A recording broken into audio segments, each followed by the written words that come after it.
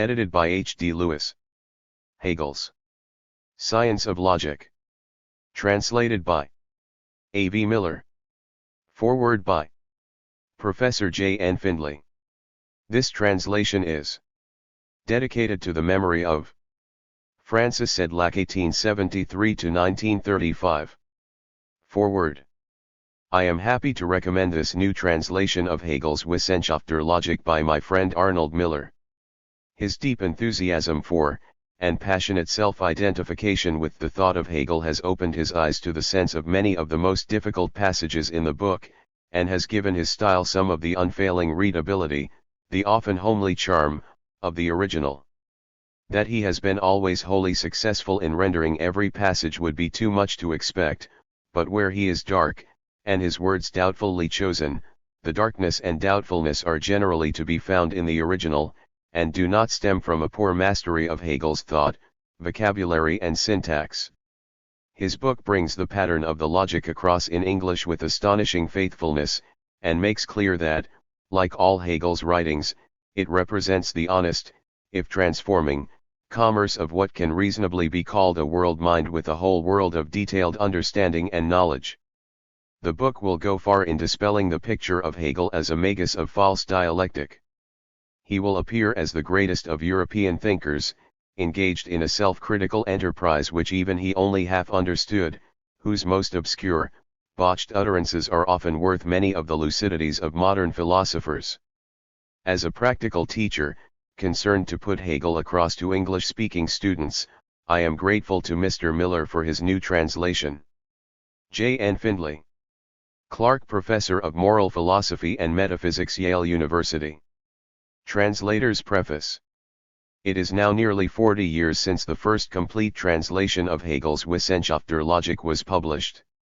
With the current revival of interest in Hegel both in this country and across the Atlantic, there is perhaps a need for a more accurate rendering of this important work which is indispensable for an understanding of his system. The present translation is an attempt to satisfy this need, and I have done my best to provide the student who is unfamiliar with German with a rendering which, I hope, is usefully close to Hegel's exposition. How far I have succeeded is, of course, for others to judge, but if I have in some measure made this key to Hegel's system more accessible to the student, I shall feel amply rewarded for my labors. It is my hope that the translation will prove useful not only to professional students but also to the interested layman. As Mr. G. R. G. Muir says in his To Hegel, philosophy is no more the exclusive business of professionals than is art or religion. If there were not in every man, however intermittently he feels it, and however inadequately he interprets it, the nisus towards attaining a total and unreserved self-consciousness, there would be no professional philosophers. What the student chiefly requires for a fruitful study of Hegel is faith in the essential greatness of the human spirit and its ability to attain to a knowledge of absolute truth.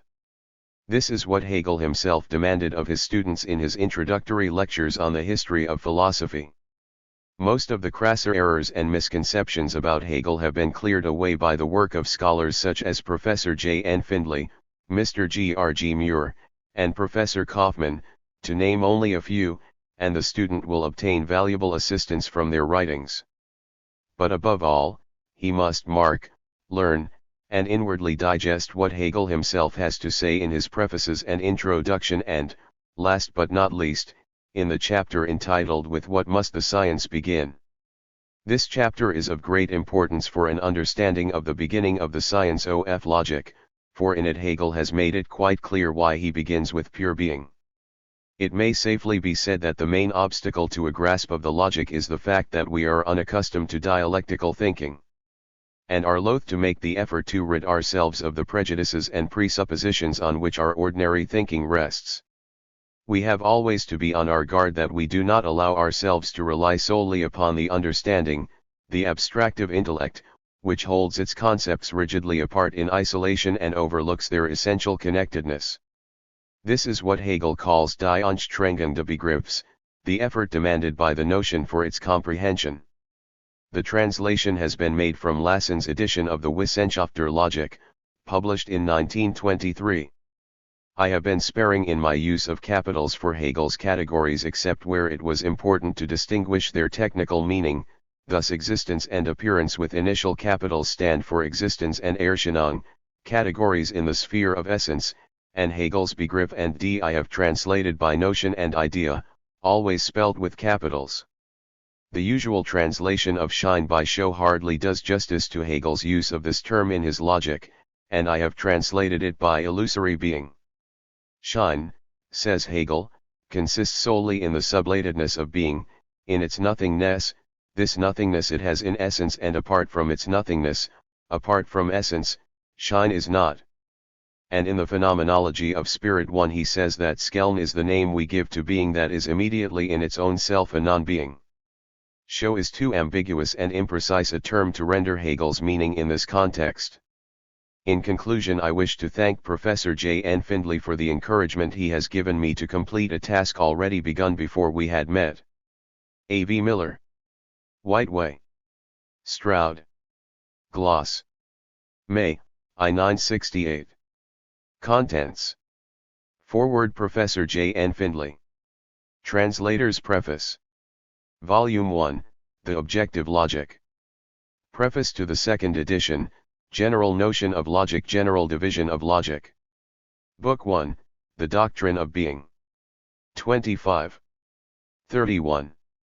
43. 59. With what must the science begin? 67. General Division of Being 79. Section 1, Determinateness 81. Chapter I Being 82. A Being 82. Be Nothing 82. C Becoming 82. I Unity of Being and Nothing 82. Remark 1, The opposition of being and nothing in ordinary thinking 83. Remark 2, Defectiveness of the expression, unity, identity of being and nothing 90. Remark 3, The isolating of these abstractions 93. Remark 4, Incomprehensibility of the beginning 103. 2. Moments of becoming, coming to be and ceasing to be. 103. 3. Sublation of becoming 106. Remark, the expression to sublate 106. Chapter 2 Determinate Being 109. A determinate being as such 109. Determinate being in general 10-9. Quality 2-1. Remark, quality and negation 2-1. Something U4b finitude U6 something and other N7. Determination, constitution, and limit 122. Finitude 129. The immediacy of finitude 129. Limitation and the odd 131. Remark, the odd 133. Transition of the finite into the infinite 136. See infinity 137. The infinite in general 137. Alternating determination of the finite and the infinite 138. Affirmative infinity 143. Transition 150. Remark 1, the infinite progress 150. Remark 2, idealism 154. Chapter 3 Being for Self 157. A being for self as such 157. Determinate being and being for self 158. Being for one 159. Remark, the German expression, what for a thing 160. The one 163. Be the one and the many 164. The one in its own self 164. The one and the void 165. Remark, atomism 165. Many ones. Repulsion 167. Remark, the monad of Leibniz 169. See repulsion and attraction 170. Exclusion of the one 170. Remark, the unity of the one and the many 172. The one of attraction 173. The relation of repulsion and attraction 174. Remark, the Kantian construction of matter from the forces of attraction and repoi. Section 2, Magnitude 185.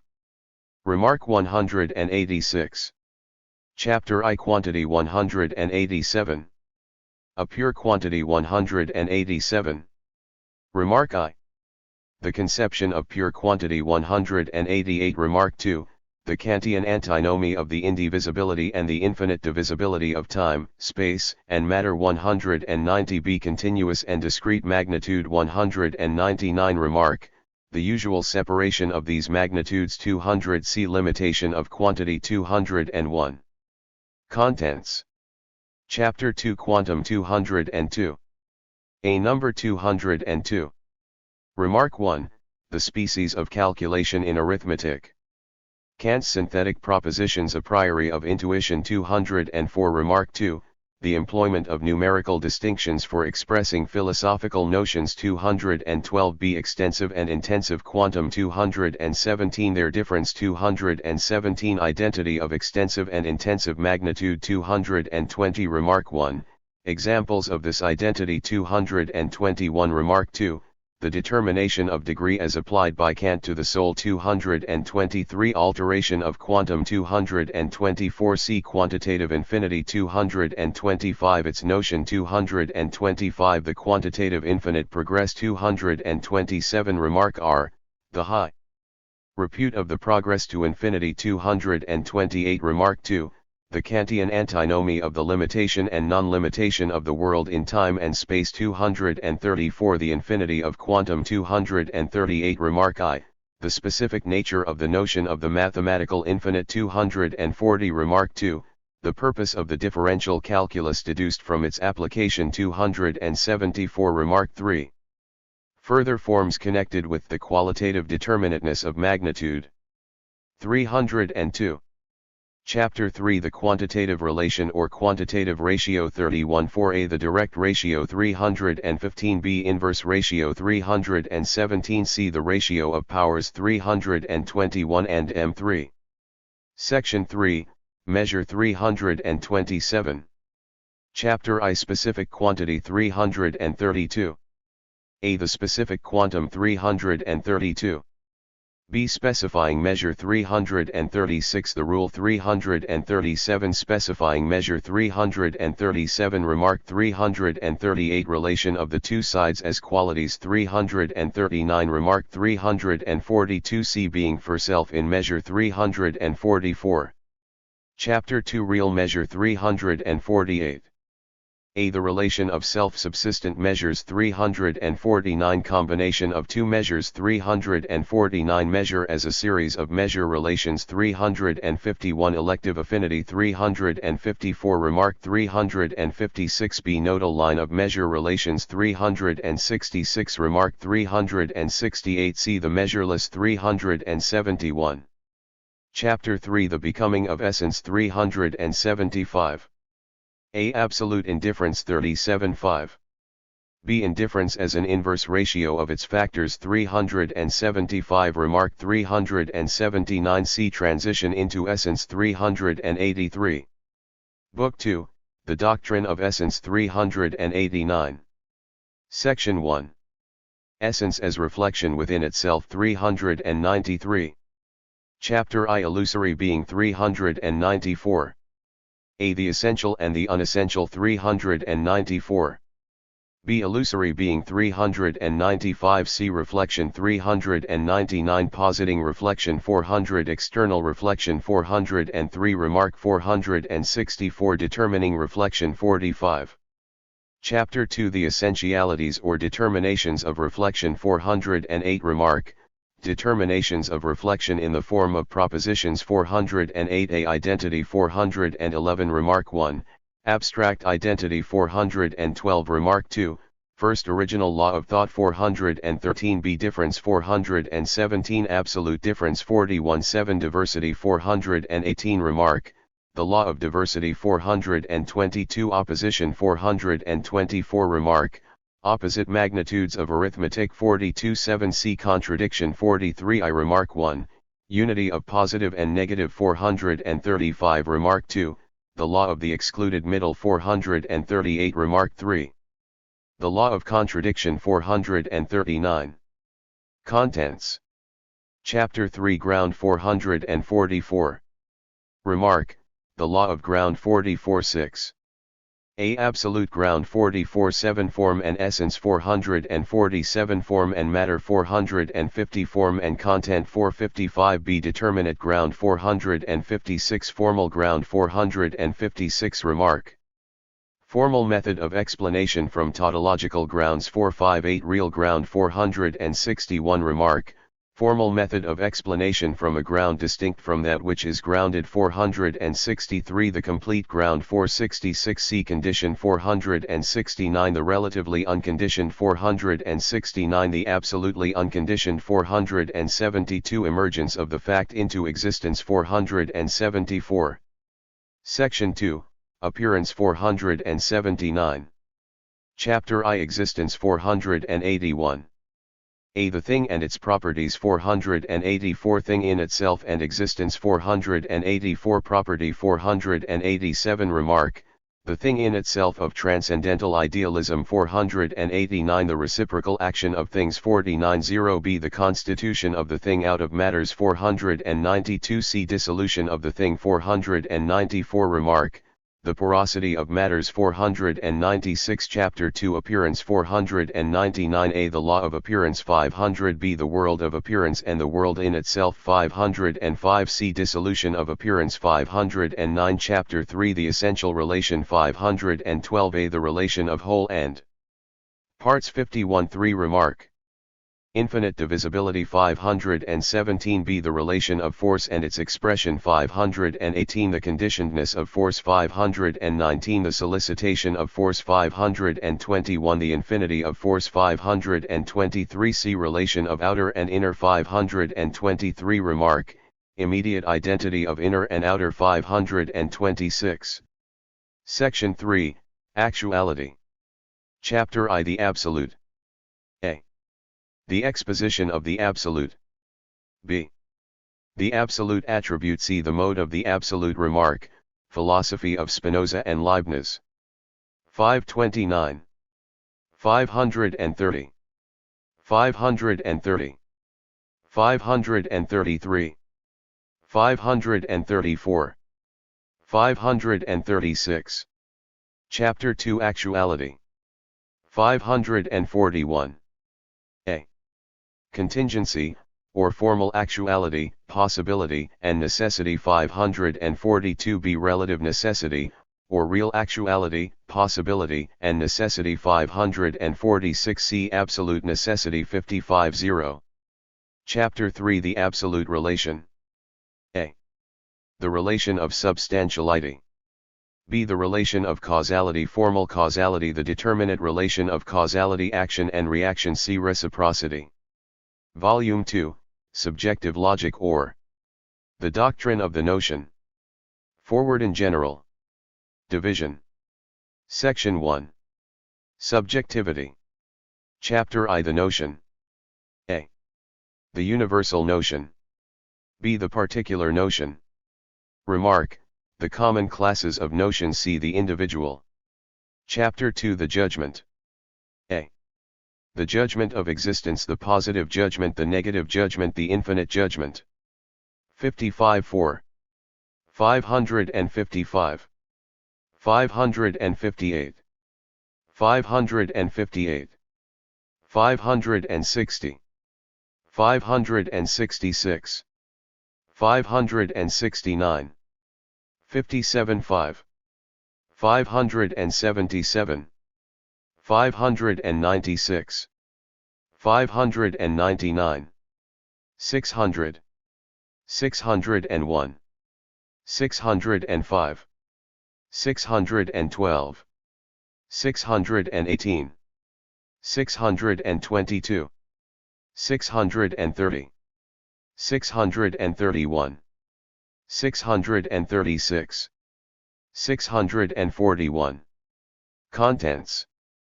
B. The judgment of collection. 643. The singular judgment. 645. The particular judgment. 645. The universal judgment. 647. C. The judgment of necessity. 650. The categorical judgment. 650. The hypothetical judgment. 652. The disjunctive judgment. 653. D. The judgment of the notion. 657. The assertoric judgment. 65. 9. The problematic judgment. 660. The apodeictic judgment. 661.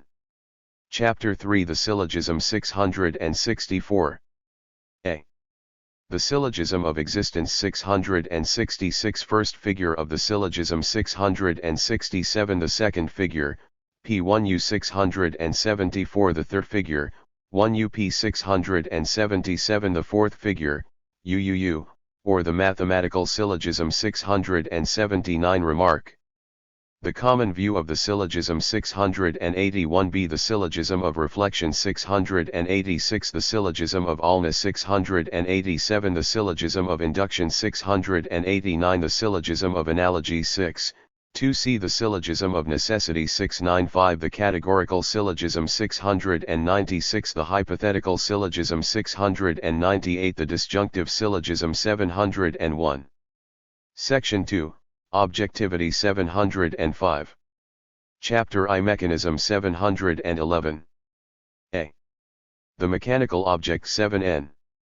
B. The mechanical process 714, the formal mechanical process 716, the real mechanical process 718, the product of the mechanical process 721, C. Absolute mechanism 721, the center 721, law 724, transition of mechanism 725, chapter 2 chemism 727, A. The chemical object 727, B. The chemical process 728, C. Transition of chemism 731.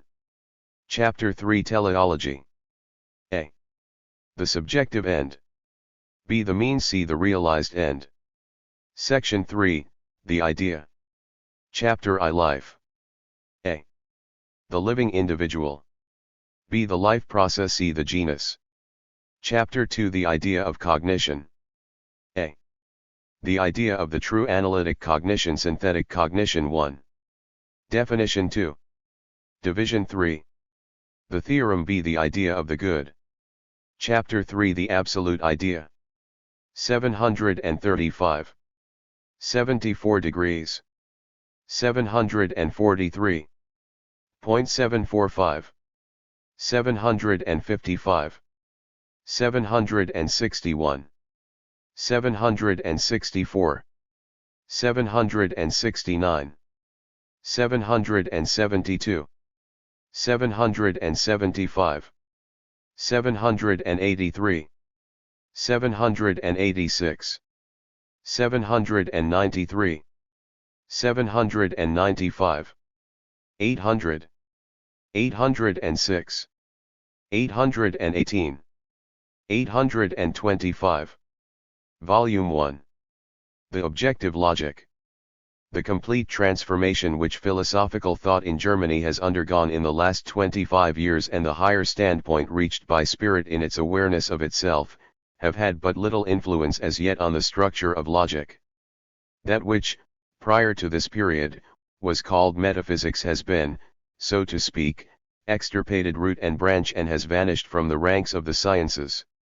The ontology, rational psychology, cosmology, yes even natural theology, of former times, where is now to be heard any mention of them, or who would venture to mention them? Inquiries, for instance, into the immateriality of the soul, into efficient and final causes, where should these still arouse any interest? Even the former proofs of the existence of God are cited only for their historical interest or for purposes of edification and uplifting the emotions. The fact is that there no longer exists any interest either in the form or the content of metaphysics, or in both together. If it is remarkable when a nation has become indifferent to its constitutional theory, to its national sentiments, its ethical customs and virtues, it is certainly no less remarkable when a nation loses its metaphysics, when the spirit which contemplates its own pure essence is no longer a present reality in the life of the nation. The exoteric teaching of the Kantian philosophy that the understanding ought not to go beyond experience, else the cognitive faculty will become a theoretical reason which by itself generates nothing but fantasies of the brain. This was a justification from a philosophical quarter for the renunciation of speculative thought. In support of this popular teaching came the cry of modern educationists that the needs of the time demanded attention to immediate requirements, that just as experience was the primary factor for knowledge, so for skill in public and private life, practice and practical training generally were essential and alone necessary, theoretical insight being harmful even. Philosophy and ordinary common sense thus cooperating to bring about the downfall of metaphysics, there was seen the strange spectacle of a cultured nation without metaphysics, like a temple richly ornamented in other respects but without a holy of holies. Theology, which in former times was the guardian of 26. The speculative mysteries and of metaphysics, had given up the science in exchange for feelings, for what was popularly matter of fact, and for historical erudition. In keeping with this change, vanished from the world those solitary souls who were sacrificed by their people and exiled from the world to the end that the eternal should be contemplated and served by lives devoted solely thereto, not for any practical gain but for the sake of blessedness, a disappearance which, in another context, can be regarded as essentially the same phenomenon as that previously mentioned. So that having got rid of the dark utterances of metaphysical ICS, of the colorless communion of the spirit with itself, outer existence seemed to be transformed into the bright world of flowers, and there are no black flowers, as we know. Logic did not fare quite so badly as metaphysics. That one learns from logic how to think, this prejudice has long since vanished, and the spirit of practicality certainly did not intend for logic a better fate than was suffered by the sister science. Nevertheless, probably for the sake of a certain formal utility, it was still left a place among the sciences, and indeed was even retained as a subject of public instruction. However, this better lot concerns only the outer fate of logic, for its structure and contents have remained the same throughout a long inherited tradition, although in the course of being passed on the contents have become ever more diluted and attenuated. Logic shows no traces so far of the new spirit which has arisen in the sciences no less than in the world of actuality. However, once the substantial form of the spirit has inwardly reconstituted itself, all attempts to preserve the forms of an earlier culture are utterly in vain. Like withered leaves, they are pushed off by the new buds already growing at their roots. Even in the philosophical sphere, this ignoring of the general change is beginning gradually to come to an end. Imperceptibly, even those who are opposed to the new ideas have become familiar with them and have appropriated them, and if they continue to speak slightingly of the source and principles of those ideas and to dispute them, still they have accepted their consequences and have been unable to defend themselves from their 27. Influence. The only way in which they can give a positive significance and a content to their negative attitude, which is becoming less and less important, is to fall in with the new ways of thinking. On the other hand, it seems that the period of fermentation with which a new creative idea begins is past. In its first manifestation, such an idea usually displays a fanatical hostility toward the entrenched systematization of the older principle. Usually too, it is fearful of losing itself in the ramifications of the particular, and again it shuns the labor required for a scientific elaboration of the new principle, and in its need for such, it grasps to begin with at an empty formalism. The challenge to elaborate and systematize the material now becomes all the more pressing. There is a period in the culture of an epoch, as in the culture of the individual, when the primary concern is the acquisition and assertion of the principle in its undeveloped intensity. But the higher demand is that it should become systematized knowledge. Now, whatever may have been accomplished for the form and the content of philosophy in other directions, the science of logic, which constitutes metaphysics proper or purely speculative philosophy, has hitherto still been much neglected.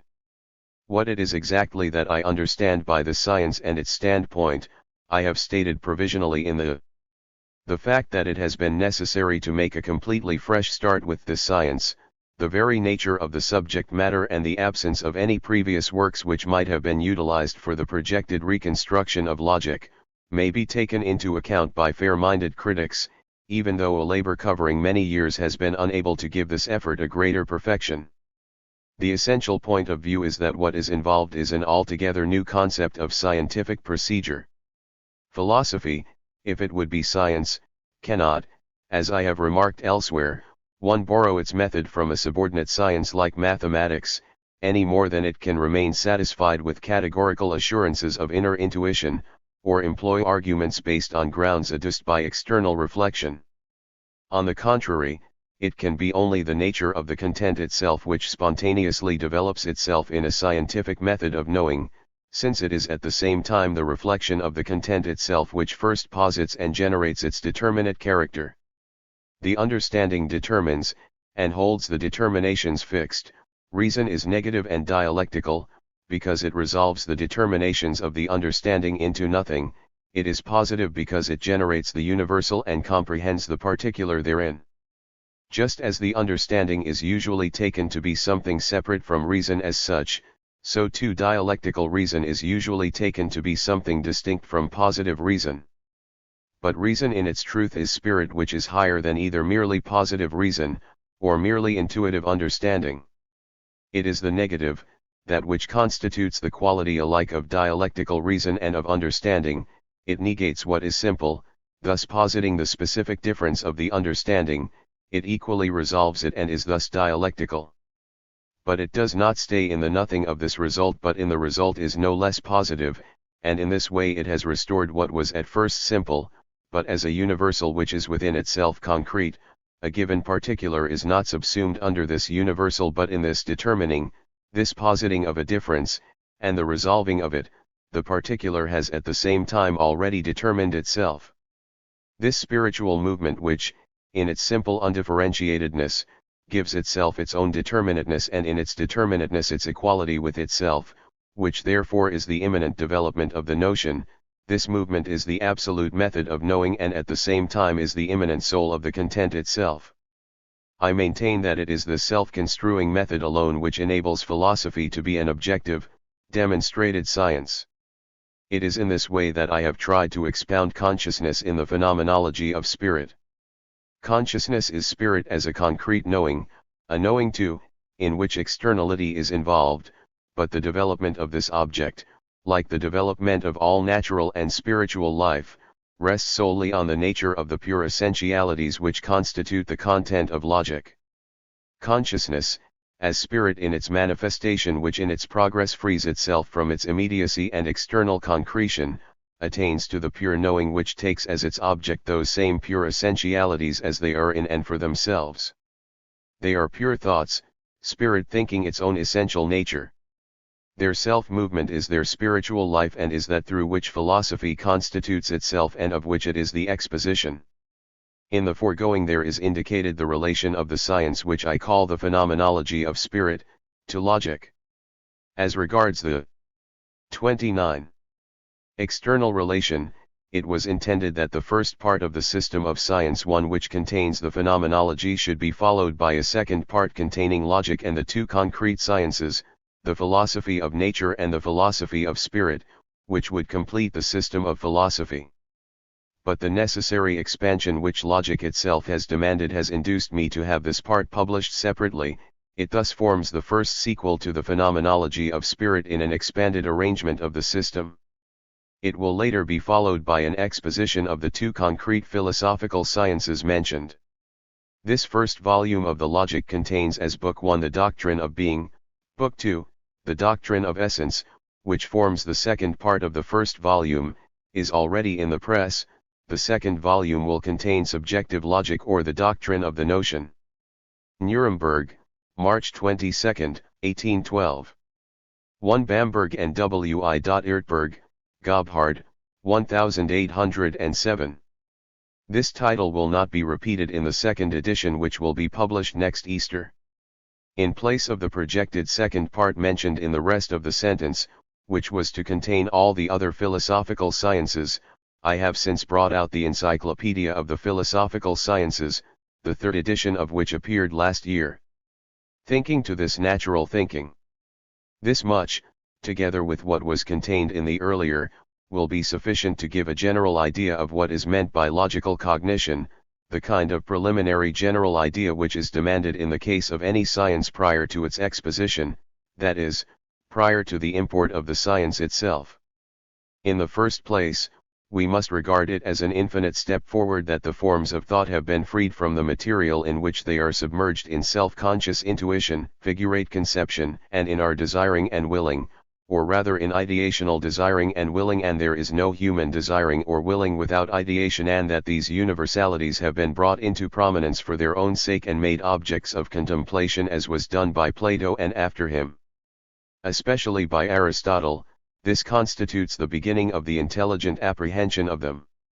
It was only, says Aristotle, after almost everything necessary and everything requisite for human comfort and intercourse was available, that man began to concern himself with philosophical knowledge. 1. In Egypt, he had previously remarked, there was an early development of the mathematical sciences because there the priestly caste at an early stage were in a position to have leisure. 2. As a matter of fact, the need to occupy oneself with pure thought presupposes that the human spirit must already have traveled a long road. It is, one may say, the need of the already satisfied need for the necessities to which it must have attained, the need of a condition free from needs, of abstraction from the material of intuition, imagination, and so on, of the concrete interests of desire, instinct, will, in which material the determinations of thought are veiled and hidden. In the silent regions of thought which has come to itself and communes only with itself, the interests which move the lives of races and individuals are hushed. In so many respects, says Aristotle in the same context, the nature of man is in bondage, but this science, which is not studied for its utility, is the only absolutely free science and seems therefore to be a more than human possession. 3. Philosophical thinking in general is still concerned with concrete objects, God, nature, spirit, but logic is concerned only and solely with these thoughts as thoughts, in their complete abstraction. For this reason it is customary to include logic in the curriculum of youth, for youth is not yet involved in the practical affairs of life, living at leisure so far as they are concerned, and it is only for its own subjective ends that it has to busy itself with acquiring the means to enable it to become actively engaged with the objects of those practical interests and still theoretically even with these. Contrary to Aristotle's view just mentioned, the science of logic is included in these means.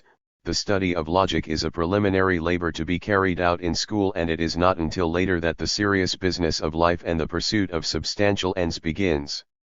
In life, the categories are used, from the honor of being contemplated for their own sakes they are degraded to the position where they serve in the creation and exchange of ideas involved in intellectual exercise on a living content.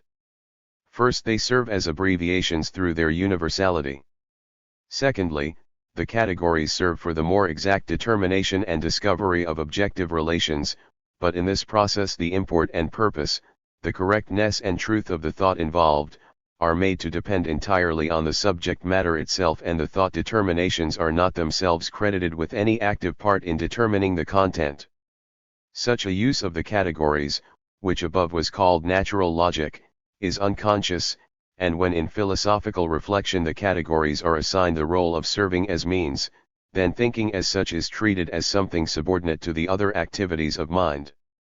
We do not indeed say of our feelings, impulses, or interests that they serve us, rather do they count as independent forces and powers, so that to have this particular feeling, to desire and to will this particular thing and to be interested in it, just this, is what we are. But probably we are more conscious of obeying our feelings, impulses, passions, interests, not to mention habits, than of having them in our possession, still less, in view of our intimate union with them, of their being at our disposal. Such determinations of feeling and mind soon show themselves as particular in contrast to the universality which we are conscious ourselves of being and in which we have our freedom, and we are disposed to regard ourselves as caught up in these particular states and dominated by them.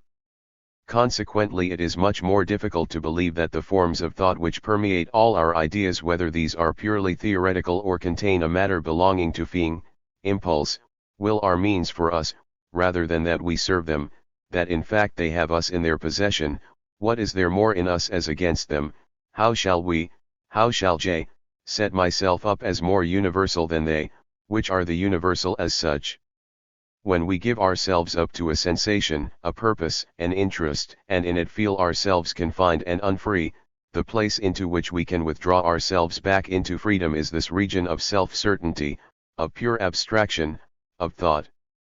Or again, to speak of things, we call the nature or the essence of things their notion, and this is only for thought, but still less shall we say of the notions of things that we dominate them, or that the determinations of thought of which they are the complex are at our service.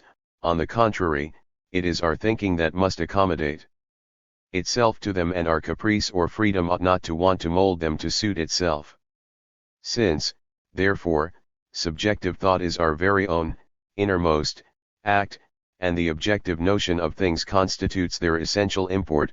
We cannot go outside this our act, we cannot stand above it, and just as little can we go beyond the nature of things.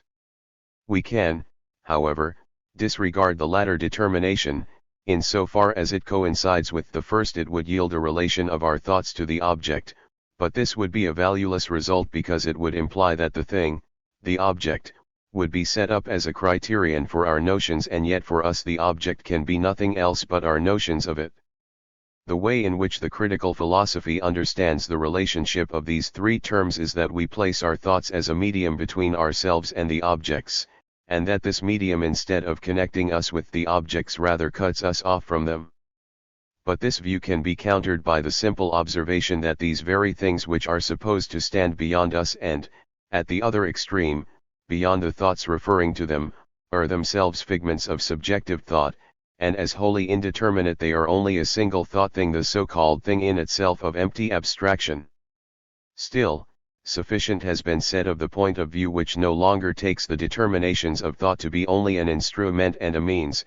More important is the further point connected with it, namely that it is usual to regard them as an external form. The activity of thought which is at work in all our ideas, purposes, interests, and actions is, as we have said, unconsciously busy. What we consciously attend to is the contents, the objects of our ideas, that in which we are interested. On this basis, the determinations of thought have the significance of forms which are only attached to the content, but are not the content itself. But if the truth of the matter is what we have already stated and also is generally admitted, namely that the nature, the peculiar essence, that which is genuinely permanent and substantial in the complexity and contingency of appearance and fleeting manifestation, is the notion of the thing, the immanent universal, and that each human being, though infinitely unique, is so primarily because he is a man, and each individual animal is such individual primarily because it is an animal. If this is true, then it would be impossible to say what such an individual could still be if this foundation were removed, no matter how richly endowed the individual might be with other predicates. If, that is, this foundation can equally be called a predicate like the others. The indispensable foundation, the notion, the universal which is the thought itself, in so far as one can make abstraction from the general idea expressed by the word thought, cannot be regarded as only an indifferent form attached to a content. But these thoughts of everything natural and spiritual, even the substantial content, still contain a variety of determinatenesses and are still charged with the difference of a soul and a body, of the notion and a relative reality. The profounder basis is the soul itself, the pure notion which is the very heart of things, their simple life pulse, even of the subjective thinking of them. To focus attention on this logical nature which animates mind, moves, and works in it, this is the task. The broad distinction between the instinctive act and the intelligent and free act is that the latter is performed with an awareness of what is being done. When the content of the interest in which one is absorbed is drawn out of its immediate unity with oneself and becomes an independent object of one's thinking, then it is that spirit begins to be free, whereas when thinking is an instinctive activity, spirit is enmeshed in the bonds of its categories and is broken up into an infinitely varied material. Here and there in this mesh there are firm knots which give stability and direction to the life and consciousness of spirit. These knots or nodes owe their fixity and power to the simple fact that having been brought before consciousness, they are independent, self-existent notions of its essential nature. The most important point for the nature of spirit is not only the relation of what it is in itself to what it is actually, but the relation of what it knows itself to be to what it actually is. Because spirit is essentially consciousness, this self-knowing is a fundamental determination of its actuality. As impulses, the categories are only instinctively active. At first they enter consciousness separately and so are variable and mutually confusing, consequently they afford to mind only a fragmentary and uncertain actuality. The loftier business of logic therefore is to clarify these categories and in them to raise mind to freedom and truth. What we indicated as the beginning of the science, a beginning which we have already recognized as having a high value both on its own account and as a condition of genuine knowledge, namely, the treatment of notions generally and the moments of the notion, that is, the determinations of thought, primarily as forms which are distinct from the matter of thought and only attached to it, this attitude directly reveals itself as intrinsically inadequate for the attainment of truth, and truth is the declared object and aim of logic. For, as such mere forms, as distinct from the content, they are assumed to be standing in a determination which stamps them as finite and makes them incapable of holding the truth which is in its own self infinite. In whatever respect the true may be associated with limitation and finitude, this is the aspect of its negation, of its untruth and unreality, that is, of its end, not of the affirmation which, as the true, it is. Faced with the baldness of the merely formal categories, the instinct of healthy common sense has, in the end, felt itself to be so much in the right that it has contemptuously abandoned acquaintanceship with them to the domain of school logic and metaphysics. At the same time, common sense fails to appreciate the value even of a proper awareness of these fragments, and is quite unaware that in the instinctive thinking of natural logic, and still more in the deliberate rejection of any acquaintance with or knowledge of the thought determinations themselves, it is in bondage to unclarified and therefore unfree thinking. The simple basic determination or common form of the collection of such forms is identity, which, in the logic of this collection, is asserted as the law of identity, as A equals A, and as the principle of contradiction. Healthy common sense has so much lost its respect for the school which claims possession of such laws of truth and still busies itself with them, that it ridicules it and its laws and regards anyone as insufferable who can utter truths in accordance with such laws. The plant is a plant, science is science. It has also formed an equally just estimate of the significance of the formulas which constitute the rules of syllogizing, which in fact is a cardinal function of the understanding.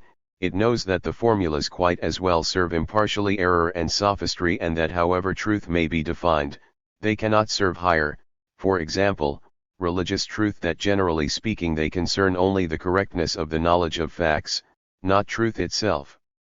The inadequacy of this way of regarding thought, which leaves truth on one side, can only be made good by including in our conception of thought not only that which is usually reckoned as belonging to the external form but the content as well.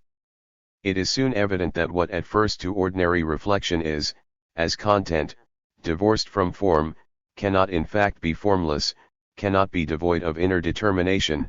If it were, then it would be only vacuity, the abstraction of the thing in itself, that, on the contrary, the content in its own self possesses form.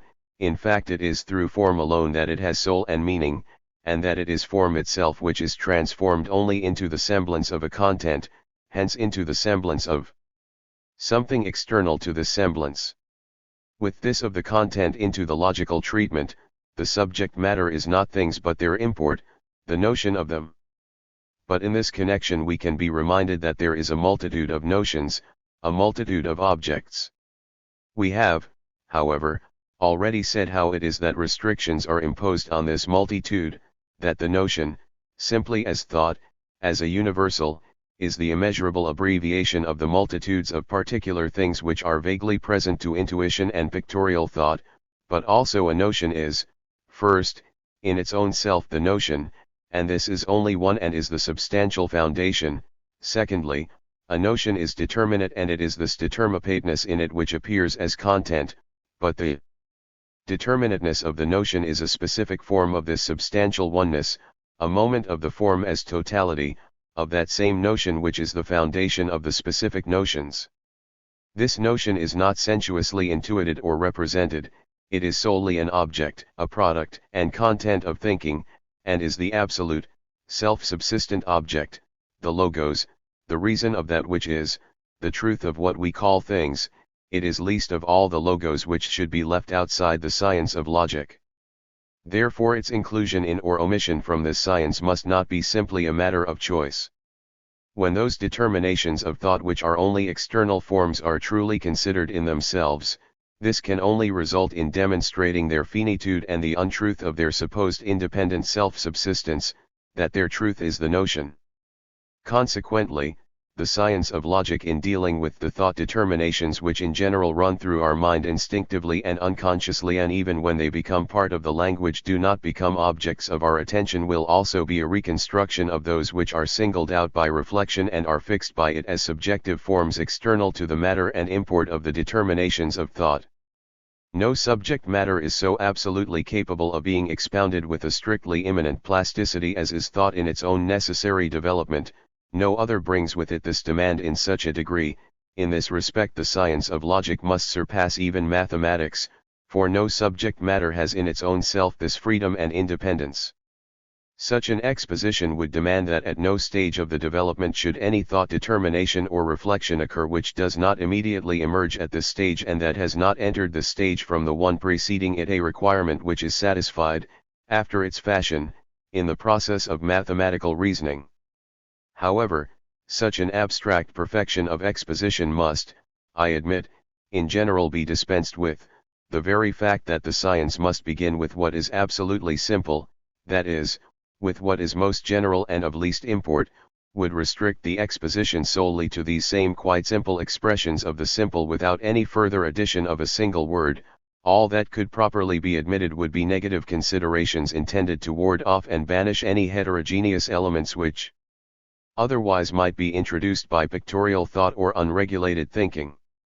However, such intrusive elements in the simple immanent course of the development are themselves contingent, so that the effort to ward them off is itself tainted with this contingency, besides which it is futile to try to deal with all of them, lying as they do outside the subject matter, and in any case, any demand for a systematic disposal of such random reflections could only be partially satisfied.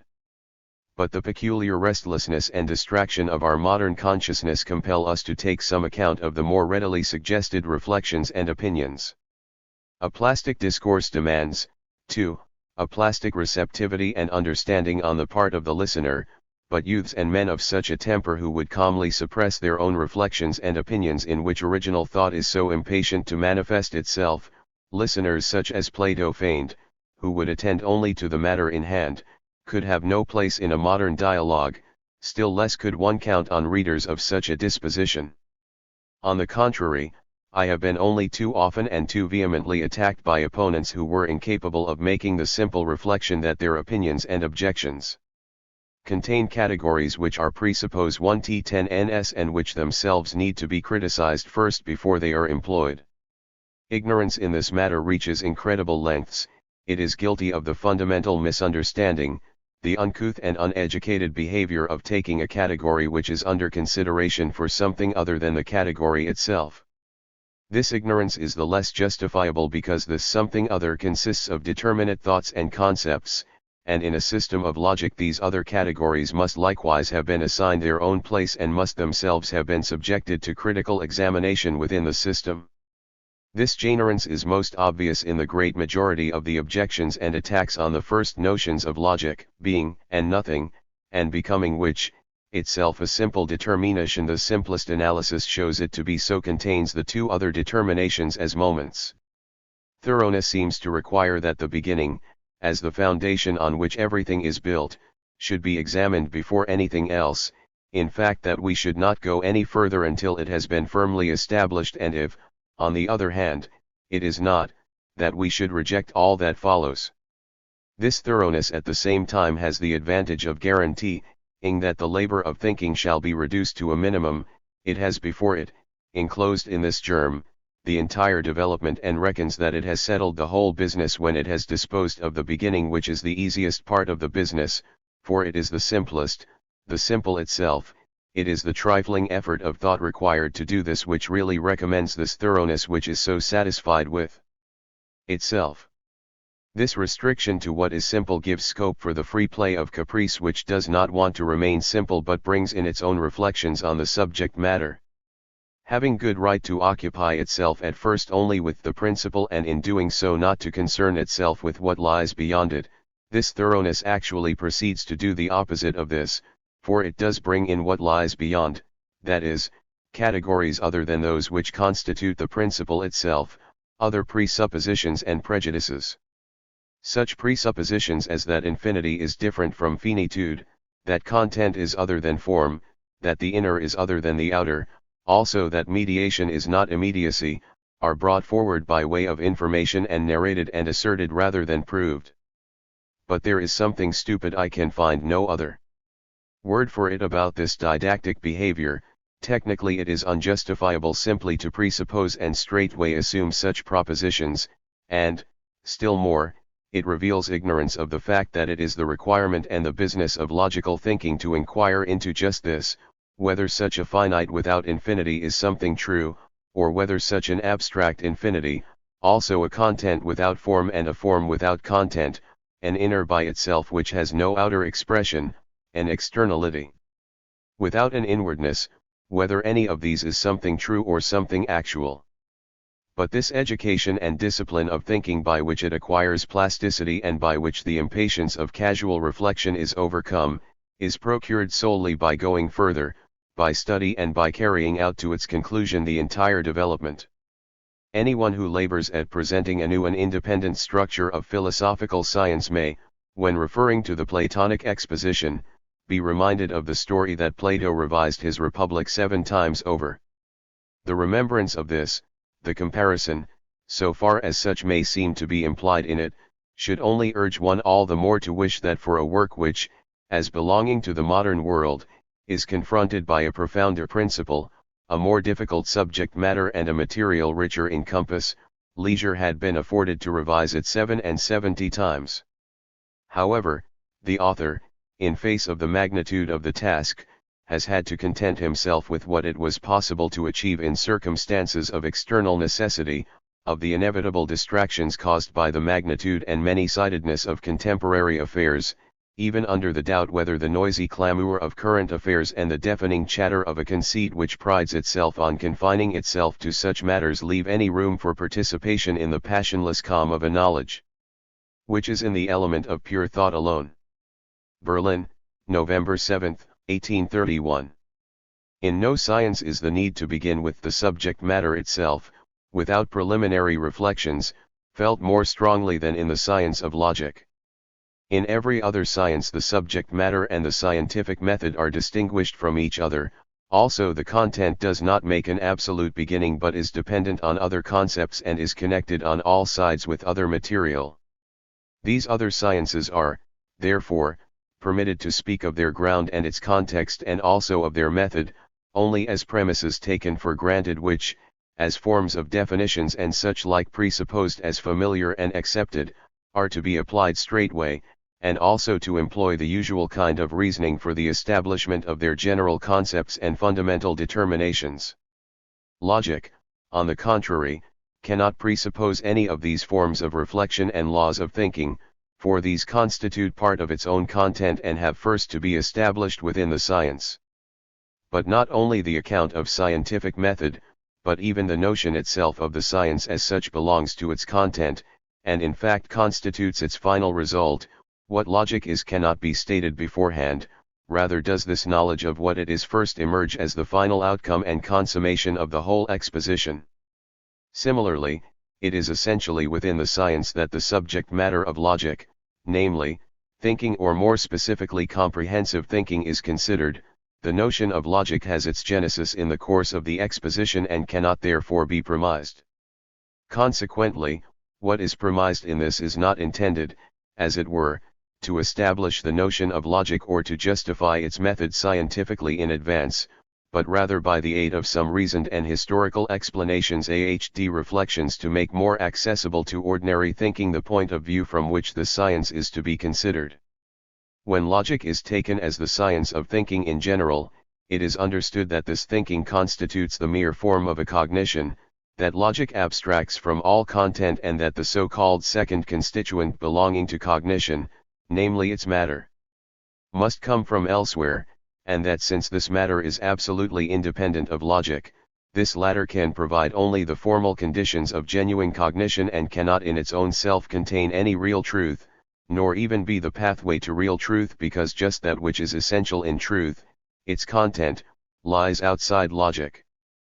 But in the first place, it is quite inept to say that logic abstracts from all content, that it teaches only the rules of thinking without any reference to what is thought or without being able to consider its nature.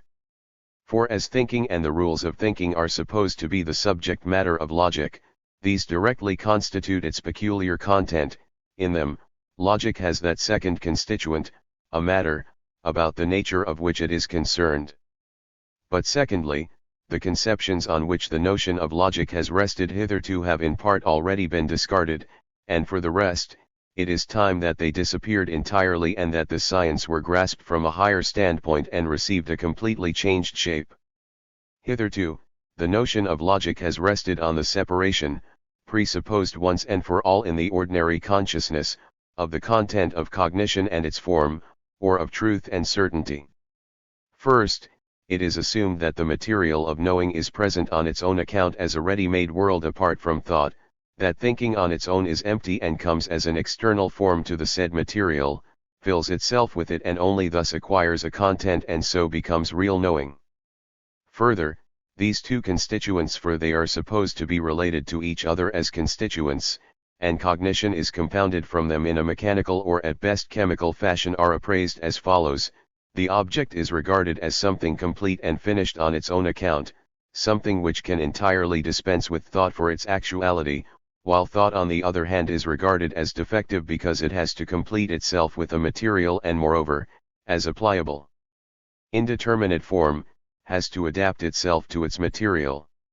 Truth is the agreement of thought with the object, and in order to bring about this agreement, for it does not exist on its own account, thinking is supposed to adapt and accommodate itself to the object.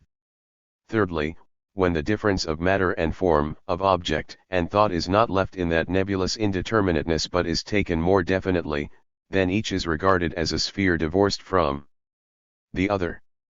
Thinking therefore in its reception and formation of material does not go outside itself.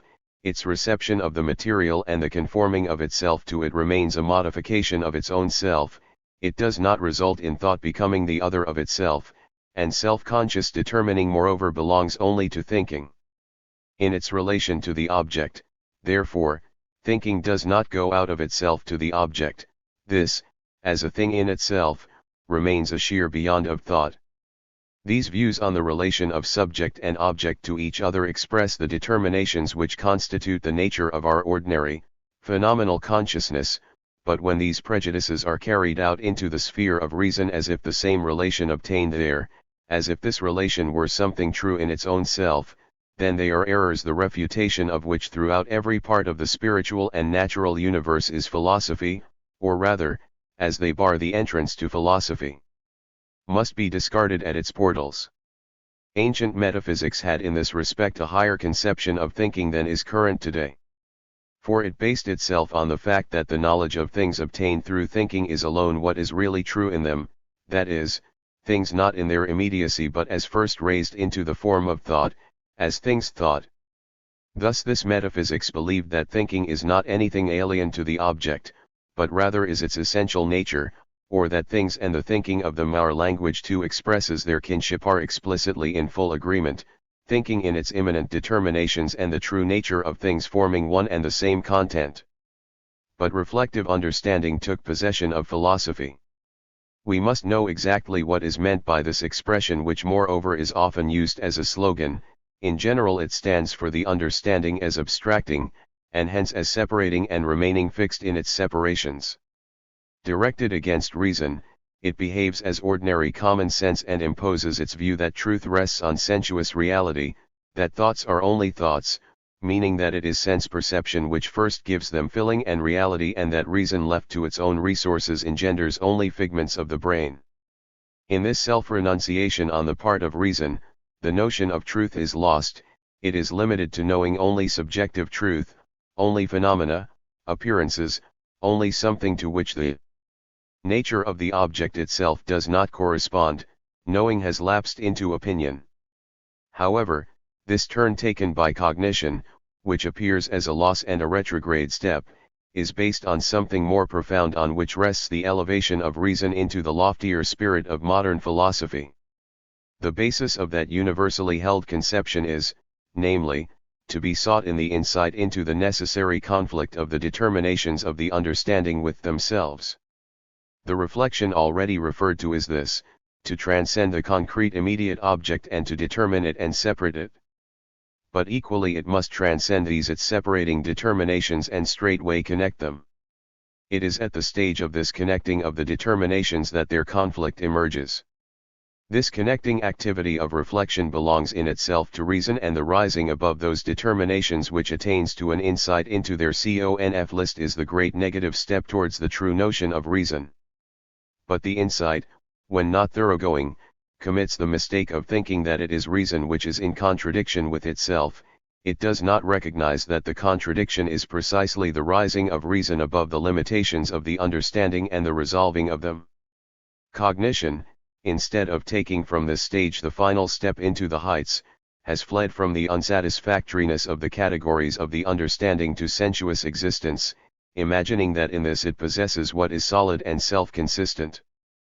But on the other hand, since this knowledge is self-confessedly knowledge only of appearances, the unsatisfactoriness of the latter is admitted, but at the same time presupposed, as much as to say that admittedly, we have no proper knowledge of things in themselves, but we do have a proper knowledge of them within the sphere of appearances, as if, so to speak, only the kind of objects were different, and one kind, namely things in themselves, did not fall within the scope of our knowledge, but the other kind, phenomena, did. This is like attributing to someone a correct perception, with the writer that nevertheless he is incapable of perceiving what is true but only what is false. Absurd as this would be, it would not be more so than a true knowledge which did not know the object as it is in itself. The criticism of the forms of the understanding has had the result already mentioned, that these forms do not apply to things in themselves. This can have no other meaning than that these 47 forms are in themselves something untrue. But then if they are allowed to remain valid for subjective reason and experience, the criticism has not produced any alteration in them, they are left in the same shape for the subject knower as they formerly possessed for the object. If, however, they are inadequate for the thing in itself, still less must the understanding to which they are supposed to belong put up with them and rest content with them. If they cannot be determinations of the thing in itself, still less can they be determinations of the understanding to which one ought at least to concede the dignity of a thing in itself. The determinations of finite and infinite conflict in the same way, whether they are applied to time and space, to the world, or are determinations within the mind, just as black and white produce gray whether they are mixed on a canvas or on the palette. If our conception of the world is dissolved by the transference to it of the determinations of infinite and finite, still more is spirit itself, which contains both of them, inwardly self-contradictory and self-dissolving. It is not the nature of the material or the object to which they are applied or in which they occur that can make a difference, for it is only through those determinations and in accordance with them that the object contains the contradiction. The forms of objective thinking, therefore, have been removed by this criticism only from the thing, but they have been left in the subject just as they were originally. That is to say, this criticism did not consider these forms on their own merits and according to their own peculiar content, but simply took them as accepted starting points from subjective logic, so that there was no question of an imminent deduction of them as forms of subjective logic, still less of a dialectical consideration of them. Transcendental idealism in its more consistent development, recognized the nothingness of the spectral thing in itself left over by the Kantian philosophy, this abstract shadow divorced from all content, and intended to destroy it completely. This philosophy also made a start at letting reason itself exhibit its own determinations. But this attempt, because it proceeded from a subjective standpoint, could not be brought to a successful conclusion. Later this standpoint, and with it too the attempt to develop the content of pure science, was abandoned.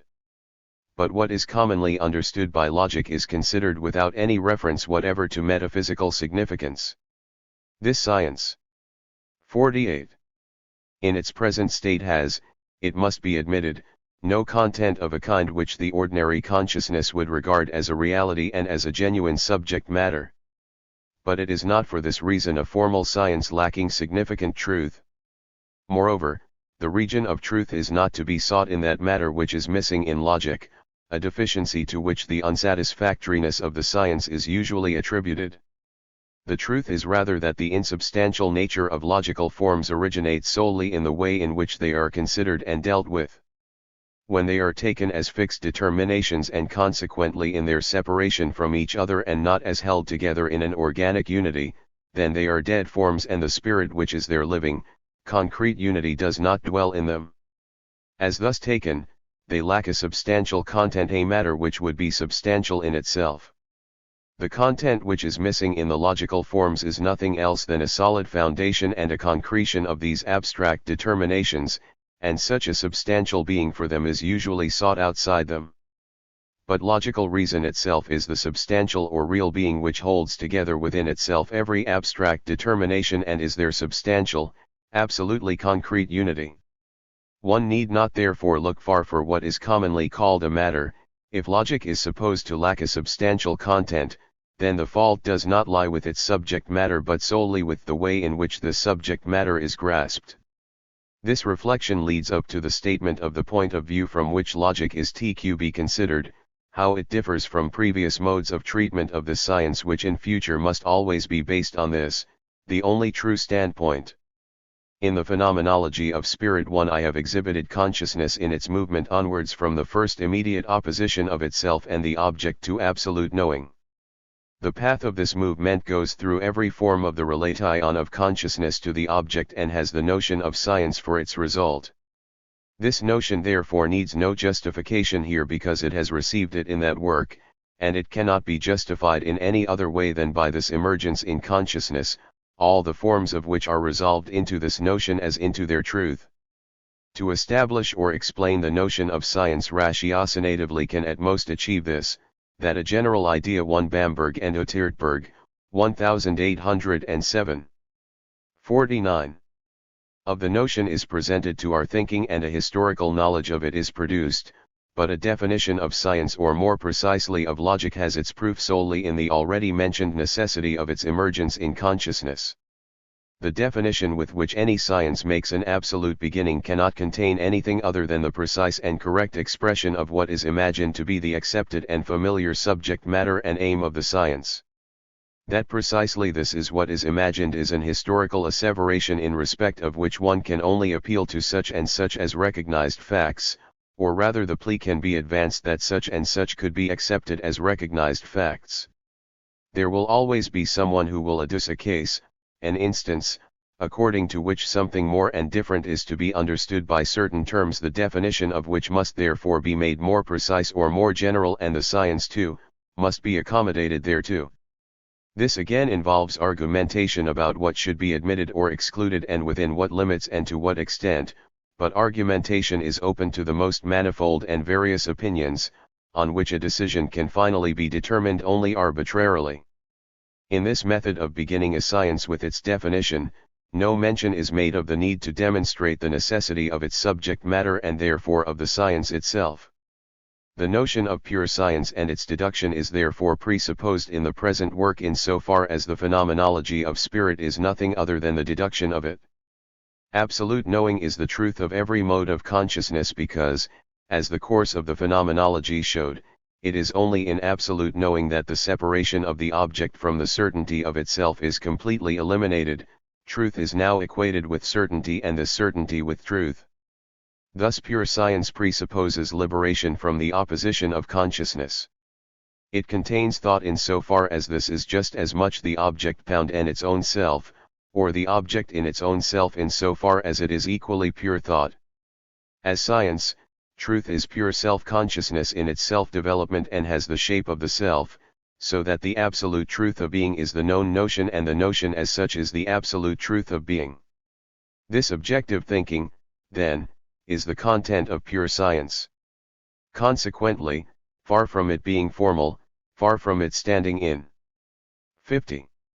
Need of a matter to constitute an actual and true cognition, it is its content alone which has absolute truth, or, if one still wanted to employ the word matter, it is the veritable matter but a matter which is not external to the form, since this matter is rather pure thought and hence the absolute form itself. Accordingly, logic is to be understood as the system of pure reason, as the realm of pure thought.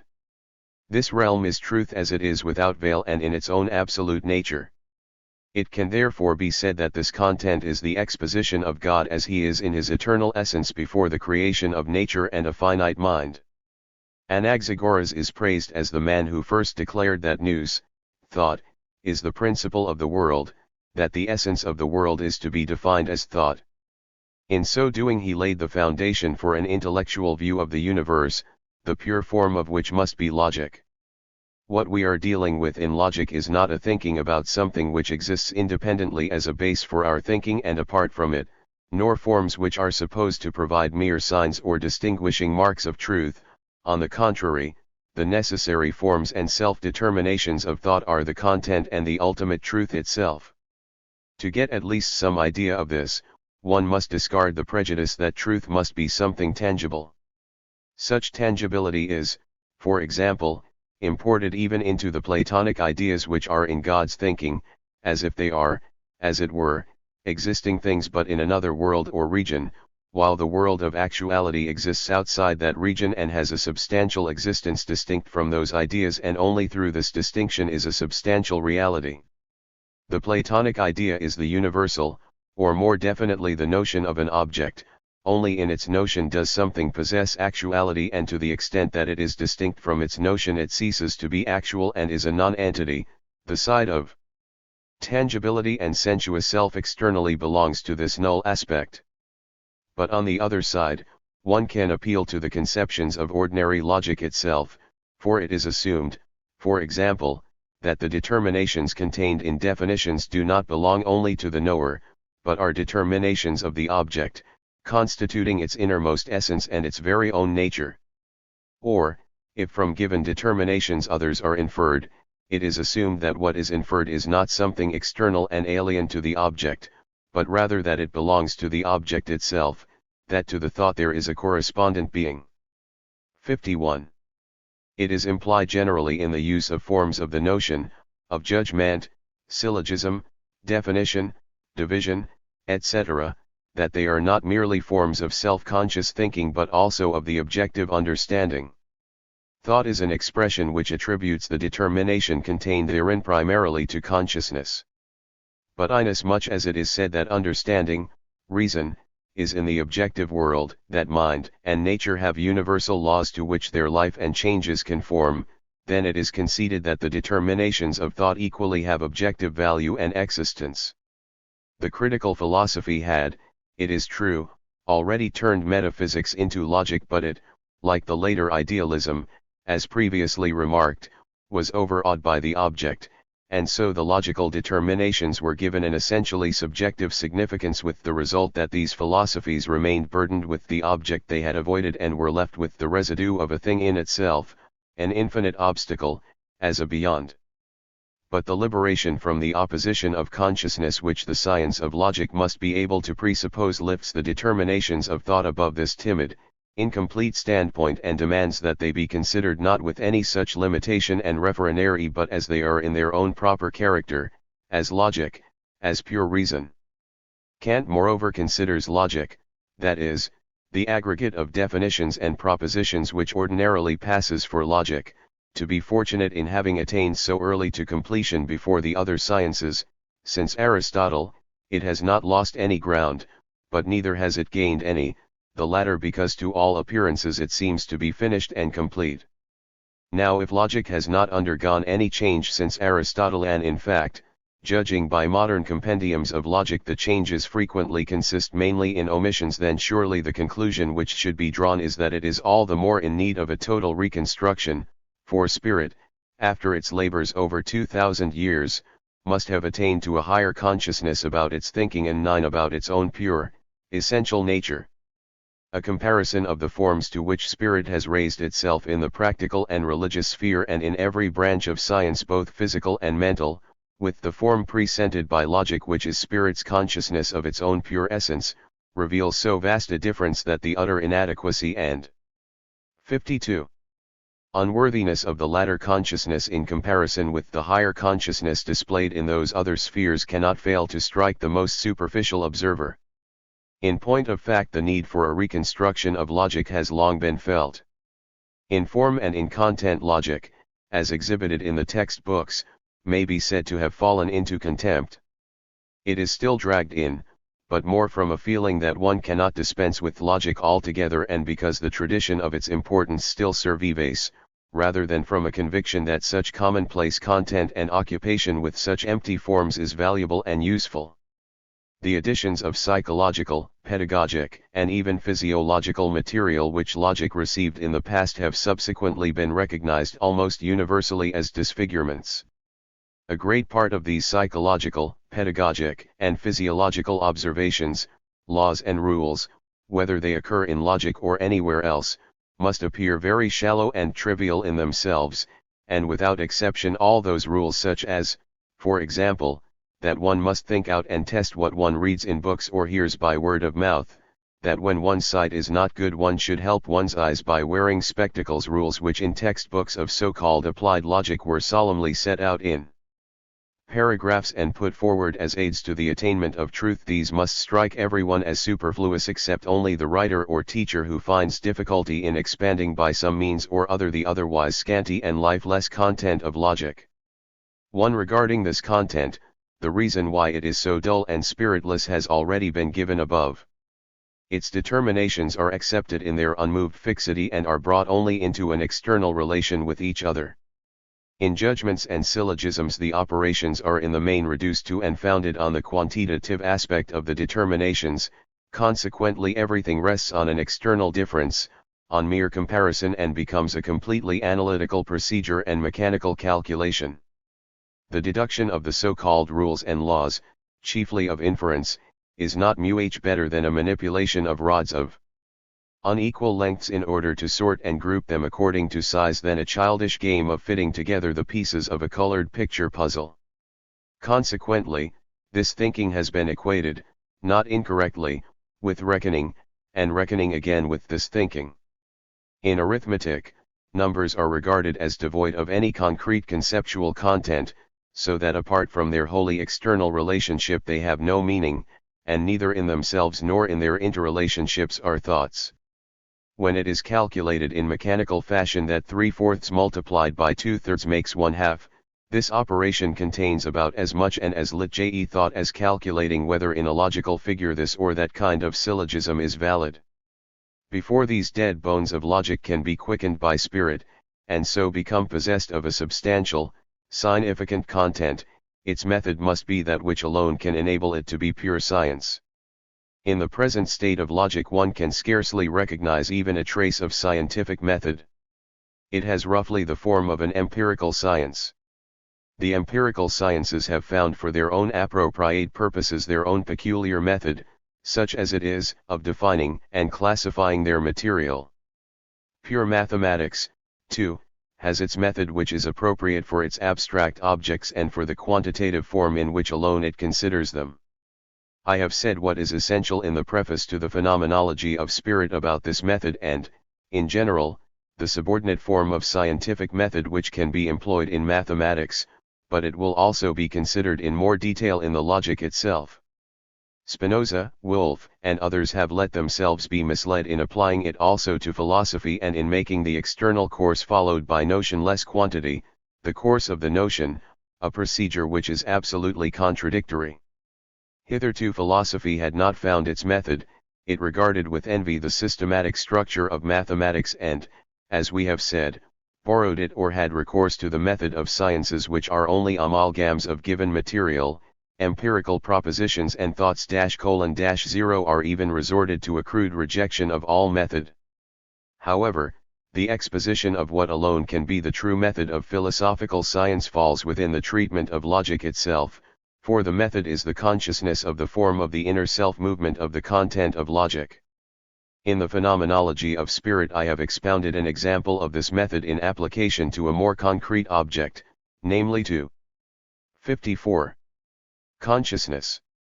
1. Here, we are dealing with forms of consciousness each of which in realizing itself at the same time resolves itself, has for its result its own negation and so passes into a higher form.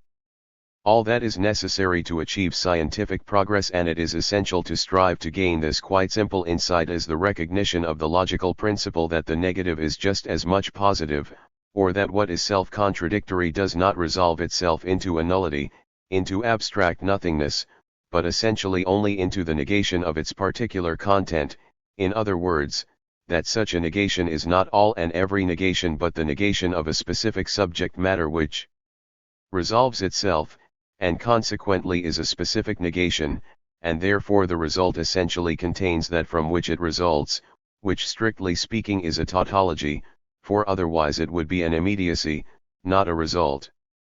Because the result, the negation, is a specific negation, it has a content. It is a fresh notion but higher and richer than its predecessor, for it is richer by the negation or opposite of the latter, therefore contains it, but also something more, and is the unity of itself and its opposite. It is in this way that the system of notions as such has to be formed and has to complete itself in a purely continuous course in which nothing extraneous is introduced. I could not pretend that the method which I follow in this system of logic, or rather which the system in its own self follows, is not capable of greater completeness, of much elaboration in detail, but at the same time I know that it is the only true method. This is self-evident simply from the fact that it is not something distinct from its object and content, for it is the inwardness of the content, the dialectic which it possesses within itself, which is the mainspring of its advance. It is clear that no expositions can be accepted as scientifically valid which do not pursue the course of this method and do not conform to its simple rhythm, for this is the course of the subject matter itself. In conformity with this method, I would point out that the divisions and headings of the books, sections, and chapters given in this work, as well as the explanations associated with them, are made to facilitate a preliminary survey and strictly are only of historical value. They do not belong to the content and body of the science but are compilations of an external reflection which has already run through the whole of the exposition and consequently knows and indicates in advance the sequence of its moments before these are brought forward by the subject matter itself.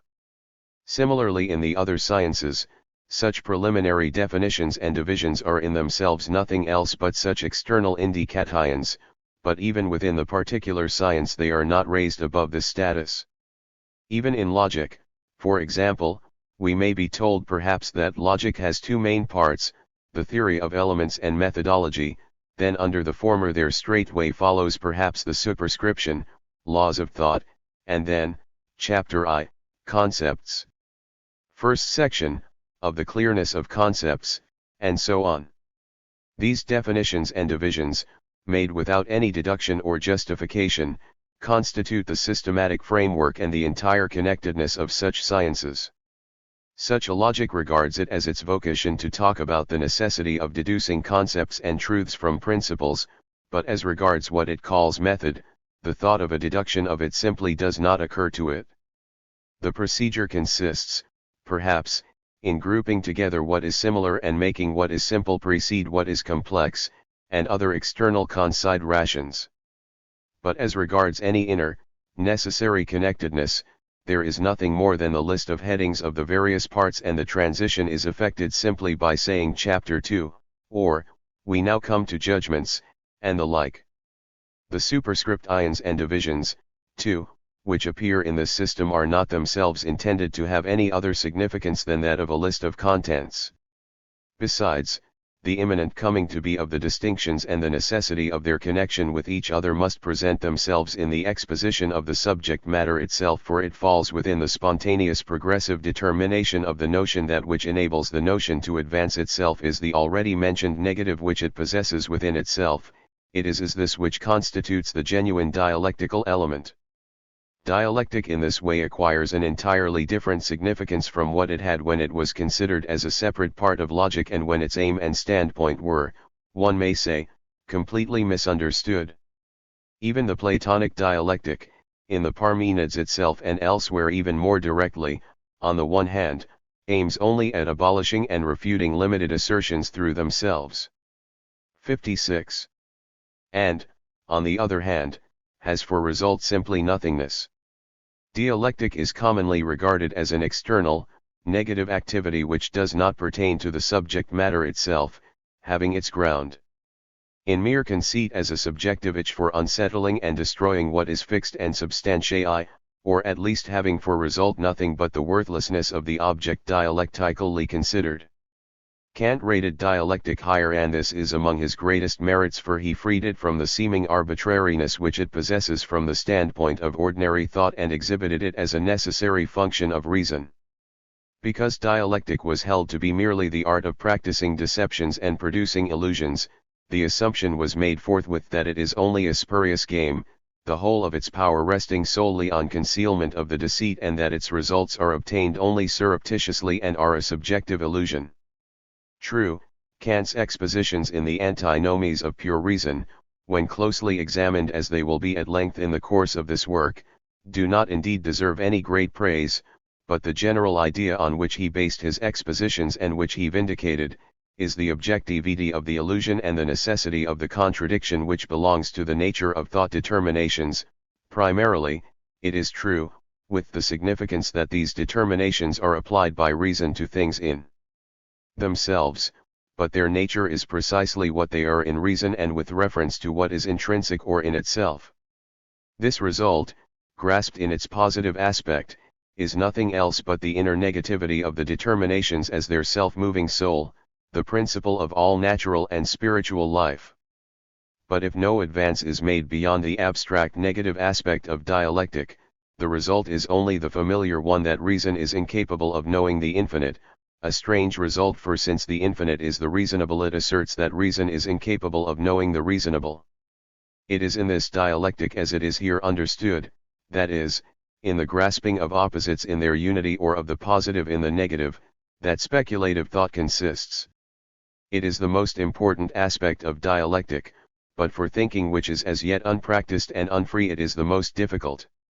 Such thinking, if it is still engaged in breaking itself of the habit of employing sensuously concrete terms and of ratiocination, must first practice abstract thinking, hold fast notions in their determinateness and learn to 57. Cognize by means of them. An expos 1t10n of logic to this end would, in its method, have to keep to the division of the subject above mentioned, and with regard to the more detailed contents, to the definitions given for the particular notions without touching on the dialectical aspect.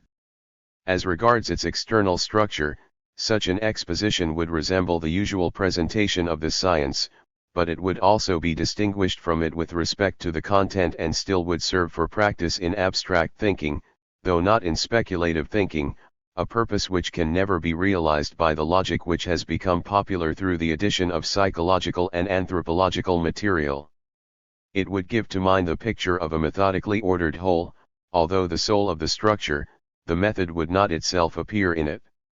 Finally, with respect to education and the relation of the individual to logic, I would further remark that the science, like grammar, appears in two different aspects or values.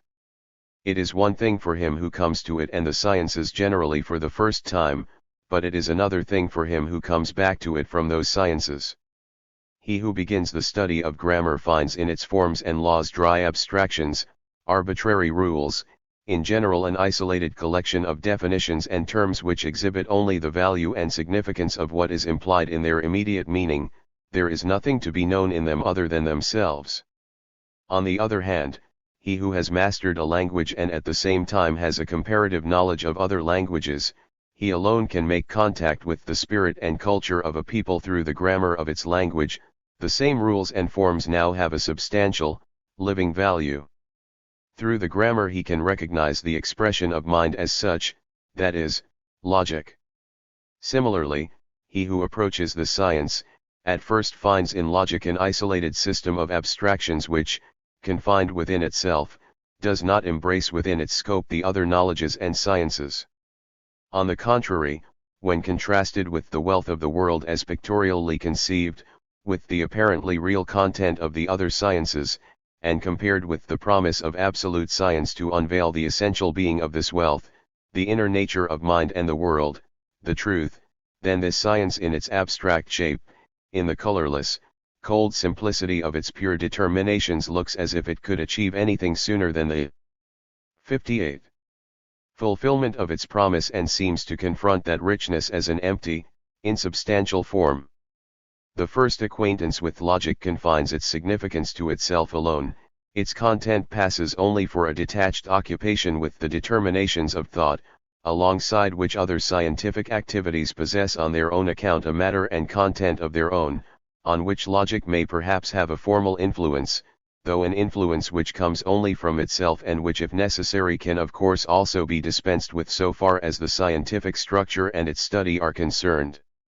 The other sciences have on the whole discarded the correct method, that is, a sequence of definitions, axioms, theorems, and their proofs, etc.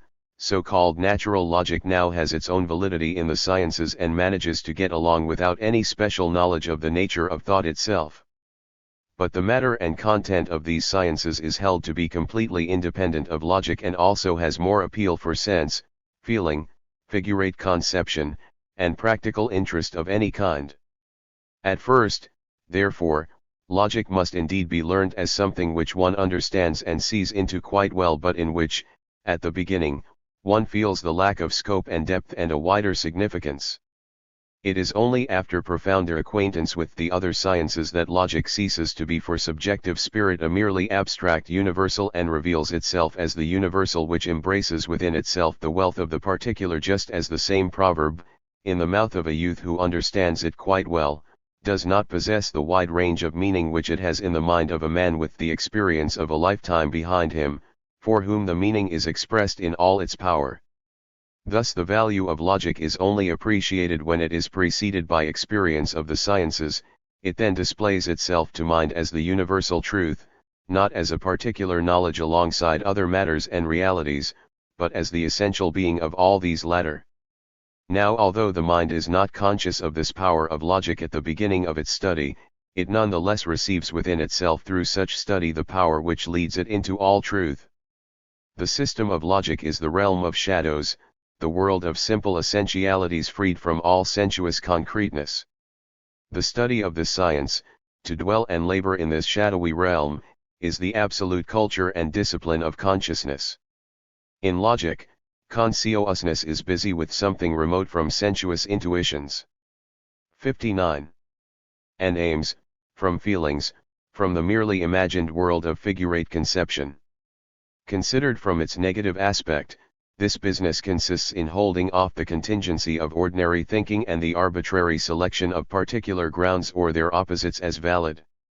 But above all, thought acquires thereby self-reliance and independence. It becomes at home in abstractions and in progressing by means of notions free from sensuous substrata, develops an unsuspected power of assimilating in rational form all the various knowledges and sciences in their complex variety, of grasping and retaining them in their essential character, stripping them of their external features and in this way extracting from them the logical element or what is the same thing, filling the abstract basis of logic acquired by study with the substantial content of absolute truth and giving it the value of a universal which no longer stands as a particular alongside other particulars but includes them all within its grasp and is their essence, the absolutely true. General division of logic. From what has been said about the notion of this science and where its justification is to be found, it follows that the general division of it here can only be provisional, can be given, as it were, only in so far as the author is already familiar with the science and consequently is historically in a position to state here in advance the main distinctions which will emerge in the development of the notion. Still, the attempt can be made to promote an understanding beforehand of what is requisite for such a division, even though in doing so we must have recourse to an application of the method which will only be fully understood and justified within the science itself. We must therefore point out at the start that we are presupposing that the division must be connected with the notion, or rather must be implicit in the notion itself. The notion is not indeterminate but is in its own self determinate. The division, however, expresses this its determinateness as developed. It is the judgment of the notion, not a judgment about some object or other picked up from outside, but the judging, that is, determining, of the notion in its own self. The quality of being right-angled, acute-angled, or equilateral, according to which 60 triangles are classified, is not implicit in the determinateness of the triangle itself, that is, not in what is usually called the notion of the triangle, just as little as there is implicit in what passes for the notion of animal as such, or of the mammal, bird, etc. The determinations governing the classification into mammal, bird, etc., and the subdivision of these classes into other species. Such determinations are taken from elsewhere and are annexed to such so-called notion from outside. In the philosophical treatment of classification or division, the notion itself must show that it is itself the course of those determinations. But in the notion of logic was itself stated to be the result of a preceding science, and so here, too, it is a presupposition. In accordance with that result, logic was defined as the science of pure thought, the principle of which is pure knowing, the unity which is not abstract but a living, concrete unity in virtue of the fact that in it the opposition in consciousness between a self-determined entity, a subject, and a second such entity, an object, is known to be overcome. Being is known to be the pure notion in its own self, and the pure notion to be the true being. These, then, are the two moments contained in logic. But now they are known to be inseparable, not as in consciousness where each also has a separate being of its own. It is solely because they are at the same time known as distinct that their unity is not abstract, dead, and inert, but concrete. This unity also constitutes the logical principle as element, so that the development of the difference directly present in that principle proceeds only within this element.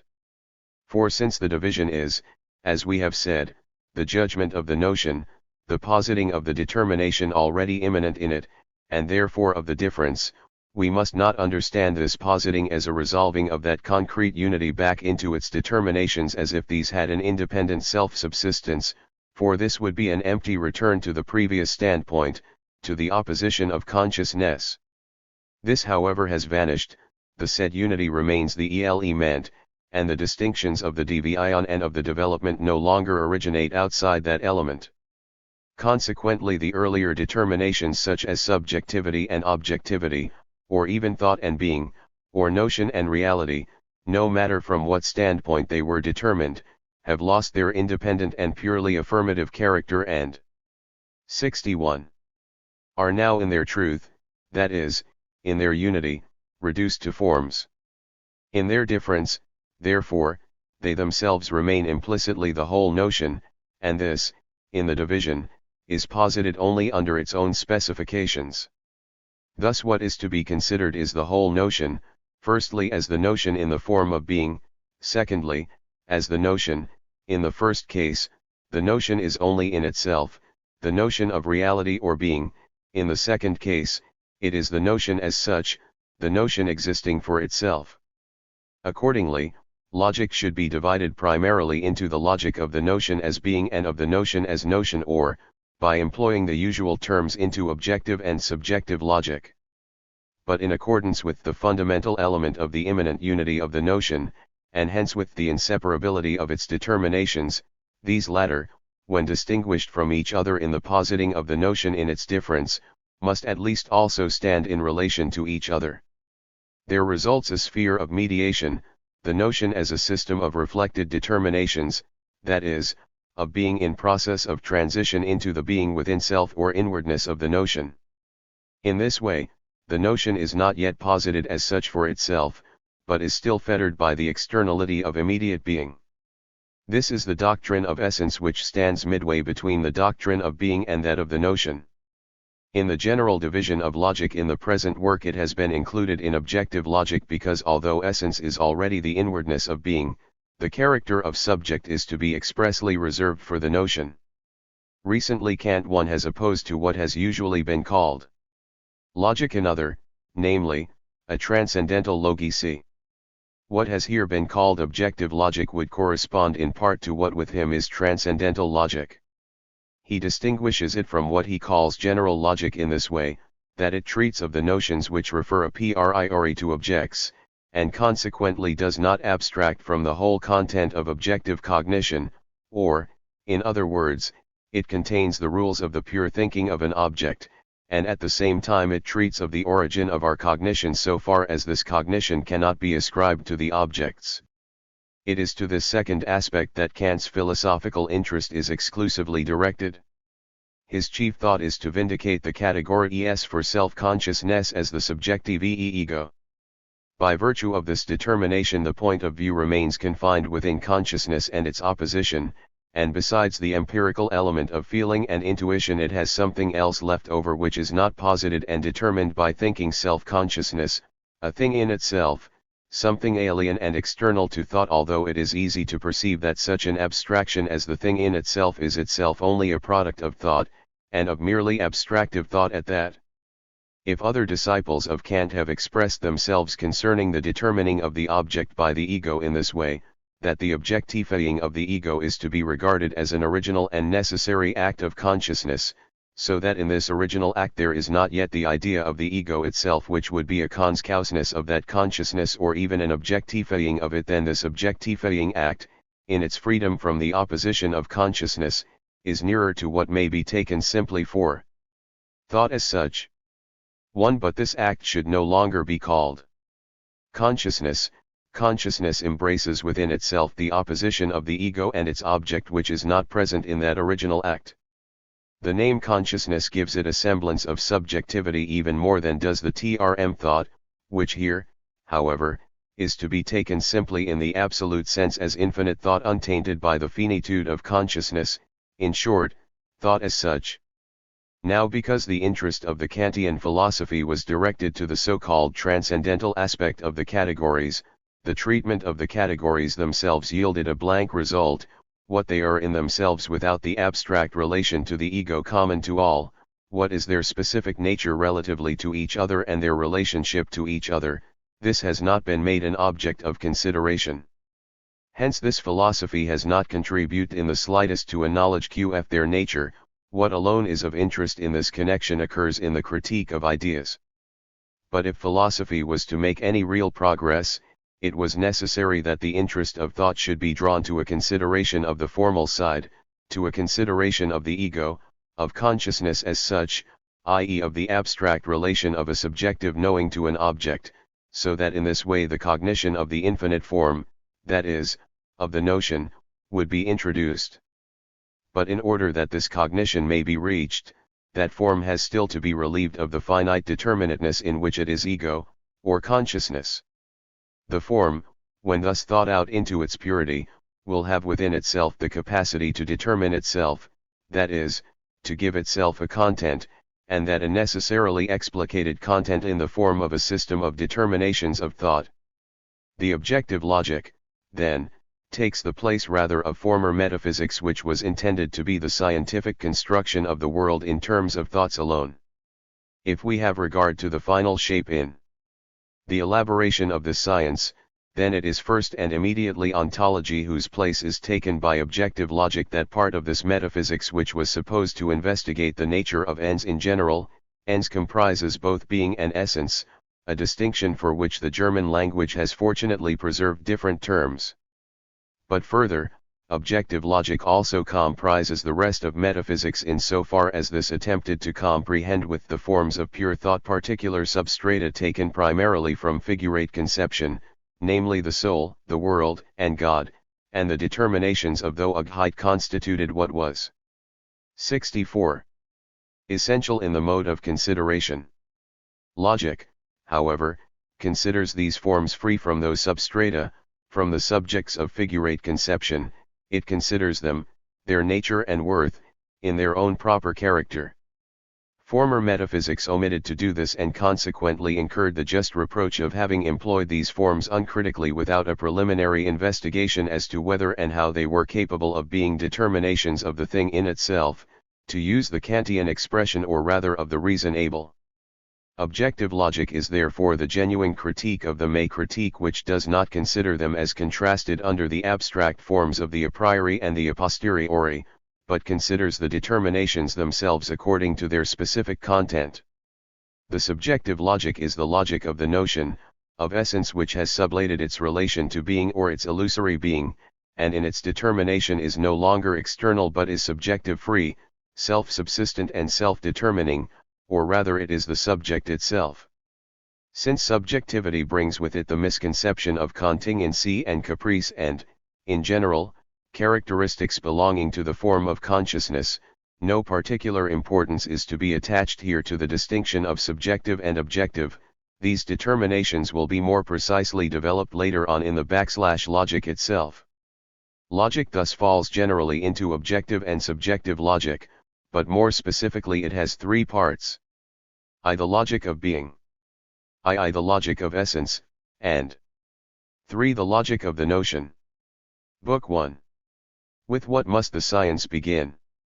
It is only in recent times that thinkers have become aware of the difficulty of finding a beginning in philosophy, and the reason for this difficulty and also the possibility of resolving it has been much discussed. What philosophy begins with must be either mediated or immediate, and it is easy to show that it can be neither the one nor the other, thus either way of beginning is refuted. The principle of a philosophy does, of course, also express a beginning, but not so much a subjective as an objective one, the beginning of everything.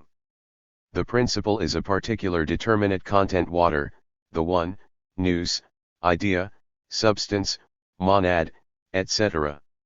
Or, if it refers to the nature of cognition and consequently is supposed to be only a criterion rather than an objective determination, thought, intuition, sensation, ego, subjectivity itself. Then here too it is the nature of the content which is the point of interest.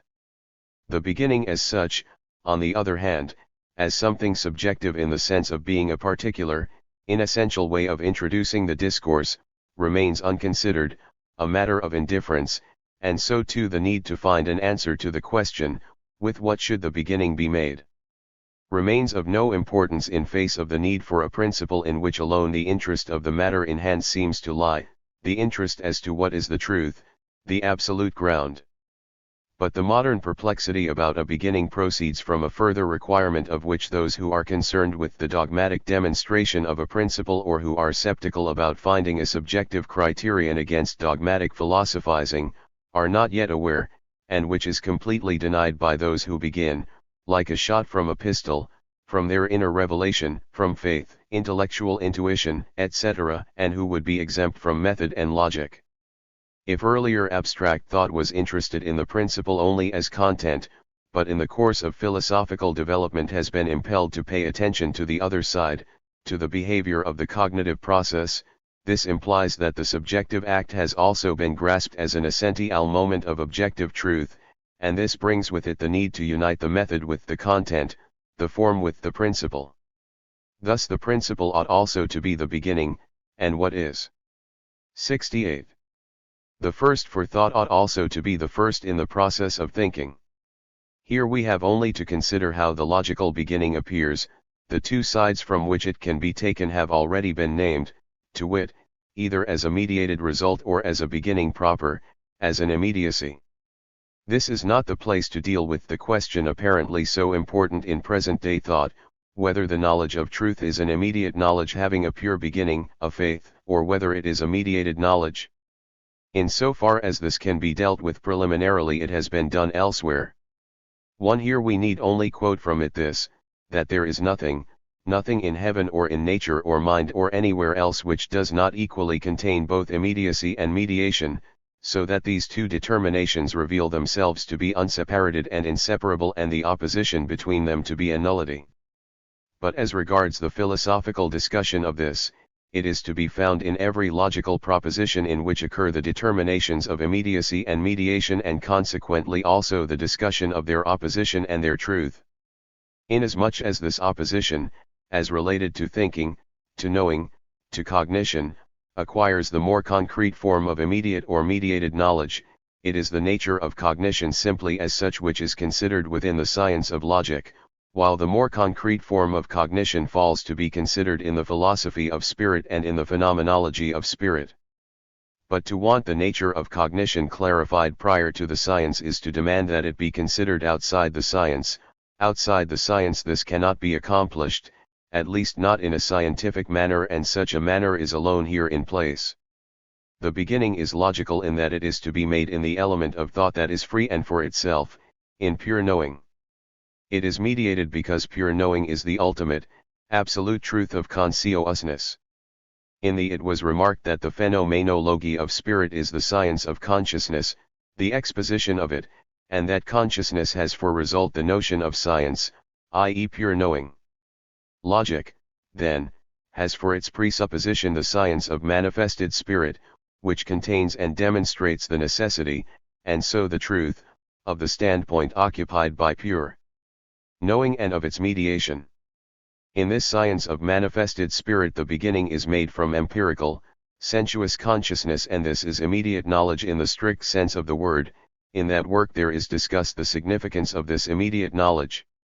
Other forms of consciousness such as belief in divine truths, inner experience, knowledge through inner revelation, etc., are very ill-fitted to be quoted as examples of immediate knowledge, as a little reflection will show. In the work just mentioned, immediate consciousness is also the first and that which is immediate in the science itself, and therefore the presupposition, but in logic, the presupposition is that which has proved itself to be the result of that phenomenological consideration, the idea as pure knowledge.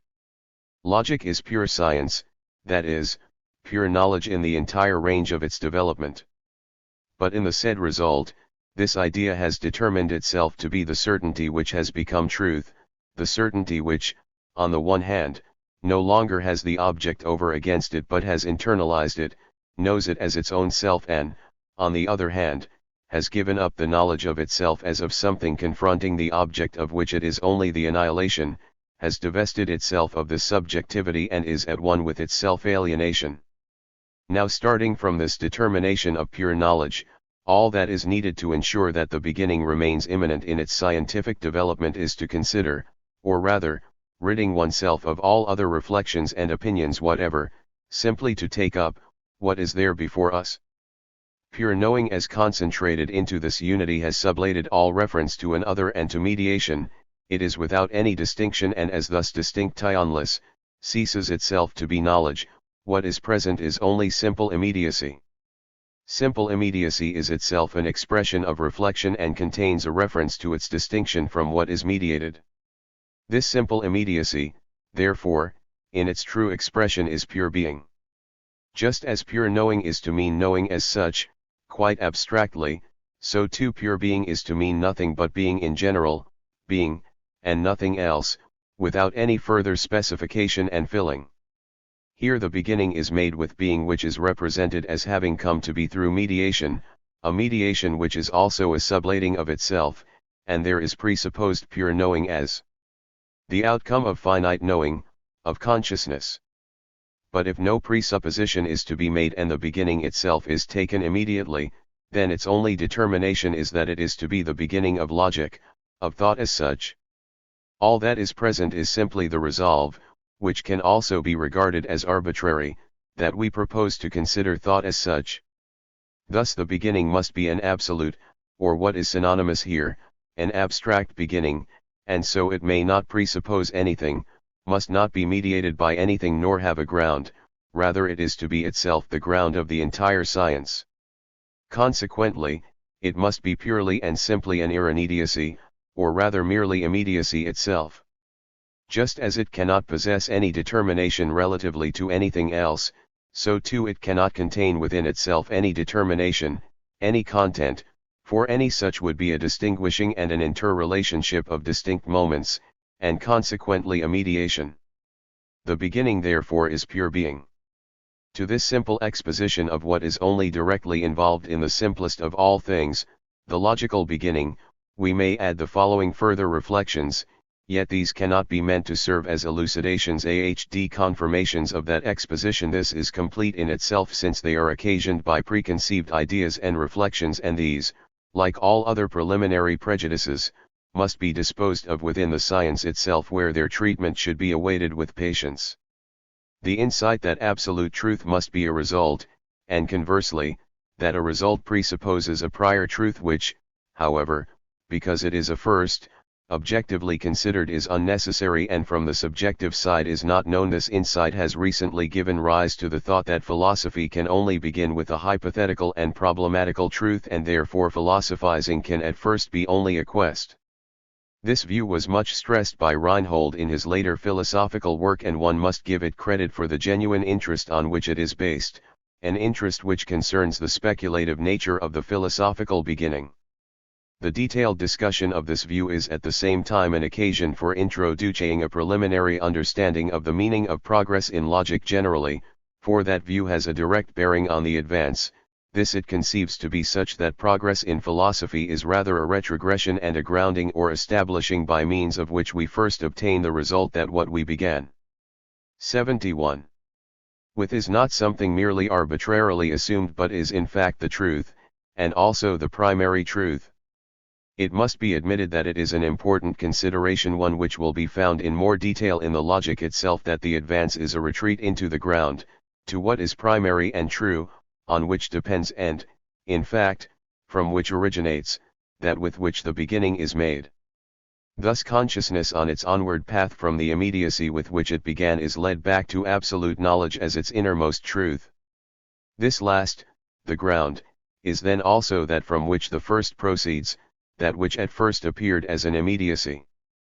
This is true in still greater measure of absolute spirit, which reveals itself as the concrete and final supreme truth of all being, and which at the end of the development is known as freely externalizing itself, abandoning itself to the shape of an immediate being, opening or unfolding itself into the creation of a world which contains all that fell into the development which preceded that result, and which through this reversal of its position relatively to its beginning is transformed into something dependent on the result as principle. The essential requirement for the science of logic is not so much that the beginning be a pure immediacy, but rather that the whole of the science be within itself a circle in which the first is also the last and the last is also the first. We see therefore that, on the other hand, it is equally necessary to consider as result that into which the movement returns as into its ground.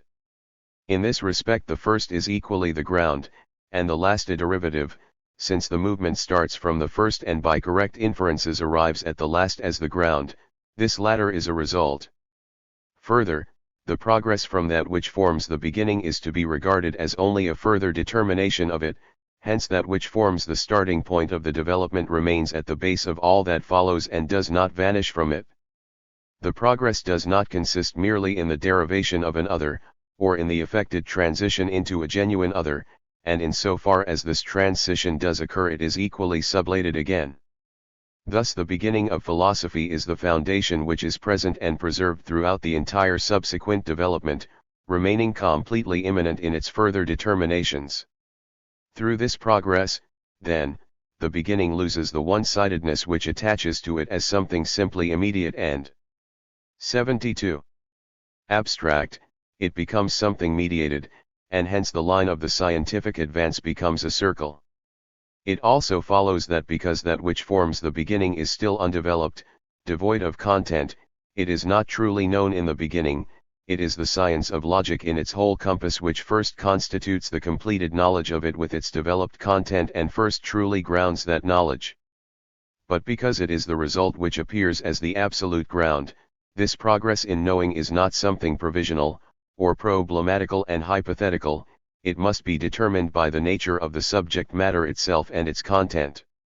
The said beginning is neither an arbitrary and merely provisional assumption, nor is it something which appears to be arbitrarily and tentatively presupposed, but which is subsequently shown to have been properly made the beginning, not as is the case with the constructions one is directed to make in connection with the proof of a theorem in geometry, where it becomes apparent only afterwards in the proof that one took the right course in drawing just those lines, and then, in the proof itself. In beginning with the comparison of those lines or angles, drawing such lines and comparing them are not an essential part of the proof itself. Thus the ground, the reason, why the beginning is made with pure being in the pure science is directly given in the science itself. This pure being is the unity into which pure knowing withdraws, or, if this itself is still to be distinguished as form from its unity, then being is also the content of pure knowing. It is when taken in this way that this pure being, this absolute immediacy has equally the character of something absolutely mediated. But it is equally essential that it be taken only in the one-sided character in which it is pure immediacy, precisely because here it is the beginning. If it were not this pure indeterminateness, if it were determinate, it would have been taken as something mediated, something already carried a stage further. What is determinate implies an other to a first. Therefore, it lies in the very nature of a beginning that it must be being and nothing else. To enter into philosophy, therefore, calls for no other preparations, no further reflections or points of connection. We cannot really extract any further determination or positive content for the beginning from the fact that it is the beginning of philosophy. For here at the start, where the subject matter itself 73 is not yet to hand, philosophy is an empty word or some assumed, unjustified conception. Pure knowing yields only this negative determination, that the beginning is to be abstract. If pure being is taken as the content of pure knowing, then the latter must stand back from its content, allowing it to have free play and not determining it further. Or again, if pure being is to be considered as the unity into which knowing has collapsed at the extreme point of its union with the object, then knowing itself has vanished in that unity, leaving behind no difference from the unity and hence nothing by which the latter could be determined. Nor is there anything else present, any content which could be used to make the beginning more determinate. But the determination of being so far adopted for the beginning could also be omitted, so that the only demand would be that a pure beginning be made. In that case, we have nothing but the beginning itself, and it remains to be seen what this is. This position could also be suggested for the benefit of those who, on the one hand, are dissatisfied for one reason or another with the beginning with being and still more so with the resulting transition of being into nothing, and, on the other hand, simply know no other way of beginning a science than by presupposing some general idea, which is then analyzed, the result of such analysis yielding the first specific concept in the science. If we too were to observe this method, then we should be without a particular object, because the beginning, as the beginning of thought, is supposed to be quite abstract, quite general, wholly form without any content, thus we should have nothing at all beyond the general idea of a mere beginning as such. We have therefore only to see what is contained in such an idea. As yet there is nothing and there is to become something. The beginning is not pure nothing, but a nothing from which something is to proceed, therefore being, too, is already contained in the beginning. The beginning, therefore, contains both, being and nothing, is the unity of being and nothing, or is non-being which is at the same time being, and being which is at the same time non-being.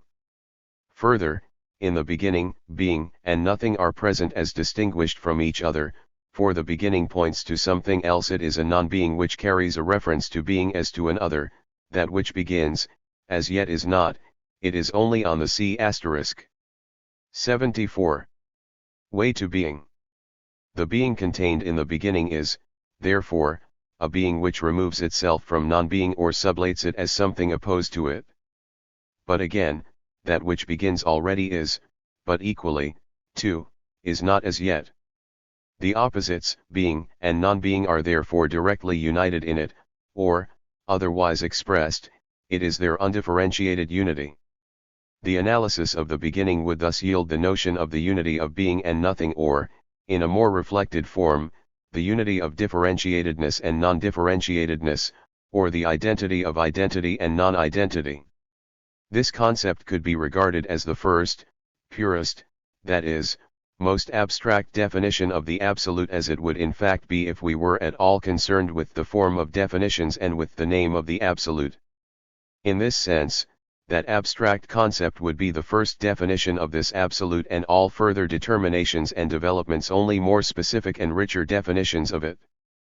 But let those who are dissatisfied with being as a beginning because it passes over into nothing and so gives rise to the unity of being and nothing, let them see whether they find this beginning, which begins with the general idea of a beginning and with its analysis, more satisfactory than the beginning with being. But there is a still further observation to be made about this procedure. The said analysis presupposes as familiar the idea of a beginning, thus following the example of other sciences. These presuppose their subject matter and take it for granted that everyone has roughly the same general idea of it and can find in it the same determinations as those indicated by the sciences which have obtained them in one way or another through analysis, comparison, and other kinds of reasoning. But that which forms the absolute beginning must likewise be something otherwise known, Now if it is something concrete and hence is variously determined within itself, then this internal relation is presupposed as something known, it is thus put forward as an immediacy which, however, it is not, for it is a relation only as a relation of distinct moments, and it therefore contains mediation within itself. Further, with the concrete object, the analysis and the ways in which it is determined are affected by contingency and arbitrariness. Which determinations are brought out depends on what each person just finds in 75. His own immediate, contingent idea. The relation contained in something concrete, in a synthetic unity, is necessary only in so far as it is not just given but is produced by the spontaneous return of the moments back into this unity, a movement which is the opposite of the analytical procedure, which is an activity belonging to the subject thinker and external to the subject matter itself. The foregoing shows quite clearly the reason why the beginning cannot be made with anything concrete, anything containing a relation within itself. For such presupposes an internal process of mediation and transition of which the concrete, now become simple, would be the result. But the beginning ought not itself to be already a first and an other, for anything which is in its own self a first and an other implies that an advance has already been made. Consequently, that which constitutes the beginning itself, is to be taken as something unanalyzable, taken in its simple, unfilled immediacy, and therefore as being, as the completely empty being. If impatience with the consideration of the abstract beginning should provoke anyone to say that the beginning should be made not with the beginning, but straightway with the subject matter itself, well then, this subject matter is nothing else but the said empty being, for what this subject matter is, that will be explicated only in the development of the science and cannot be presupposed by it as known beforehand. Whatever other form the beginning takes in the attempt to begin with something other than empty being, it will suffer from the defects already specified.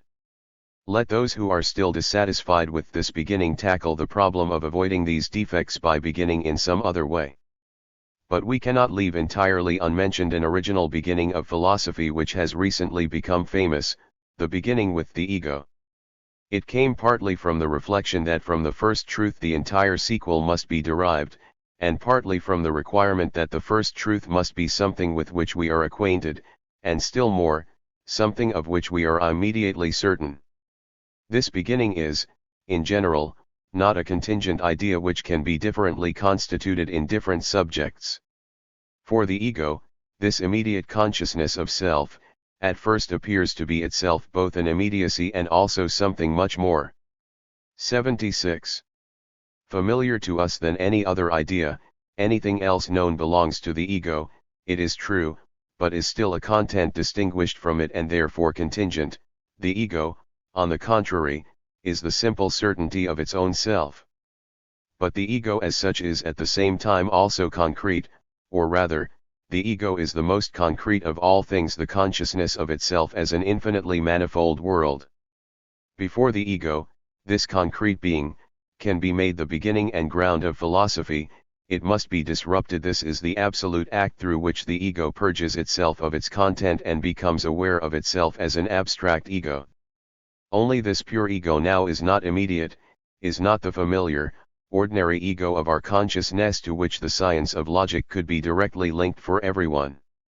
That act, strictly speaking, would be nothing else but the elevation to the standpoint of pure knowing where the distinction of subject and object has vanished. But as thus immediately demanded, this elevation is a subjective postulate, to prove itself a genuine demand. The progression of the concrete ego from immediate consciousness to pure knowing must have been indicated and exhibited through the necessity of the ego itself. Without this objective movement, pure knowing, even in the shape of intellectual intuition, appears as an arbitrary standpoint, or even as one of the empirical states of consciousness with respect to which everything turns on whether or not it is found or can be produced in each and every individual. But inasmuch as this pure ego must be essential, pure knowing, and pure knowing is not immediately present in the individual consciousness but only as posited through the absolute act of the ego in raising itself to that standpoint, we lose the very advantage which is supposed to come from this beginning of philosophy, namely that it is something thoroughly familiar, something everyone finds in himself which can form the starting point for further reflection. That pure ego, on the contrary, in its abstract, essential nature, is something unknown to the ordinary consciousness, something it does not find therein. Instead, such a beginning brings with it the disadvantage of the illusion that whereas the thing under discussion is supposed to be something familiar, the ego of empirical self-consciousness, it is in fact something far removed from it. When pure knowing is characterized as ego, it acts as a perpetual reminder of the subjective ego whose limitations should be forgotten, and it fosters the idea that the propositions and relations 77 resulting from the further development of the ego are present and can already be found in the ordinary consciousness, for in fact it is this of which they are asserted. This confusion, far from clarifying the problem of a beginning, only adds to the difficulties involved and tends completely to mislead. Among the uninitiated it has given rise to the crudest misunderstandings. Further, as regards the subjective determinateness of the ego in general, it is true that pure knowing frees the ego from the restricted meaning imposed on it by the insuperable opposition of its object, but for this reason it would be superfluous at least to retain this subjective attitude and the determination of pure knowing as ego. This determination, however, not only introduces the disturbing ambiguity mentioned, but closely examined it also remains a subjective ego. The actual development of the science which starts from the ego shows that in that development the object has and retains the perennial character of an other for the ego, and that the ego which formed the starting point is, therefore, still entangled in the world of appearance and is not the pure knowing which has in truth overcome the opposition of consciousness. In this connection a further essential observation must be made, namely that although the ego could in itself or in principle be characterized as pure knowing or as intellectual intuition and asserted as the beginning, we are not concerned in the science of logic with what is present only in principle or as something inner, but rather with the determinate reality in thought of what is inner and with the determinateness possessed by such an inner in this reality. But what, at the beginning of the science, is actually present of intellectual intuition or of the eternal, the divine, the absolute, if its object be so named, cannot be anything else than a first, immediate, simple determination. Whatever richer name be given to it than is expressed by mere being, the consideration of such absolute must be restricted solely to the way in which it enters into our knowing as thought and is enunciated as such. True, intellectual intuition is the forcible rejection of mediation and the ratiocinate ve, external reflection, but what it enunciates above and beyond simple immediacy is something concrete, something which contains within itself diverse determinations. However, as we have remarked, the enunciation and exposition of such concrete beginning is a process of mediation. 78. Which starts from one of the determinations and advances to the other, even though the latter returns to the first, it is a movement which at the same time may not be arbitrary or assertoric. Consequently, it is not the concrete something itself with which that exposition begins but only the simple immediacy from which the movement starts. And further, if something concrete is taken as the beginning, the conjunction of the determinations contained in it demand proof, and this is lacking. If, therefore, in the expression of the absolute, or eternal, or God, if in the intuition or thought of these there is implied more than pure being, then this more must make its appearance in our knowing only as something thought, not as something imagined or figuratively conceived. Let what is present in intuition or figurate conception be as rich as it may, the determination which first emerges in knowing is simple, for only in what is simple is there nothing more than the pure beginning, only. The immediate is simple, for only in the immediate has no advance yet been made from a one to another. Consequently, whatever is intended to be expressed or implied beyond being, in the richer forms of representing the Absolute or God, this is in the beginning only an empty word and only being, this simple determination which has no other meaning of any kind, this emptiness, is therefore simply as such the beginning of philosophy. This insight is itself so simple that this beginning as such requires no preparation or further, and, indeed, these preliminary, external reflections about it were not so much intended to lead up to it as rather to eliminate all preliminaries.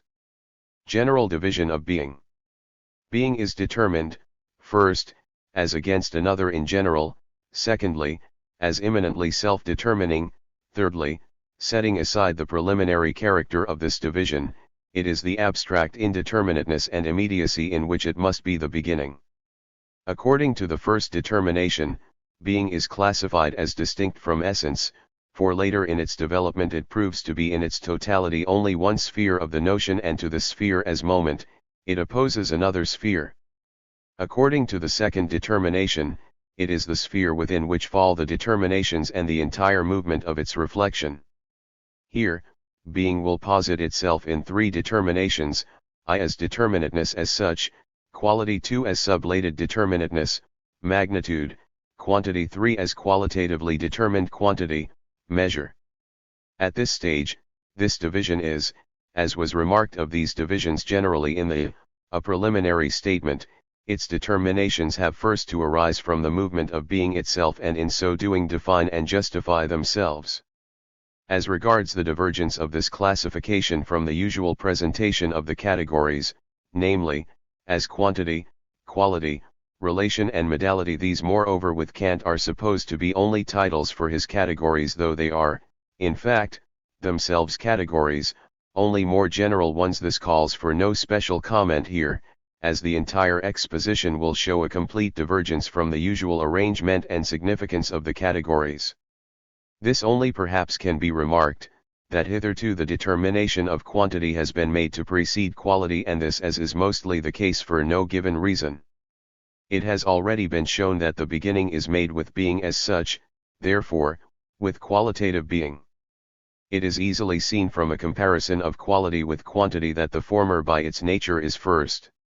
For quantity is quality which has already become negative, magnitude is the determinateness which is no longer one with being but is already differentiated from it, sublated quality which has become indifferent. It includes the alterableness of being, although the 80 category itself, namely being, of which it is the determination, is not altered by it. The qualitative determinateness, on the other hand, is one with its being. It neither goes beyond it nor is internal to it, but is its immediate limitedness. Quality, therefore, as the immediate determinateness, is primary, and it is with it that the beginning must be made. Measure is a relation, but not relation in general, for it is the specific relation between quality and quantity. The categories which Kant includes under relation will come up for consideration in quite another place.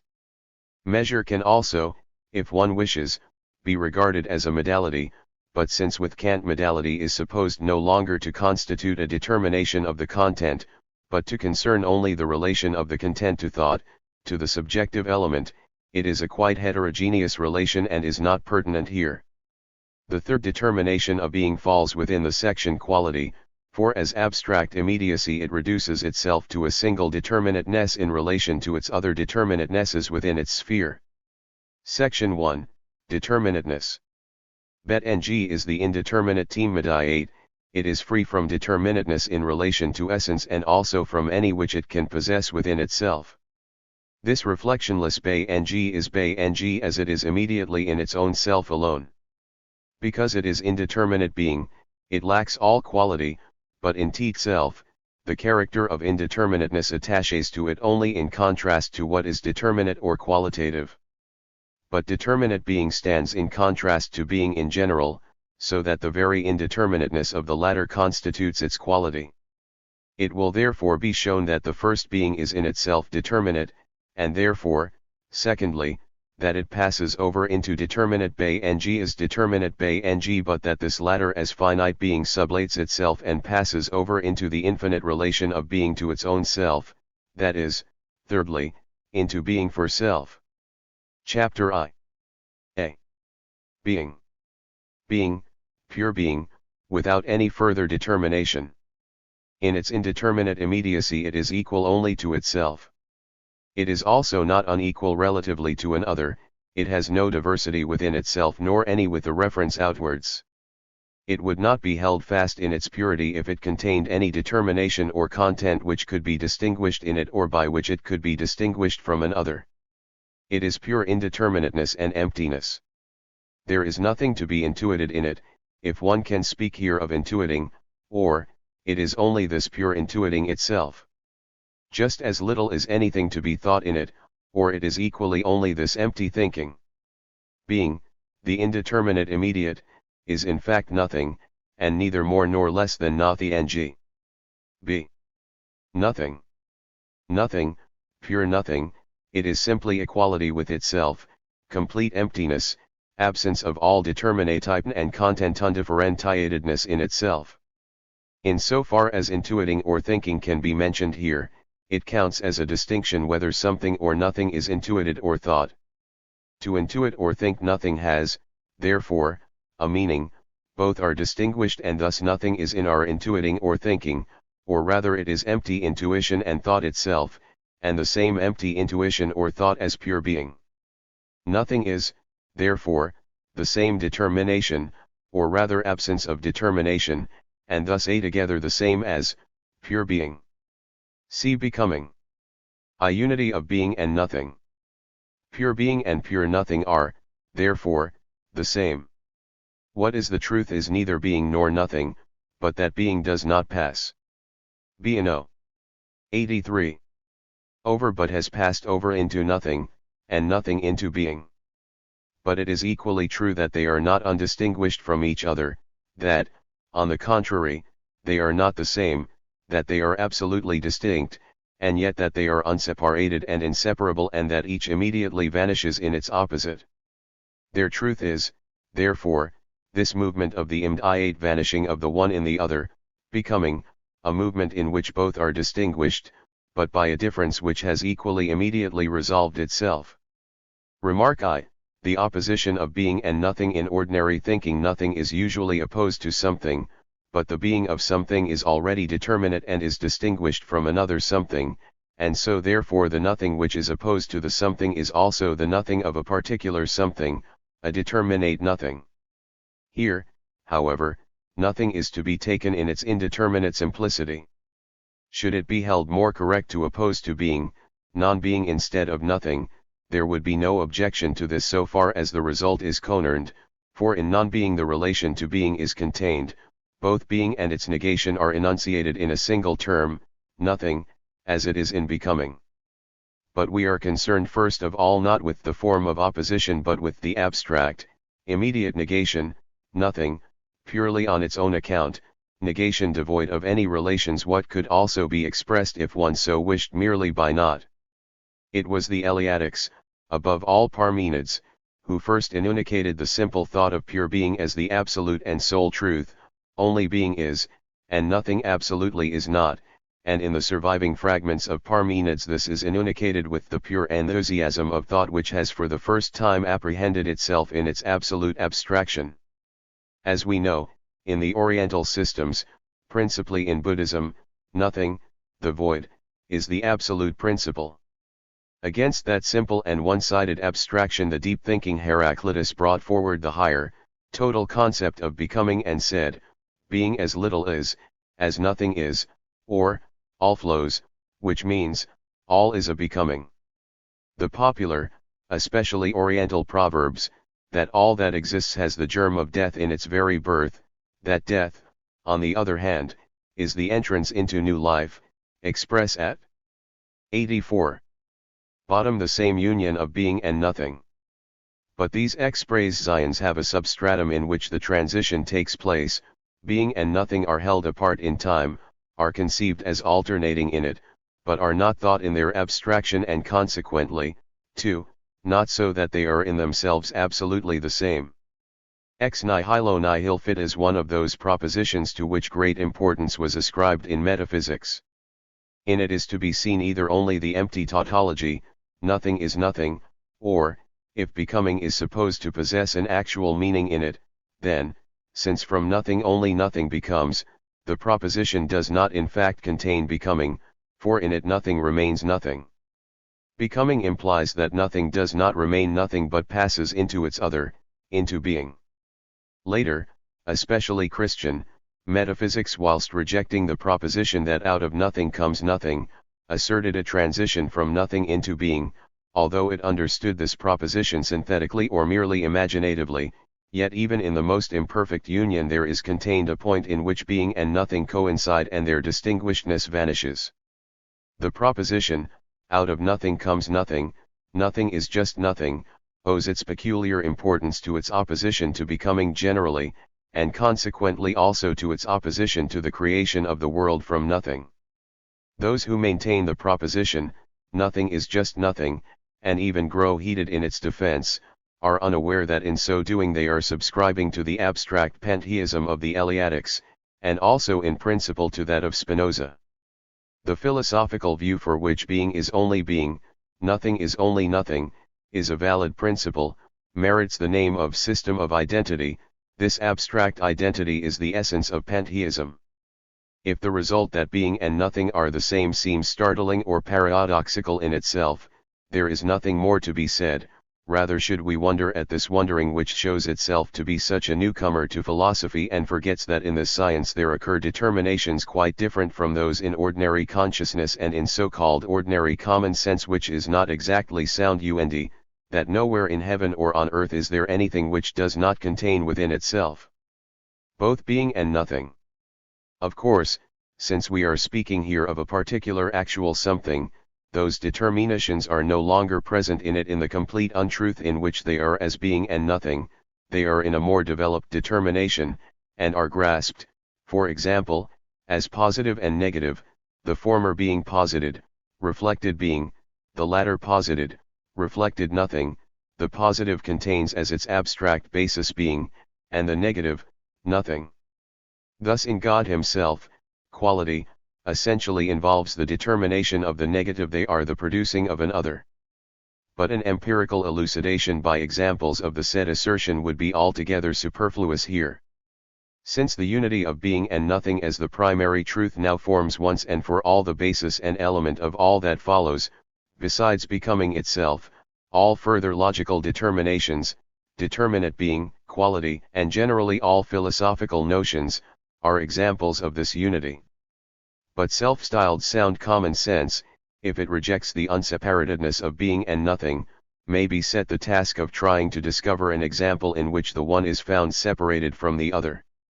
Only the empty figments of thought, being, and nothing themselves are these separated things, and it is these that are preferred by sound common sense to the truth, to the unseparatedness of both which is everywhere before us. We cannot be expected to meet on all sides the perplexities which such a logical proposition produces in the ordinary consciousness, for they are inexhaustible. Only a few of them can be mentioned. One source among others of such perplexity is that the ordinary consciousness brings with it to such an abstract logical proposition, conceptions of something concrete, forgetting that what is in question is not such concrete something but only the pure abstractions of being and nothing, and that these alone are to be held firmly in mind. Being and non-being are the same, therefore it is the same whether this house is or is not, whether these $100 are part of my fortune or not. This inference from, or application of, 86. The proposition completely alters its meaning. The proposition contains the pure abstractions of being and nothing, but the application converts them into a determinate being and a determinate nothing. But as we have said, the question here is not of determinate being. A determinate, a finite, being is one that is in relation to an other, it is a content standing in a necessary relation to another content, to the whole world. As regards the reciprocally determining context of the whole, metaphysics could make the at bottom tautological assertion that if a speck of dust were destroyed the whole universe would collapse. In the instances adduced against the proposition in question, something appears as not indifferent to whether it is or is not on account of being or non-being, but on account of its content, which brings it into relation with something else. If a specific content, any determinate being, is presupposed, then because it is determinate, it is in a manifold relationship with another content. It is not a matter of indifference to it whether a certain other content with which it is in relation is, or is not, for it is only through such relation that it essentially is what it is. The same is the case in the ordinary way of thinking, in the context of which the being or the absence of a content, which, as determinate, is conceived as in relation to another, is not a matter of indifference. This consideration involves what constitutes a cardinal factor in the Kantian criticism of the ontological proof of the existence of God, although here we are only interested in the distinction made in that proof between being and nothing generally, and determinate being or non-being. As we know, there was presupposed in that so-called proof the concept of a being possessing all realities, including therefore existence, which was likewise assumed as one of the realities. The main thesis of the Kantian criticism was that existence or being is not a property or a real predicate, that is to say, is not a concept of something which could be added to the concept of a thing. By this Kant means to say that being is not a determination of the content of a thing. 1. Therefore, he goes on to say, the possible does not contain more than the actual, 100 actual dollars do not contain a whit more than 100 possible. 87.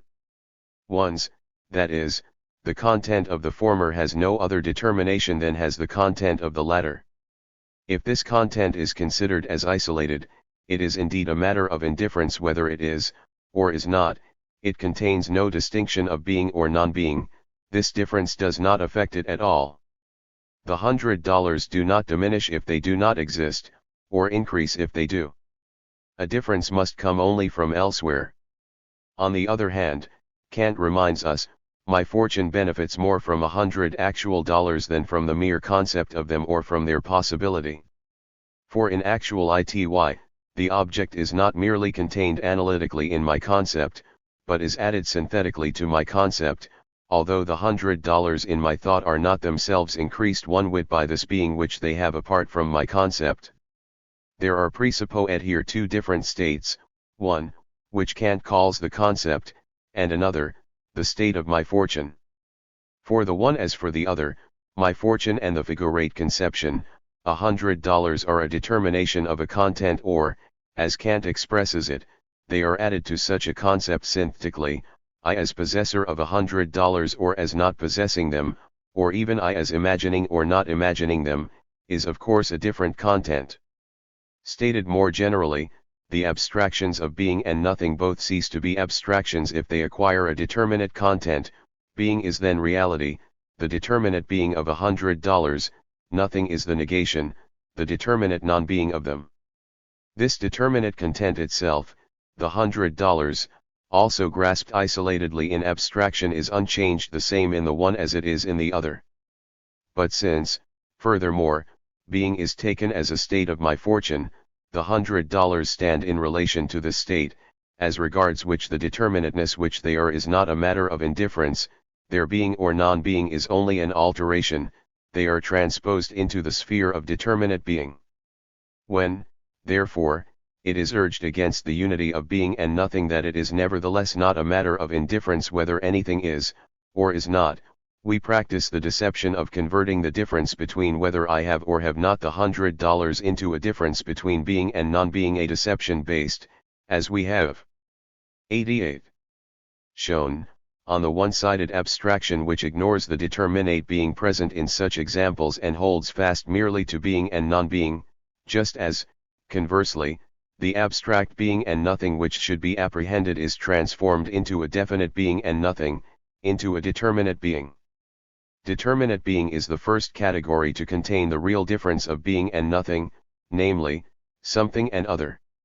It is this real difference which is vaguely present in ordinary thinking, instead of abstract being and pure nothing and their only imagined difference. As Kant expresses it, through its existence something enters into the context of the whole of experience, we obtain thereby an additional object of perception without anything being added to our concept of the object. As our explanation has shown, this means simply that something, through its existence, just because it is a determinate existence, is essentially in relationship with others, including also a percipient subject. The concept of the $100, says Kant, gains nothing by their being perceived.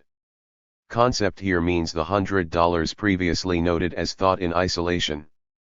As thus isolated they are, it is true, an empirical content, but cut off, having no relationship with any other content and possessing no determinate character relatively to such, the form of identity with self strips them of any connection with an other, so that it is a matter of indifference whether they are perceived or not. But this so-called concept of the $100 is a spurious concept. The form of simple self-relation does not belong to such a limited, finite content itself. It is a borrowed form attached to it by the subjective understanding. The being of the $100 is not self-related but alterable and perishable.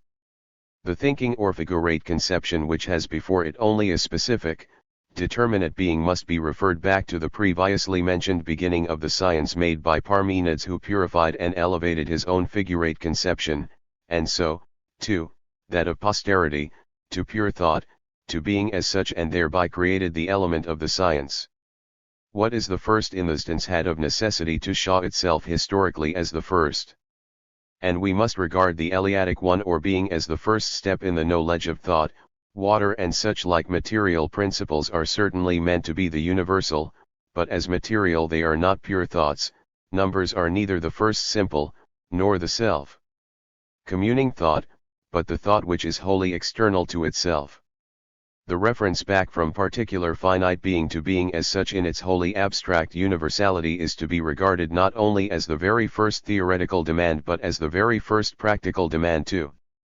When, for example, a fuss is made about the $100, that it does make a difference to the state of my fortune whether I have them or not, still more whether I am or not, or whether something else is or is not, then not to mention that there will be fortunes to which such possession of $100 will be a matter of indifference, we can remind ourselves that man has a duty to rise to that abstract universality of mood in which he is indeed indifferent to the existence or non-existence of the $100, whatever may be their quantitative relation to his fortune, just as it ought to be a matter of indifference to him whether he is or is not, that is, in finite life, and so on. Si fractus illabator orbis, impavidum ferient ruini was said by a Roman, and still more ought the Christian to possess this indifference. There remains still to be noted the immediate connection between, on the one hand, the elevation above the $100 and finite things generally, and on the other, the ontological proof and the Kantian criticism of it we have cited. This criticism, through its popular example, has made itself universally plausible. Who does not know that 100 actual dollars are different from 100 merely possible ones? That they make a difference to the state of my fortune? Because this difference is so obvious with the $100, therefore the concept, that is, the specific nature of the content as an empty possibility, and being, are different from each other. Therefore the notion of God too is different from his being, and just as little as I can extract from the possibility of the $100 their actuality, just as little can I extract from the notion of God his existence. But the ontological proof is supposed to consist of this extraction of the existence of God from his notion. Now, though it is of course true that notion is different from being, there is a still greater difference between God and the $100 and other finite things. It is the definition of finite things that in them the notion is different from being, that notion and reality, soul and body, are separable, and hence that they are perishable and mortal. The 90. Abstract definition of God, on the other hand, is precisely that his notion and his being are unseparated and inseparable. The genuine criticism of the categories and of reason is just this: to make intellect aware of this difference and to prevent it from applying to God the determinations and relationships of the finite. Remark 2, defectiveness of the expression unity, identity of being and nothing. Another contributory reason for the repugnance to the proposition about being and nothing must be mentioned. This is that the result of considering being and nothing, as expressed in the statement, being and nothing are one and the same, is incomplete.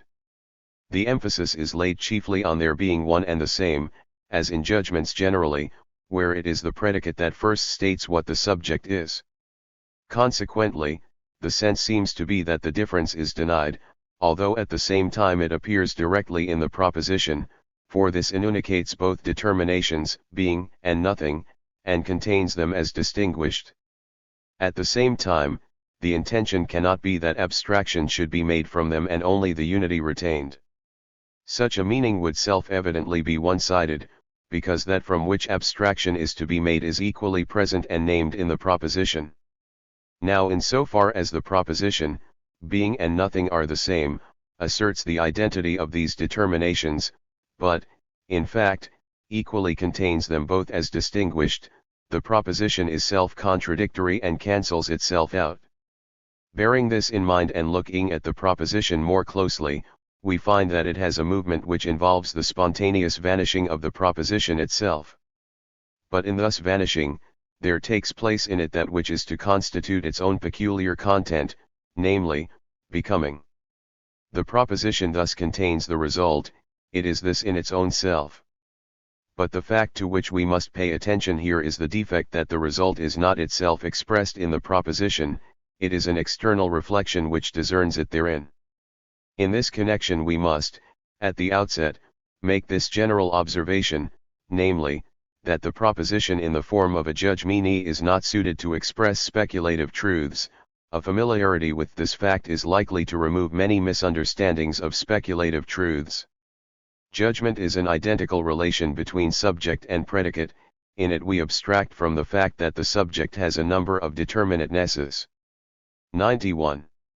Other than that of the predicate, and also that the predicate is more extensive than the subject. Now if the content is speculative, the non-identical aspect of subject and predicate is also an essential moment, but in the judgment this is not expressed.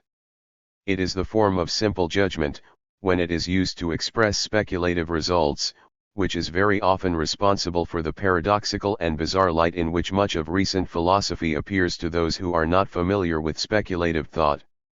To help express the speculative truth, the deficiency is made good in the first place by adding the contrary proposition, being and nothing are not the same, which is also enunciated as above.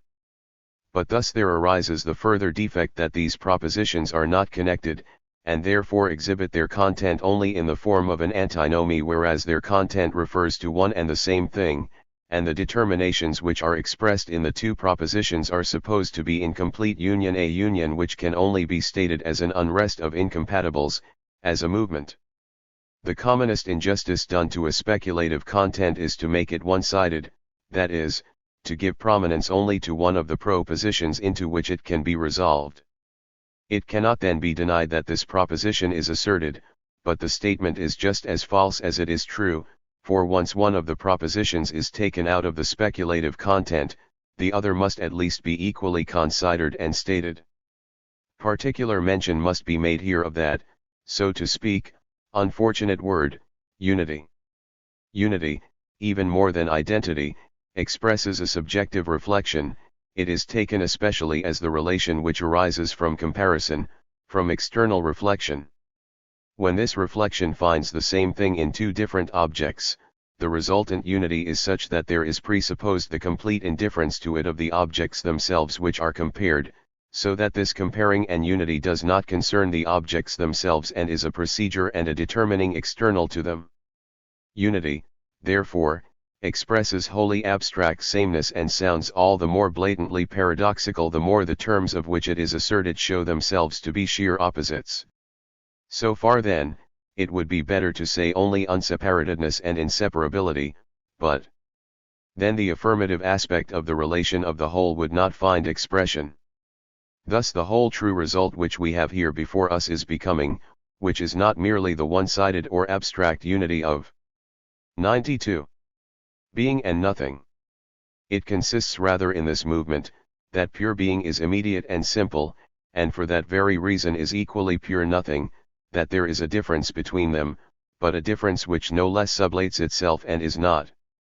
The result, therefore, equally asserts the difference of being and nothing, but as a merely fancied or imagined difference. It is the common opinion that being is rather the sheer other of nothing and that nothing is clearer than their absolute difference, and nothing seems easier than to be able to state it.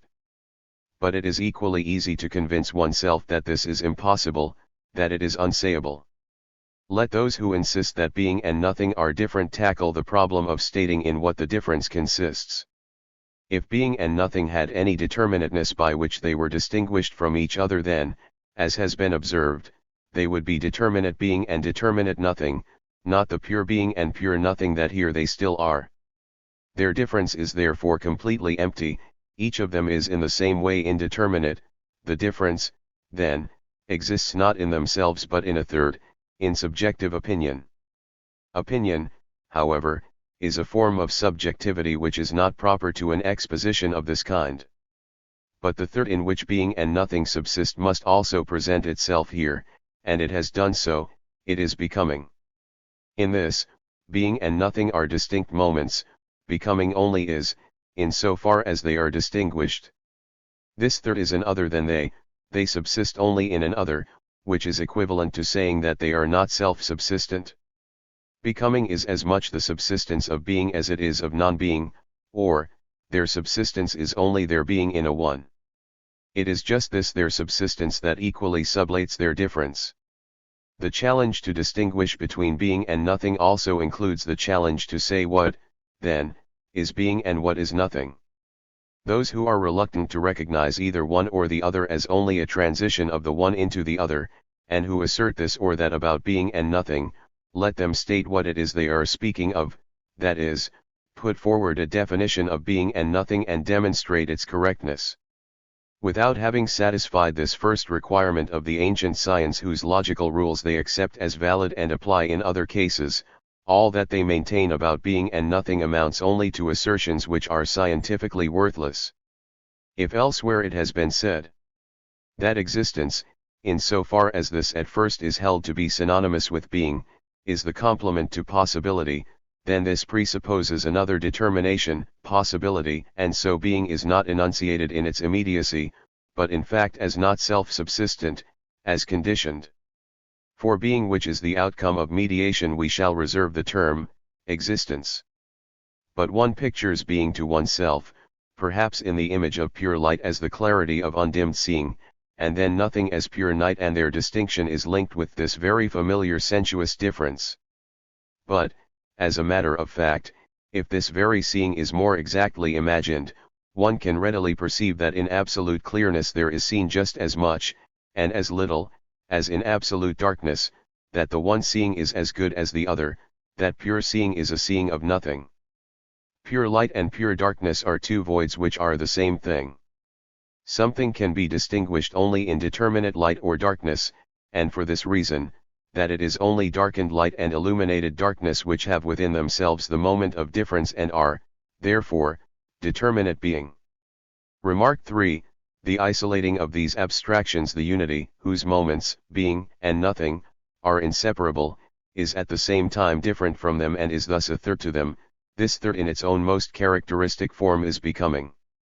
Transition is the same as becoming, except that in the former one tends to think of the two terms, from one of which transition is made to the other, as at rest, apart from each other, the transition taking place between them. Now wherever and in whatever form being and nothing are in question, this third must be present, for the two terms have no separate subsistence of their own but are only in becoming, in this third. But this third has many empirical shapes, which are set aside or ignored by abstraction in order to hold fast, each by itself, these its products, being and nothing, and to show them protected against transition. Such simple procedure of abstraction can be countered, equally simply, by calling to mind the empirical existence in which that abstraction is itself only as something having a determinate being.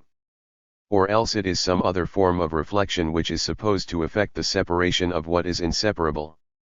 Such determination carries 94.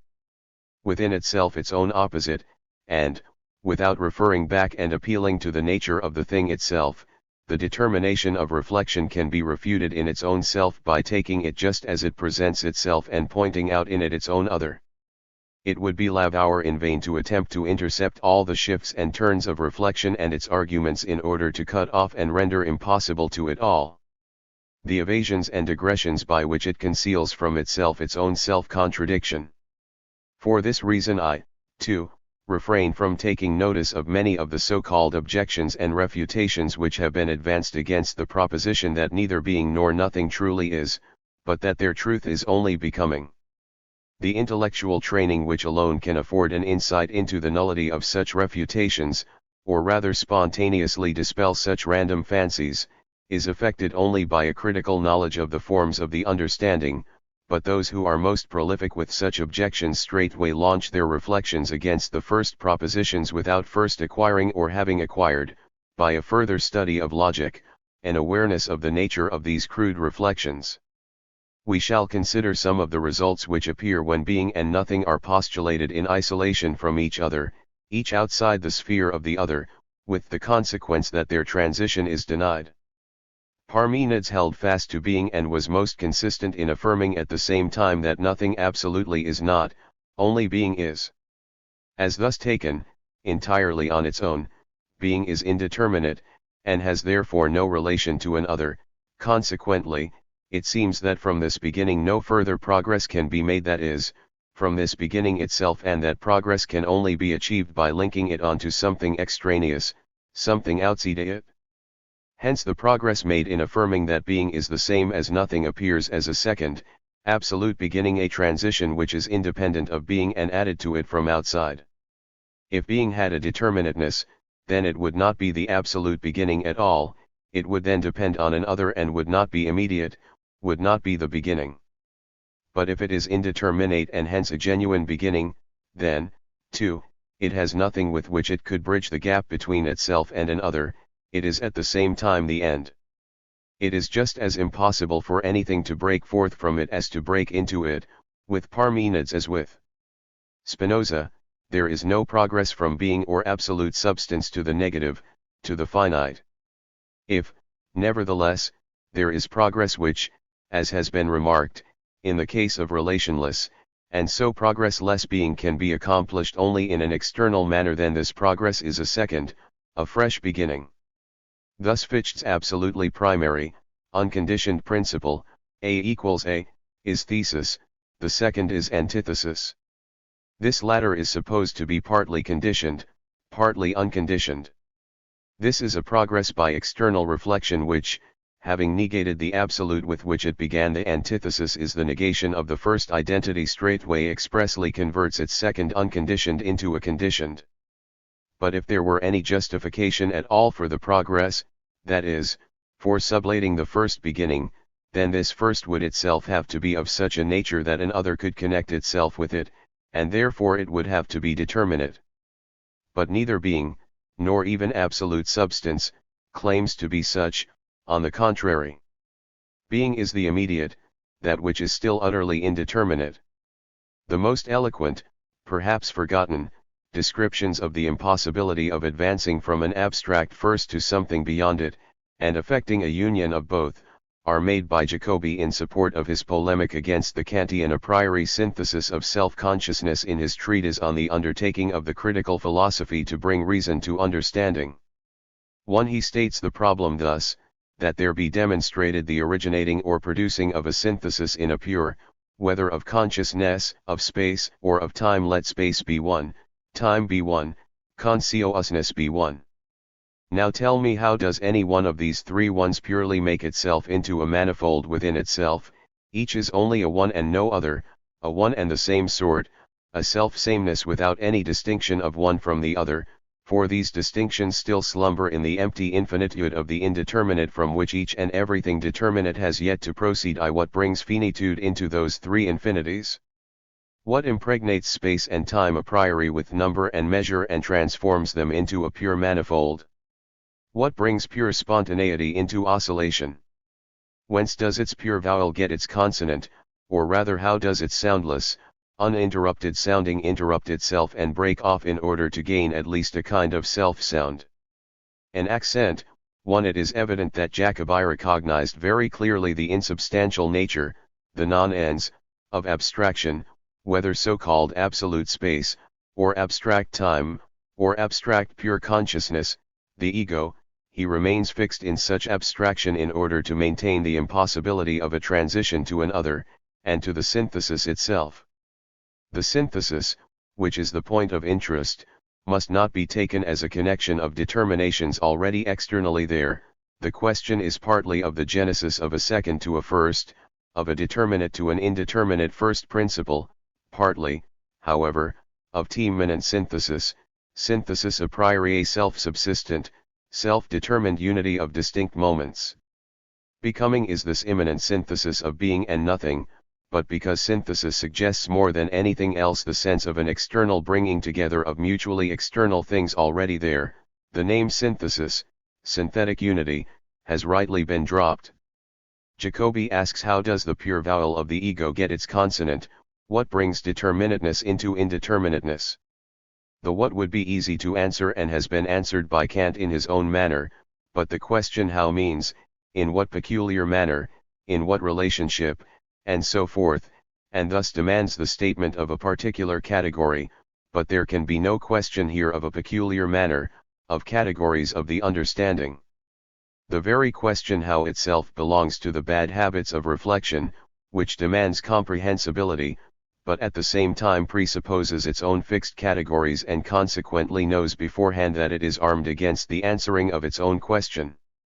Neither has it with Jacobi the higher sense of a question concerning the necessity of the synthesis, for he remains, as has been said, fixed in the abstractions in order to maintain the impossibility of the synthesis. Especially graphic is his description of the procedure for reaching the abstraction of space. For a time I must try clean to forget that I ever saw, heard, touched, or handled anything at all, myself expressly not excepted. Clean must I forget all movement, and precisely this forgetting, because it is hardest, I must make my greatest concern. Just as I have thought away everything in general, so I must also completely and entirely get rid of it, retaining nothing but the forcibly arrested intuition alone of infinite immutable space. I may not therefore again think 1 F. H. Jacobi, Works, Volume 3, pr 13. 97. Intuit my own self as something distinct from it and yet connected with it. I may not let myself be merely surrounded and pervaded by it, but I must wholly pass over into it, become one with it, transform myself into it. I must leave nothing over of myself but this my intuition itself, in order to contemplate it as a genuinely self-subsistent, independent, single, and sole conception, one with this wholly abstract purity of continuity, that is, indeterminateness and vacuity of conception. It is indifferent whether this abstraction is called space, pure intuiting, or pure thinking. It is altogether the same as what the Indian calls Brahma, when for years on end, physically motionless and equally unmoved in sensation, conception, fantasy, desire, and so on, looking only at the tip of his nose, he says inwardly only Om, Om, Om, or else nothing at all. This dull, empty consciousness, understood as consciousness, is being. In this void, Jacobi now continues, he experiences the opposite of what Kant assures him he should experience. He does not find himself to be a many and manifold, but rather a one devoid of all plurality and variety. Indeed, I myself am the impossibility, the annihilation of all that is manifold and plural cannot from my pure, absolutely simple, immutable being produce again or spook into myself even the least bit of anything. Thus all separatedness and juxtaposition, and all manifoldness and plurality based thereon, are revealed as a sheer impossibility. To this possibility amounts to nothing else than the tautology. I hold fast to abstract unity and shut out all plurality and manifoldness, confine myself to the differenceless and the indeterminate and shut my eyes to all that is differentiated and determinate. The Kantian a priori synthesis of self-consciousness, that is, the function of this unity to differentiate itself and in this differentiation to preserve itself, is attenuated by Jacobi into the same abstraction. That synthesis in itself, the original act of judgment, he converts one-sidedly into the copula in itself and is, without beginning or end and without what, who, or which. This repetition of repetition ad infinitum is the sole business, function, and product of the absolutely pure synthesis. It is itself empty, pure, absolute repetition itself. Though, in fact, since there is no breaking off, that is, no negation or distinguishing in it, it is not a repetition but merely undifferentiated, simple being. 98.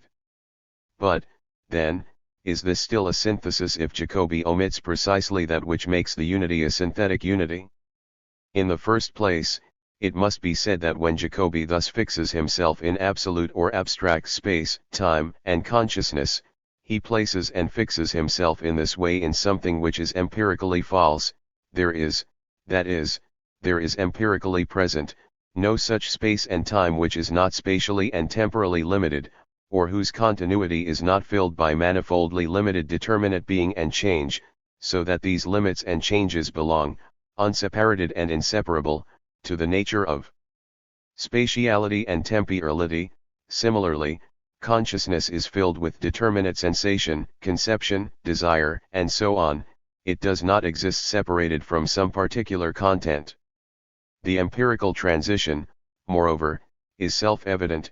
Consciousness can of course make empty space, empty time, and even empty consciousness itself or pure being, its object and content, but it does not stop at that. It goes beyond it, or rather presses forward out of such a vacuity to a better content, that is, to a content which in some way or other is more concrete, and which to that extent is better and truer however bad it may be in other respects. Just such a content is in general synthetic. This word being taken in its more general sense. Thus Parmenides has to reckon with illusion and opinion, the opposite of being and truth, Spinoza likewise, with attributes, modes, extension, movement, understanding, will, and so on. The synthesis contains and demonstrates the falsity of those abstractions. In it they are in unity with their other, not, therefore, as independently self-subsistent, not as absolute, but purely as relative. The demonstration of the empirical nullity of empty space, and so forth, is not, however, what we are concerned with. Consciousness by making abstraction can, of course, fill itself with such indeterminates also, and the abstractions thus held fast are the thoughts of pure space, pure time, pure consciousness, or pure being. It is the thought of pure space, etc., that is, pure space, etc., in its own self that is to be demonstrated as null, that it is as such already its own opposite, that its opposite has already penetrated into it, that it is already by itself the accomplished coming forth from itself, a determinateness. But this is found immediately in them. They are, as Jacobi profusely describes them, results of abstraction. They are expressly 99. Determined as I and determinate, and this to go back to its simplest form is being. But it is this very indeterminateness which constitutes its determinateness, for indeterminateness is opposed to determinateness, hence as so opposed it is itself determinate or the negative, and the pure, quite abstract negative. It is this indeterminateness or abstract negation which thus has being present within it, which reflection, both outer and inner, enunciates when it equates it with nothing, declares it to be an empty product of thought, to be nothing. Or it can be expressed thus: because being is devoid of all determination whatsoever, it is not the determinateness which it is not being but nothing. In the pure reflection of the beginning as it is made in this logic with being as such, the transition is still concealed, because being is posited only as immediate, therefore nothing emerges in it only immediately. But all the subsequent determinations, like determinate being which immediately follows, are more concrete. In determinate being there is already posited that which contains and produces the contradiction of those abstractions, and therefore their transition. When being is taken in this simplicity and immediacy, the recollection that it is the result of complete abstraction, and so for that reason alone is abstract negativity, nothing, is left behind, outside the science, which, within its own self, from essence onwards will expressly exhibit the said one-sided immediacy as a mediated immediacy, where being is posited as existence and the mediating agent of this being is posited as ground. In the light of such recollection, the transition from being into nothing can be represented, or, as it is said, explained and made intelligible, as something even easy and trivial. Of course the being which is made the beginning of the science is nothing, for abstraction can be made from everything, and if abstraction is made from everything then nothing is left over. But, it may be continued, the beginning is thus not an affirmative, not being, but just nothing, and nothing is then also the end, at least as much as immediate being, and even more so. The shortest way is to let such reasoning take its course and then wait and see what is the nature of its boasted results. That nothing would be the result of such reasoning, and that now the beginning should be made with nothing, need not cause 100. Us to lift a finger, for before we could do so this nothing would no less have converted itself into being.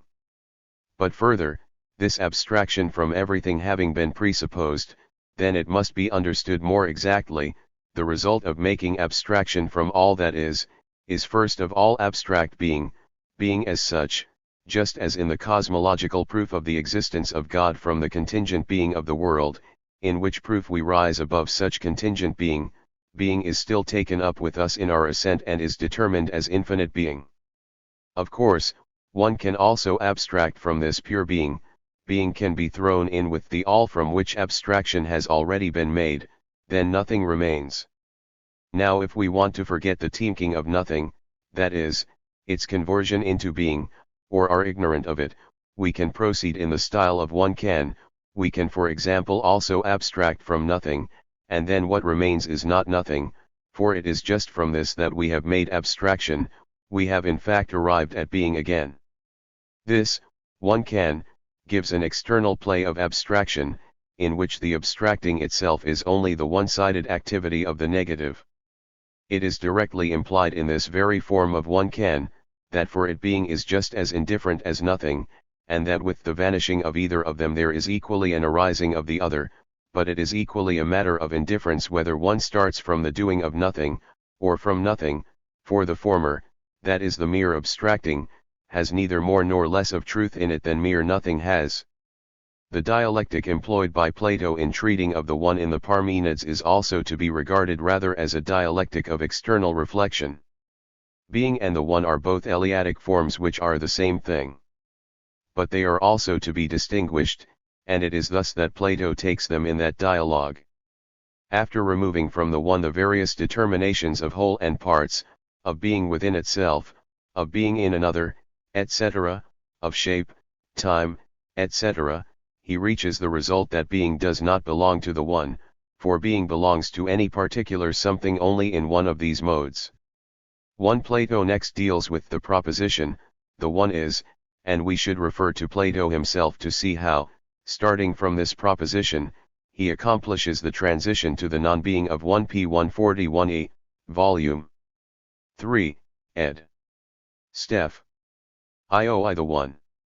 He does it by comparing the two determinations of the proposition put forward, the one is, it contains the one and being, and the one is contains more than when we only say, the one. It is through their being different that the moment of negation contained in the proposition is demonstrated. It is evident that this course has a presupposition and is an external reflection. Here the way in which the one is connected with being is such that being, which is supposed to be held fast abstractly by itself, is demonstrated in the simplest way and without any effort of thought, to be in a union which implies the contrary of what is supposed to be maintained. Being, taken as it is immediately, belongs to a subject, is something enunciated, has an empirical existence in general and stands therefore in the field of limitation and the negative. In whatever phrases or turns of speech understanding may express itself in attacking the unity of being and nothing and appealing to what immediately confronts us, it will find just in this very experience nothing but determinate being, being with a limitation or negation that very unity which it rejects.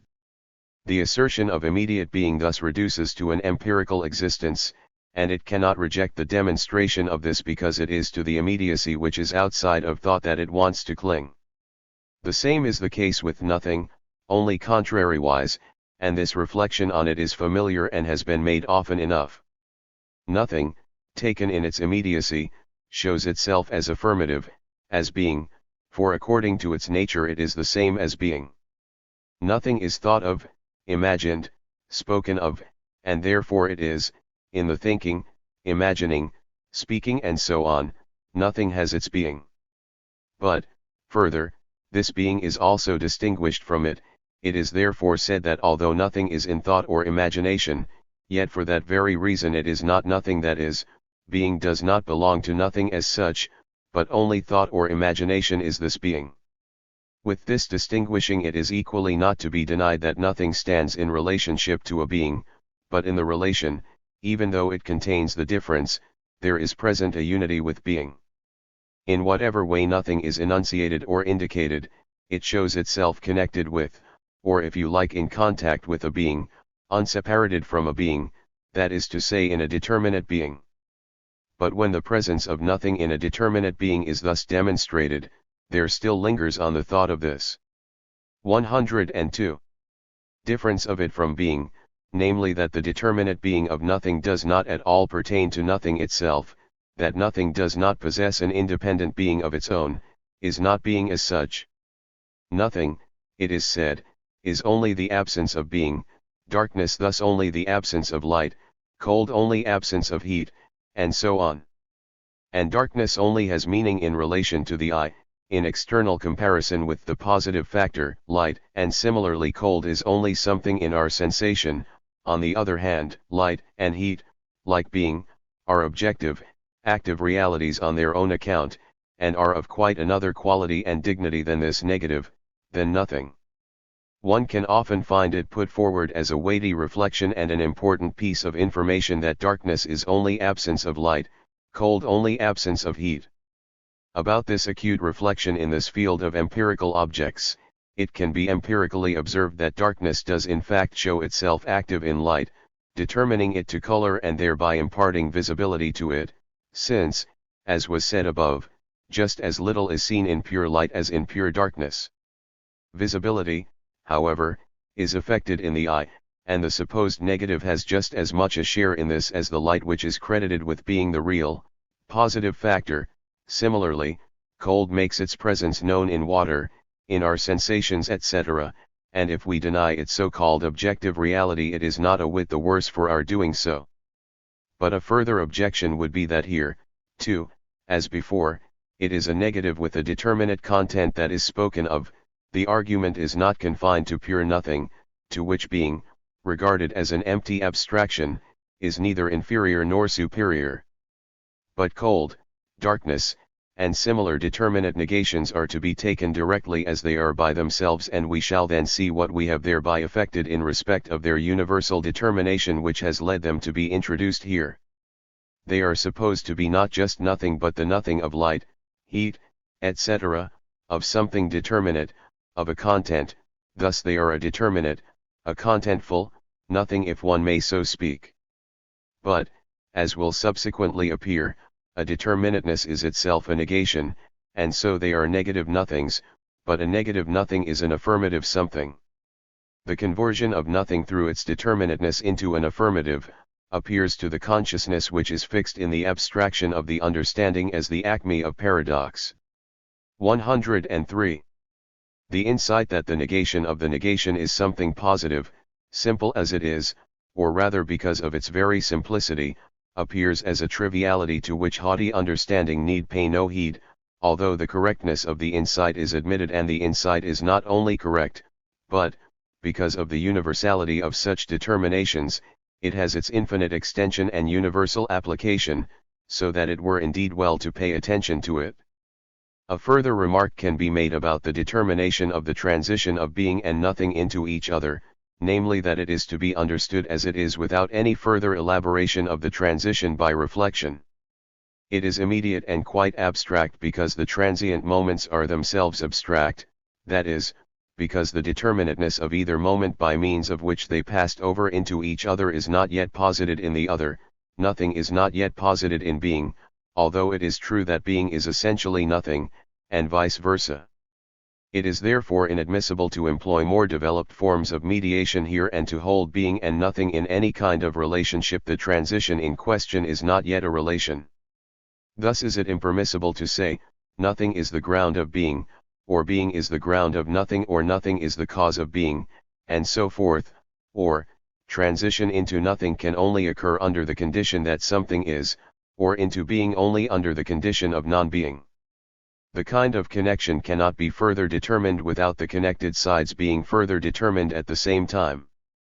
The connection of ground and consequent, etc., has no longer merely being and nothing as the sides which it connects, but expressly being which is a ground, and something which, although merely posited and not self-subsistent, is yet not the abstract nothing. Remark 4, incomprehensibility of the beginning. What has been said indicates the nature of the dialectic against the beginning of the world and also its end, by which the eternity of matter was supposed to be proved, that is, the dialectic against becoming, coming to be or ceasing to be, in general. The Kantian antinomy relative to the finitude or infinity of the world in space and time will be considered more closely under the notion of quantitative infinity. This simple, ordinary dialectic rests on holding fast to the opposition of being and nothing. It is proved. 104. In the following manner that a beginning of the world, or of anything, is impossible.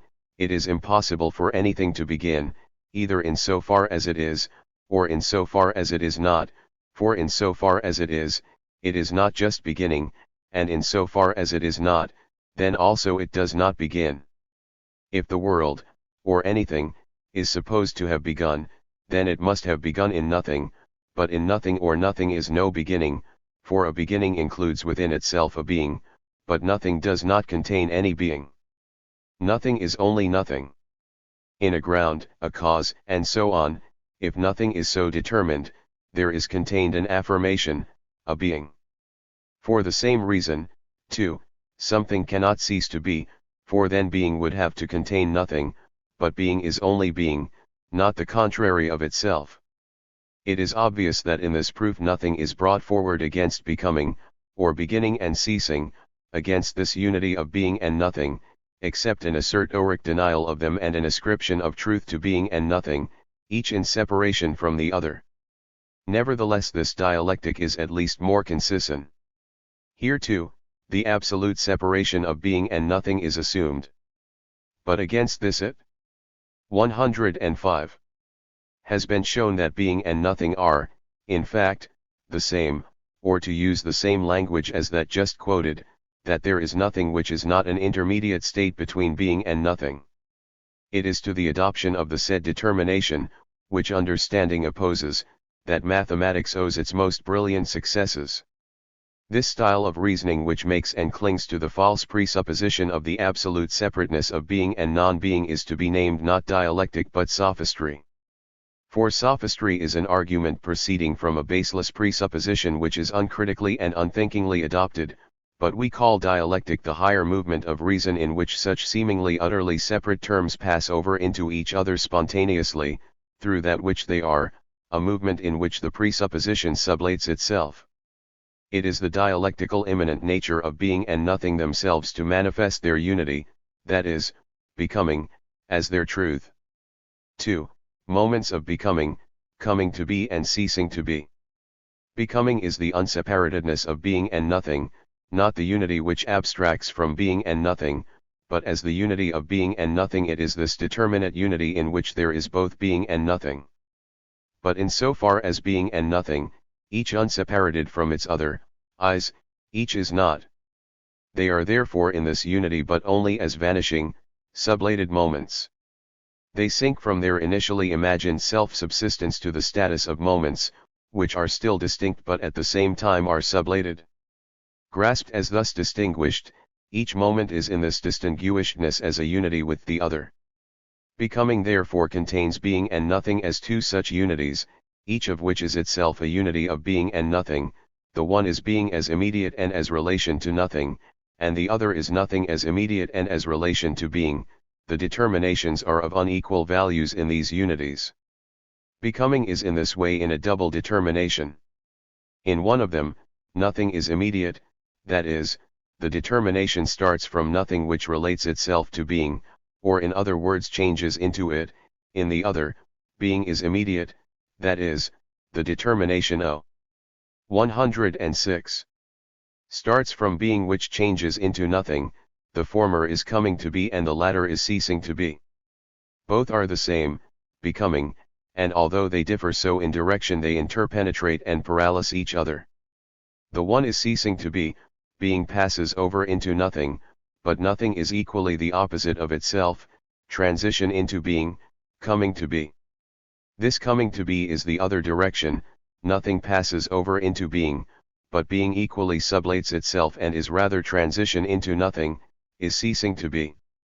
They are not reciprocally sublated, the one does not sublate the other externally, but each sublates itself in itself and is in its own self the opposite of itself.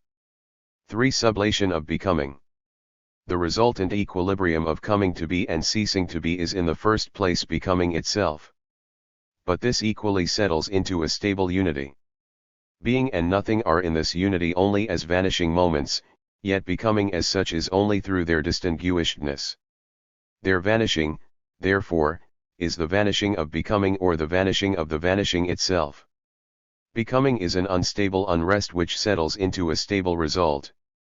This could also be expressed thus: becoming is the vanishing of being in nothing and of nothing in being and the vanishing of being and nothing generally, but at the same time it rests on the distinction between them. It is therefore inherently self-contradictory, because the determinations it unites within itself are opposed to each other, but such a union destroys itself. This result is the vanishedness of becoming, but it is not nothing, as such it would only be a relapse into one of th. already sublated determinations, not the resultant of nothing and being.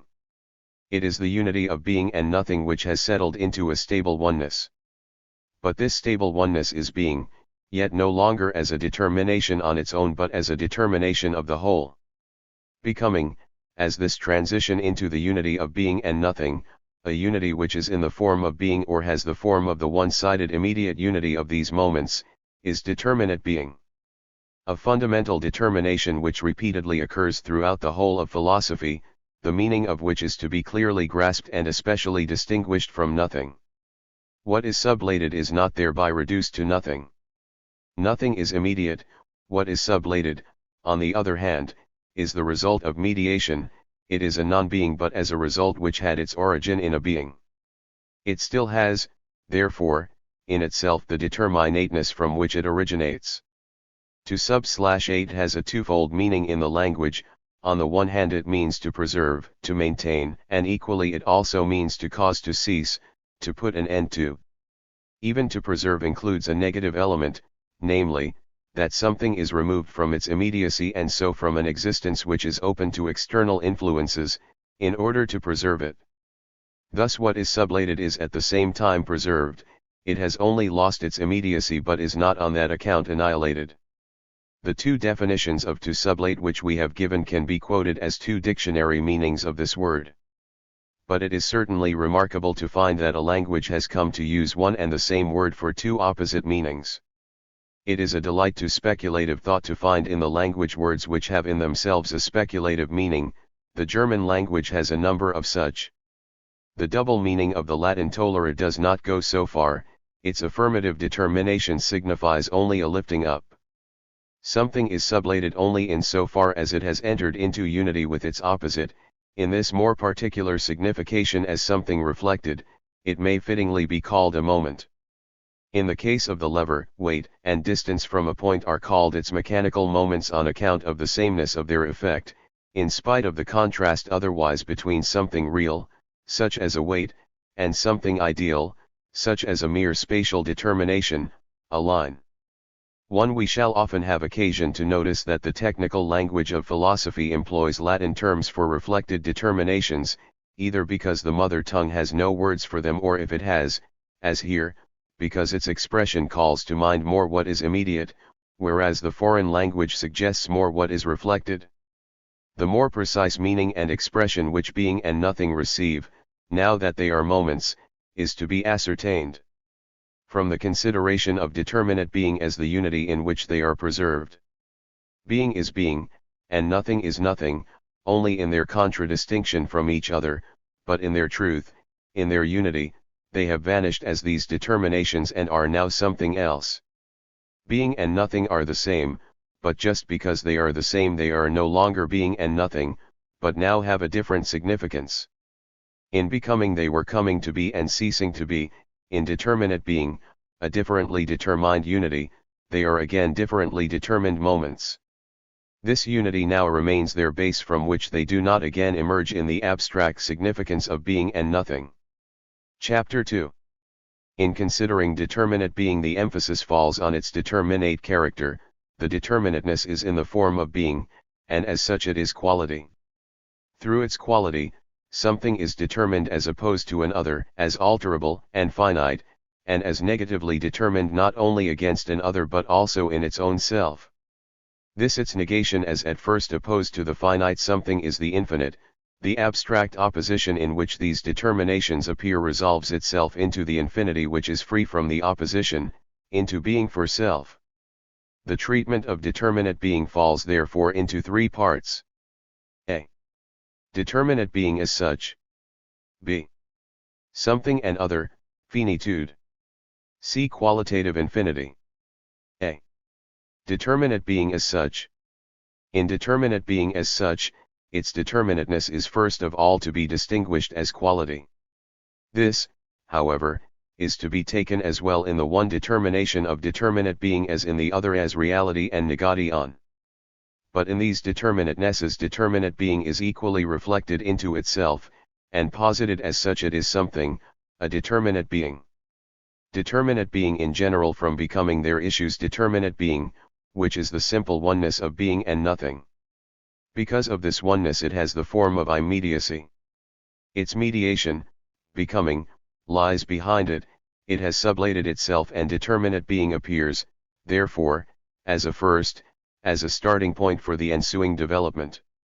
It is first of all in the one-sided determination of being, the other determination, nothing, will likewise display itself and in contrast to it. IIO. It is not mere being, but determinate being, etymologically taken, being in a certain place, but the idea of space is irrelevant here. Determinate being as the result of its becoming is, in general, being with a non-being such that this non-being is taken up into simple unity with being. Non-being thus taken up into being in such a way that the concrete whole is in the form of being, of immediacy, constitutes determinateness as such.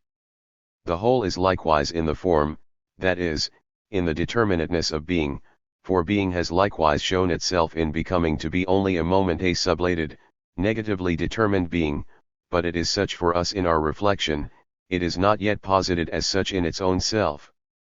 But the determinateness as such of determinate being is the determinateness which is posited, and this is implied in the expression Dasein. The two are always to be clearly distinguished from each other, only that which is posited in a notion belongs in the dialectical development of that notion to its content, whereas the determinateness that is not yet posited in the notion itself belongs to our reflection, whether it concerns the nature of the notion itself or is an external comparison. To draw attention to a determinateness of the latter kind can only serve to elucidate or indicate in advance the course which will be exhibited in the development itself. That the whole, the unity of being and nothing, is in the one-sided determinateness of being is an external reflection, but in the negation, in something and other and so on, it will come to be posited. It was necessary here to draw attention to the distinction referred to, but to take account of all the remarks which may be prompted by reflection would lead to the prolixity of anticipating what must yield itself in the subject matter. Such reflections may facilitate a general view and thereby an understanding of the development, but they also have the disadvantage of appearing as unjustified assertions, grounds, and foundations for what is to follow. They should therefore not be taken for more than they are supposed to be and should be distinguished from what is a moment in the development of the subject matter itself. Determinate being corresponds to being in the previous sphere, but being is indeterminate and therefore no determinations issue from it. Determinate being, however, is concrete, consequently a number of determinations, distinct relations of its moments, make their appearance in it. 3. Quality. Because of the immediacy of the oneness of being and nothing in determinate being, they do not extend beyond each other, so far as determinate being is in the form of being, so far is it non-being, so far is it determinate. Being is not the universal, determinateness not the particular. Determinateness has not yet severed itself from being, and indeed it will no more sever itself from being, for the truth which from now on underlies them as ground is the unity of non-being with being, on this as ground all further determinations are developed. But the relation in which determinateness here stands to being is the immediate unity of both, so that as yet no differentiation of this unity is posited. Determinateness thus isolated by itself in the form of being is quality which is wholly simple and immediate. Determinateness as such is the more universal term which can equally be further determined as quantity and so on. Because of this simple character of quality as such, there is nothing further to be said about it. Determinate being, however, in which nothing no less than being is contained, is itself the criterion for the one-sidedness of quality as a determinateness which is only immediate or only in the form of being. It is equally to be posited in the determination of nothing, when it will be posited as a differentiated, reflected determinateness, no longer as immediate or in the form of being.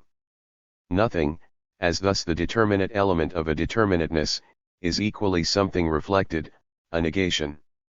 Quality, taken in the distinct character of being, is reality, as burdened with a negative it is negation in general, likewise a quality but one which counts as a deficiency, and which further on is determined as limit, limitation. Both are determinate being, but in reality as quality with the accent on being, the fact is concealed that it contains determinateness and therefore also negation. Consequently, reality is given the value only of something positive from which negation, limitation and deficiency are excluded. Negation taken as mere deficiency would be equivalent to nothing, but it is a determinate being, a quality, only determined with a non-being. One may perhaps speak of a merely empirical reality as of a worthless existence. But when it is said that thoughts, concepts, theories have no reality, this means that they do not possess actuality, in itself or in its notion. The idea of a Platonic republic, for example, may well be true. Here the worth of the idea is not denied and it is left its place alongside the reality. But as against mere ideas, mere notions, the real alone counts as true. The sense in which, on the one hand, outer existence is made the criterion of the truth of a content is no less one-sided than when the idea, essential being, or even inner feeling is represented as indifferent to outer existence and is even held to be the more excellent the more remote it is from reality. In connection with the term reality, mention must be made of the former metaphysical concept of God which, in particular, formed the basis of the so-called ontological process of the existence of God. God was defined as the sum total of all realities, and of this sum total it was said that no contradiction was contained in it, that none of the realities cancelled any other, for a reality is to be taken only as a perfection, as an affirmative being which contains no negation. Hence the realities are not opposed to one another and do not contradict one another. Reality as thus conceived is assumed to survive when all negation has been thought away, but to do this is to do away with all determinateness. Reality is quality, determinate being, consequently, it contains the moment of the negative and is through this alone the determinate being that it is. Reality, taken as we are supposed to take it, in the so-called eminent sense or as infinite in the usual meaning of the word is expanded into indeterminateness and loses its meaning. God's goodness is not to be goodness in the ordinary, but in the eminent sense, not different from justice but tempered by it, just as, conversely, justice is tempered by goodness, and so goodness is no longer goodness, nor justice any more justice. Power is supposed to be tempered by wisdom, but in that case it is not power as such for it would be subject to wisdom. Wisdom is supposed to be expanded into power, in which case it vanishes as the wisdom which determines the end and measure of things. The true notion of the infinite and its absolute unity which will present itself later, is not to be understood as a tempering, a reciprocal restricting or a mixing, such a superficial conception of the relationship leaves it indefinite and nebulous and can satisfy only a notionless way of thinking. When reality, taken as a determinate quality as it is in the said definition of God, is extended beyond its determinateness it ceases to be reality and becomes abstract being, God as the pure reality in all realities, or as the sum total of all realities, is just as devoid of determinateness and content as the empty absolute in which all is one. If, on the other hand, reality is taken in its determinateness, then, since it essentially contains the moment of the negative, the sum total of all realities becomes just as much a sum total of all negations, the sum total of all contradictions, it becomes then straightway the absolute power in which everything determinate is absorbed, but reality itself is, only in so far as it is still confronted by a being which it has not sublated, consequently, when it is thought as expanded into realized limitless power, it becomes the abstract nothing. The said reality in all realities, the being in all determinate being, which is supposed to express the concept of God, is nothing else than abstract being, which is the same as nothing. Determinateness is negation posited as affirmative and is the proposition of Spinoza, omnis determinatio est negatio. This proposition is infinitely important, only, negation as such is formless abstraction. However, speculative philosophy must not be charged with making negation or nothing an ultimate. Negation is as little an ultimate for philosophy as reality is for it truth. Of this proposition that determinateness is negation, the unity of Spinoza's substance or that there is only one substance is the necessary consequence. Thought and being or extension, the two attributes, namely, which Spinoza had before him, he had of necessity to posit as one in this unity, for as determinate realities they are negations whose infinity is their unity. According to Spinoza's definition, of which more subsequently, the infinity of anything is its affirmation.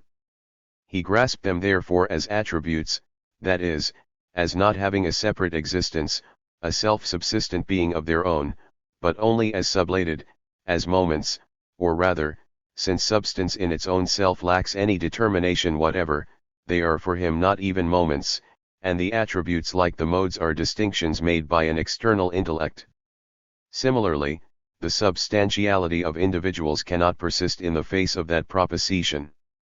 The individual is a relation to self through its setting limits. 2-4. To everything else, but these limits are thereby also limits of itself, relations to an other, it does not possess its determinate being within itself. True, the individual is more than merely an entity bounded on all sides, but this more belongs to another sphere of the notion. In the metaphysics of being, the individual is simply a determinate something, and in opposition to the independence and self-subsistence of such something, to the finite as such, determinateness effectively brings into play its essentially negative character, dragging what is finite into that same negative movement of the understanding which makes everything vanish.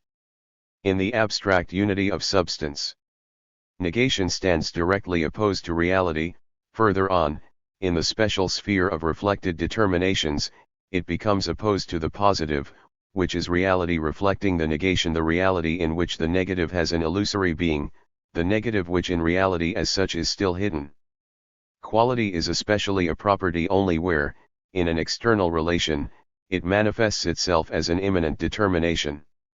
By properties of herbs, for instance, we understand determinations which not only are proper to something, but are the means whereby this something in its relations with other somethings maintains itself in its own peculiar way, counteracting the alien influences posited in it and making its own determinations effective in the other, although it does not keep this at a distance.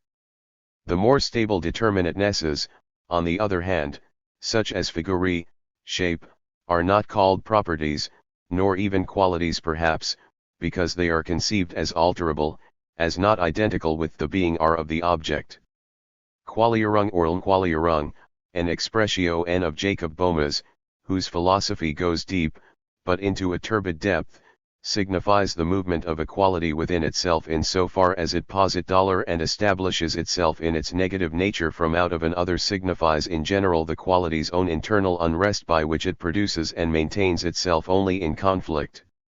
Something indeterminate being, its determinateness has been distinguished as quality. In quality as determinately present, there is distinction of reality and negation. Now although these distinctions are us present in determinate being, they are no less equally void and sublated. Reality itself contains negation, is determinate being, not indeterminate, abstract being. Similarly, negation is determinate being, not the supposedly abstract nothing but posited here as it is in itself, as affirmatively present, belonging to the sphere of determinate being. Thus quality is completely unseparated from determinate being, which is simply determinate, qualitative being. This sublating of the distinction is more than a mere taking back and external omission of it again, or than a simple return to the simple beginning, to determinate being as such. The distinction cannot be omitted, for it is. What is, therefore, in fact present is determinate being in general, distinction in it, and sublation of this distinction, determinate being, not as devoid of distinction as at first, but as again equal to itself through sublation of the distinction, the simple oneness of determinate being resulting from this sublation. This sublatedness of the distinction is determinate being's own determinateness, it is thus being within self. Determinate being is a determinate being, a something. Something is the first negation of negation, as simple self-relation in the form of being. Determinate being, life, thought, and so on, essentially determine themselves to become a determinate being, a living creature, a thinker, and so on. This determination is of supreme importance if we are not to remain at the stage of determinate being, life, thought, and so on, also the Godhead as generalities. In our ordinary way of thinking, something is rightly credited with reality.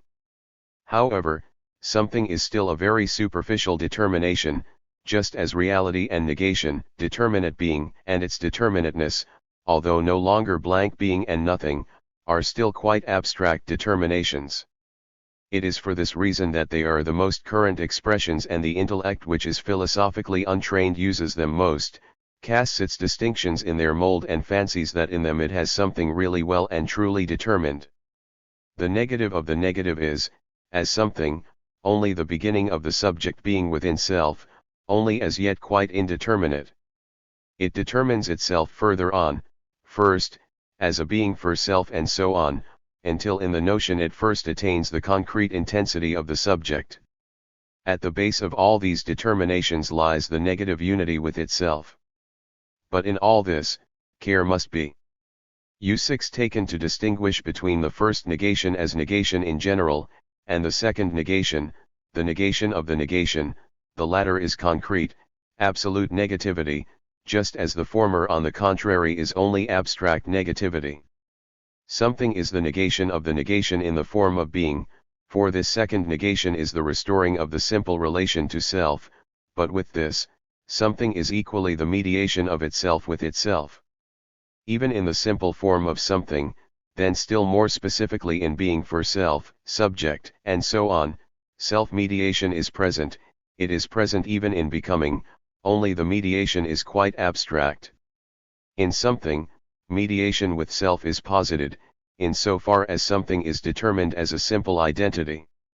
Attention can be drawn to the presence of mediation in general, as against the principle of the alleged mere immediacy of knowledge, from which mediation is supposed to be excluded, but there is no further need to draw particular attention to the moment of mediation, for it is to be found everywhere, in every notion.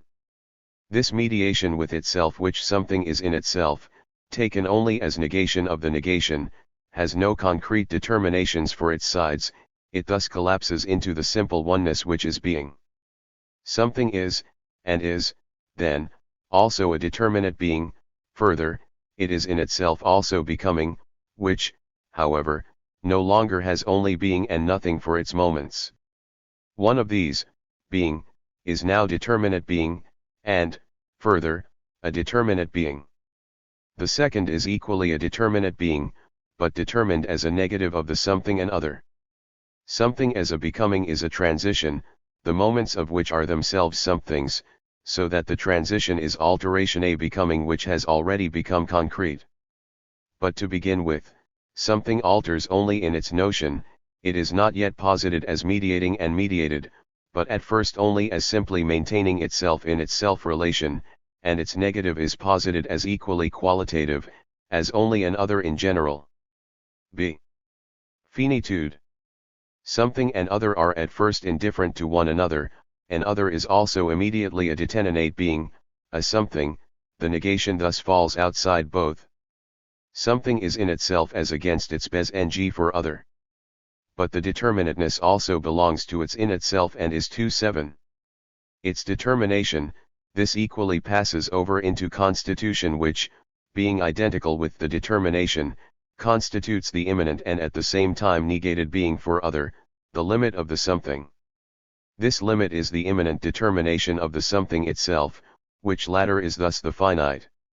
In the first section, in which determinate being in general was considered, this had, as at first taken up, the determination of being. Consequently, the moments of its development, quality, and something, equally have an affirmative determination.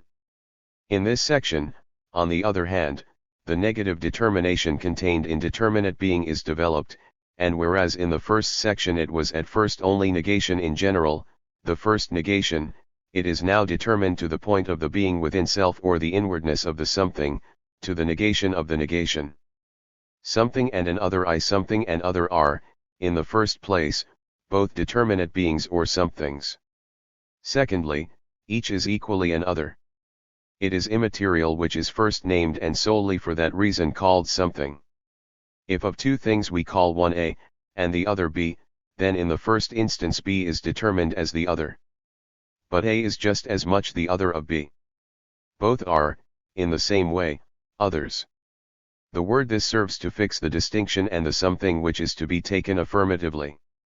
But this clearly expresses that this distinguishing and signalizing of the one something is a subjective designating falling outside the something itself. The entire determinateness falls into this external pointing out, even the expression this contains no distinction, each and every something is just as well a this as it is also an other. By this we mean to express something completely determined.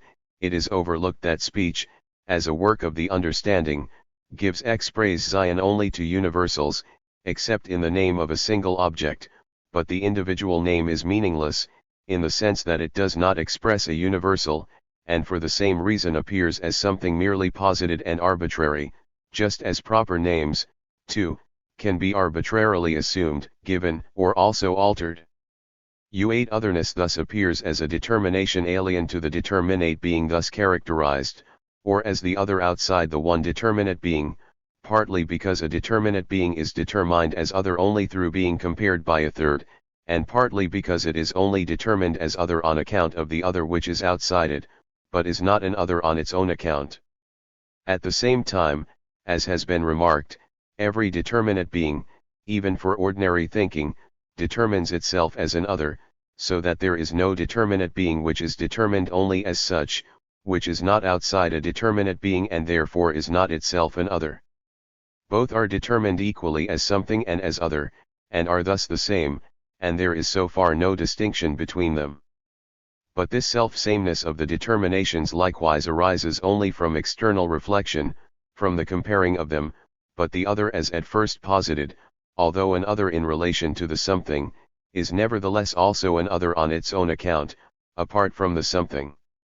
Thirdly, therefore, the other is to be taken as isolated, as in relation to itself, abstractly as the other, the T6 Firpov of Plato, who opposes it as one of the moments of totality to the one, and in this way ascribes to the other a nature of its own. Thus the other, taken solely as such, is not the other of something but the other in its own self, that is, the other of itself. Such an other, determined as other, is physical nature, it is the other of spirit. This its determination is thus at first a mere relativity by which is expressed, not a quality of nature itself, but only a relation external to it.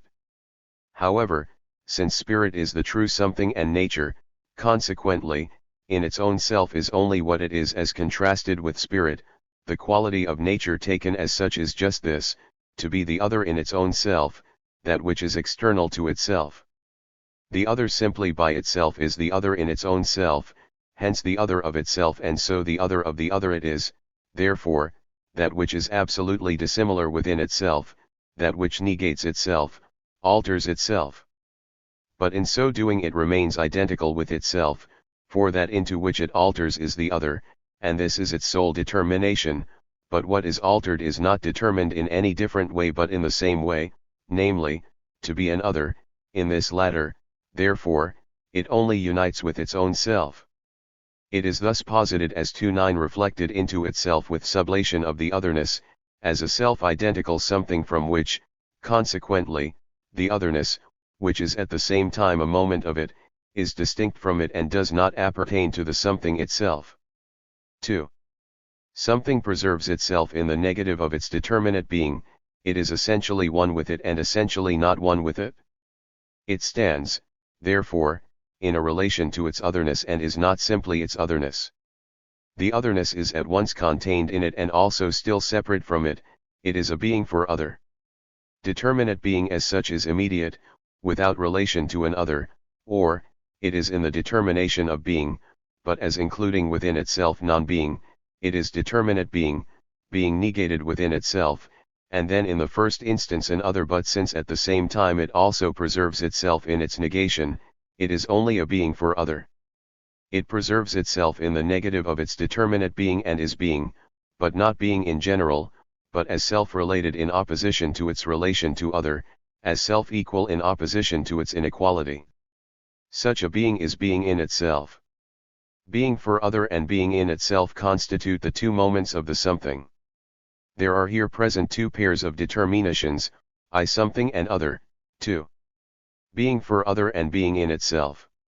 The former contain the unrelatedness of their determinateness, something and other fall apart. But their truth is their relation, being for other and being in itself are, therefore, the above determinations posited as moments of one and the same something, as determinations which are relations and which remain in their unity, in the unity of determinate being. Each, therefore, at the same time, also contains within itself its other moment which is distinguished from it. Being and nothing in their unity, which is determinate being, are no longer being and nothing, these they are only outside their unity, thus in their unstable unity, in becoming, they are coming to be and ceasing to be. The being in something is being in itself. Being, which is self-relation, equality with self, is now no longer immediate, but is only as the non-being of otherness. Similarly, non-being as a moment of something is, in this unity of being and non-being, not negative determinate being in general, but an other, and more specifically seeing that being is differentiated from it at the 120. Same time a relation to its negative determinate being, a being for other. Hence being in itself is, first, a negative relation to the negative determinate being, it has the otherness outside it and is opposed to it, in so far as something is in itself it is withdrawn from otherness and being for other. But secondly it has also present in it non-being itself, for it is itself the non-being of being for other. But being for other is, first, a negation of the simple relation of being to itself which, in the first instance, is supposed to be determinate being and something, in so far as something is in an other or is for an other, it lacks a being of its own. But secondly it is not negative determinate being as pure nothing, it is negative determinate being which points to being in itself as to its own being which is reflected into itself, just as, conversely, being in itself points to being for other. 3. Both moments are determinations of what is one and the same, namely, the something. Something is in itself in so far as it has returned into itself out of the being for other. But something also has in itself or within it, a determination or circumstance in so far as the circumstance is outwardly in it, is a being for other. This leads to a further determination. Being in itself and being for other are, in the first instance, distinct, but that something also has within it the same character that it is in itself, and, conversely, that what it is as being for other it also is in itself. This is the identity of being in itself and being for other, in accordance with the determination that the something itself is one and the same something of both moments, which, therefore, are undividedly present in it. This identity is already formally given in the sphere of determinate being, but more expressly in the consideration of essence and of the relation of inner and outer, and most precisely in the consideration of the idea as the unity of the notion and actuality. People fancy that they are saying something lofty with the expression in itself, as they do in saying the inner, but what something is only in itself, is also only in itself is only an abstract, and so even external determination. The expressions, there is nothing in it, or, there is something in it, imply, though somewhat obscurely, that what is in a thing also belongs to the thing's being in itself, to its inner, true worth. It may be observed that the meaning of the thing in itself is 121. Here revealed, it is a very simple abstraction, but for some while it counted as a very important determination, something superior, as it were, just as the proposition that we do not know what things are in themselves ranked as a profound piece of wisdom. Things are called in themselves in so far as abstraction is made from all being for other, which means simply, in so far as they are thought devoid of all determination, as nothings. In this sense, it is of course impossible to know what the thing in itself is. For the question, what?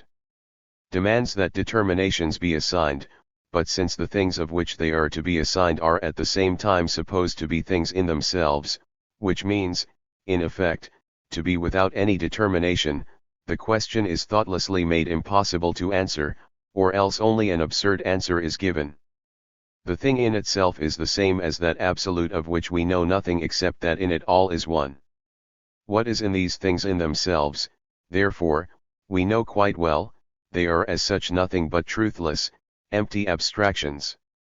What, however, the thing in itself is in truth, what truly is in itself, of this logic is the exposition, in which however something better than an abstraction is understood by in itself, namely, what something is in its notion, but the notion is concrete within itself, is comprehensible simply as notion, and as determined within itself and the connect whole of its determinations, is cognizable.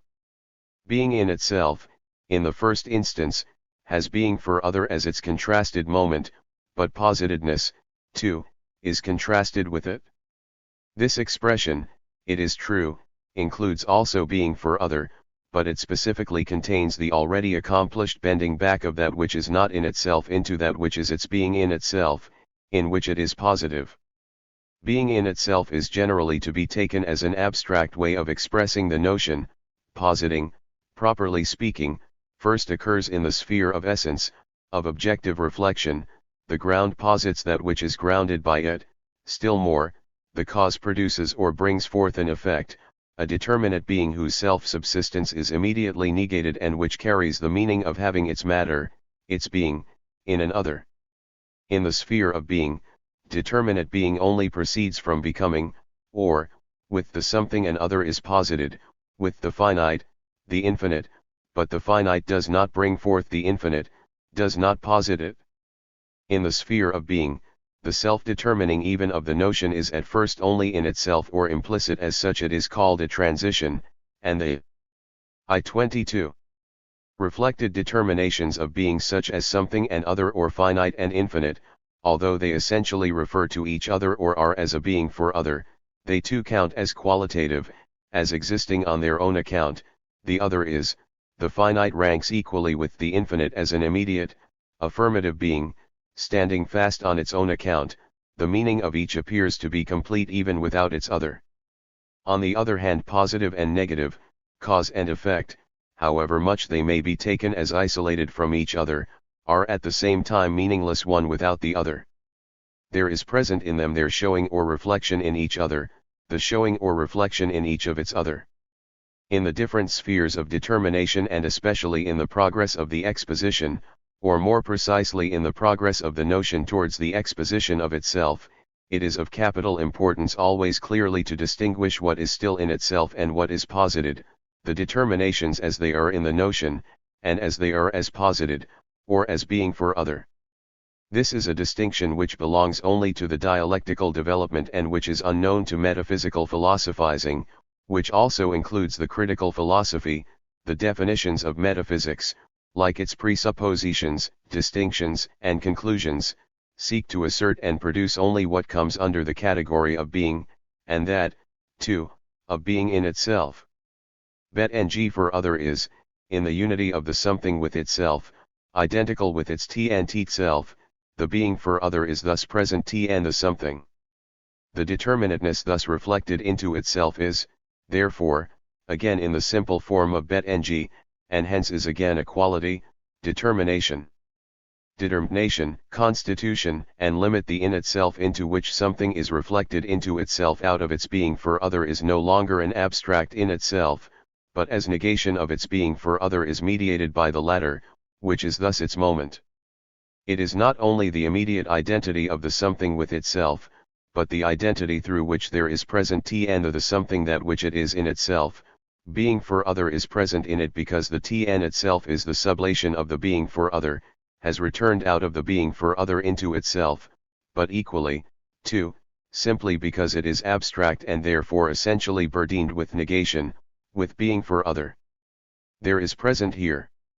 123. Not only quality and reality, determinateness in the form of simple being, but determinateness in the form of the in itself, and the development consists in positing this determinateness as reflected into itself. 1. The quality which is constituted by the essential unity of the in itself in the simple something with its other moment, the presence in it of its being for other, can be called the determination of the in itself, in so far as this word in its exact meaning is distinguished from determinateness in general. Determination is affirmative determinateness as the in itself with which something in its determinate being remains congruous in face of its entanglement with the other by which it might be determined, maintaining itself in its self-equality, and making its determination hold good in its being for other. Something fulfills its determination in so far as the further determinateness which at once develops in various directions through something's relation to other, is congruous with the in itself of the something, becomes its filling. Determination implies that what something is in itself, is also present in it. The determination of man is thinking reason, thought in general, thought as such. In his simple determinateness by it he is distinguished from the brute, in himself he is thought, in so far as this is also distinguished from his being for other, from his own natural existence and sense nature through which he is directly connected with his other. But thought is also present pound in him, man himself is thought, he actually exists as thinking, it is his concrete existence and actuality, and, further, since thought is in his determinate being and his determinate being is in thought, it is to be taken as concrete, as having content and filling, it is thinking reason and as such the determination of man. But even this determination again is only in itself as something which ought to be, that is it, together with the filling which is incorporated in its in itself, is in the form of the in itself in general, in contrast to the determinate being not incorporated in it, which at the same time still confronts it externally as immediate sense nature and nature. 2. The filling of the in itself with determinateness is also distinct from the determinateness which is only being for other and remains outside the determination. For in the sphere of quality, the differences in their sublated form as moments also retain the form of immediate, qualitative being relatively to one another. 124. That which something has in it, thus divides itself and is from this side an external determinate being of the something, which is also its determinate being, but does not belong to the something's in itself. The determinateness is thus a constitution. Constituted in this or that way, something is involved in external influences and relationships. This external connection on which the constitution depends, and the circumstance of being determined by an other, appears as something contingent. But it is the quality of something to be open to external influences and to have a constitution. In so far as something alters, the alteration falls within its constitution, it is that in the something which becomes an other. The something itself preserves itself in the alteration which affects only this unstable surface of its otherness, not its determination. Determination and constitution are thus distinguished from each other.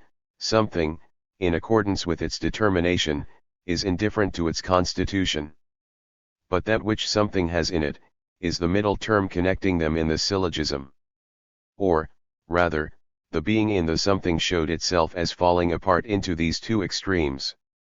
The simple middle term is determinateness as such, to its identity belongs both determination and constitution. But determination spontaneously passes over into constitution, and the latter into the former. This is implied in what has been said already. The connection is more precisely this, in so far as that which something is in itself is also present in it, it is burdened with being for other, hence the determination is, as such, open to relationship to other. The determinateness is at the same time a moment, but contains at the same time the qualitative distinction of being different from the in itself, of being the negative of the something, another determinate being. The determinateness which thus holds the other within it, being united with the in itself, brings the otherness into the latter or into the determination, which, consequently, is reduced to constitution.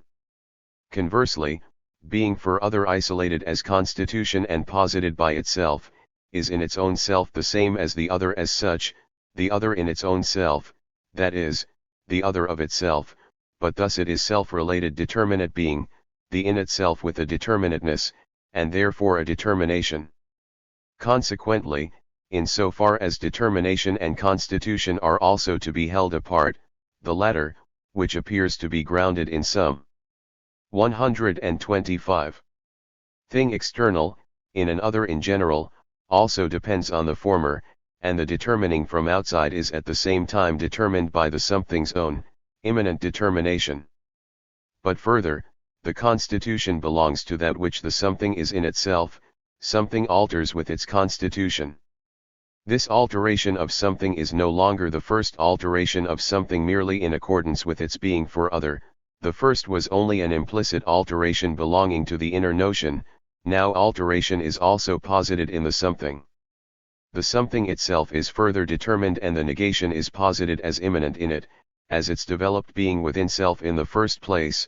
The transition of determination and constitution into each other is the sublation of their difference, resulting in the positing of determinate being or something in general, and since this latter results from that difference which equally includes within it qualitative otherness, there are two somethings which, however, are not opposed to each other. Only as others in general, for in that case this negation would still be abstract and would arise only from comparing them. But the negation is now immanent in the somethings. As determinate beings they are indifferent to each other, but this their affirmation is no longer immediate, each relates itself to itself only by means of the sublation of the otherness which, in the determination, is reflected into the in itself. Thus something through its own nature relates itself to the other, because otherness is posited in it as its own moment, its being within self includes the negation within it, by means of which alone it now has its affirmative determinate being. But the other is also qualitatively distinguished from this and is thus posited outside the something. The negation of its other is now one the quality of the something, for it is as the sublating of its other that it is something. It is only in this sublation that the other is really opposed to another determinate being, the other is only externally opposed to the first something, or rather, since in fact they are directly connected, that is in their notion, their connection is this, that determinate being has passed over into otherness, something into other, and something is just as much an other as the other itself is. Now in so far as the being within self is the non-being of the otherness which is contained in it but which at the same time has a distinct being of its own, the sum 1 reading none for nur. 126.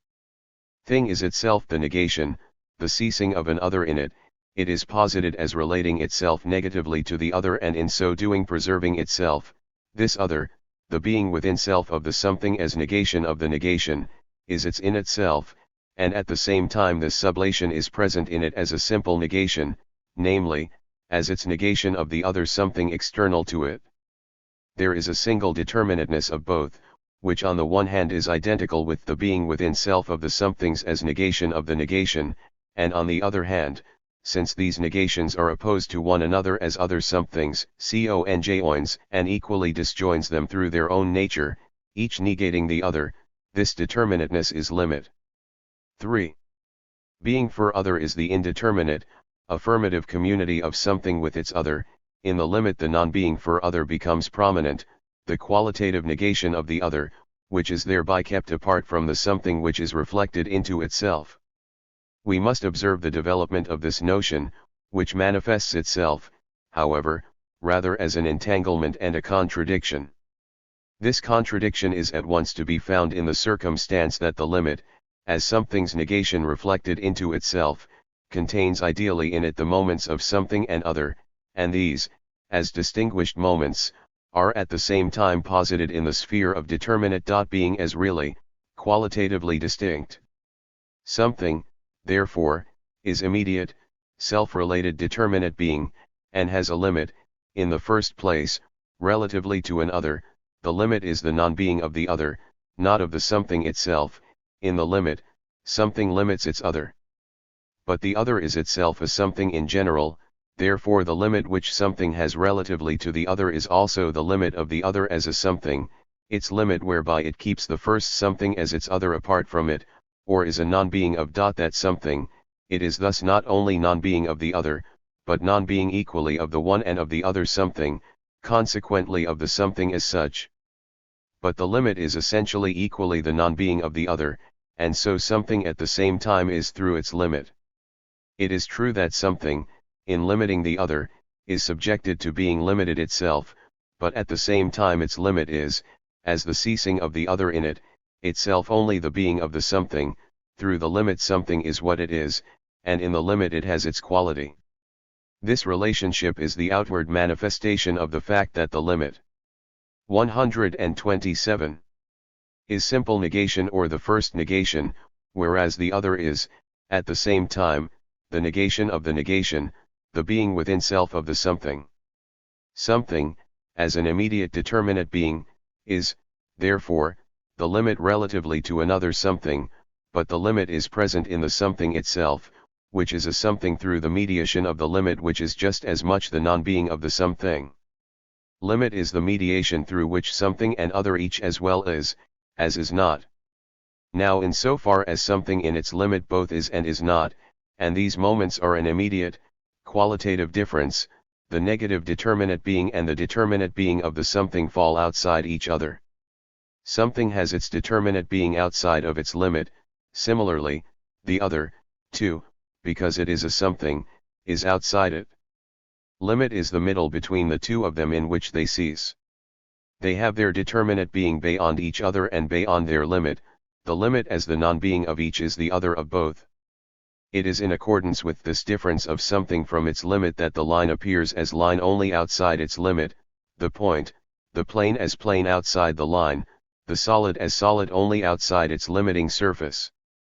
It is primarily this aspect of limit which is seized by pictorial thought, the self externally of the notion, and especially, too, in reference to spatial objects.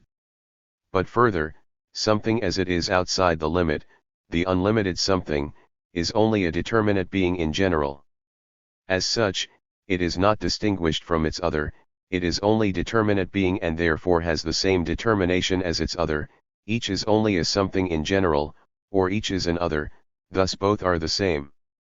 But this their primarily immediate determinate being is now posited with the determinateness as limit, in which both are what they are, distinguished from each other. Limit is, however, equally their common distinguishedness, their unity and distinguishedness, like determinate being. This double identity of both, of determinate being and limit, contains this, that something has its determinate being only in the limit, and that since the limit and the determinate being are each at the same time the negative of each other, the something, which is only in its limit, just as much separates itself from itself and points beyond itself to its non-being, declaring this is to be its being and thus passing. 128. Over into it. To apply this to the preceding example and taking first the determination that something is what it is only in its limit, as thus determined, the point is therefore the limit of the line, not merely in the sense that the line only ceases in the point, and as a determinate being is outside it, neither is the line the limit of the plane merely in the sense that the plane only ceases in it, and similarly with surface as limit of the solid. On the contrary, in the point the line also begins, the point is its absolute beginning. Even when the line is represented as unlimited on either side, or, as it is put, is produced to infinity, the point still constitutes its element, just as the line is the element of the plane, and the surface that of the solid. These limits are the principle of that which they limit, just as one, for example as hundredth, is the limit, but also the element, of the whole hundred. The other determination is the unrest of the something in its limit in which it is immanent, an unrest which is the contradiction which impels the something out beyond itself. Thus the point is this dialectic of its own self to become a line, the line the dialectic to become a plane, and the plane the dialectic to become total space. A second definition is given of line, plane, and total space, namely, that the line originates through the movement of the point, the plane through the movement of the line, and so on. But this movement of the point, line, and so on, is regarded as something contingent or as only thus imagined. This point of view is, however, really retracted in so far as the determinations from which the line and so on are supposed to originate are their elements and principles which, at the same time, are nothing else but their limits, and so the origin is not considered as contingent or as only thus imagined. That point, line, and plane by themselves are self-contradictory, are beginnings which spontaneously repel themselves from themselves, so that the point, through its notion, passes out of itself into the line, moves in itself and gives rise to the line, and so on, lies in the notion of limit which is immanent in the something. The application itself, however, belongs to the consideration of space. To give an indication of it here, the point is the wholly abstract limit, but in a determinate being, this is taken as still wholly abstract, it is so called absolute, that is, abstract space, a purely continuous asunderness.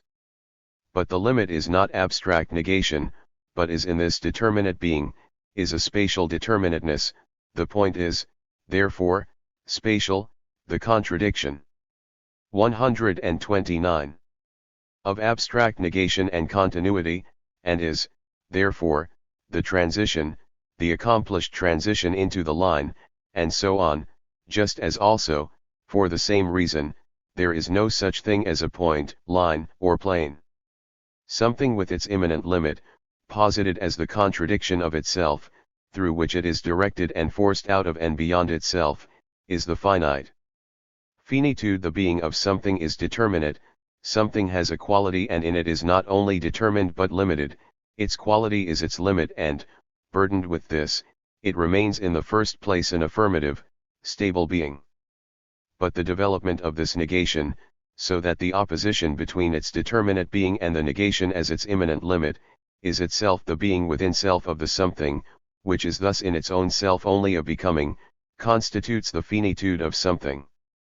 When we say of things that they are finite, we understand thereby that they not only have a determinateness, that their quality is not only a reality and an intrinsic determination, that finite things are not merely limited as such, they still have determinate being outside their limit, but that, on the contrary, non-being constitutes their nature and being. Finite things are, but their relation to themselves is that they are negatively self-related, and in this very self-relation send themselves away beyond themselves, beyond their being. They are, but the truth of this being is their end. The finite not only alters, like something in general, but it ceases to be, and its ceasing to be is not merely a possibility, so that it could be without ceasing to be, but the being as such of finite things is to have the germ of decease as their being within self. The hour of their birth is the hour of their death. The immediacy of finitude, the thought of the finitude of things, brings the sadness with it because it is qualitative negation pushed to its extreme, and in the singleness of such determination there is no longer left to things an affirmative being distinct from their destiny to perish.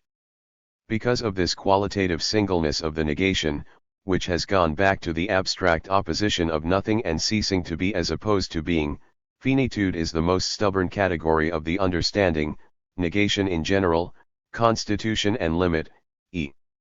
130. Reconcile themselves with their other, with determinate being, and even nothing, taken abstractly as such, is given up as an abstraction, but finitude is the negation as fixed in itself, and it therefore stands in abrupt contrast to its affirmative.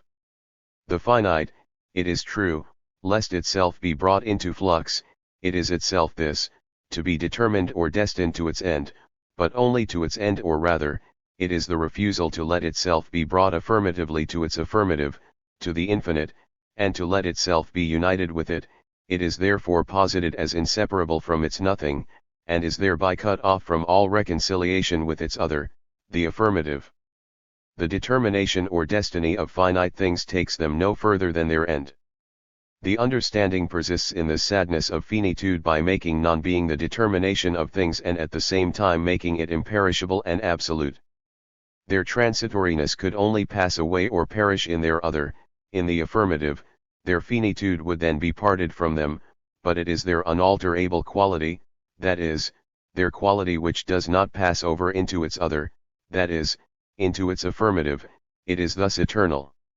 This is a very important consideration, but certainly no philosophy or opinion, or understanding, will let itself be tied to the standpoint that the finite is absolute. The very opposite is expressly present in the assertion of the finite. The finite is limited, transitory, it is only finite, not imperishable. This is directly implied in its determination and expression. But the point is, whether in thinking of the finite one holds fast to the being of finitude and lets the transitoriness continue to be, or whether the transitoriness and the ceasing to be cease to be. But it is precisely in that view of the finite which makes ceasing to be the final determination of the finite, that this does not happen. It is the express assertion that the finite is irreconcilable with the infinite and cannot be united with it, that the finite is utterly opposed to the infinite. Being, absolute being, is ascribed to the infinite. Confronting it, the finite thus remains held fast as its negative, incapable of union with the infinite. It remains absolute on its own side. From the affirmative, from the infinite, it would receive affirmation, and would thus cease to be, but a union with the infinite is just what is declared to be impossible. If it is not to remain fixed in its opposition to the infinite but is to cease to be, then, as we have already said, just this ceasing to be is its final determination, not the affirmative which would be only the ceasing to be of the 13I. Ceasing to be. If, however, the finite is not to pass away in the affirmative, but its end is to be grasped as the nothing, then we should be back again at that first, abstract nothing which itself has long since passed away. With this nothing, however, which is supposed to be only nothing, and which at the same time is granted an existence in thought, imagination, or speech, there occurs the same contradiction as has just been indicated in connection with the finite, but with this difference, that in the case of that first nothing it only occurs, whereas in finitude it is implicitly stated. There it appears as subjective.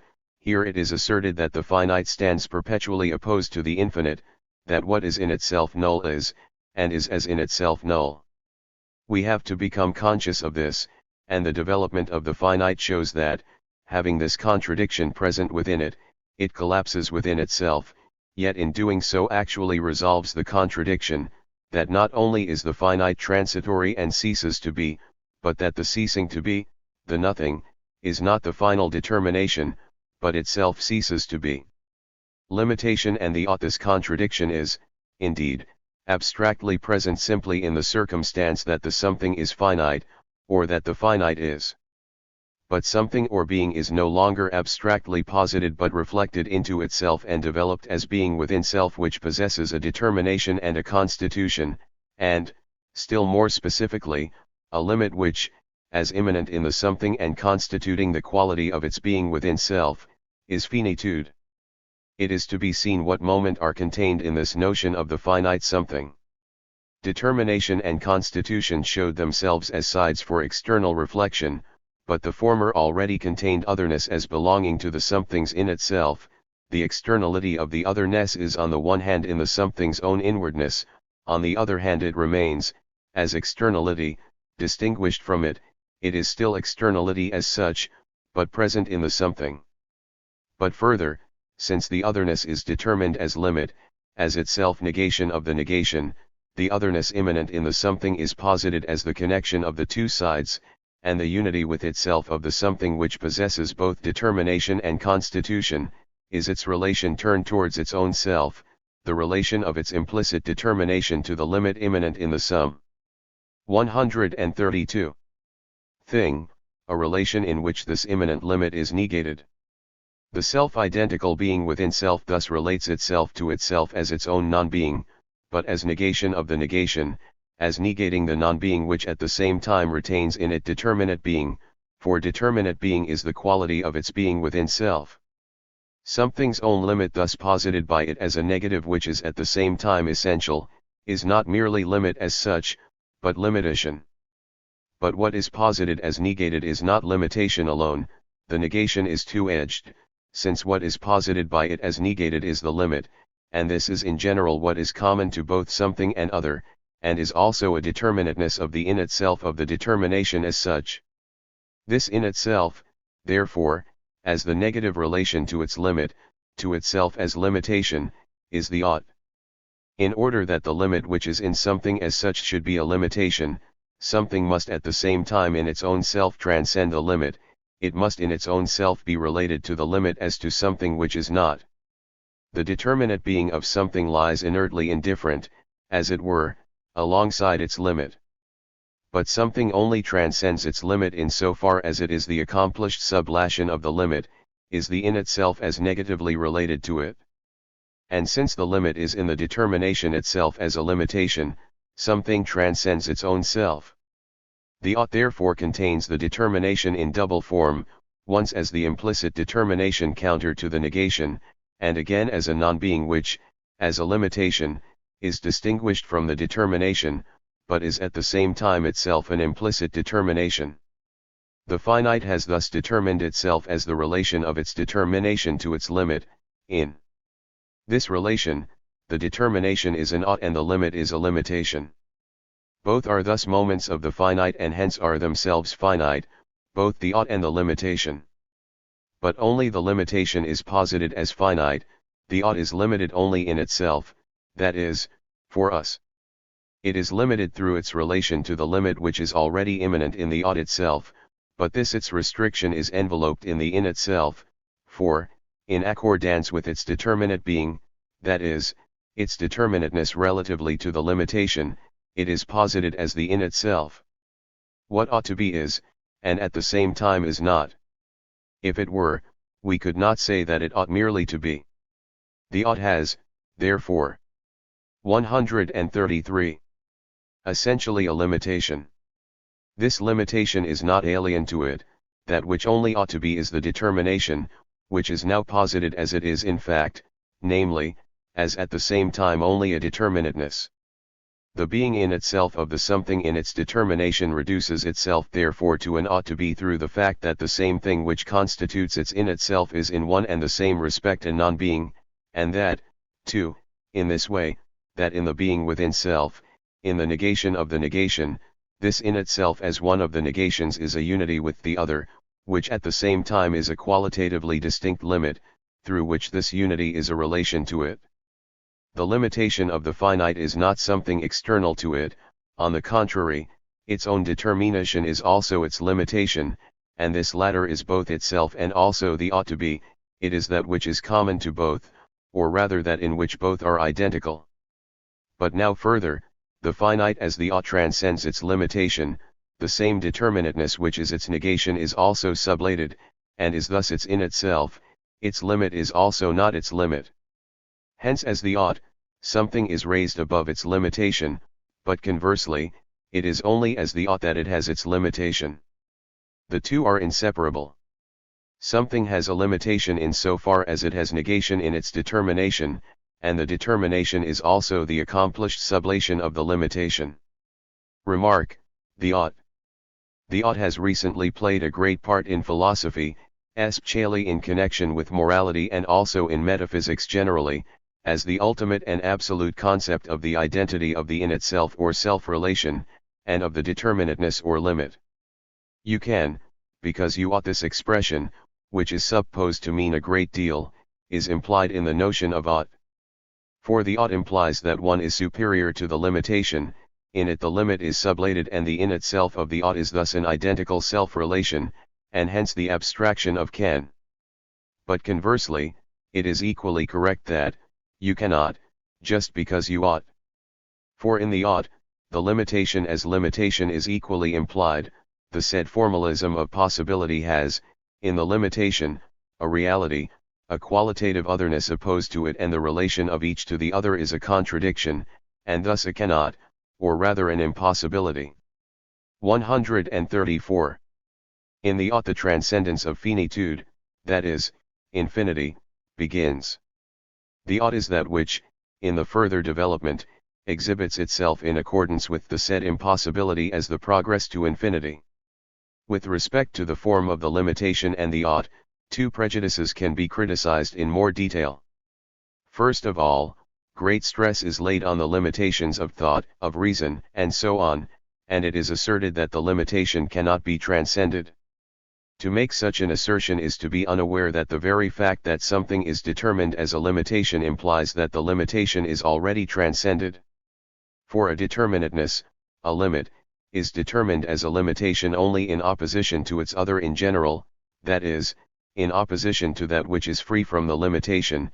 The other of a limitation is precisely the being beyond it. Stone and metal do not transcend their limitation because this is not a limitation or them.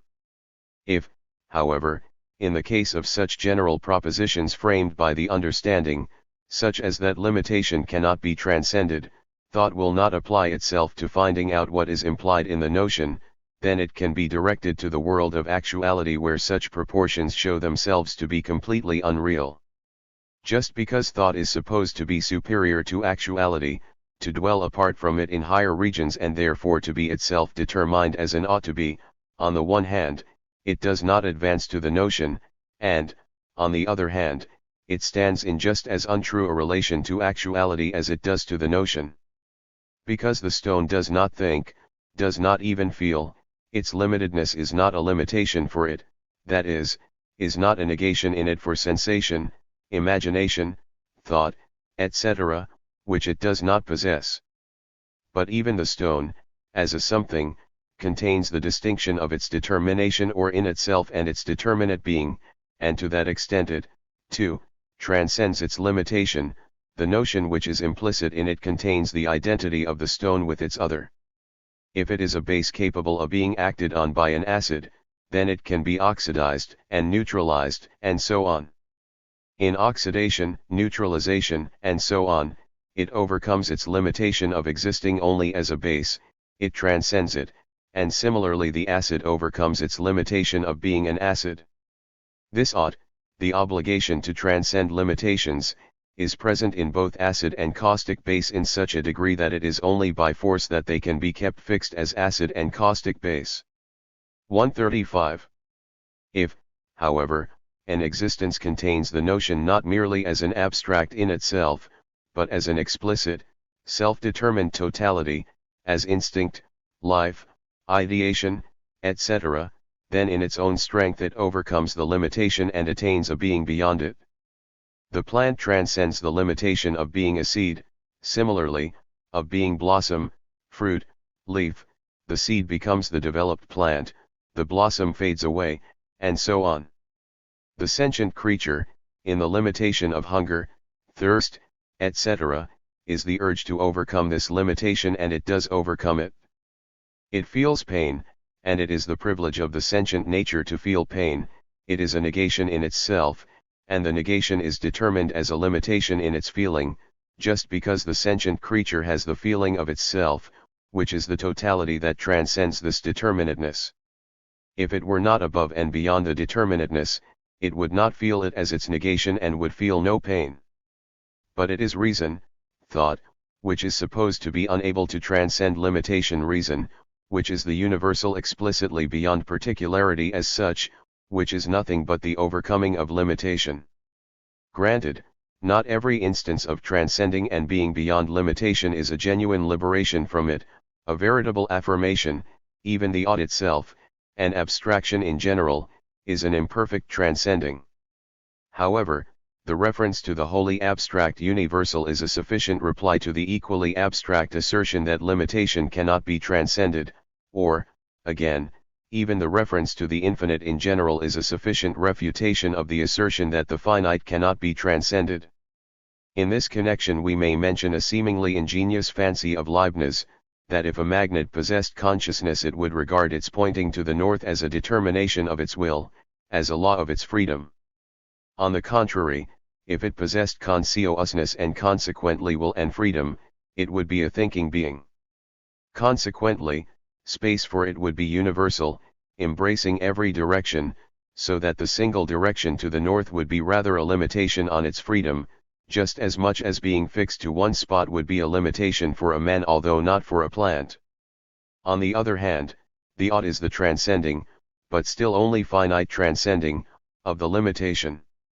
Therefore, it has its place and its validity in the sphere of finitude where it holds fast to being in itself in opposition to limitedness, declaring the former. 136. To be the regulative and essential factor relatively to what is null.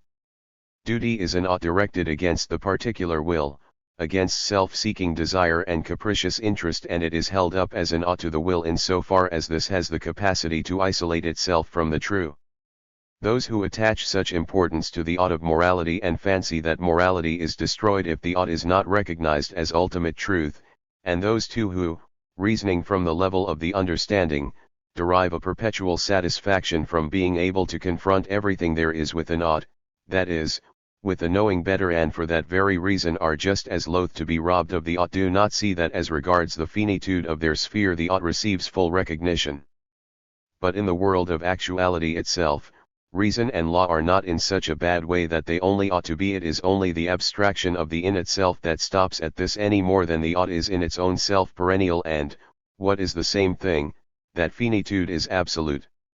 The philosophy of Kant and Fichte sets up the ought as the highest point of the resolution of the contradictions of reason, but the truth is that the ought is only the standpoint which clings to finitude and thus to contradiction. Transition of the finite into the infinite. The ought as such contains limitation, and limitation contains the ought. Their relation to each other is the finite itself which contains them both in its being within self. These moments of its determination are qualitatively opposed. Limitation is determined as the negative of the ought, and the ought likewise as the negative of limitation. The finite is thus inwardly self-contradictory, it sublates itself, ceases to be. But this its result, the negative as such, is its very determination, for it is the negative of the negative. Thus, in ceasing to be, the finite has not ceased to be, it has become in the first instance only another finite which, however, is equally a ceasing to be as transition into another finite, and so on to infinity. But closer consideration of this result shows that the finite in its ceasing to be, in this negation of itself, has attained its being in itself, is united with itself. Each of its moments contains precisely this result. The ought transcends the limitation, that is, transcends itself, but beyond itself or its other, is only the limitation itself. The limitation, however, points directly beyond itself to its other, which is the ought, but this. 137. Latter is the same duality of being in itself and determinate being as the limitation. It is the same thing, in going beyond itself, therefore, it equally only unites with itself. This identity with itself, the negation of negation, is affirmative being and thus the other of the finite which is supposed to have the first negation for its determinateness. This other is the infinite. See infinity. The infinite in its simple notion can, in the first place, be regarded as a fresh definition of the absolute. As indeterminate self-relation it is posited as being and becoming. The forms of determinate being find no place in the series of those determinations which can be regarded as definitions of the absolute, for the individual forms of that sphere are immediately posited only as determinatenesses, as finite in general.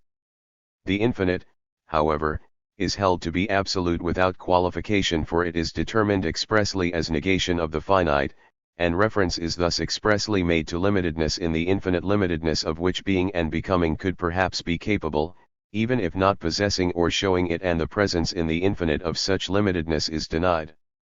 But even so, the infinite is not yet really free from limitation and finitude.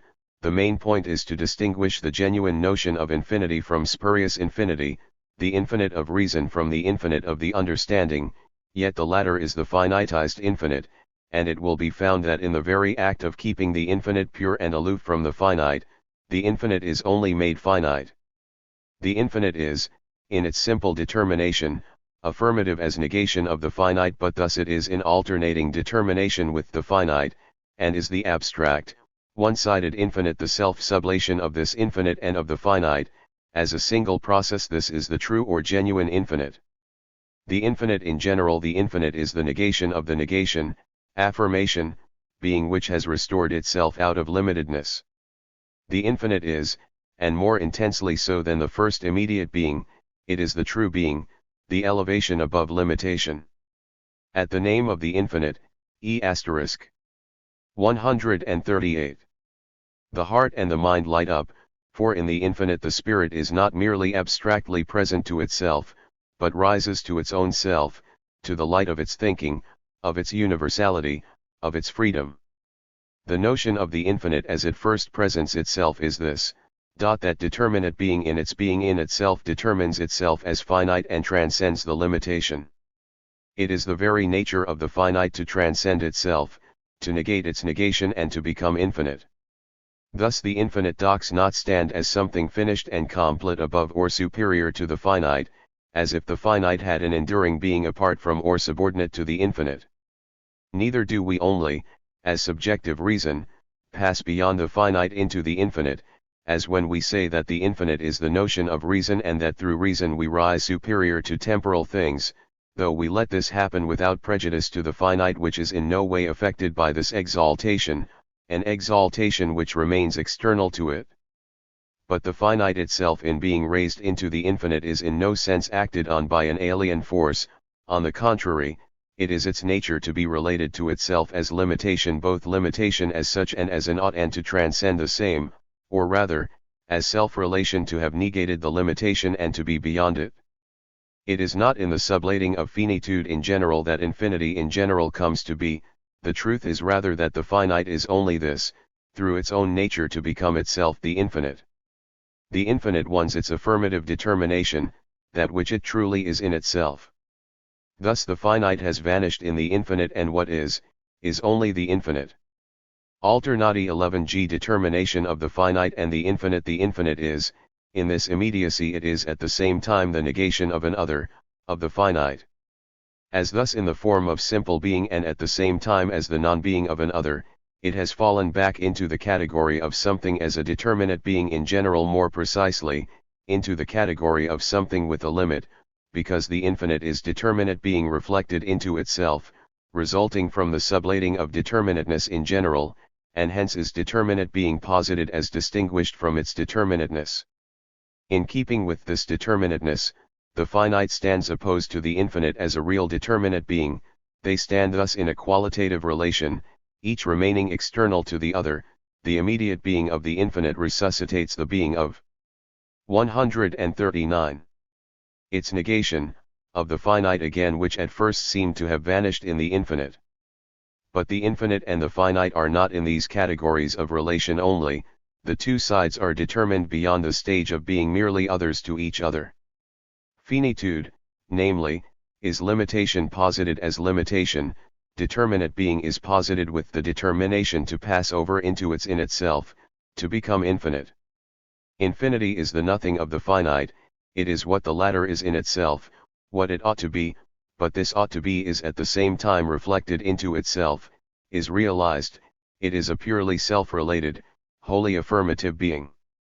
In infinity we have the satisfaction that all determinateness, alteration, all limitation, and with it the ought itself, are posited as vanished, as sublated, that the nothing of the finite is posited. As this negation of the finite the in itself is determinate, and thus, as negation of the negation, is affirmative within itself. But this affirmation as qualitative, is immediate self-relation, is being, and thus the infinite is reduced to the category of a being which has the finite confronting it as an other. Its negative nature is posited as the simply affirmative, hence as the first and immediate negation. The infinite is in this way burdened with the opposition to the finite which, as an other, remains at the same time a determinate reality, although in its in itself, in the infinite, it is at the same time posited as sublated. This infinite is the non-finite a being in the determinateness of negation. Contrasted with the finite, with the sphere of affirmative determinatenesses, of realities, the infinite is the indeterminate void, the beyond of the finite, whose being in itself is not present in its determinate reality. The infinite as thus posited over against the finite, in a relation wherein they are as qualitatively distinct others, is to be called the spurious infinite, the infinite of the understanding, for which it has the value of the highest, the absolute truth. The understanding is satisfied that it has truly reconciled these two, but the truth is that it is entangled in unreconciled, unresolved, absolute contradiction. It can only be brought to a consciousness of this fact by the contradictions into which it falls on every side when it ventures to apply and to explicate these its categories. This contradiction occurs as a direct result of the circumstance that the finite remains as a determinate being opposed to the infinite, so that there are two determinatenesses, there are two 140 worlds, one infinite and one finite, and in their relationship the infinite is only the limit of the finite and is thus only a determinate infinite, an infinite which is itself finite. This contradiction develops its content into more explicit forms. The finite is real determinate being which persists as such even when transition is made to its non-being, to the infinite. This, as has been shown, has only the first, immediate negation for its determinateness relatively to the finite, just as the finite as opposed to that negation has, as negated, only the significance of an other and is, therefore, still something. When, therefore, the understanding, raising itself above this finite world, ascends to its highest, to the infinite, this finite world remains for it on this side, so that the infinite is only set above or beyond the finite, is separated from it, with the consequence that the finite is separated from the infinite. Each is assigned a distinct place, the finite as determinate being here, on this side, and the infinite, although the in itself of the finite, nevertheless as a beyond in the dim, inaccessible distance, outside of which the finite is and remains. As thus separated they are just as much essentially connected by the very negation which separates them. This negation which connects them, the something s reflected into themselves, is the limit of the one relatively to the other, and that, too, in such a manner that each of them does not have the limit in it merely relatively to the other, but the negation is their being in itself. The limit is thus present in each on its own account, in separation from the other. But the limit is in the form of the first negation, and thus both are limited, finite in themselves. However, each as affirmatively self-related is also the negation of its limit. Each thus immediately repels the limit, as its non-being, from itself, and, as qualitatively separated from it, posits it as another being outside it, the finite positing its non-being as this infinite and the infinite, similarly, the finite. It is readily conceded that there is a necessary transition from the finite to the infinite necessary through the determination of the finite, and that the finite is raised to the form of being in itself, since the finite, although persisting as a determinate being, is at the same time also determined as in itself nothing and therefore as destined to bring about its own dissolution, whereas the infinite, although determined as burdened with negation and limit, is at the same time also determined as possessing being in itself, so that this abstraction of self-related offer 141 machine constitutes its determination, and hence finite determinate being is not present in it.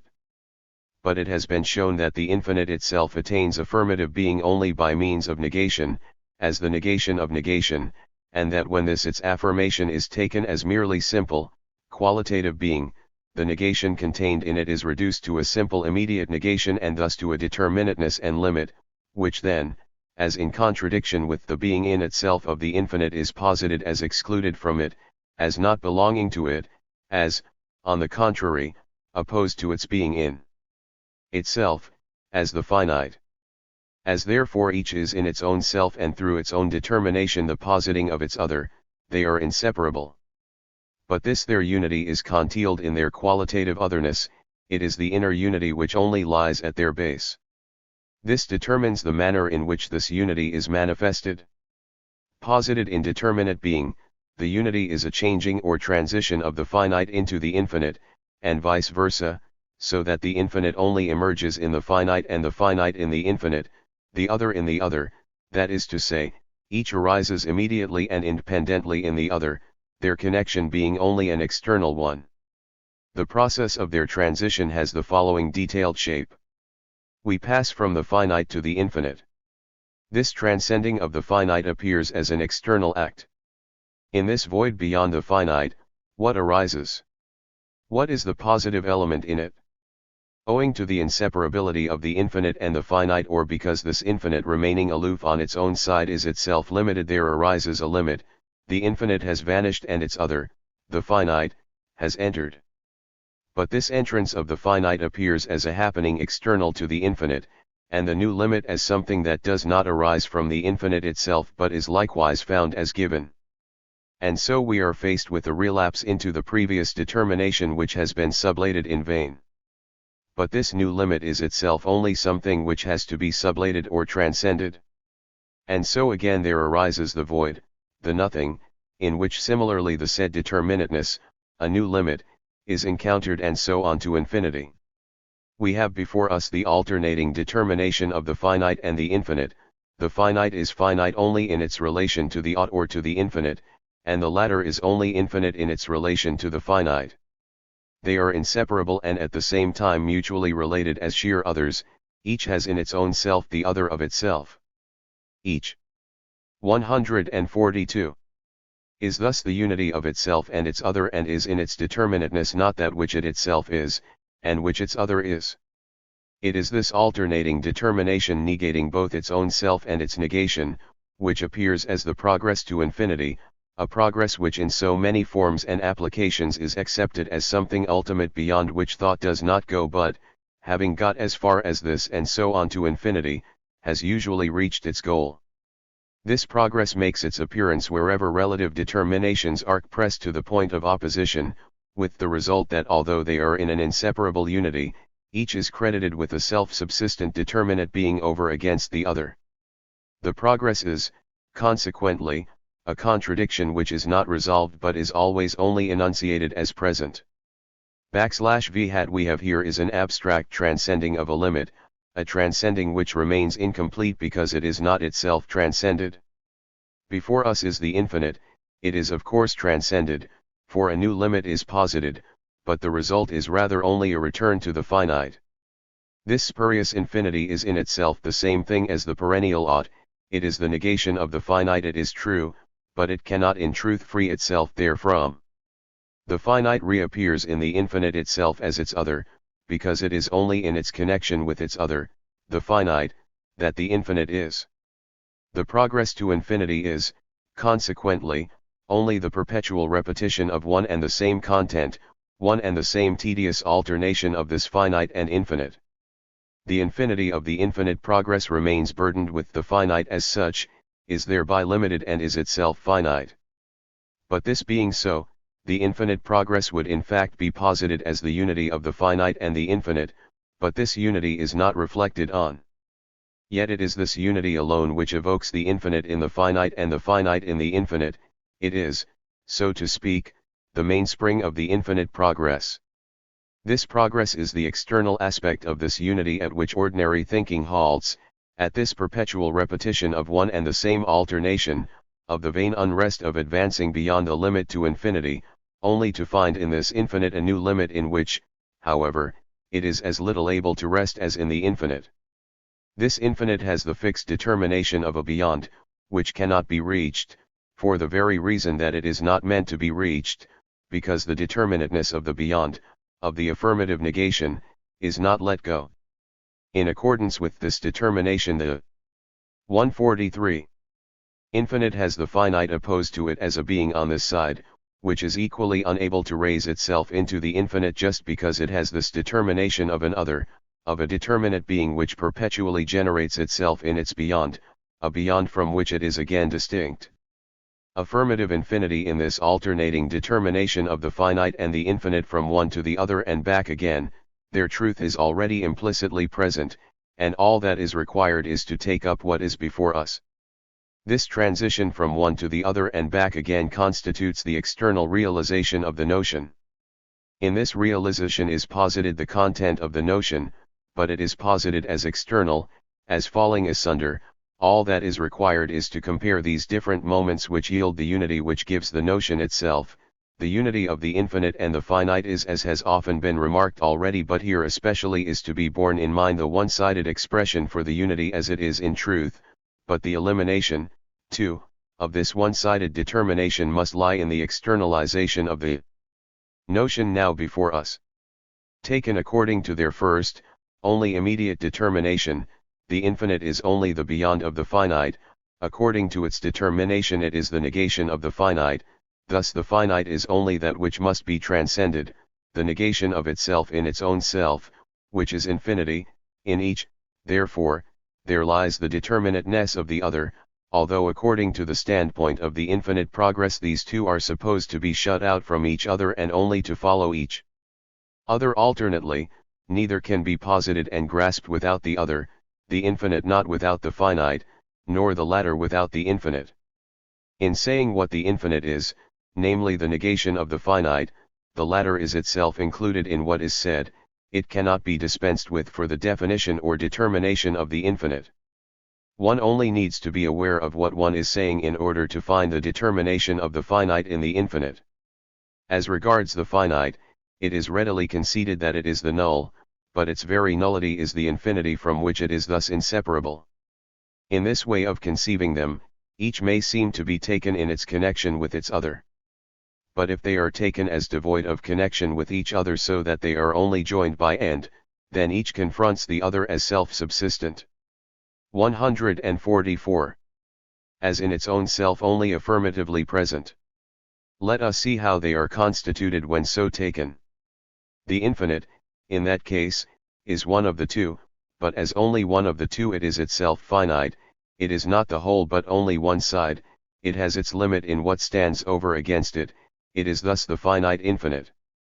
There are present only two finites. It is precisely this holding of the infinite apart from the finite, thus giving it a one-sided character, that constitutes its finitude and, therefore, its unity with the finite. The finite, on the other hand, characterized as independent of and apart from the infinite, is that self-relation in which its relativity, its dependence and transitoriness is removed; it is the same self-subsistence and affirmation which the infinite is supposed to be.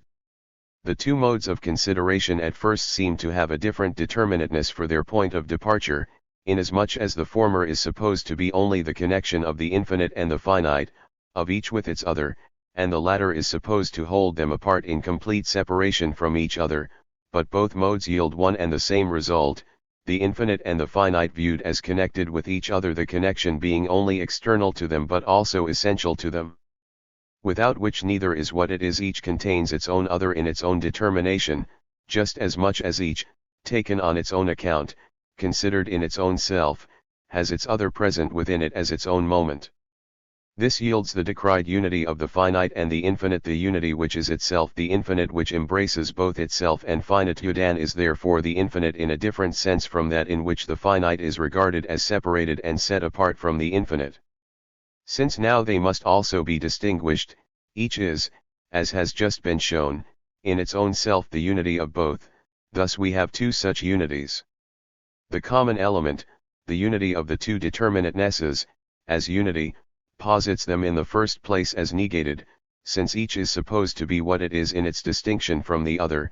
In their unity, therefore, they lose their qualitative nature, an important reflection for rebutting that idea of the unity which insists on holding fast to the infinite and finite in the quality they are supposed to have when taken in their separation from each other, a view which therefore sees in that unity only contradiction, but not also resolution of the contradiction through the negation of the qualitative determinate. 145. Ness of both. Thus the unity of the infinite and finite, simple and general in the first instance, is falsified. But further, since now they are also to be taken as distinct, the unity of the infinite which each of these moments is differently determined in each of them. The infinite determined as such, has present in it the finitude which is distinct from it; the former is the in itself in this unity, and the latter is only determinateness, limit in it, but it is a limit which is the sheer other of the in itself, is its opposite. The infinite's determination, which is the in itself as such, is ruined by the addition of such a quality; it is thus a finitized infinite. Similarly, since the finite as such is only the negation of the in itself, but by reason of this unity also has its opposite present in it, it is exalted and, so to say, infinitely exalted above its worth. The finite is posited as the infinitized finite. Just as before, the simple unity of the infinite and finite was falsified by the understanding, so too is the double unity. Here too this results from taking the infinite in one of the two unities not as negated, but rather as the in itself, in which, therefore, determinateness and limitation are not to be explicitly present, for these would debase and ruin it.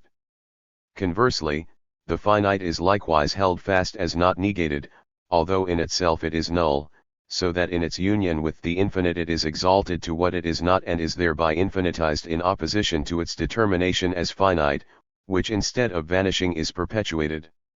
The falsification of the finite and infinite by the understanding which holds fast to a qualitatively distinct relation between them and asserts that each in its own nature is separate, in fact absolutely separate from the other, comes from forgetting what the notion of these moments is for the understanding itself.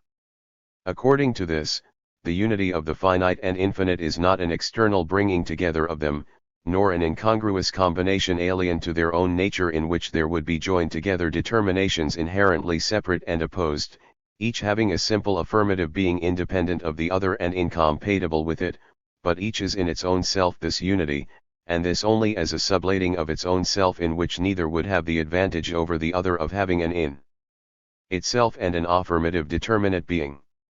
As has already been shown, finitude is only as a transcending of itself, it therefore contains infinity, the other of itself. Similarly, infinity is only as a transcending of R46 the finite, it therefore essentially contains its other and is, consequently, in its own self the other of itself. The finite is not sublated by the infinite as by a power existing outside it, on the contrary, its infinity consists in sublating its own self. This sublating is, therefore, not alteration or otherness as such, not the sublating of a something. That in which the finite sublates itself is the infinite as the negating of finitude, but finitude itself has long since been determined as only the non-being of determinate being. It is therefore only negation which sublates itself in the negate son. Thus infinity on its side is determined as the negative of finitude, and hence of determinateness in general, as the empty beyond. The sublating of itself in the finite is a return from an empty flight, a negation of the beyond which is in its own self a negative. What is therefore present is the same negation of negation in each. But this is in itself self-relation, affirmation, but as return to itself, that is through the mediation which the negation of negation is. These are the determinations which it is essential to keep in view, but secondly it is to be noted that they are also posited in the infinite progress, and how they are posited in it, namely, as not yet in their ultimate truth.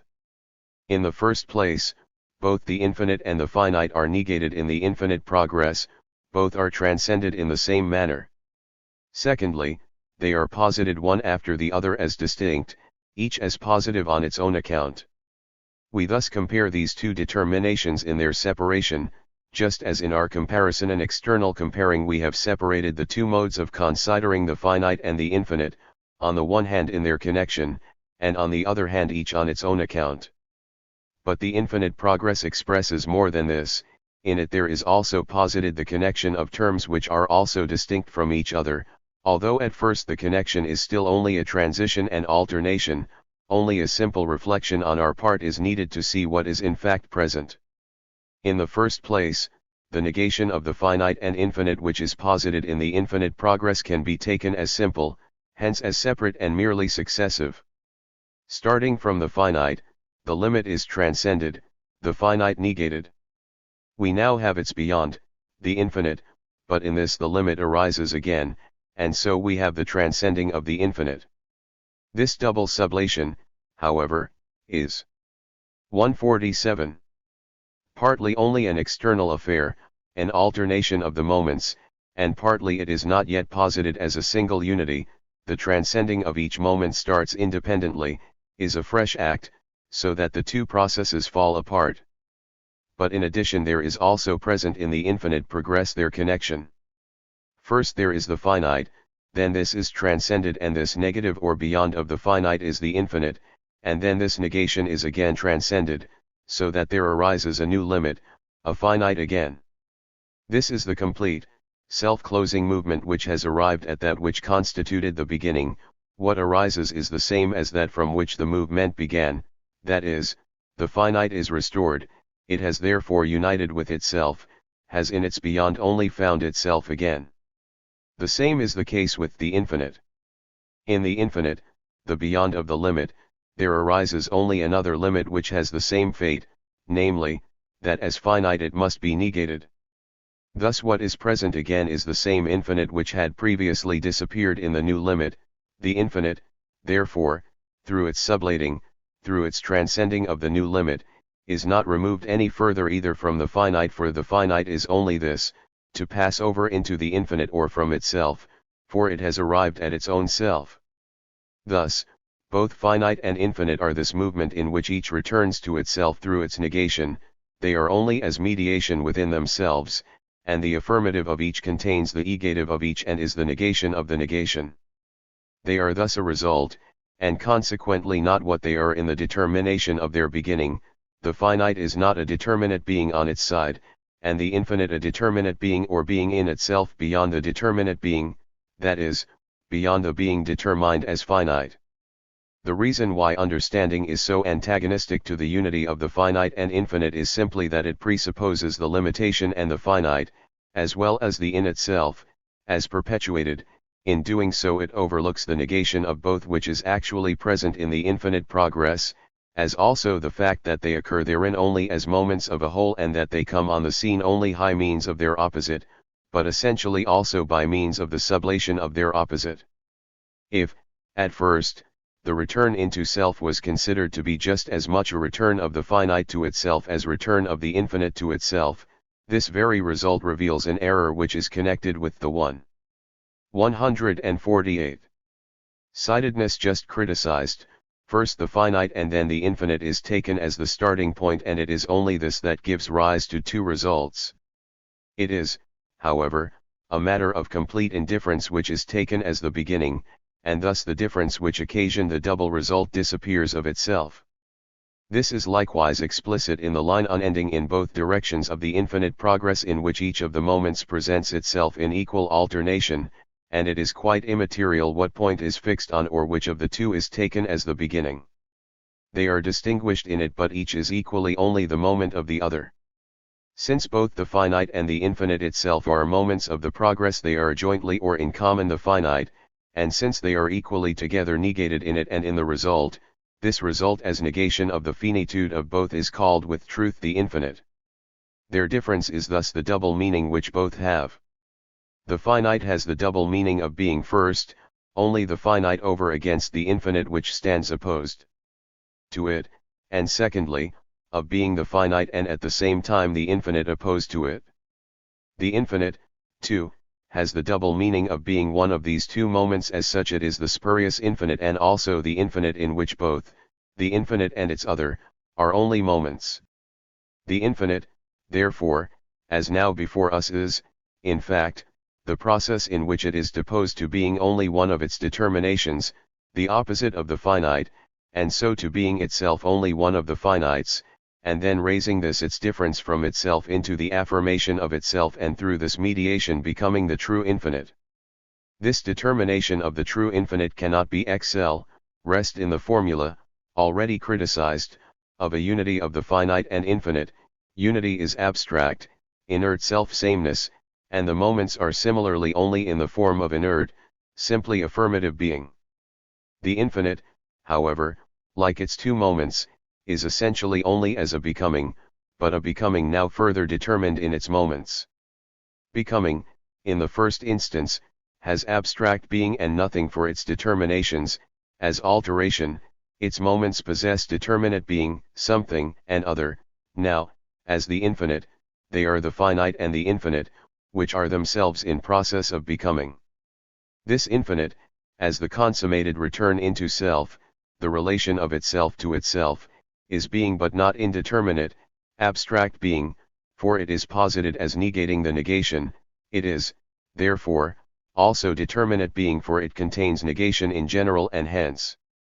149. Determinateness. It is and is there, present before us.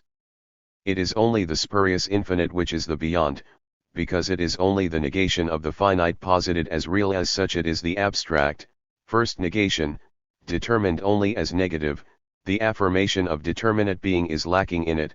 The spurious infinite, held fast as only negative, is even supposed to be not there, is supposed to be unattainable. However, to be thus unattainable is not its grandeur but its defect, which is at bottom the result of holding fast to the finite as such as a merely affirmative being. It is what is untrue that is unattainable, and such an infinite must be seen as a falsity. The image of the progress to infinity is the straight line, at the two limits of which alone the infinite is, and always only is where the line which is determinate being is not, and which goes out beyond to this negation of its determinate being, that is, to the indeterminate. The image of true infinity, bent back into itself, becomes the dracal, the line which has reached itself, which is closed and wholly present, without beginning and end.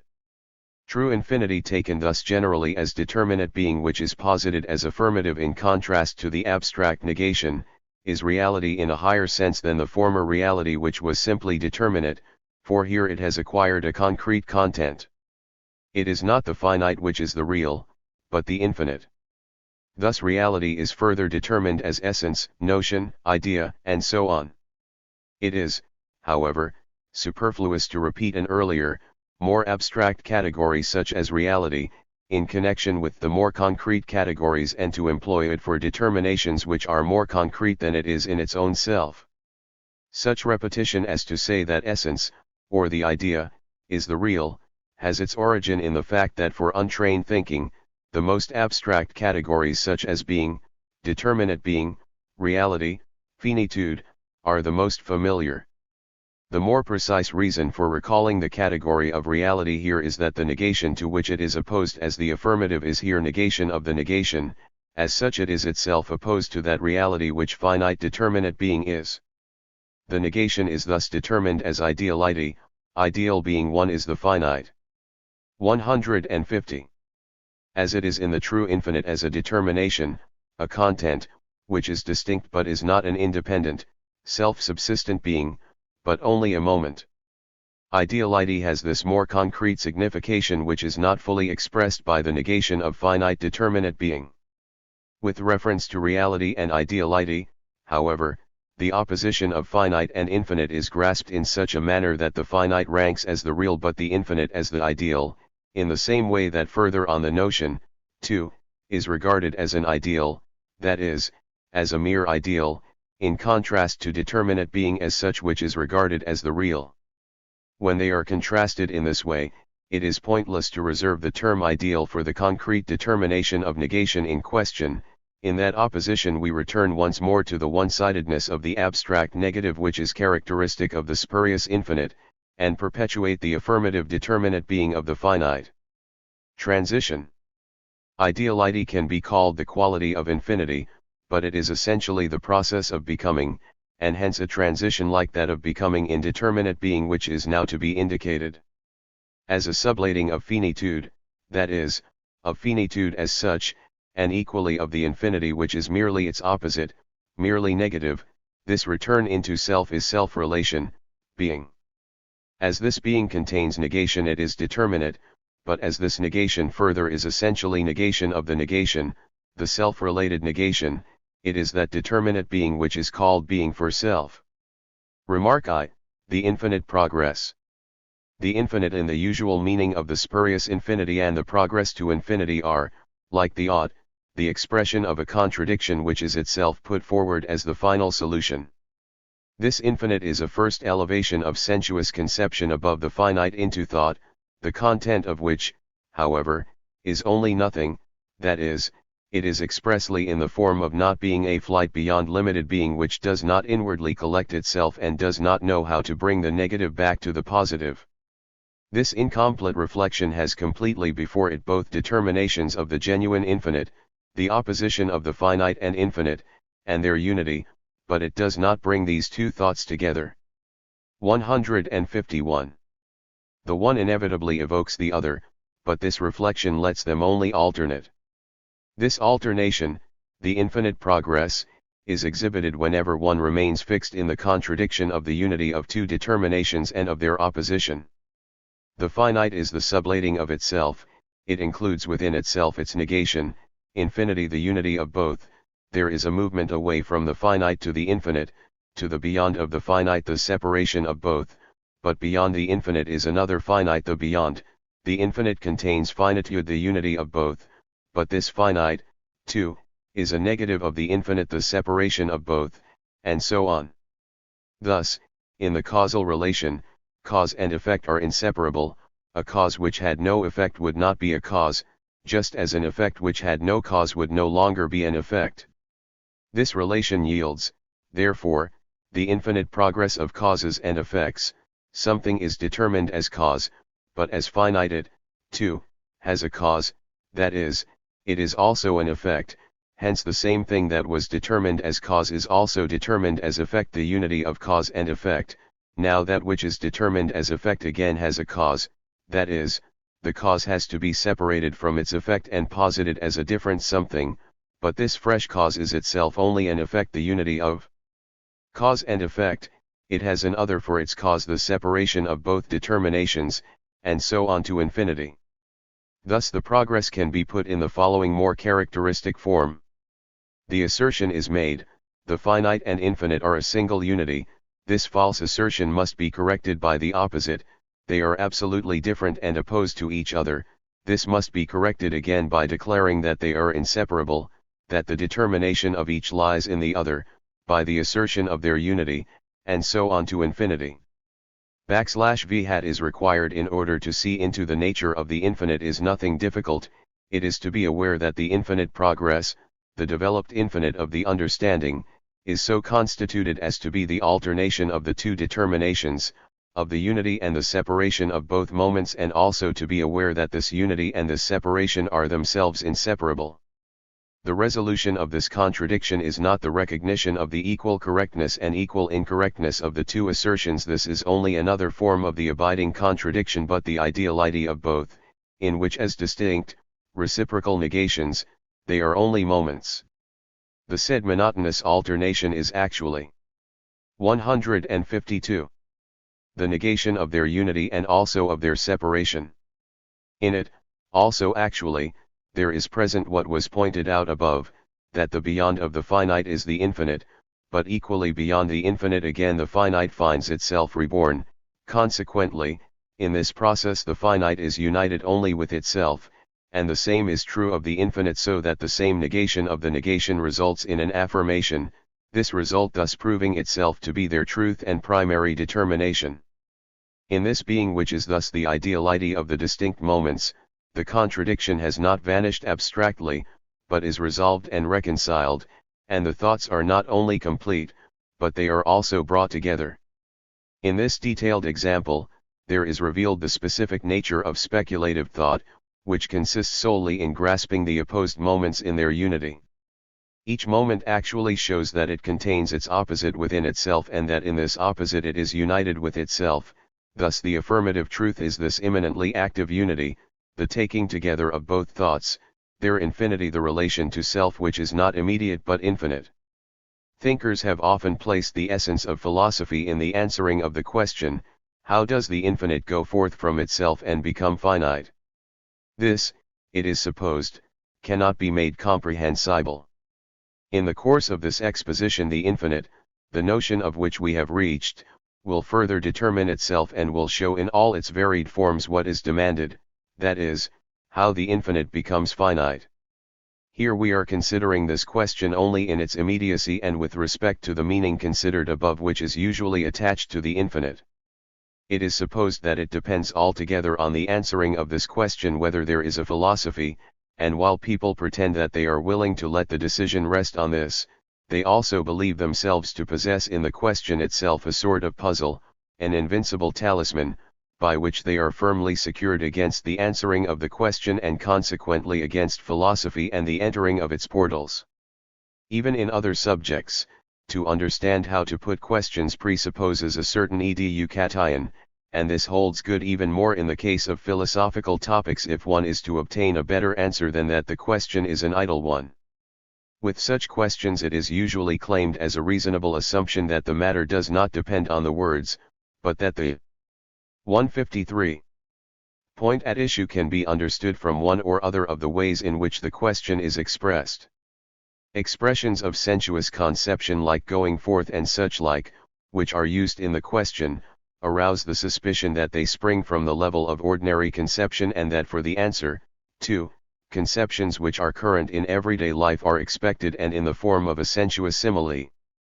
If instead of the infinite being as such is taken, then the determining of being, a negation or finitude in it, seems easier to understand.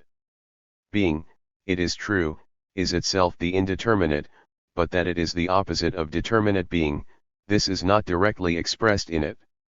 In the infinite, on the other hand, this is expressed, it is the not finite. The unity of the finite and infinite thus seems to be directly excluded, and that is why incomplete reflection is most stubbornly opposed to this unity. But it has been shown that it is at once evident without going into further detail about the determination of the finite and infinite, that the infinite as understood by said reflection, namely, as opposed to the finite, has in it its other, just because it is opposed to the finite, and therefore is already limited and itself finite the spurious infinite. The answer, therefore, to the question, how does the infinite become finite? Is this, that there is not an infinite which is first of all infinite and only subsequently has need to become finite, to go forth into finitude. On the contrary, it is on its own account just as much finite as infinite. The question assumes that the infinite, on the one side, exists by itself, and that the finite which has gone forth from it into a separate existence or from whatever source it might have come is in its separation from the infinite truly real, but it should rather be said that this separation is incomprehensibly. Neither such a finite nor such an infinite has truth, and what is untrue is incomprehensible. But equally it must be said that they are comprehensible, to grasp them even as they are in ordinary conception, to see that in the one there lies the determination of the other, the simple insight into their inseparability, means to comprehend them, this inseparability is their notion. But the separate self-subsistence of the said infinite and finite assumed in the question is an untrue content, and the question already implies an untrue connection between them. Instead, therefore, of answering the question, we must deny the false presuppositions contained in 154. It, that is, the question itself. The question as to the truth of the said infinite and finite involves a change of standpoint, and this change will cause a recoil upon the first question of the embarrassment it was intended to produce. This question of ours is something new for the reflection which is the source of the first question, since such reflection does not contain the speculative interest which, for its own sake and before it connects determinations, sets out to ascertain whether these, as presupposed, are something true. But in so far as the falsity of that abstract infinite, and of the finite which equally is supposed to remain standing on its side, is recognized, there is this to be said about the coming or going forth of the finite from the infinite goes forth out of itself into finitude because, being grasped as an abstract unity, it has no truth, no enduring being within it, and conversely the finite goes into the infinite for the same reason, namely that it is a nullity. Or rather it should be said that the infinite has eternally gone forth into finitude, that, solely by itself and without having its other present within it, the infinite no more is than pure being is. The question as to how the infinite goes forth to the finite can contain still another presupposition, namely that the infinite in itself includes the finite, hence is in itself the unity of itself and its other, so that the difficulty is connected chiefly with the separating of them, which is in opposition to the presupposed unity of both. In this presupposition, the opposition which is insisted on merely has another form, the unity and the differentiation are separated and isolated from each other.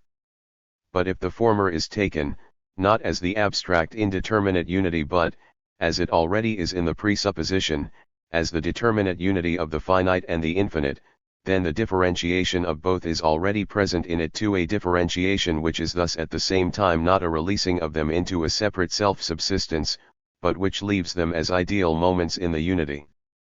This unity of the finite and infinite and the distinction between them are just as inseparable as are finitude and infinity. Remark 2, Idealism. The proposition that the finite is ideal constitutes idealism.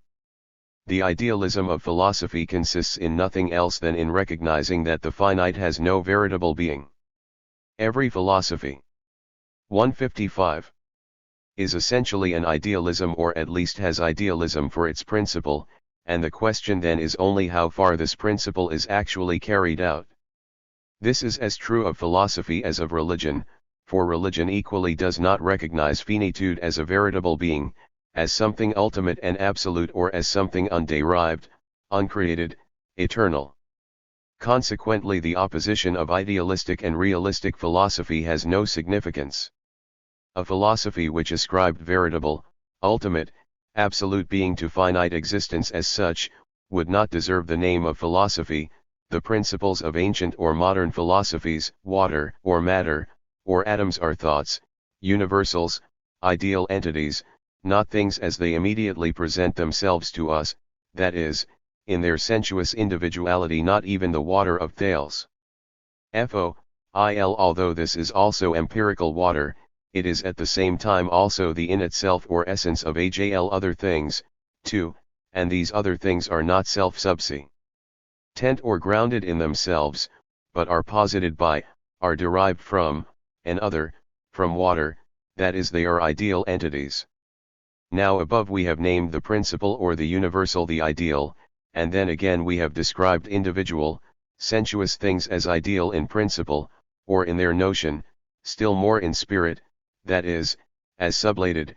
Here we must note, in passing, this twofold aspect which showed itself in connection with the infinite, namely that on the one hand the ideal is concrete, veritable being, and on the other hand the moments of this concrete being are no less ideal, are sublated in it, but in fact what is only the one concrete whole from which the moments are inseparable.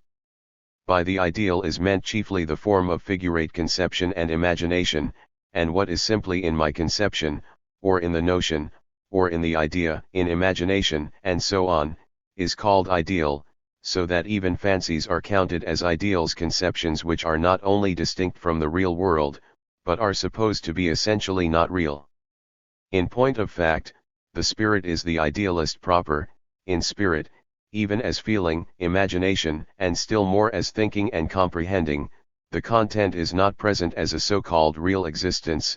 In the simplicity of the ego such external being is present only as sublated, it is for me, it is ideally in me. This subjective idealism, either in the form of the unconscious idealism of consciousness generally, or consciously enunciated and set up as a principle, concerns only the form of 156. Conception according to which a content is mine. In the systematic idealism of subjectivity, this form is declared to be the only true exclusive form in opposition to the form of objectivity or reality, of the external existence of that content. Such idealism is formal because it disregards the content of imagination or thought, which content in being imagined or thought can remain wholly in its finitude.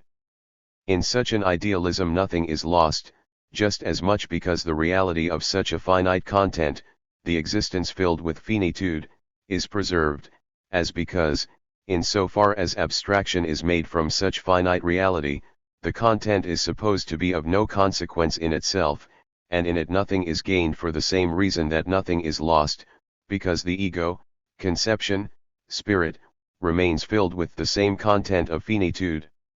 The opposition of the form of subjectivity and objectivity is of course one of the finitudes, but the content, as taken up in sensation, intuition, or even in the more abstract element of conception, of thought, contains finitudes in abundance and with the exclusion of only one of the modes of finitude, namely, of the said form of subjective and objective. These finitudes are certainly not eliminated, still less have they spontaneously fallen away. Chapter 3. In being for self, qualitative being finds its consummation, it is infinite being. The being of the beginning lacks all determination. Determinate being is sublated but only immediately sublated being. It thus contains, to begin with, only the first negation, which is itself immediate. It is true that being, too, is preserved in it and both are united in determinate being in a simple unity, but for that very reason they are in themselves still unequal to each other and their unity is not yet posited. Determinate being is therefore the sphere of difference, of dualism, the field of finitude. Determinateness is determinateness as such, in which being is only relatively, not absolutely determined.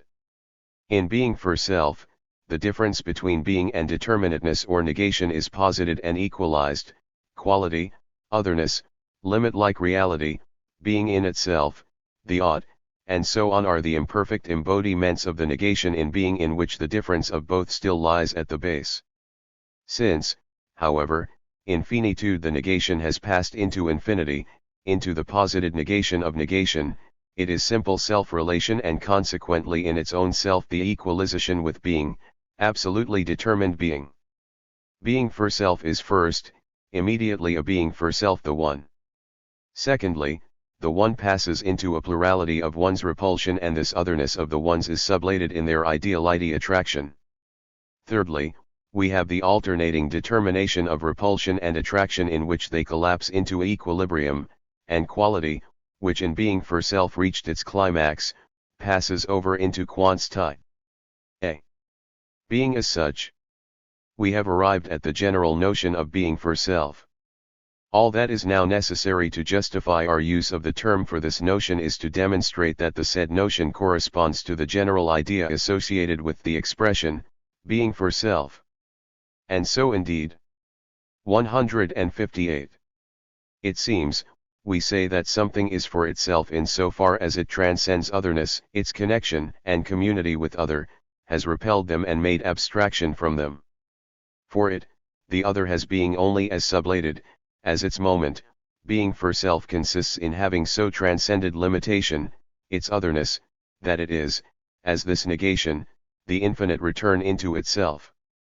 Consciousness, even as such, contains in principle the determination of being for self in that it represents to itself an object which it senses or intuits and so forth, that is, it has within it the content of the object, which in this manner has an ideal being, in its very intuiting and, in general, in its entanglement with the negative of itself, with its other.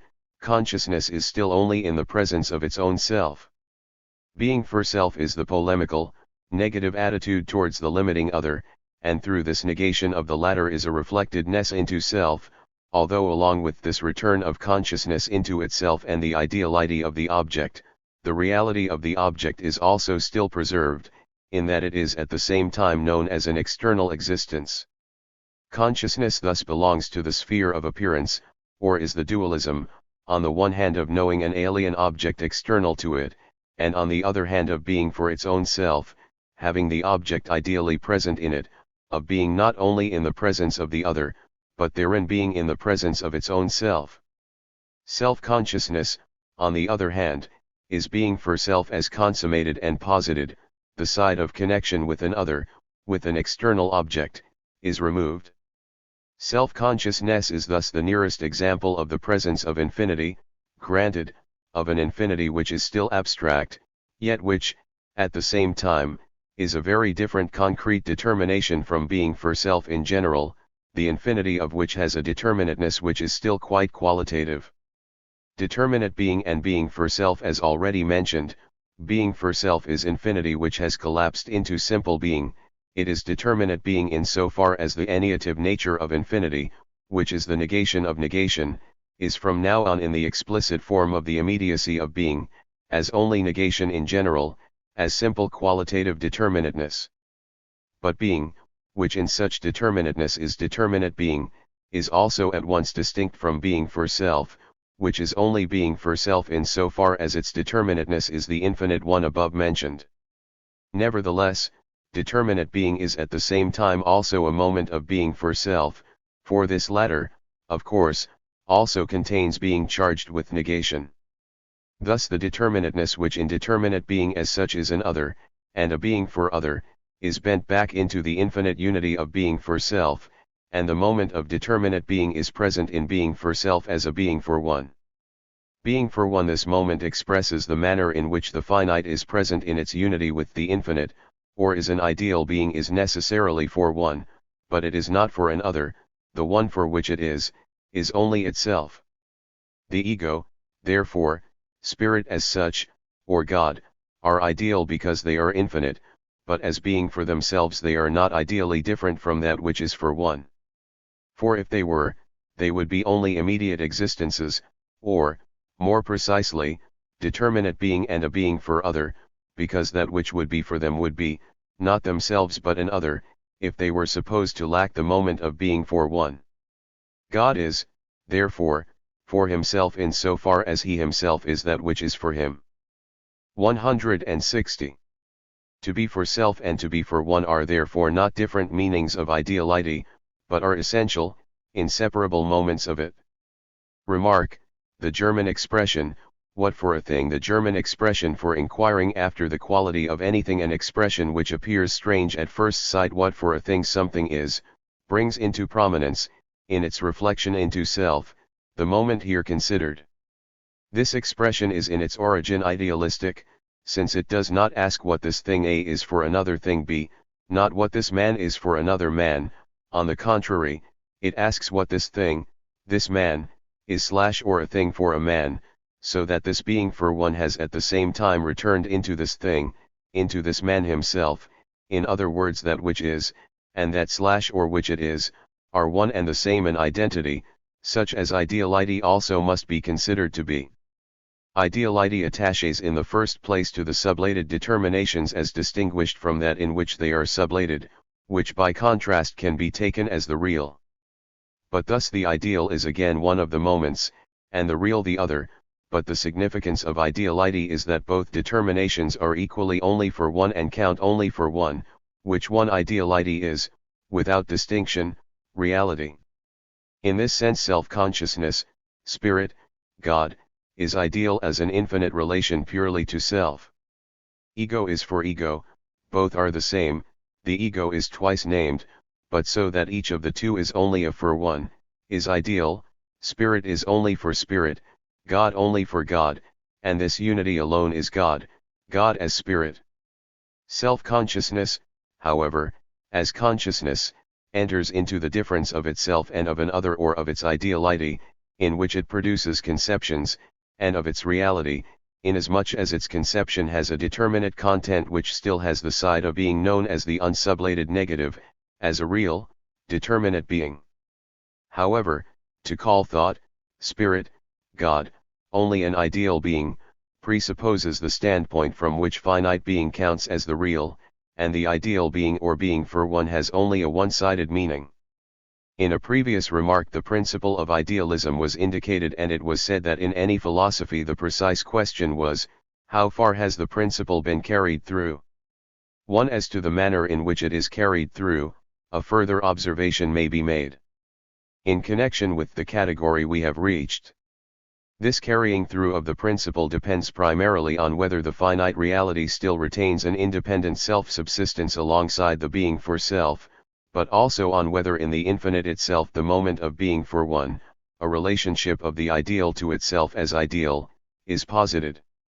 Thus the Eleatic being or Spinoza's substance is only the abstract negation of all determinateness, without ideality being posited in substance itself. With Spinoza, as will be mentioned later, infinity is only the absolute affirmation of a thing, hence only the unmoved unity. Consequently, substance does not even reach the determination of being for self, much less that of subject and spirit. The idealism of the noble Malebranche is in itself more explicit. It contains the following fundamental thoughts: because God includes within himself all eternal truths, the ideas and perfections of all things, so that they are his and his alone, we see them only in him. God awakens in us our sensations of objects by an action in which there is nothing sensuous, whereby we imagine to ourselves that we obtain not only the idea of the object which represents its essential nature, but also the sensation of its existence. One as then the eternal truths and ideas of things are in God, are ideal, so also is their existence in God ideal, not an actual existence, though they are our objects, they are only for one. This moment of explicit and concrete idealism which is lacking in Spinozism is present here, in that absolute ideality is characterized as a knowing. Pure and profound as this idealism is, the above relations on the one hand still contain much that is indeterminate for thought and, on the other hand, their content is directly quite concrete. The logical determination of infinity on which they would have to be based is not explicitly realized, and thus this lofty and rich idealism, though it is the product of a pure, speculative spirit, is still not the product of a pure, speculative thinking which alone can truly establish it. The Leibnizian idealism lies more within the bounds of the abstract notion. The ideating being, the monad, of Leibniz is essentially ideal. Ideation is a being for self in which the determinatenesses are not limits, and consequently not a determinate being, but only moments. Ideation is also, it is true, a more concrete determination, but here it has no further signification than that of ideality, for with Leibniz, even that which lacks consciousness is an ideating, percipient being. In this system, then, otherness is sublated, spirit and body, or the monads generally, are not others for one another, they do not limit one another and do not affect one another, all relationships generally which are based on a determinate being fall away. The diversity is only ideal and inner, and in it the monad remains related only to itself. The alterations develop within the monad and are not relations of it to others. What is taken to be, in accordance with the real determination, a determinately existent relation of the monads to one another, is an independent, only simultaneous becoming, enclosed within the being for self of each of them. That there is a plurality of monads, that therefore they are also determined as others, does not concern the monads themselves. This is the reflection, external to them, of a third. They are not in themselves others to one another, the being for self is kept pure, and is free from the accompaniment of any real being. But herein lies, too, the inadequacy of this system. The monads are such ideating, percipient beings only in themselves, or in God as the monad of monads, or even in the system. Otherness is equally present, whether in the ideation itself or in whatever shape the third assumes which considers them as others, as a plurality. The plurality of their determinate being is only excluded, and that only momentarily, the monads being posited as not others only by abstraction. If it is a third which posits their otherness, it is also a third which sublates it, but this entire movement which gives them their ideality falls outside them. Should it be pointed out that this movement of thought itself falls, nevertheless, only within an ideating monad, the reply must be that the very content of such thinking is within itself external to itself. The transition from the oneness of absolute ideality to the category of the abstract plurality of determinate being, is immediate and uncomprehended, and the transition from this plurality back to the oneness is equally abstract. Ideality, ideation generally, remains something formal, as also does ideation raised to the form of consciousness. Just as consciousness is conceived as a one-sided form which is indifferent to its determination and content, in the above-mentioned fancy of Leibniz, namely, that the magnetic needle, if it possessed consciousness, would regard its direction to the north as freely determined by itself, so, too, ideality in the monads is a form remaining external to the plurality.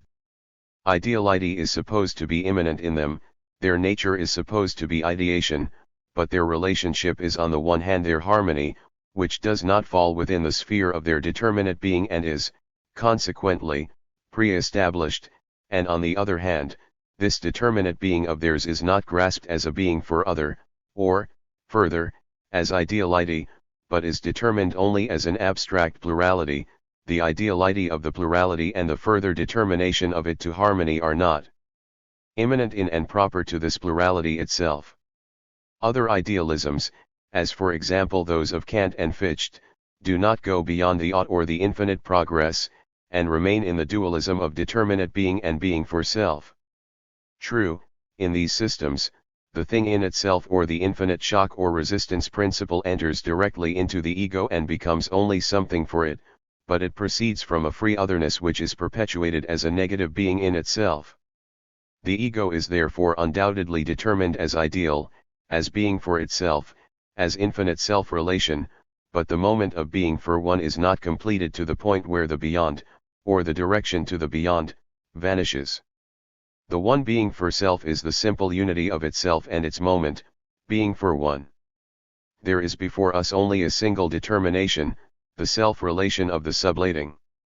The moments of being for self have collapsed into the undifferentiatedness which is immediacy or being, but an immediacy based on the negating which is posited as its determination. Being for self is thus a being for self, and since in this immediacy its inner meaning vanishes, it is the wholly abstract limit of itself, the one. Attention may be drawn in advance to the difficulty involved in the following exposition of the development of the one and to its cause. The moments which constitute the notion of the one as a being for self fall asunder in the development. They are, negation in general, two negations, two that are therefore the same, sheer opposites, self-relation, identity as such, relation which is negative and yet to its own self. The reason for the separation of these moments here is that the form of immediacy. 164. A being enters into being for self as a being for self. Through this immediacy each moment is posited as a distinct, affirmative determination, and yet they are no less inseparable. Hence of each determination the opposite must equally be asserted. It is this contradiction, together with the abstract nature of the moments, which constitutes the difficulty. The one is the simple self-relation of being for self in which its moments have collapsed in themselves and in which, consequently, being for self has the form of immediacy, and its moments therefore now have a determinate being. As self-relation of the negative the one is a process of determining, and as self-relation it is an infinite self-determining. But because being for self is now in the form of immediacy, these differences are no longer posited only as moments of one and the same self-determination, but as at the same time affirmatively present. The ideality of being for self as a totality thus reverts, in the first place, to reality, and that too in its most fixed, abstract form, as the one. In the one, being for self is the posited unity of simple being and determinate being, as the absolute union of the relation to other and self-relation, but, further, the determinateness of being also stands opposed to the determination of the infinite negation, to the self-determination, so that what the one is in itself is now only ideally present in it, and the negative consequently is an other distinct from it. What shows itself to be present as distinct from the one is its own self-determining.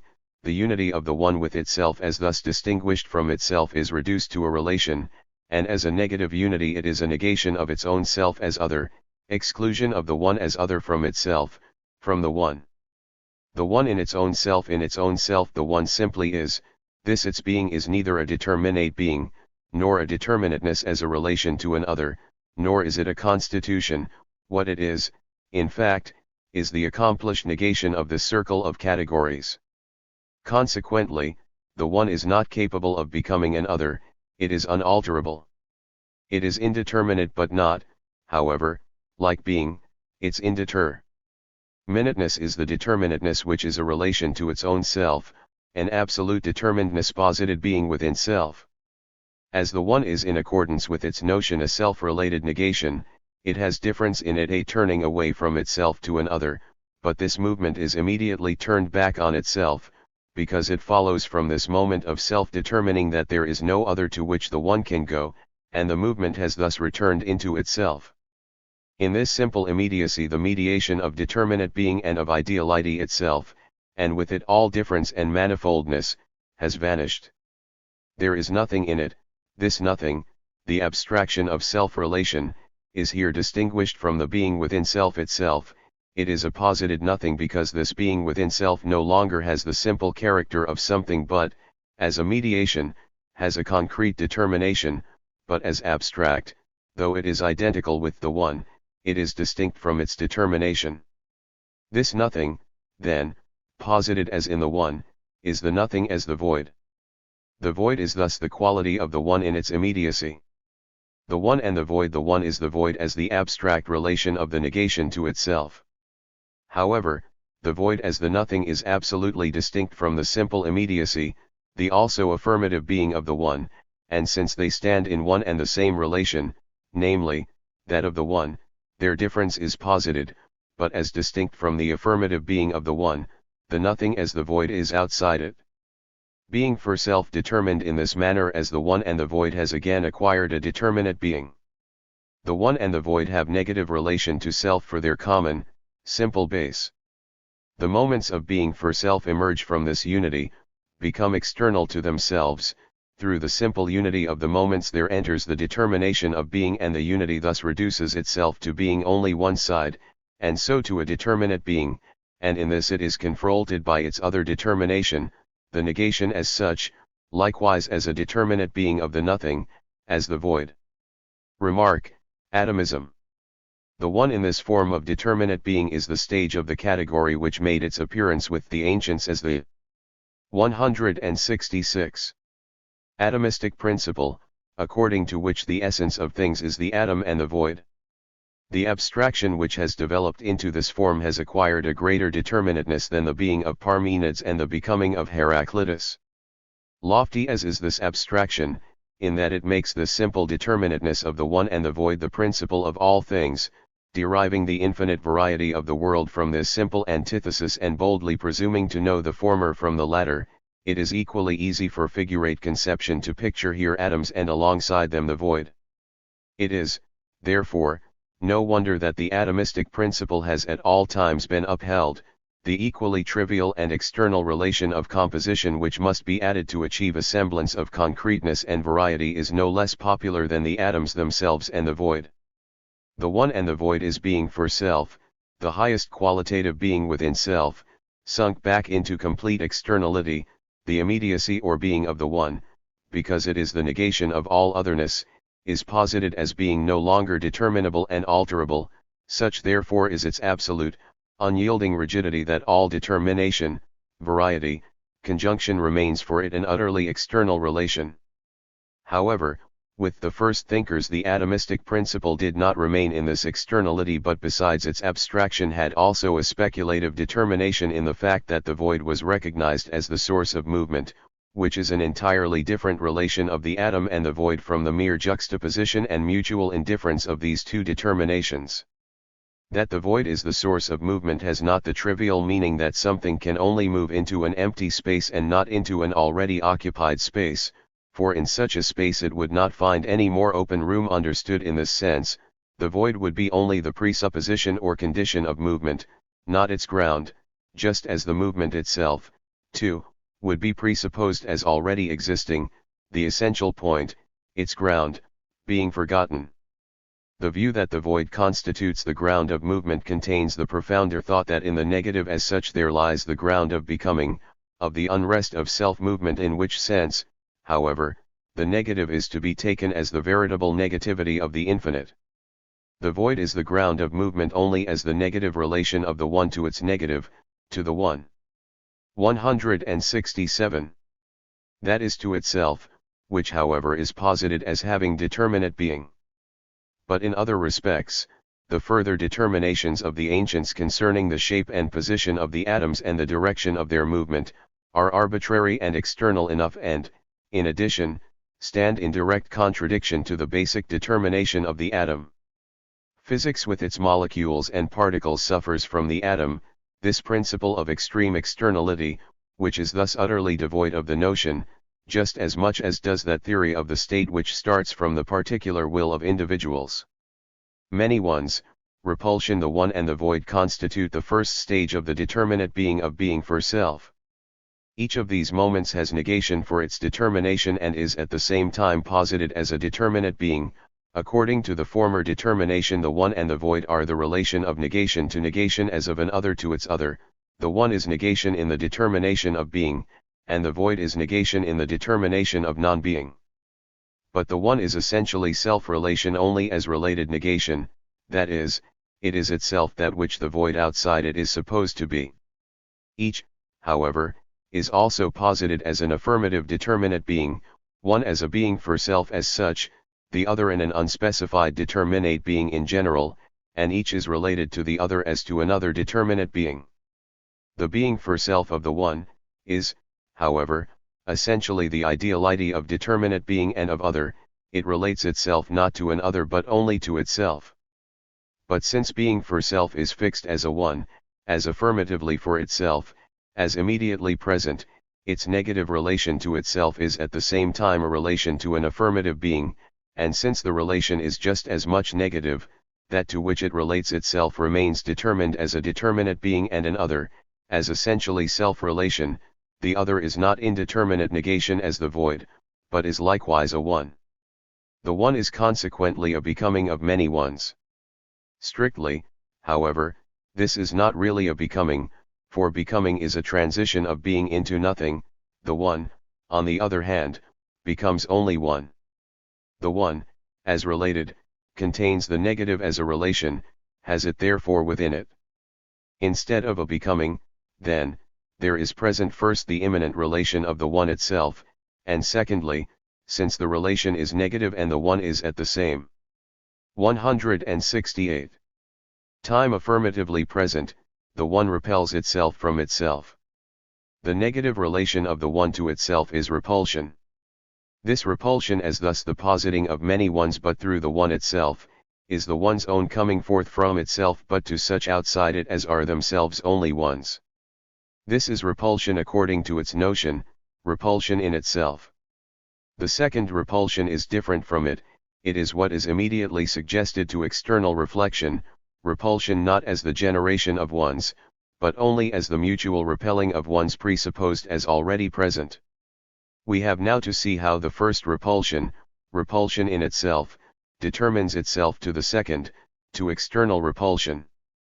First of all we must establish what determinations are possessed by the many ones as such. As an explication of what the one is in itself, the becoming of the many, or the generation of the many, vanishes immediately. The products of the process are ones, and these are not for an other, but relate themselves infinitely to themselves. The one repels only itself from itself, therefore does not become but already is, and what is represented as repelled is likewise a one that is. To repel and to be repelled applies equally to both, and makes no difference. The ones are thus presupposed relatively to one another, supposed or posited by the repulsion of the one from itself, presupposed as not posited. Their positedness is sublated, and as related only to themselves they are affirmative beings relatively to one another. Thus plurality appears not as an otherness, but as a determination completely external to the one. The one, in repelling itself, remains self-related, like that which to begin with is taken as repelled. That the ones are related to one another as others, are brought together into the determinateness of plurality, does not therefore concern the ones. If plurality were a relation of the ones themselves to one another, then they would limit one another and there would be affirmatively present in them a being for other. Their relation, and this they have through their implicit unity as here posited, is determined as none. It is again the previously posited void. The void is their limit, but a limit which is external to them, in which they are not to be for one another. The limit is that in which what are limited both are and are not, but the void is determined as pure non-being, and this alone constitutes their limit. 169. The repulsion of the one from itself is the explication of that which the one is in itself, but infinity as explicate is here the infinity which has come forth from itself. It has come forth from itself by virtue of the immediacy of the infinite, the one. It is a simple relating of the one to the one, and no less also the absolute absence of relation in the one. It is the former according to the simple, affirmative self-relation of the one, and the latter according to the self-same relation as negative. In other words, the plurality of the one is its own positing. The one is nothing but the negative relation of the one to itself, and this relation and therefore the one itself is the plural one. But equally, plurality is absolutely external to the one, for the one is, precisely, the sublating of otherness. Repulsion is its self-relation and simple equality with itself. the plurality of ones is infinity as a contradiction which unconstrainedly produces itself. Remark, the monad of Leibniz. We have previously referred to the Leibnizian idealism. We may add here that this idealism, which started from the ideating monad, which is determined as being for itself, advanced only as far as the repulsion just considered, and indeed only to plurality as such, in which each of the ones is only for its own self and is indifferent to the determinate being and being for self of the others, or, in general, for the one, there are no others at all. The monad is, by itself, the entire closed universe, it requires none of the others. But this inner manifoldness which it possesses in its ideational activity in no way affects its character as a being for self. The Leibnizian idealism takes up the plurality immediately as something given and does not grasp it as a repulsion of the monads. Consequently, it possesses plurality only on the side of its abstract externality. The atomistic philosophy does not possess the notion of ideality, it does not grasp the one as an ideal being, that is, as containing within itself the two moments of being for self and being for it, but only as a simple, dry, real being for self. It does, however, go beyond mere indifferent plurality. The atoms become further determined in regard to one another, even though, strictly speaking, this involves an inconsistency, whereas, on the contrary, in that indifferent independence of the monads, plurality remains as a fixed fundamental determination, so that the connection F*170 between them falls only in the monad of monads, or in the philosopher who contemplates them. See repulsion and attraction. Exclusion of the one. The many ones have affirmative being, their determinate being or relation to one another is a non-relation, is external to them, the abstract void. But they themselves are now this negative relation to themselves as to affirmatively present others, the demonstrated contradiction, infinity posited in the immediacy of being. Thus repulsion now simply finds immediately before it that which is repelled by it. In this determination repulsion is an exclusion, the one repels from itself only the many ones which are neither generated nor posited by it. This mutual or all-round repelling is relative, is limited by the being of the ones. The plurality is, in the first place, non-posited otherness, the limit is only the void, only that in which the ones are not. But in the limit they also are in the void, or their repulsion is their common relation. This mutual repulsion is the posited determinate being of the many ones, it is not their being for self, for according to this they would be differentiated as many only in a third, but it is their own differentiating which preserves them. They negate one another reciprocally, posit one another as being only for one. But at the same time they equally negate this being only for one, they repel this, they underscore our ideality and are. Thus the moments which in ideality are absolutely united are separated. The one is, in its being for self, also for one, but this one for which it is its own self, its differentiation of itself is immediately sublated.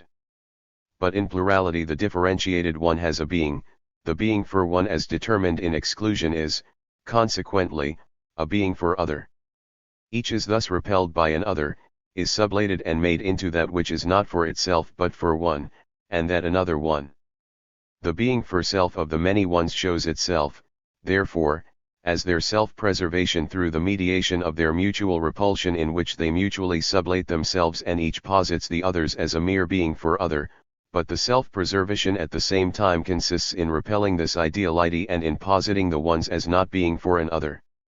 This self-preservation 171 of the ones through their negative relation to one another is, however, rather their dissolution.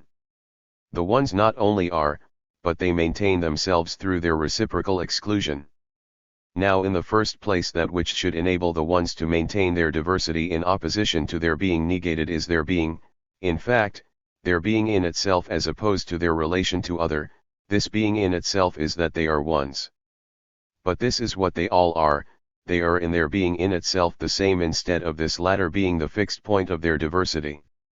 Secondly, their determinate being and their relation to one another, that is, their positing of themselves as ones, is the reciprocal negating of themselves, but this likewise is one and the same determination of them too, L, through which then they rather posit themselves as identical. Similarly, because they are in themselves the same, their ideality, instead of being posited through others, is their own, and they therefore repel it just as little. Consequently, as reg.rds both their being and their positing, they are only one affirmative unity. This reflection that the ones, determined both as simply being and as interrelated, show themselves to be one and the same and indistinguishable, is a comparison made by us. But we have also to see what is posited in them in their interrelatedness. They are this is presupposed in this interrelatedness, and they are only in so far as they reciprocally negate one another and at the same time hold themselves aloof from this their ideality, their negatedness, that is, negate this reciprocal negating. But they are only in so far as they negate. Consequently, since this their negating is negated, their being is negated. It is true that since they are, they would not be negated by this negating, which for them is only something external. This negating by the other rebounds off them and touches only their surface. And yet it is only through this negating of the others that the ones return into themselves. They are only as this mediation, and this their return is their self-preservation and their being for self. Since their negating is ineffectual because of the resistance offered by the ones either as simply affirmative or as negating, they do not return into themselves, do not preserve themselves, and so are not. The observation was made above that the ones are the same, each of them is a one like the other. This is not only a relating of them by us, an external bringing of them together, on the 172. Contrary, repulsion is itself a relating, the one which excludes the ones relates itself to them, to the ones, that is, to its own self. Hence the negative relationship of the ones to one another is only a got ng together with self. This identity into which their repelling passes over is the sublating of their diversity and externality, which they, as excluding, ought rather to maintain relatively to one another. This positing of themselves by the many ones into a single one is attraction. Remark, the unity of the one and the many. Self-subsistence pushed to the point of the one as a being for self is abstract, formal, and destroys itself. It is the supreme, most stubborn error, which takes itself for the highest truth, manifesting in more concrete forms as abstract freedom, pure ego and, further, as evil. It is that freedom which so misapprehends itself as to place its essence in this abstraction, and flatters itself that in thus being with itself it possesses itself in its purity. More specifically, this self-subsistence is the error of regarding as negative that which is its own essence, and of adopting a negative attitude towards it. Thus it is the negative attitude towards itself which, in seeking to possess its own being, destroys it, and this its act is only the manifestation of the futility of this act. The reconciliation is the recognition that the object of this negative attitude is rather its own essence, and is only the let ng go of the negativity of its being for self instead of holding fast to it. It is an ancient proposition that the one is many, and especially that the many are one. We may repeat here the observation that the truth of the one and the many expressed in propositions appears in an inappropriate form, that this truth is to be grasped and expressed only as a becoming, as a process, a repulsion and attraction, not as being, which in a proposition has the character of a stable unity. We have already mentioned and recalled the dialectic of Plato in the Parmenids concerning the derivation of the many from the one, namely, from the proposition, the one is. The inner dialectic of the notion has been stated. It is easiest to grasp the dialectic of the proposition, that the many are one, as an external reflection, and it may properly be grasped externally here inasmuch as the object too, the many, are mutually external. It directly follows from this comparison of the many with one. 173. Another that any one is determined simply like any other one, each is a one, each is one of the many, is by excluding the others so that they are absolutely the same, there is present one and only one determination. This is the fact, and all that has to be done is to grasp this simple fact. The only reason why the understanding stubbornly refuses to do so is that it has also in mind, and indeed rightly so, the difference, but the existence of this difference is just as little excluded because of the said fact, as is the certain existence of the said fact in spite of the difference. One could, as it were, comfort understanding for the naive manner in which it grasps the fact of the difference, by assuring it that the difference will also come in again. The one of attraction-repulsion is the self-differentiating of the one, at first into many, whose negative relationship is without effect because they presuppose one another as affirmatively present. It is only the ought to be of ideality. In attraction, however, ideality is realized. Repulsion passes over into attraction, the many ones into one. Both repulsion and attraction are in the first place distinct from each other, the former as the reality of the ones, the latter as their posited ideality. The relation of attraction to repulsion is such that the former has the latter for presupposition. Repulsion provides the material for attraction. If there were no ones, there would be nothing to attract. The conception of a perpetual attraction, of an absorption of the ones, presupposes an equally perpetual production of them. Spatial attraction as pictorially conceived makes the flow of attracted ones proceed uninterruptedly. In place of the atoms which vanish in the center of attraction, another multitude comes forth from the void, and so on to infinity if one wishes. If attraction were conceived as accomplished, the many being brought to the point of the one, then there would be present only an inert one and no longer any attraction. The ideality present in attraction still also bears within itself the determination of the negation of itself, the many ones of which it is the relatedness. Attraction is inseparable from repulsion. In the first place, attraction belongs equally to each of the many ones as immediately present, none has any precedence over another. This would result in an equilibrium in attraction, or, strictly speaking, an equilibrium of attraction and repulsion. 174. Itself, and an inert state of rest in which ideality would have no determinate being. But there can be no question here of a precedence of such a one over another, for this would presuppose a specific difference between them. Rather is attraction the positing of the immediately present undifferentiatedness of the ones. It is only attraction itself that is a positing of a one distinct from other ones. These are only immediate ones which should maintain themselves through repulsion, but through their posited negation arises the one of attraction, which is consequently determined as mediated, the one posited as one. The first ones, as immediate, do not in their ideality return into themselves but have this ideality in another one. The one, however, is the realized ideality, posited in the one. It is attraction through the mediation of repulsion, and it contains this mediation within itself as its determination. Thus it does not absorb the attracted ones into itself as into a center, that is, it does not sublate them abstractly. Since it contains repulsion in its determination, this latter at the same time preserves the ones as many in it. Through its attracting, so to speak, it acquires something for itself, obtains an extension or filling. There is thus in it the unity of repulsion and attraction in general.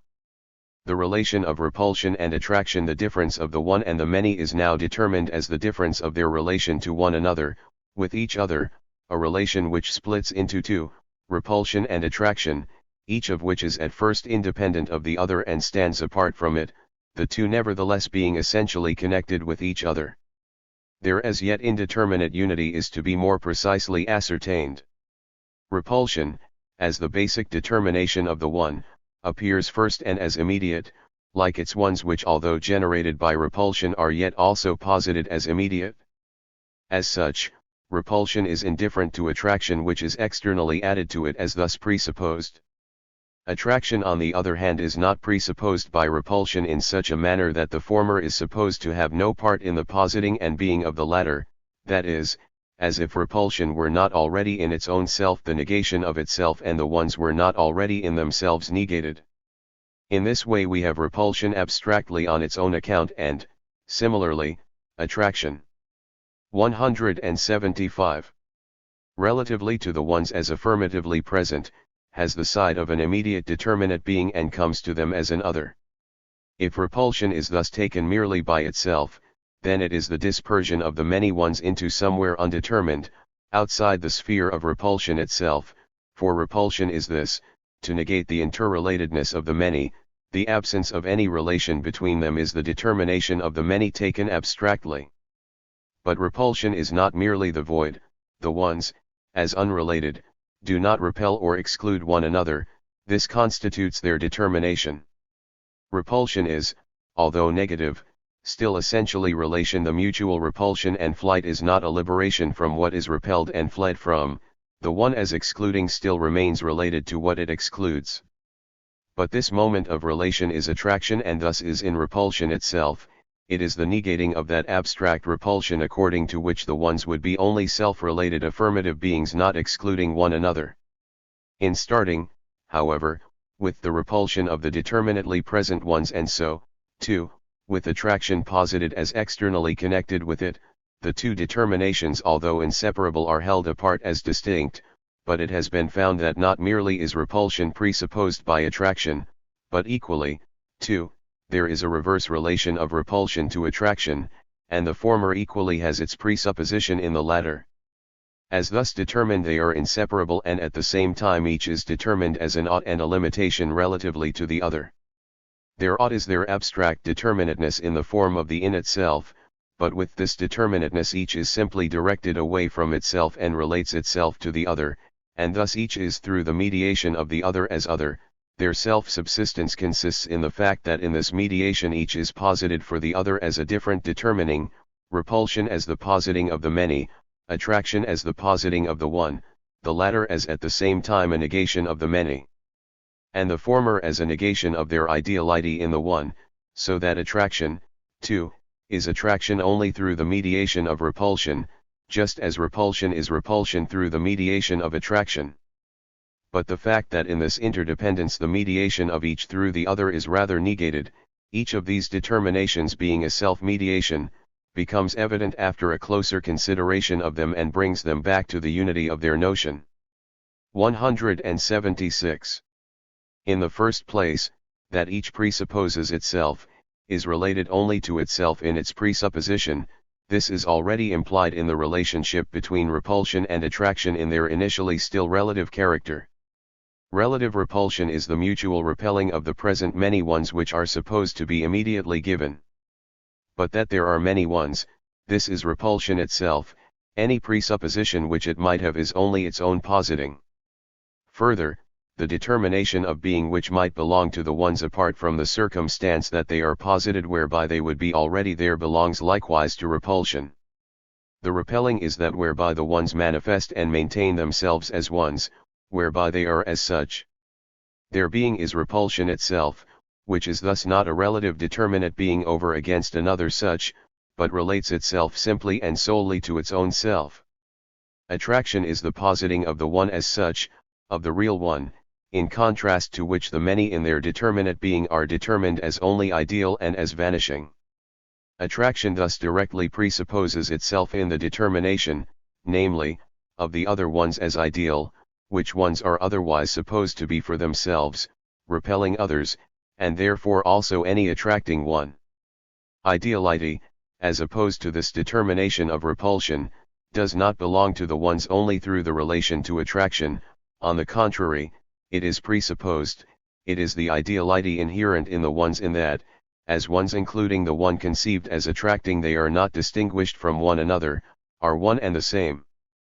Further, this self-presupposing of the two determinations each for itself, means that each contains the other as a moment within it. The self-presupposing as such is the one's positing of itself in a one as the negative of itself repulsion, and what is therein presupposed is the same as that which presupposes attraction. That each is in itself only a moment, is the transition of each out of itself into the other, the self-negating of each in itself and the self-positing of each as its own other. The one as such, then, is a coming out of itself, is only the positing of itself as its own other, as many, and the many, similarly, is only this, to collapse within itself and to posit itself as its other, as one, and in this very act to be related only to its own self, each continuing itself in its other. Thus there is already present in principle the 177. undividedness of the coming out of itself and the self positing as one. But in the relative repulsion and attraction, which presuppose immediate, determinately existent ones, it is posited that each is in its own self this negation of itself and is thus also the continuity of itself in its other. The repulsion of the determinately existent ones is the self-preservation of the one through the mutual repulsion of the others, so that the other ones are negated in it. This is the side of its determinate being or of its being for other, but this is thus attraction as the ideality of the ones, and the one is in itself, without relation to the others, but not only has being in itself as such long since passed over into being for self, but the one in itself, by its determination, is the aforesaid becoming of many ones. The attraction of the determinately existent ones is their ideality and the positing of the one, in which, accordingly, attraction as a negating and a generating of the one sublates itself, and as a positing of the one is in its own self the negative of itself, repulsion. With this, the development of being for self is completed and has reached its conclusion. The one as infinitely self-related infinitely, as the posited negation of negation as the mediation in which it repels from itself its own self as its absolute otherness, and in relating itself negatively to this its non-being, that is, in sublating it, it is only self-relation, and one is only this becoming in which it is no longer determined as having a beginning, that is no longer posited as an immediate, affirmative being, neither is it as result, as having restored itself as the one. That is, the one as equally immediate and excluding, the process which it is posits and contains it throughout only as sublated. The sublating, at first determined as only a relative sublating of the relation to another determinately existent one, a relation which is thus itself not an indifferent repulsion and attraction, equally displays itself as passing over into the infinite relation of mediation through negation of the external relations of the immediate, determinately existent ones, and as having for result that very process of becoming which, in the instability of its moments, is the collapse, or rather going together with itself, into simple immediacy. This being, in the determination it has now acquired, is quantity. A brief survey of the moments of this transition of quality into quantity shows us that the fundamental determination of quality 178 is being and immediacy, in which limit and determinateness are so identical with the being of something, that with its alteration the something itself vanishes, as thus posited it is determined as finite. Because of the immediacy of this unity, in which the difference has vanished but is implicitly present in the unity of being and nothing, the difference as otherness in general falls outside this unity.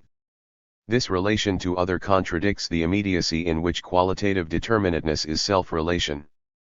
This otherness sublates itself in the infinity of being for self, which makes explicit the difference in the form of the one and the many and their relations, and has raised the qualitative moment to a genuine unity, that is, a unity which is no longer immediate but is posited as accordant with itself. This unity is, therefore, being, only as affirmative, that is immediacy, which is self-mediated through negation of the negation. Being is posited as the unity which pervades its determinatenesses, limit, etc., which are posited in it as sublated, determinate being. In such determination it is the negation or determinateness as a moment of affirmative being, yet determinateness no longer as immediate, but as reflected into itself, as related not to an other but to itself, a being determined. Simply in itself the one, the otherness as such is itself a being for self. Why, being for self, as that being which continues itself right through the determinateness and in which the one and the intrinsic determinedness is itself posited as sublated. The one is determined simultaneously as having gone beyond itself, and as unity, hence the one, the absolutely determined limit, is posited as the limit which is no limit, which is present in being but is indifferent to it. Remark: the Kantian construction of matter from the forces of attraction and repulsion. Attraction and repulsion, as we know, are usually regarded as forces. This determination of them and the relationships connected with it have to be compared with the notions which have resulted from our consideration of them.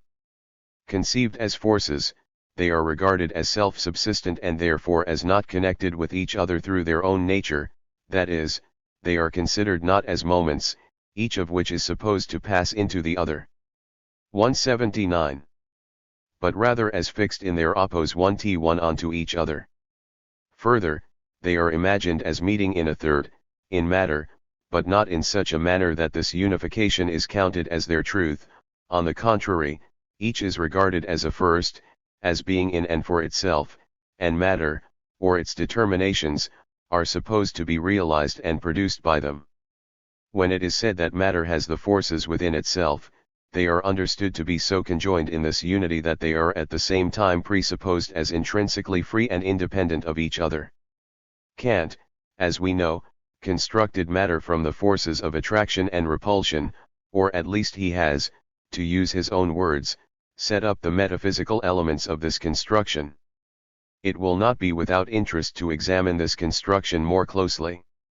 This metaphysical exposition of a subject matter which not only itself but also in its determination seemed to belong only to experience is noteworthy, partly because as an experiment with the notion it at least gave the impulse to the more recent philosophy of nature, to a philosophy which does not make nature as given in sense perception the basis of science, but which goes to the absolute notion for its determinations, and partly because in many cases no advance is made beyond the Kantian construction which is held to be a philosophical beginning and foundation for physics.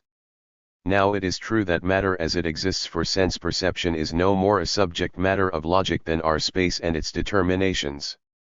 But the forces of attraction and repulsion, in so far as they are regarded as forces of empirical matter, are also based on the pure determinations here considered of the one and the many and their interrelationships, which, because these names are most obvious, I have called repulsion and attraction. Kant's method in the deduction of matter from these forces, which he calls a construction, when looked at more closely does not deserve this name, unless any exercise of reflection, even analytical reflection, is to be called a construction, and later philosophers of nature have in fact given the name of construction to the shallowest reasoning and the most baseless concoction of unbridled imagination and thoughtless reflection, and it is especially for the so-called factors of attraction and repulsion that such philosophers have shown a predilection. For Kant's method is basically analytical, not constructive. He 180. Presupposes the idea of matter and then asks what forces are required to maintain the determinations he has presupposed. Thus, on the one hand, he demands the force of attraction because, properly speaking, through repulsion alone and without attraction matter could not exist, and on the other hand he derives repulsion, from matter and gives as the reason that we think of matter as impenetrable, since it presents itself under this category to the sense of touch by which it manifests itself to us. Consequently, he proceeds, repulsion is at once thought in the concept of matter because it is immediately given therein, whereas attraction is added to the concept syllogistically. But these syllogisms, too, are based on what has just been said, namely, that matter which possessed repulsive force alone, would not exhaust our conception of matter. It is evident that this is the method of a cognition which reflects on experience, which first perceives the determinations in a phenomenon, then makes these the foundation, and for their so-called explanation assumes corresponding basic elements or forces which are supposed to produce those determinations of the phenomenon. With respect to this difference as to the way in which cognition finds the forces of repulsion and attraction in matter, Kant further remarks that the force of attraction certainly just as much belongs to the concept of matter although it is not contained in it. This last expression is italicized by Kant. However, it is hard to perceive what this difference is supposed to be, for a determination which belongs to the concept of anything must be truly contained in it. What causes the difficulty and gives rise to this vain subterfuge, is that Kant from the start one-sidedly attributes to the concept of matter only the determination of impenetrability, which we are supposed to perceive by the sense of touch, for which reason the force of repulsion as the holding off of an other from itself is immediately given. But if, further, the existence of matter is supposed to be impossible without attraction, then this assertion is based on a conception of matter taken from sense perception.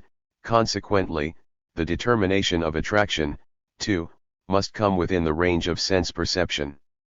It is indeed easy to perceive that matter, besides its being for self, which sublates the being for other, has also a relation between its se/f. 181. Determined parts, a spatial extension and cohesion, and in rigidity and solidity the cohesion is very firm. Physics explains that the tearing apart, etc., of a body requires a force which shall be stronger than the mutual attraction of the parts of the body.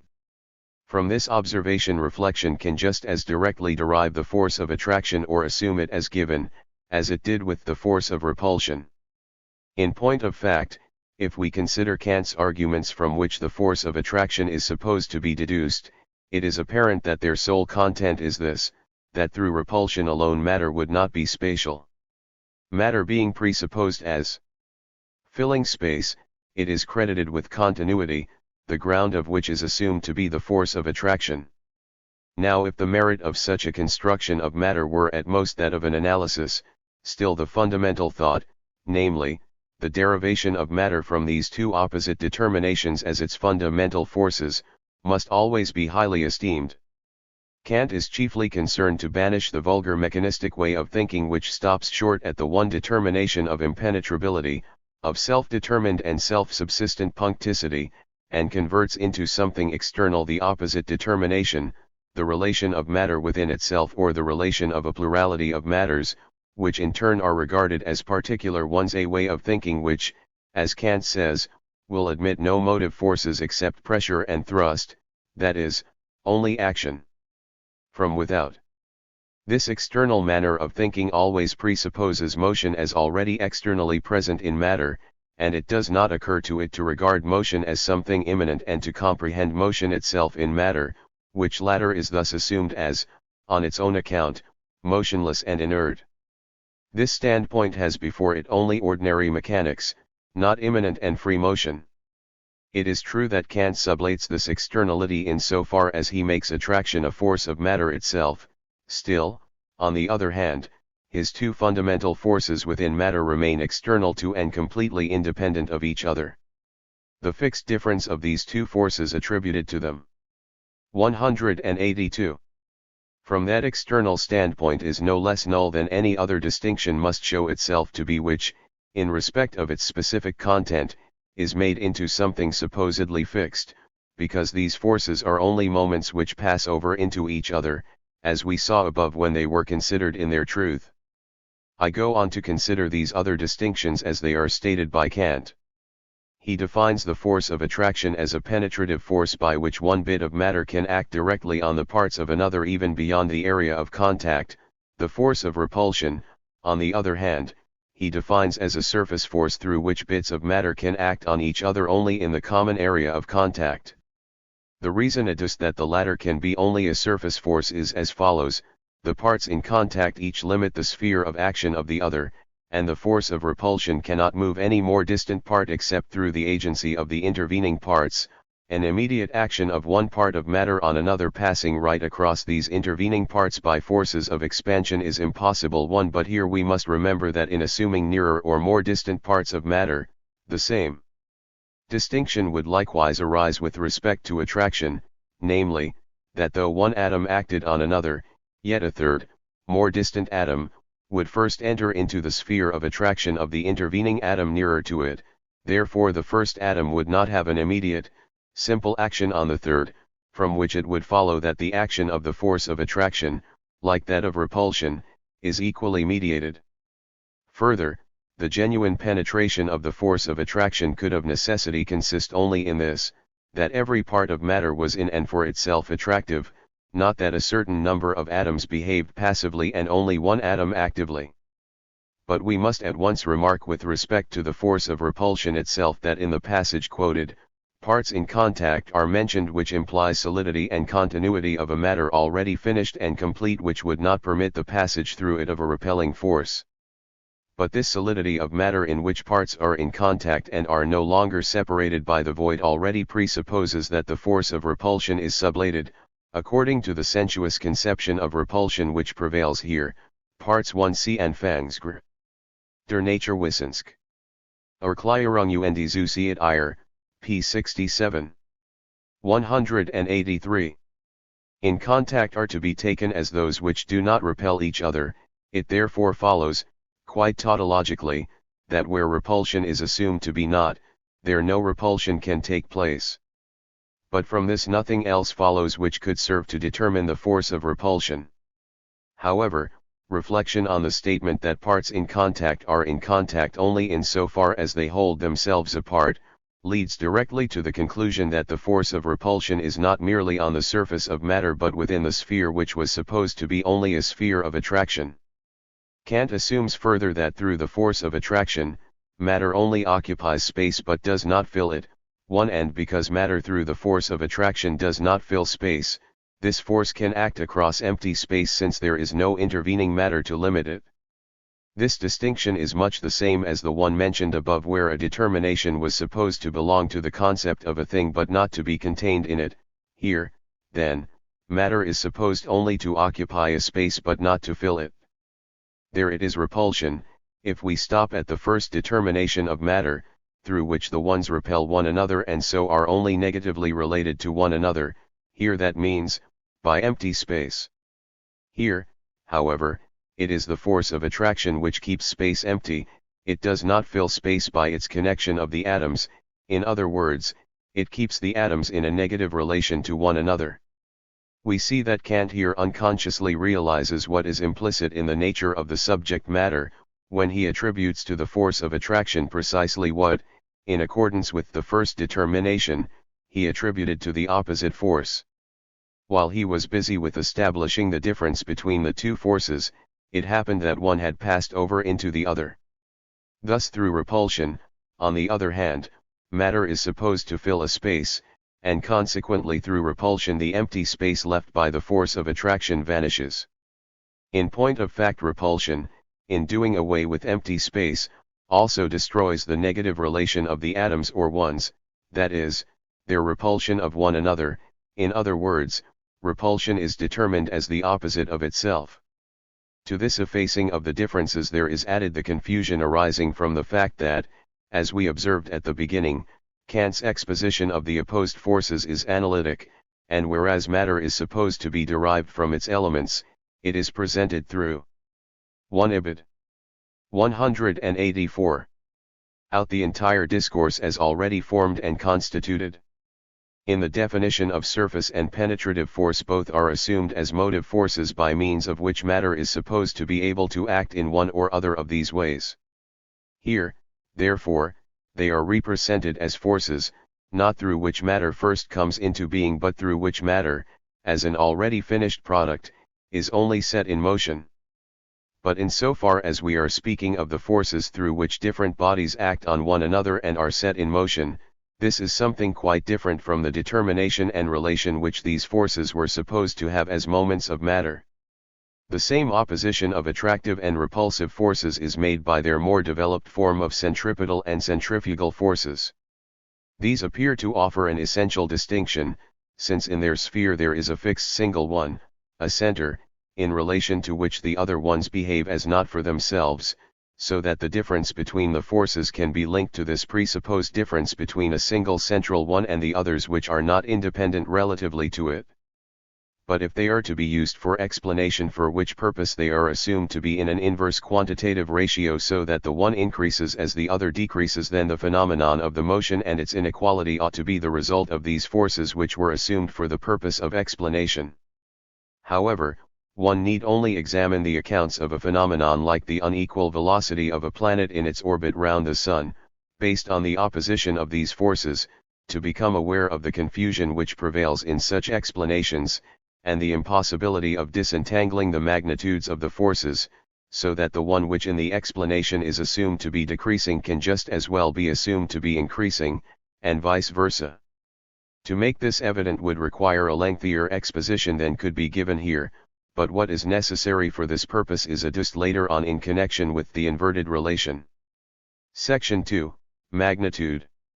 The difference between quantity and quality has been stated. Quality is the first, immediate determinateness, quantity is the determinateness which has become indifferent to being, a limit which is just as much no limit, being for self which is absolutely identical with being for other, a repulsion of the many ones which is directly the non-repulsion, the continuity of them.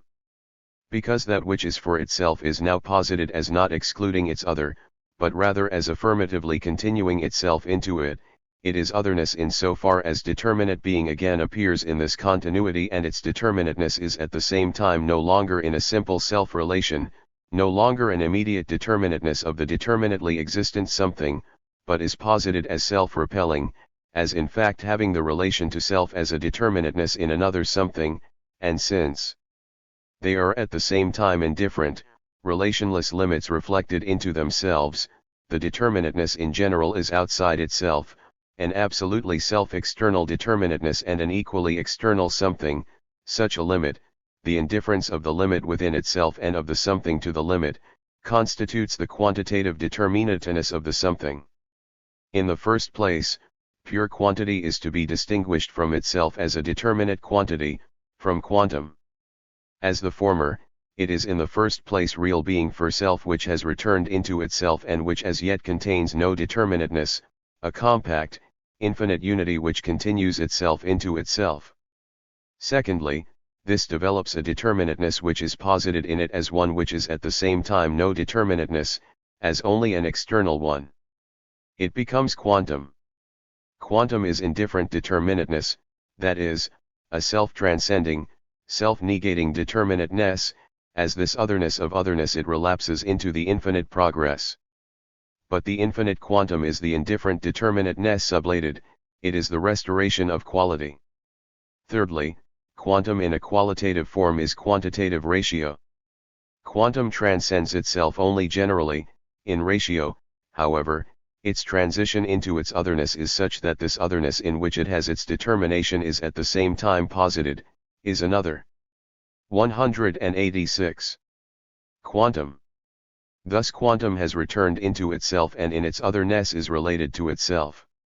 At the base of this ratio there is still the externality of quantum, the quanta which are related to each other are indifferent, that is, they have their self-relation in such self externally. The ratio is thus only a formal unity of quality and quantity. Its dialectic is its transition into their absolute unity, into measure. Remark, in something, its limit as quality is essentially its determinateness. If, however, by limit we mean quantitative limit, then when, for example, a field alters its limit it still remains what it was before, a field. If on the other hand its qualitative limit is altered, then since this is the determinateness which makes it a field, it becomes a meadow, wood, and so on. A red, whether brighter or paler, is still red, but if it altered its quality it would cease to be red, would become blue or some other color. The determination of magnitude as quantum reached above, namely that it has a permanent substratum of being which is indifferent to its determinateness, can be found in any other example. By magnitude quantum is meant, as in the examples cited, not quantity, and it is chiefly for this reason that this foreign term must be used. The definition of magnitude given in mathematics likewise concerns quantum. A magnitude is usually defined as that which can be increased or diminished. But to increase means to make the magnitude more, to decrease, to make the magnitude less. In this there lies a difference of magnitude as such from itself, and magnitude would thus be that of which the magnitude can be altered. The definition thus proves itself to be inept in so far as the same term is used in it which was to have been defined. Since the same term must not be used in the definition, the more and less can be resolved into an affirmative addition which, in accordance with the nature of quantum, is likewise external, and a subtractee, n, as an equally external negation. It is this external form both of reality and of negation which in general characterizes the nature of alteration in quantum. In that imperfect expression, therefore, one cannot fail to recognize the main point involved, namely the indifference of the alteration, so that the alteration's own more and less, its indifference to itself, lies in its very notion. Chapter I. Quantity. A. Pure quantity. Quantity is sublated being for self, the repelling one which related itself only negatively to the excluded one, having passed over into relation to it, treats the other as identical with itself, and in doing so has lost its determination. Being for self has passed over into attraction. The absolute brittleness of the repelling one has melted away into this unity which, however, as containing this one, is at the same time determined by the immanent repulsion, and as unity of the self externally is unity with itself. Attraction is in this way the moment of continuity in quantity. Continuity is, therefore, simple, self-same self-relation, which is not interrupted by any limit or exclusion. It is not, however, an immediate unity, but a unity of ones which possess being for self. The asunderness of the plurality is still contained in this unity, but at the same time as not differentiating or interrupting it. In continuity, the plurality is posited as it is in itself, the many are all alike, each is the same as the other, and the plurality is, consequently, a simple, undifferentiated sameness. Continuity is this moment of self-sameness of the asunderness, the self-continuation of the different ones into those from which they are distinguished. In continuity, therefore, magnitude immediately possesses the moment of discreteness repulsion, as now a moment in quantity. Continuity is self-sameness, but of the many which, however, do not become exclusive. It is repulsion which expands the self-sameness to continuity. Hence discreteness, on its side, is a coalescent discreteness, where the ones are not connected by the void, by the negative, but by their own continuity and do not interrupt the self-sameness in the many. Quantity is the unity of these moments of continuity and discreteness, but at first it is so in the form of one of them, continuity, as a result of the dialectic of being for self, which has collapsed into the form of self-identical immediacy. Quantity is, as such, this simple result in so far as being for self has not yet developed its moments and posited them within itself. It contains 188. Them to begin with as being for self posited as it is in truth. The determination of being for self was to be a self-sublating relation to self, a perpetual coming out of itself. But what is repelled is itself, repulsion is, therefore, the creative flowing away of itself. On account of the self-sameness of what is repelled, this distinguishing or differentiation is an uninterrupted continuity, and because of the coming out of itself this continuity, without being interrupted, is at the same time a plurality, which no less immediately remains in its self-identicalness. Remark I, the conception of pure quantity. Pure quantity has not as yet any limit or is not as yet quantum, and even in so far as it becomes quantum it is not bounded by limit but, on the contrary, consists precisely in not being bounded by limit, in having being for self within it as a sublated moment. The presence in it of discreteness as a moment can be expressed by saying that quantity is simply the omnipresent real possibility within itself of the one, but conversely that the one is no less absolutely continuous. In thinking that is not based on the notion, continuity easily becomes mere composition, that is, an external relation of the ones to one another, in which the one is maintained in its absolute brittleness and exclusiveness. But it has been shown that the one essentially and spontaneously passes over into attraction, into its ideality, and that consequently continuity is not external to it but belongs to it and is grounded in its very nature. It is just this externality of continuity for the ones to which atomism clings and which ordinary thinking finds it difficult to forsake. Mathematics, on the other hand, rejects a metaphysics which would make time consist of points of time, space in general, or in the first place the line consist of points of space, the plane of lines, and total space of planes. It allows no validity to such discontinuous ones. Even though, for instance, in determining the magnitude of a plane, it represents it as the sum of infinitely many lines, this discreteness counts only as a momentary representation, and the sublation of the discreteness is already implied in the infinite plurality of the lines, since the space which they are supposed to constitute is after all bounded.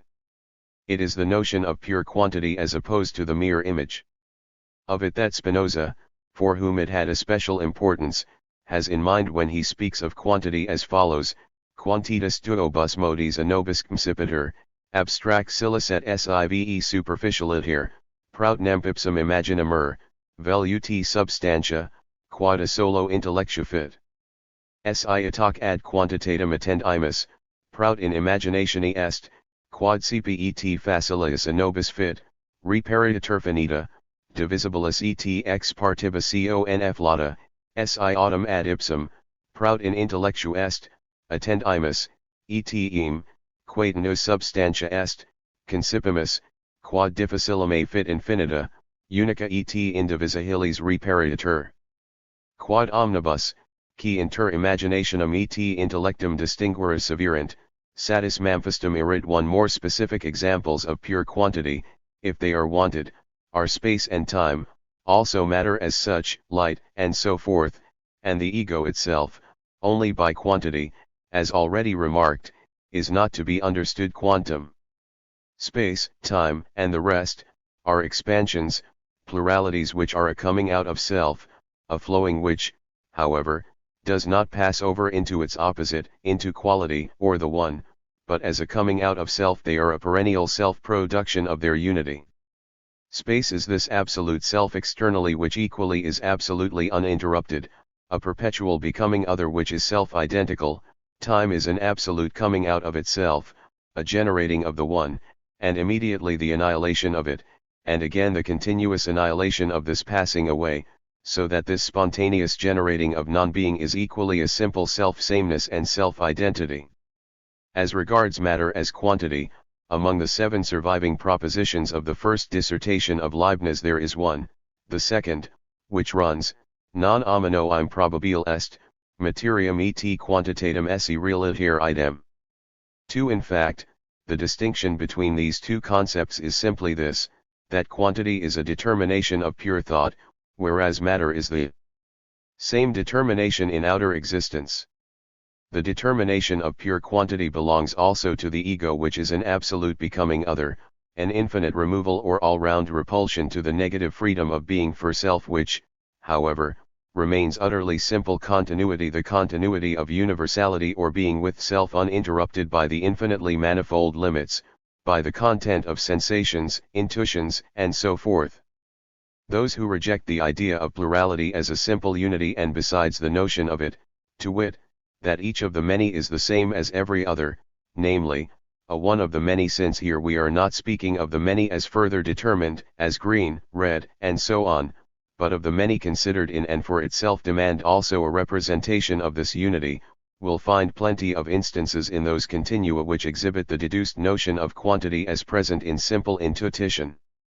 Remark 2. The Kantian antinomy of the indivisibility and the infinite divisibility of time, space, and matter. It is the nature of quantity, this simple unity of discreteness and continuity, that gives rise to the conflict or antinomy of the infinite divisibility of space, time, matter, etc. This antinomy consists solely in the fact that discreteness must be asserted just as much as continuity.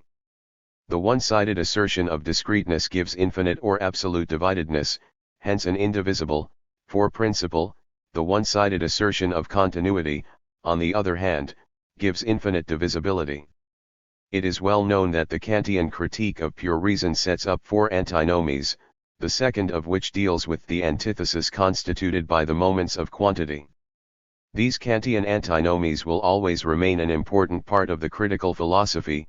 They, more than anything else, brought about the downfall of previous metaphysics and can be regarded as a main transition into more recent philosophy, since they, in particular, help to produce the conviction of the nullity of the categories of finitude in regard to their content, which is a more correct method than the formal one of a subjective idealism, according to which their defect is supposed to be not what they are in themselves, but only that they are subjective.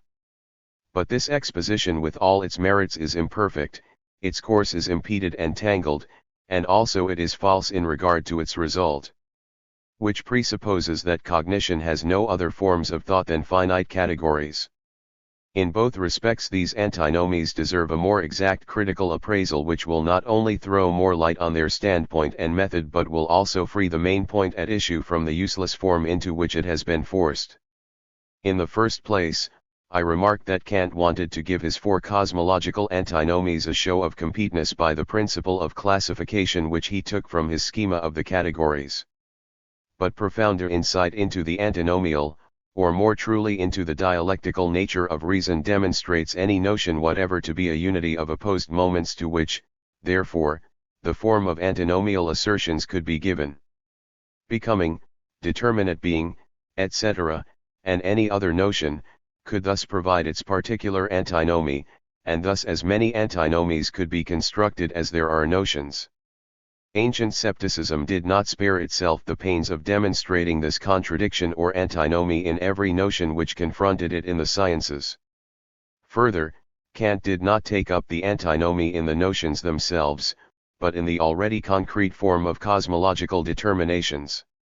In order to possess the antinomy in its purity and to deal with it in its simple notion, the determinations of thought must not be taken in their application to an entanglement in the general idea of the world, of space, time, matter, etc.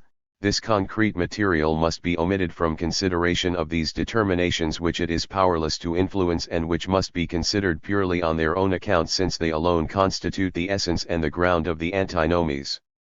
Kant's conception of the antinomies is that they are not sophisms but contradictions which reason must necessarily come up against, and this is an important view. Reason, when it sees into the ground of the natural illusion of the antinomies, is, it is true, no longer imposed on by them but yet continues to be deceived. The Kantian solution, namely, through the so-called transcendental ideality of the world of perception, has no other result than to make the so-called conflict into something subjective, in which of course it remains still the same illusion, that is as unresolved, as before. Its genuine solution can only be this: two opposed determinations which belong necessarily to one and the same notion cannot be valid each on its 192 own in its one-sidedness. On the contrary, they are true only as sublated, only in the unity of their notion.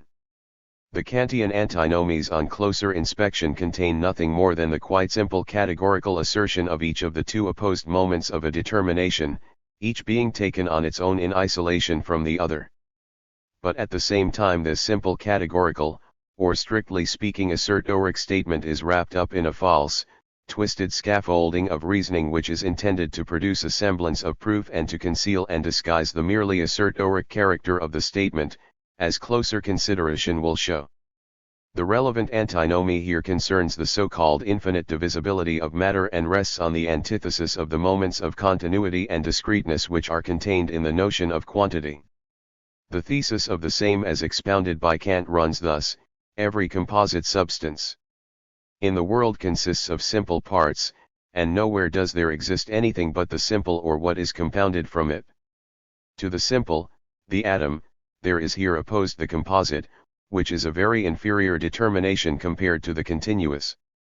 The substrate given to these abstractions, namely, substances in the world, here means nothing more than things as sensuously perceived, and it has no influence on the antinomy itself. Space or time could equally well be taken. Now since the thesis speaks only of composition instead of continuity, it is really as it stands an analytical or tautological proposition. That the composite is not in its own self a one, but only something externally put together and consisting of what is other than itself, this is its immediate determination. But the other of the composite is the simple. It is therefore tautological to say that the composite consists of the simple. To ask of what something consists is to ask for an indication of something else, the compounding of which constitutes the said something. If ink is said to consist simply of ink, the meaning of the inquiry after the something else of which it consists has been missed, and the question is not answered but only repeated. A further question then is whether that which is under discussion is supposed to consist of something or not. But the composite is simply that which is supposed to be a combination of something else. If, however, the simple which is the other of the composite is taken only as relatively simple and is itself composite, too, then the question still remains unanswered. What ordinary thinking has in mind is, perhaps, only some composite or other of which something or other, too, would be assigned as its simple, such particular something being composite on its own account. But what is under discussion here is the composite as such. Now as regards the Kantian proof of the thesis, this, like all the Kantian proofs of the rest of the antinomial propositions, makes the detour of being apagogic, a detour which will prove to be quite superfluous. Assume, he begins, that composite substances do not consist of simple parts, then if all composition were thought away, no composite part and no simple part, hence nothing at all would remain, consequently, no substance would have been given. This conclusion is quite correct. If nothing but composite substances exist and all that is composite is thought away, then nothing whatever remains. This will be conceded, but this tautological redundance could be omitted and the proof straightway begin with what follows, namely, either it is impossible to think away all composition, or else there remains after such removal in thought something which is not composite, that is, the simple. In the first case, however, the composite again would not consist of substances. Now since this case contradicts what was assumed, only the second case is left, namely, that all composite substances consist of simple parts. The very reason which is the main point, and in face of which all that precedes is completely superfluous, is mentioned by the way, in a parenthesis. The dilemma is this: either the composite persists, or else the simple. If the former, that is, the composite, persists, then what persists would not be substances, for composition is for these only a contingent relation, but substances do persist, therefore, what persists is the simple.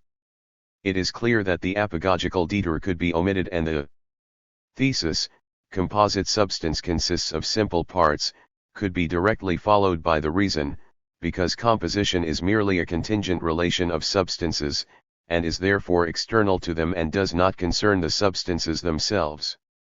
If the composition is in fact contingent, then, of course, substances are essentially simple.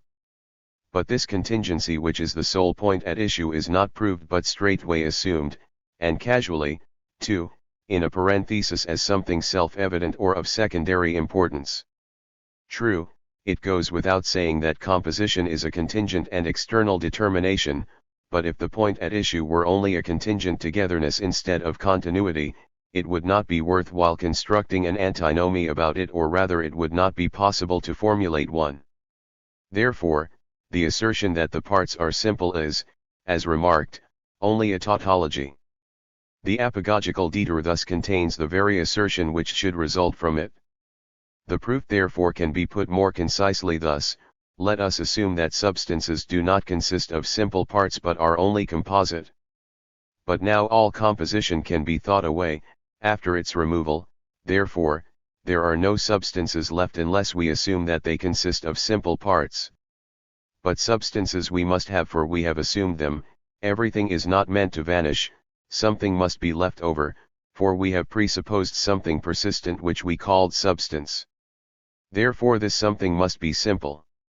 To complete the whole, we have still to consider the conclusion, which runs as follows: from this it follows, as a direct consequence, that all things in the world without exception are simple entities, that composition is only an external state of them, and that reason must think the elementary substances as simple entities. Here we see the externality, that is contingency, of composition put forward as a consequence after it had already been introduced parenthetically and used in the proof. Kant strongly protests that he is not looking for sophisms in the conflicting statements of the antinomy for the purpose, as it were, of special pleading. But the defect of the proof in question is not so much that it is a sophism, as that its labored, tortuous complexity serves no other purpose than to produce the merely outward semblance of a proof and partially to obscure the quite transparent fact that what was supposed to emerge as a consequence is, parenthetically, that on which the proof hinges, that there is no proof at all, but only an assumption. The antithesis runs: no composite thing in the world consists of simple parts, and nowhere in the world does there exist anything simple.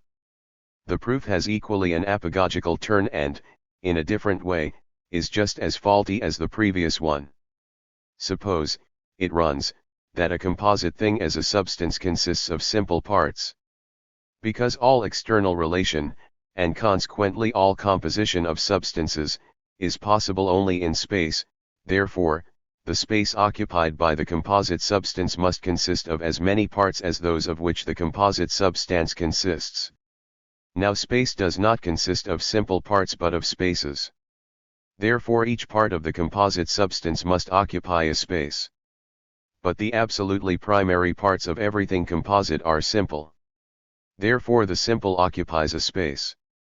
Now since every real thing that occupies a space comprises a manifold of mutually external parts and is consequently composite, consisting of substances, it would follow that the simple is a composite substance which is self-contradictory. This proof can be called a whole nest of faulty procedure. In the first place, its apagogical form is a groundless illusion. For the assumption that whatever is substantial is spatial, but that space does not consist of simple parts is a direct assertion which is made the immediate ground of what is to be proved, and with this there is an end to the proving of the antithesis. Next, this apagogical proof begins with the proposition, that all composition from substances is an external relation, but oddly enough immediately forgets it. For it then goes on to conclude that composition is possible only in space, that space does not consist of simple parts, and that therefore the real thing occupying a space is composite. But once composition is assumed as an external relation, then spatiality itself is for that very reason an external relation for the substances, which does not concern them or affect their nature any more than anything else does. 196. That can be inferred from the determination of spatiality. For this very reason, the substances ought not to have been put into space. Further, it is assumed that the space in which the substances here are placed does not consist of simple parts, because it is an intuition, that is, according to the Kantian definition, a representation which can only be given through a single object, and is not a so-called discursive concept. This Kantian distinction between intuition and concept has, as everyone knows, given rise to a deal of nonsense about the former, and to avoid the labor of comprehension the value and sphere of intuition have been extended to the whole field of cognition. What is pertinent here is just this, that space, and also intuition itself, must be grasped in terms of their notions if, that is, we want really to comprehend. And thus the question would arise whether space, even though a simple continuity for intuition, ought not to be grasped, in accordance with its notion, as consisting of simple parts, or whether it would be involved in the same antinomy which applied only to substance. As a matter of fact, if the antinomy is grasped abstractly, it concerns, as we remarked, quantity as such, and hence equally space and time. But it is assumed in the proof that space does not consist of simple parts. This therefore ought to have been the reason for not placing the simple in this element which is incompatible with the nature of the simple. There is also involved here a clash between the continuity of space and composition, the two are confused with each other, the former being substituted for the latter. With Kant, space has the express determination of being sole and single, its parts resting only on limitations, so that they do not precede the one, all-embracing space as, so to speak, its component parts from which it could be compounded. One here continuity is quite correctly and definitely predicated of space in denial of its composition from parts. On the other hand, in the argument the placing of substances in space is supposed to involve a manifold of mutually external parts and, more particularly, consequently a composite. Yet, as we have quoted, the way in which manifoldness is present in space is expressly intended to exclude composition and component parts antecedent to the unity of space. 1. And the remark to the proof of the antithesis, we are also expressly reminded of the other fundamental conception of the critical philosophy, namely, that we have a notion of bodies only as appearances or phenomena. As such, however, they necessarily presuppose space as the condition of the possibility of all outer appearance. If by substances we are meant here to understand only bodies as we see, touch, taste them, and so on, then we are not really discussing them as they are in their notion but only as sensuously perceived. The proof of the antithesis, then, amounted in short to this: All our visual, tactile, and other experience shows us only what is composite. Even the best microscopes and the keenest knives have not enabled us to come across anything simple. Then neither should reason expect to come across anything simpi.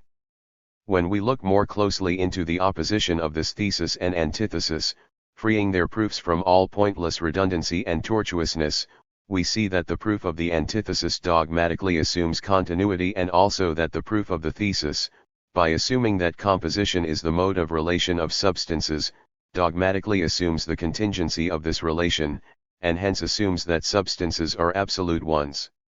Thus the whole antinomy reduces to the separation of the two moments of quantity and the direct assertion of them as absolutely separate. When substance, matter, space, time, etc., are taken only as discrete, they are absolutely divided, their principle is the one. When they are taken as continuous, this one is only a sublated one, division remains a divisibility, it remains the possibility of division, as a possibility, without actually reaching the atom. Now even if we stop at the determination given in what has been said about these antitheses, then the moment of the atom is contained in continuity itself, for this is simply the possibility of division, just as said dividedness, discreteness, sublates all distinction of the ones, for each of the simple ones is what the other is, consequently, also contains their sameness and hence their continuity. Since each of the two opposed sides contains its other within itself and neither can be thought without the other, it follows that neither of these determinations, taken alone, has truth, this belongs only to their unity. This is the true dialectical consideration of them and also the true result. Infinitely more ingenious and profound than this Kantian.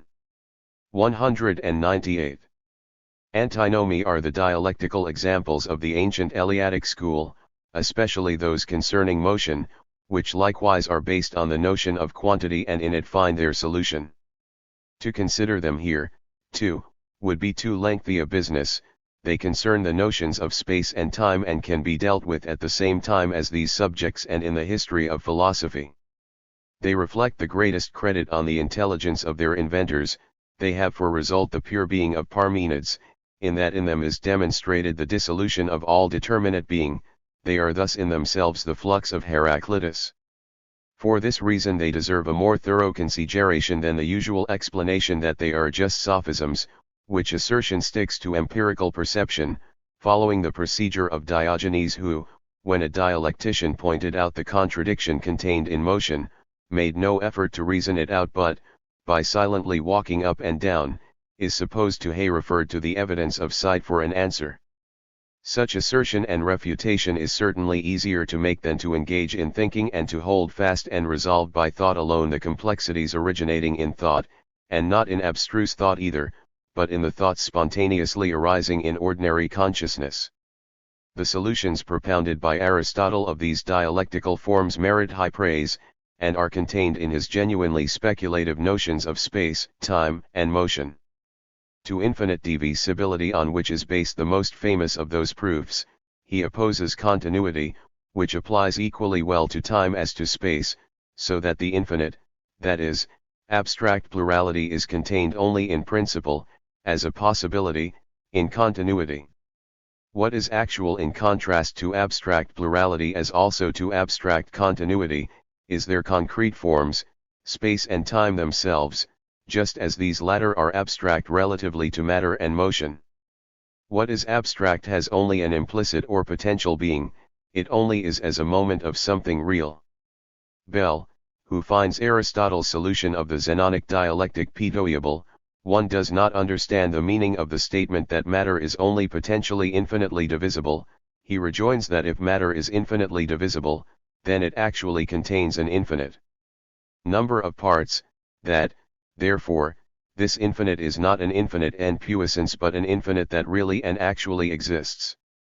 On the contrary, divisibility itself even is only a possibility, not an existing of the parts, and the plurality as such is posited in the continuity only as a moment, as sublated.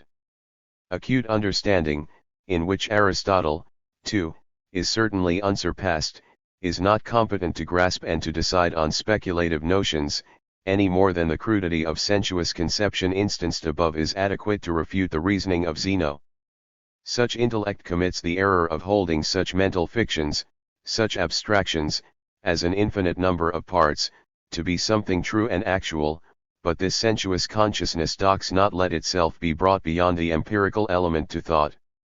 The Kantian solution of the antinomy likewise consists solely in the supposition that reason should not soar beyond sensuous perception and should take the world of appearance, the phenomenal world, as it is. This solution leaves the content of the antinomy itself on one side. It does not attain to the nature of the notion of its determinations, each of which, isolated on its own, is null, and is in its own self only the transition into its other, the unity of both being quantity in which they have their truth. b. Continuous and discrete magnitude. One quantity contains the two moments of continuity and discreteness. It is to be posited in both of them as determinations of itself. It is already their immediate unity, that is, quantity is posited at first only in one of its determinations, continuity, and as such is continuous magnitude. Or we may say that continuity is indeed one of the moments of quantity which requires the other moment, discreteness, to complete it. But quantity is a concrete unity only in so far as it is the unity of distinct moments. These are, therefore, also to be taken as distinct, but are not to be resolved again into attraction and repulsion, but are to be taken as they are in their truth, each remaining in its unity with the other, that is, remaining the whole. Continuity is only coherent, compact unity as unity of the discrete, posited as such it is no longer only a moment but the whole of quantity, continuous magnitude. 200. To immediate quantity is continuous magnitude. But quantity is not an immediate at all, immediacy is a determinateness the sublatedness of which is quantity itself. It is, therefore, to be posited in the determinateness immanent in it, and this is the one. Quantity is discrete magnitude. Discreteness is, like continuity, a moment of quantity, but it is itself also the whole of quantity just because it is a moment in it, in the whole, and therefore as a distinct moment it does not stand outside the whole, outside its unity with the other moment. Quantity is in itself asunderness, and continuous magnitude is this asunderness continuing itself without negation as an internally self-same connectedness. But discrete magnitude is this asunderness as discontinuous, as interrupted. With this plurality of ones, however, we are not again in the presence of the plurality of atoms and the void, repulsion in general. Because discrete magnitude is quantity, its discreteness is itself continuous. This continuity in the discrete consists in the ones being the same as one another, or in having the same unity. Discrete magnitude is, therefore, the asunderness of the manifold one as self-same, not the manifold one in general but posited as the many of a unity. Remark, the usual separation of these magnitudes in the usual ideas of continuous and discrete magnitude, it once overlooked that each of these magnitudes contains both moments, continuity, and discreteness, and that the distinction between them consists only in this, that in one of the moments the determinateness is posited and in the other it is only implicit. Space, time, matter, and so forth are continuous magnitudes in that they are repulsions from themselves, a streaming forth out of themselves which at the same time is not their transition or relating of themselves to a qualitative other. They possess the absolute possibility that the one may be posited in them at any point, not the empty possibility of a mere otherness, but they contain the principle of the one within themselves, it is one of the determinations which constitute them. Conversely, in discrete magnitude continuity is not to be overlooked, this moment is, as has been shown, the one as unity. Continuous and discrete magnitude can be regarded as species of quantity, provided that magnitude is posited, not under any external determinateness, but under the determinatenesses of its own moments. The ordinary transition from genus to species allows external characteristics to be attributed to the former according to some external basis of classification. And besides, continuous and discrete magnitude are not yet quanta, they are only quantity itself in each of its two forms. They are, perhaps, called magnitudes insofar as they have in common with quantum simply this to be a determinateness in quantity.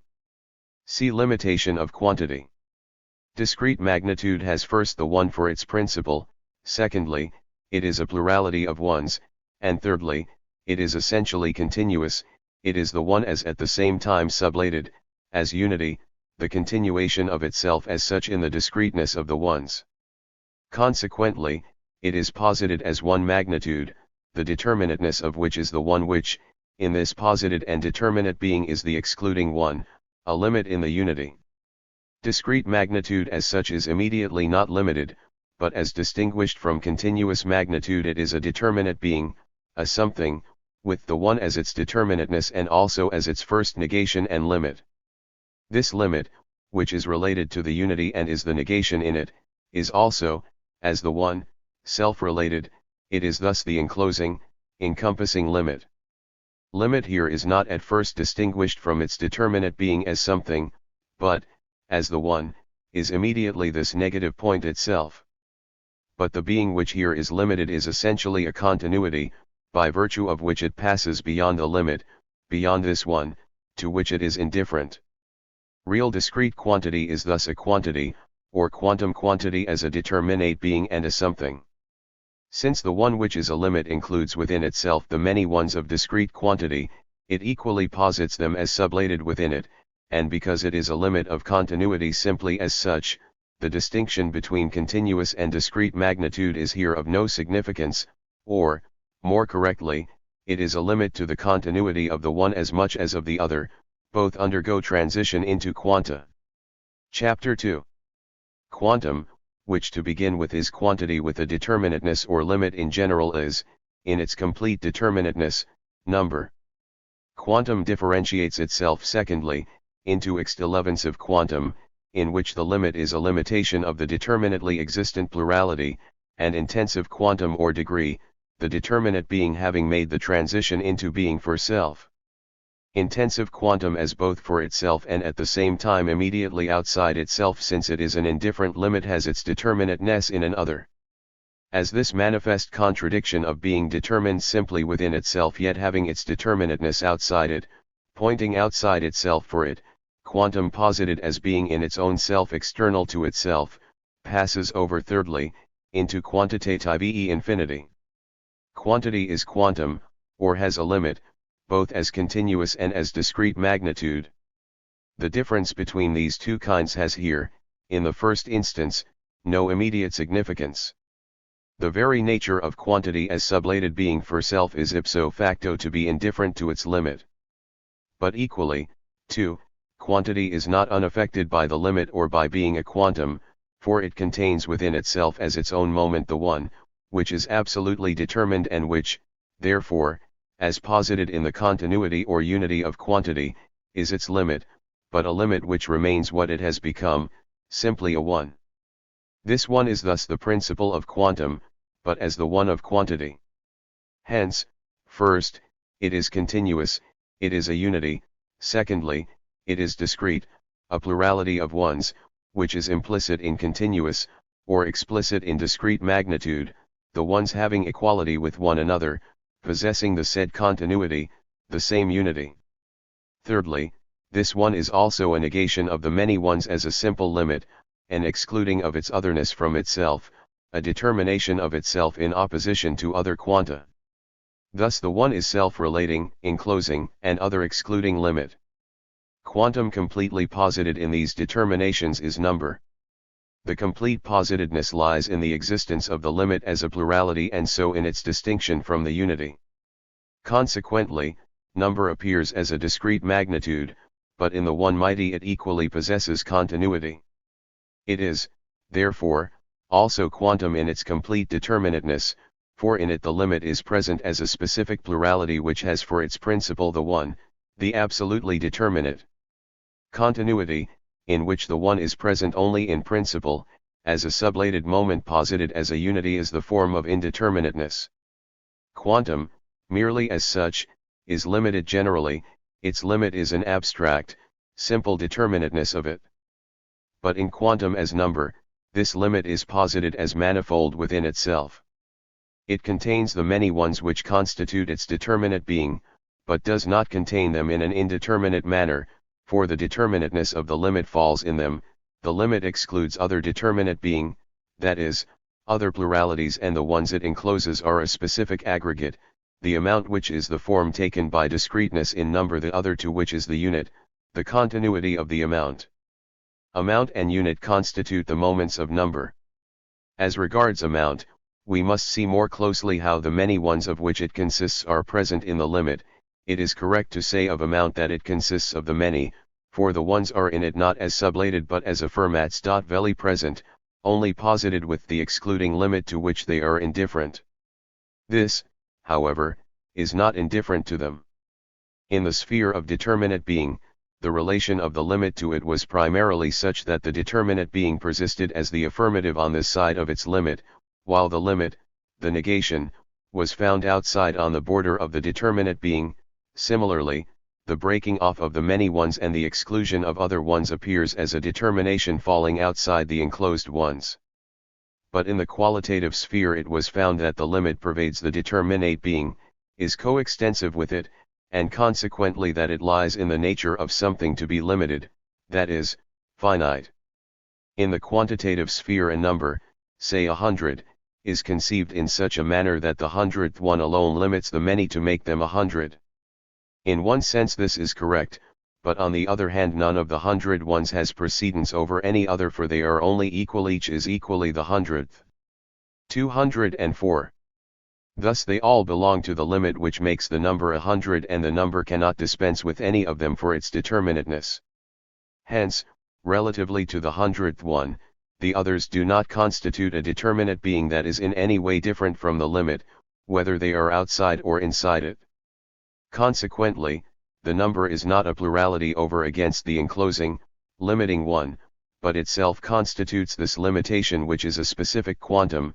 The many constitute a number, a 2, a 10, 100, and so on.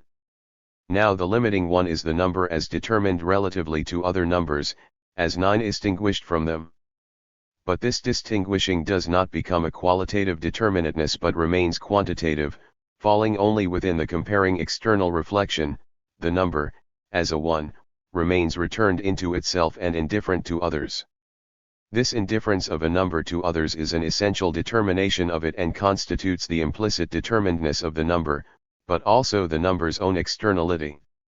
Number is thus a numerical one as the absolutely determinate one, which at the same time has the form of simple immediacy and for which, therefore, the relation to other is completely external. Further, one as a number possesses determinateness as the moments of itself contained within it, in its difference of unit and amount is itself a plurality of ones, that is, this absolute externality is in the one itself. This contradiction of number or of quantum as such within itself is the quality of quantum, in the further determinations of which this contradiction is developed. Remark R. The species of calculation in arithmetic, Kant's synthetic propositions a priori of intuition. Spatial magnitude and numerical magnitude are usually regarded as two species, the former being on its own account a determinate magnitude just as much as the latter. Their difference is held to consist only in the different determinations of continuity and discreteness, but as quantum they stand on the same level. In spatial magnitude, geometry has, in general, continuous magnitude for its subject matter, while the subject matter of arithmetic is the discrete magnitude of number. But with this dissimilarity of their subject matter, the manner and completeness of their limitation or determinedness is also different. Spatial magnitude possesses only limitation generally. If it is to be considered as a thoroughly determinate quantum, then number is required. Geometry as such does not measure spatial figures, but only compares them. In its definitions, too, the determinations are in part derived from the equality of the sides and angles, or from equidistance. Thus the circle, because it is based solely on the equidistance of all possible points in it from a center, does not require number for its determination. These determinations based on equality or inequality are genuinely geometrical. But they are not sufficient, and for other figures, for example, the triangle or rectangle, number is requisite. This in its principle, the one, contains a self-determinedness, it is determined without the aid of an other and therefore not through comparison. It is true that in the point, spatial magnitude has a determinateness corresponding to the one, but the point, in becoming external to itself, becomes an other, becomes the line, because it is essentially only a spatial one, it becomes in the relation a continuity in which the nature of the point, the self-determinedness, the one, is sublated. In so far as the self-determinedness is supposed to be preserved in the self externally, the line must be represented as an aggregate of ones, and to the limit must be imparted the determination of the many ones, that is, the magnitude of the line, and similarly of other spatial determinations must be taken as a number. Arithmetic considers number and its figures, or rather does not consider them but operates with them. For number is the determinateness which is indifferent, inert, it must be actuated from without and so brought into a relation. The modes of relation are the species of calculation. In arithmetic they are presented seriatim, and it is clear that one depends on the other, but the thread which links the progressive stages is not made prominent in arithmetic. However, the systematic arrangement justly claimed for the presentation of these elements in the textbooks is readily provided by the determinations of number itself stemming from its notion. These cardinal determinations will be briefly noted here. Number has for its principle the one and is, therefore, simply an aggregate externally put together, a purely analytic figure devoid of any interconnectedness, and because it is produced in this merely external manner, all calculation is the production of 206 numbers, accounting, or, more specifically, accounting up. Any diversity in this external production, which always proceeds to the same end, can lie only in a difference between the numbers which are to be counted up. This difference must itself come from elsewhere and from an external determination. The qualitative difference which constitutes the determinateness of number is, we have seen, that of unit and amount. Consequently, every determinateness of the notion of number which can occur in the species of calculation can be reduced to this difference. But the difference which belongs to numbers as quanta, is external identity and external difference, equality and inequality, which are moments of reflection and fall to be considered under the determinations of essence when we come to deal with difference. Further, we must premise that numbers can, in general, be produced in two ways, either by aggregation, or by separation of an aggregate already given. In both cases the same specific kind of counting is employed, so that to an aggregating of numbers there corresponds what may be called a positive species of calculation, and to a separating of them, a negative species. The determination of the species of calculation itself is independent of this antithesis. 1. After these underscore remarks we proceed to indicate the species of calculation. The first production of number is the aggregating of the many as such, each of which then is posited as only a one numbering or counting. Since the ones are mutually external, their representation is illustrated sensuously, and the operation by which number is generated is a process of counting on the fingers, dots, and so on. What 4, 5, etc., is, can only be pointed out. Seeing that the limit is an external one, the breaking off of the counting, the amount to be aggregated, is contingent, arbitrary. The difference of amount and unit which appears in the progress from one species of calculation to another, establishes a system of numbers, dyadic, decadic, and so on. Such a system rests on the whole on the arbitrary choice of an amount which is consistently to be taken as unit.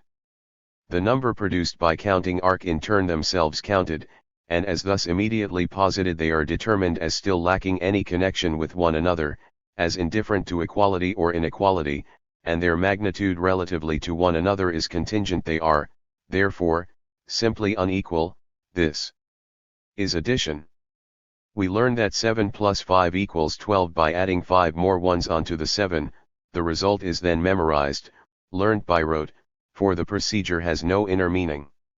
Similarly, we learn that 7x 5 equals 35 by counting on the fingers, etc., to one 7, adding on another, and repeating this 5 times, the result being likewise memorized.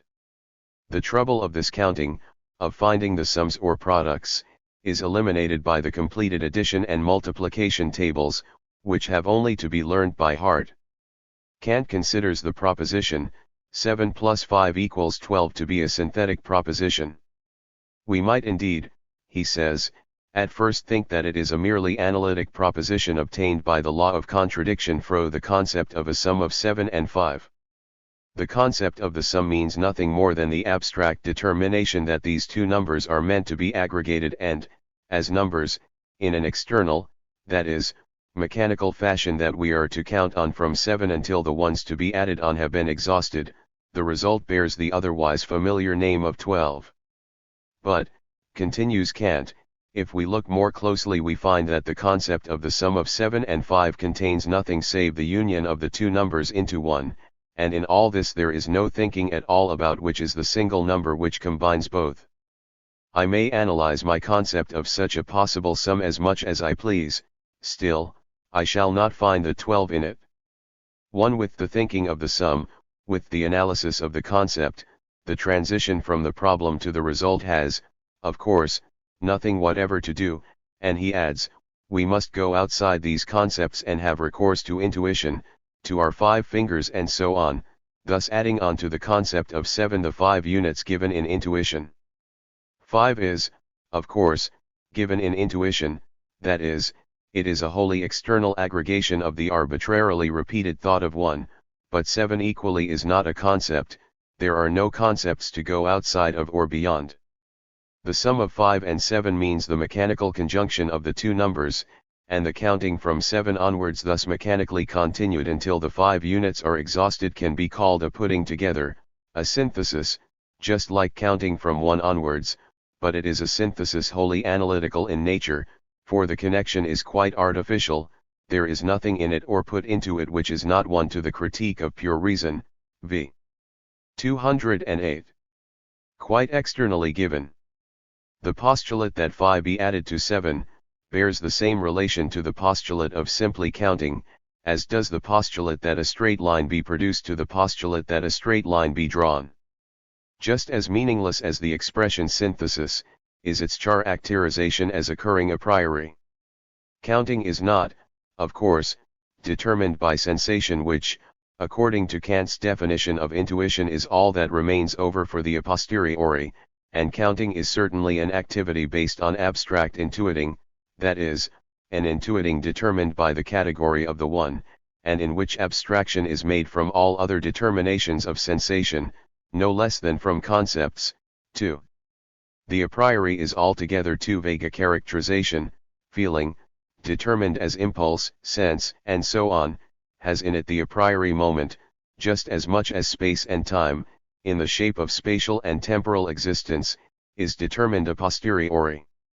We may add in this connection that Kant's assertion of the synthetic nature of the foundations of pure geometry is equally without any solid basis. He admits that several are really analytic but only adduces one in support of his assertion that they are synthetic, namely, the axiom that the straight line is the shortest line between 2 points. For my notion of straightness contains nothing pertaining to magnitude, but only a quality, the notion of the shortest is, therefore, wholly an addition and cannot be inferred from any analysis of the notion of a straight line. We must therefore have recourse to intuition here, which alone makes the synthesis possible. But here again the question is not of a notion of straightness as such but of a straight line, and this is already something spatial and intuited. The determination of the straight line is, after all, none other than that the line is absolutely simple, that is, in coming out of itself the line is purely self-related, and its extension does not involve any alteration in its determination, or reference to another point or line outside itself, it is a simple direction purely internal to the line. This simplicity is indeed its quality, and should it seem difficult to define the straight line analytically, this would be due solely to the simplicity and self-relation of the determination, and merely because reflection thinks of determining primarily in terms of a plurality, a determining through something else. But there is no 209. Inherent difficulty whatever in grasping this determination of the simplicity of extension within the line, of the absence of determination by anything else, Euclid's definition contains nothing else than this simplicity. But now the transition of this quality to the quantitative determination which is supposed to constitute the synthetic element is wholly analytical. As spatial, the line is quantity in general, the simplest in terms of quantum is the least, and this predicated of a line is the shortest. Geometry can accept these determinations as a corollary to the definition, but Archimedes in his books on the sphere and cylinder 1 did the appropriate thing in making the said determination of a straight line into an axiom, in just as correct a sense as Euclid included the determination concerning parallel lines among the axioms, for the development of this determination into a definition would have required determinations not immediately spatial in character but of a more abstract, qualitative kind, like simplicity, sameness of direction, and the like just mentioned. These ancients gave even to their sciences a plastic character, confining their exposition strictly to the peculiarity of their subject matter and therefore excluding what would have been heterogeneous to it. Kant's notion of synthetic a priori judgments the notion of something differentiated which equally is inseparable, of an identity which is in its own self an inseparable difference, belongs to what is great and imperishable in his philosophy. Of course, this notion is also present in intuition since it is the notion itself and everything is implicitly the notion, but the determinations selected in those examples do not exhibit it. On the contrary, number and counting is an identity and the creating of an identity which is wholly and solely external, only a superficial synthesis, a unity of ones which are, in fact, posited as apparently not identical with one another but as external, each separate on its own account. The determination of the straight line as being the shortest between 2 points is based rather on the moment of a merely abstract identity possessing no difference within itself. I return from this digression to addition itself. The negative species of calculation corresponding to it, subtraction, is similarly the wholly analytical separation into numbers which, as in addition, are determined only as unequal generally relatively to one another. 2. The next determination is the equality of the numbers which are to be counted. Through this equality they are a unit, and number thus acquires the difference of unit and amount. Multiplication is the task of counting up an amount of units each of which is itself an amount. Here it is immaterial which of the two numbers is called unit and which amount, whether we say 4 times 3, where 4 is the amount and 3 is the unit, or conversely, 3 times 4. We have already indicated above that the original finding of the product is effected by simple counting, that is, counting off on the fingers, etc. The subsequent ability to state the product immediately rests on the collection of these products, on the multiplication table and on knowing it by heart. Division is the negative species of calculation with the same determination of the difference. Equally it is immaterial which of the two factors, the divisor or quotient, is taken as unit or amount. The divisor is taken as unit and the quotient as amount when the problem is to find out how often a number is contained in a given number. Conversely, the divisor is taken as amount and the quotient as unit, when the problem is to divide a number into a given amount of equal parts and to find the magnitude of such part. 3. The two numbers which are determined as being related to each other as unit and amount are, as number, still immediate with respect to each other and therefore simply unequal. The further equality is that of unit and amount themselves. With this, the advance to equality of the determinations immanent in the determination of number is completed.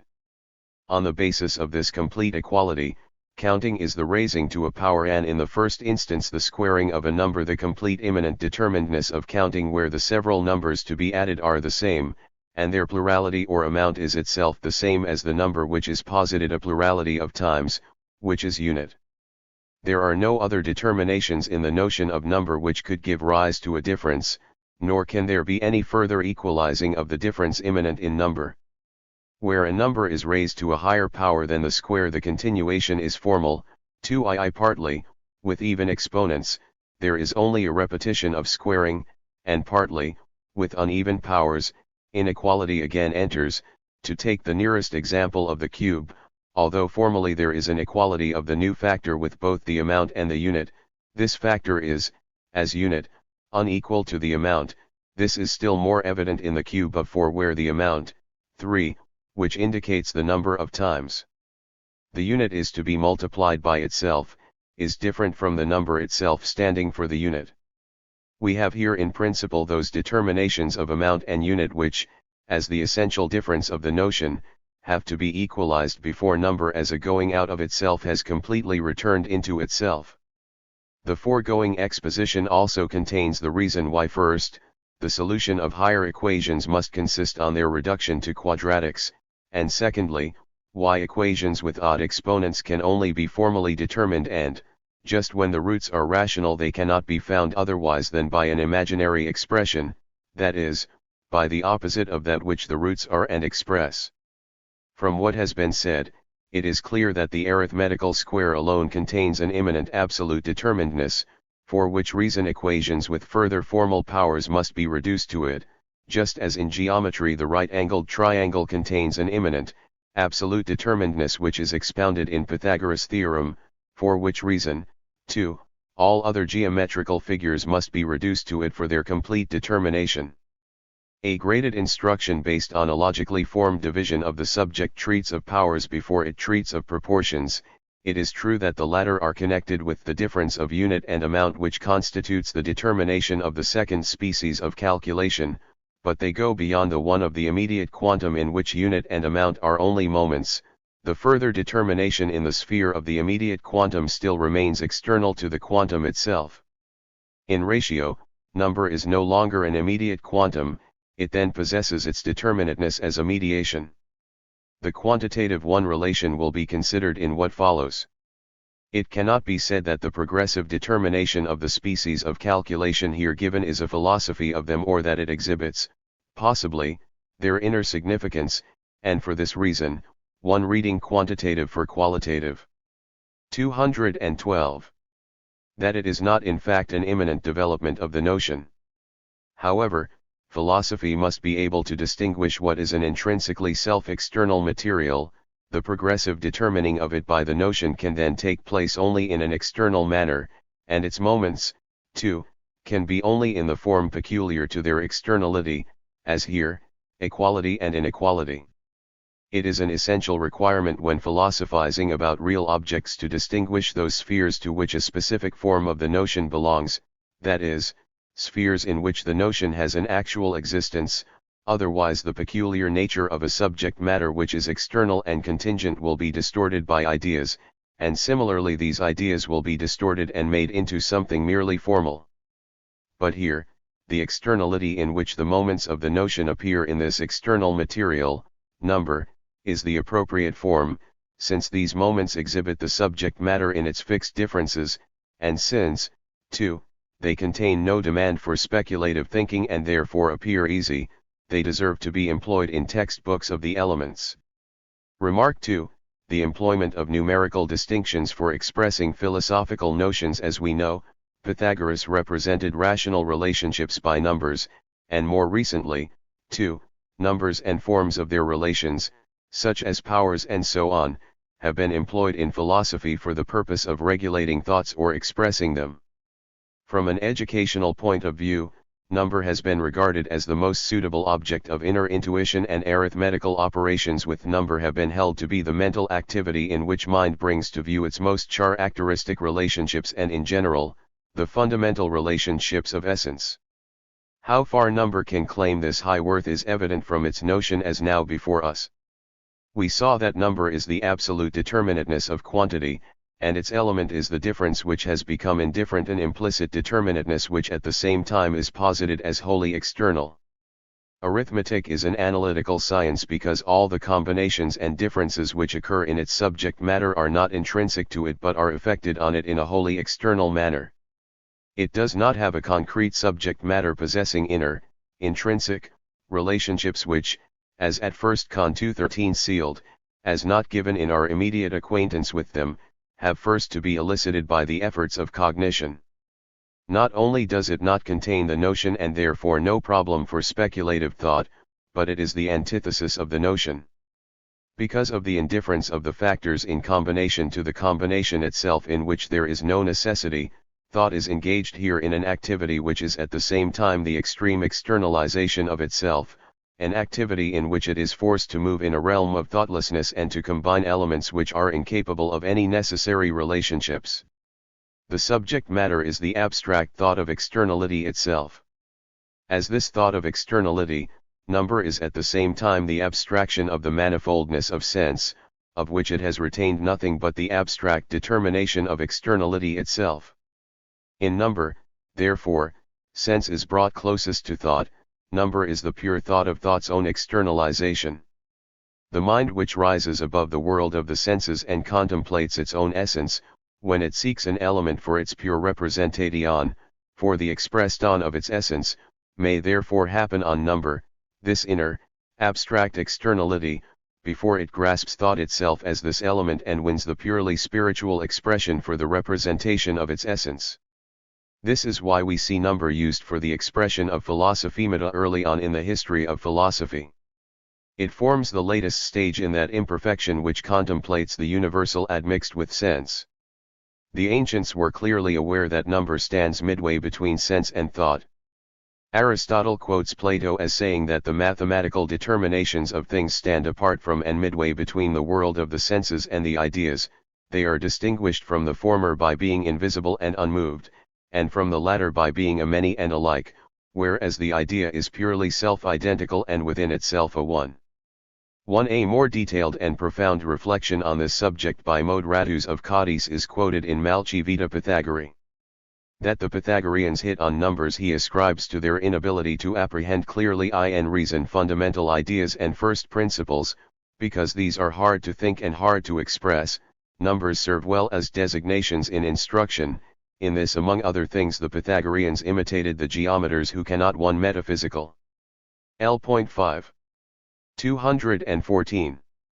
Express what is corporeal in thoughts and therefore use figures, saying this is a triangle, by which they do not mean that the visible drawing is to be taken for the triangle but only that it is a representation of the thought of it. Thus the Pythagoreans expressed the thought of unity, of self-sameness and equality and the ground of agreement, of connection and the sustaining of everything, of the self-identical, as a one.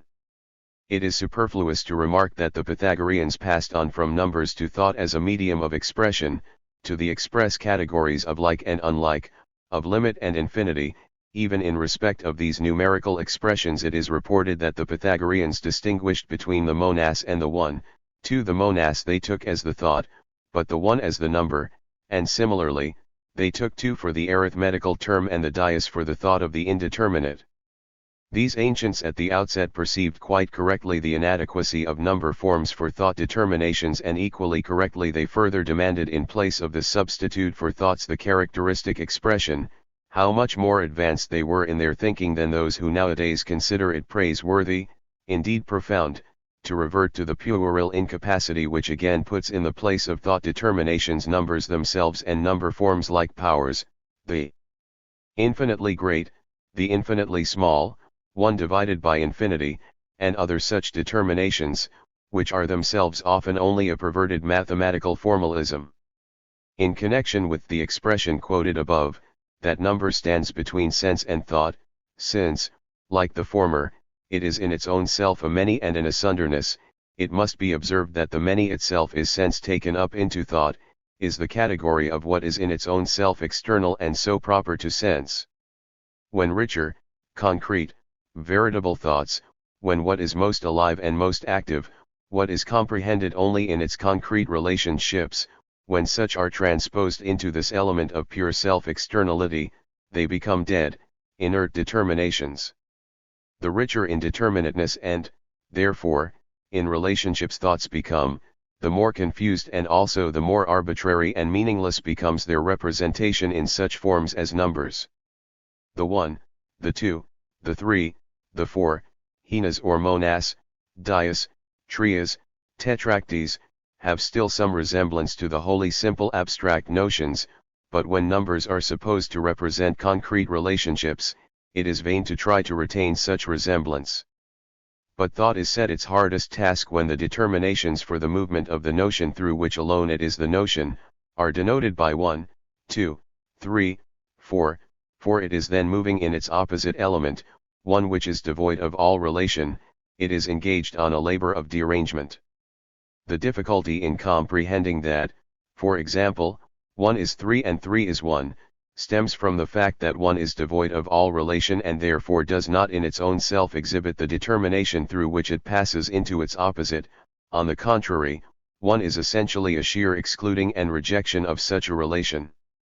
Conversely, understanding makes use of this to combat speculative truth, and it counts the determinations of it which constitute one unity, in order to expose them as sheer absurdity, that is, understanding itself commits the same absurdity of making that which is pure relation into something devoid of all relation.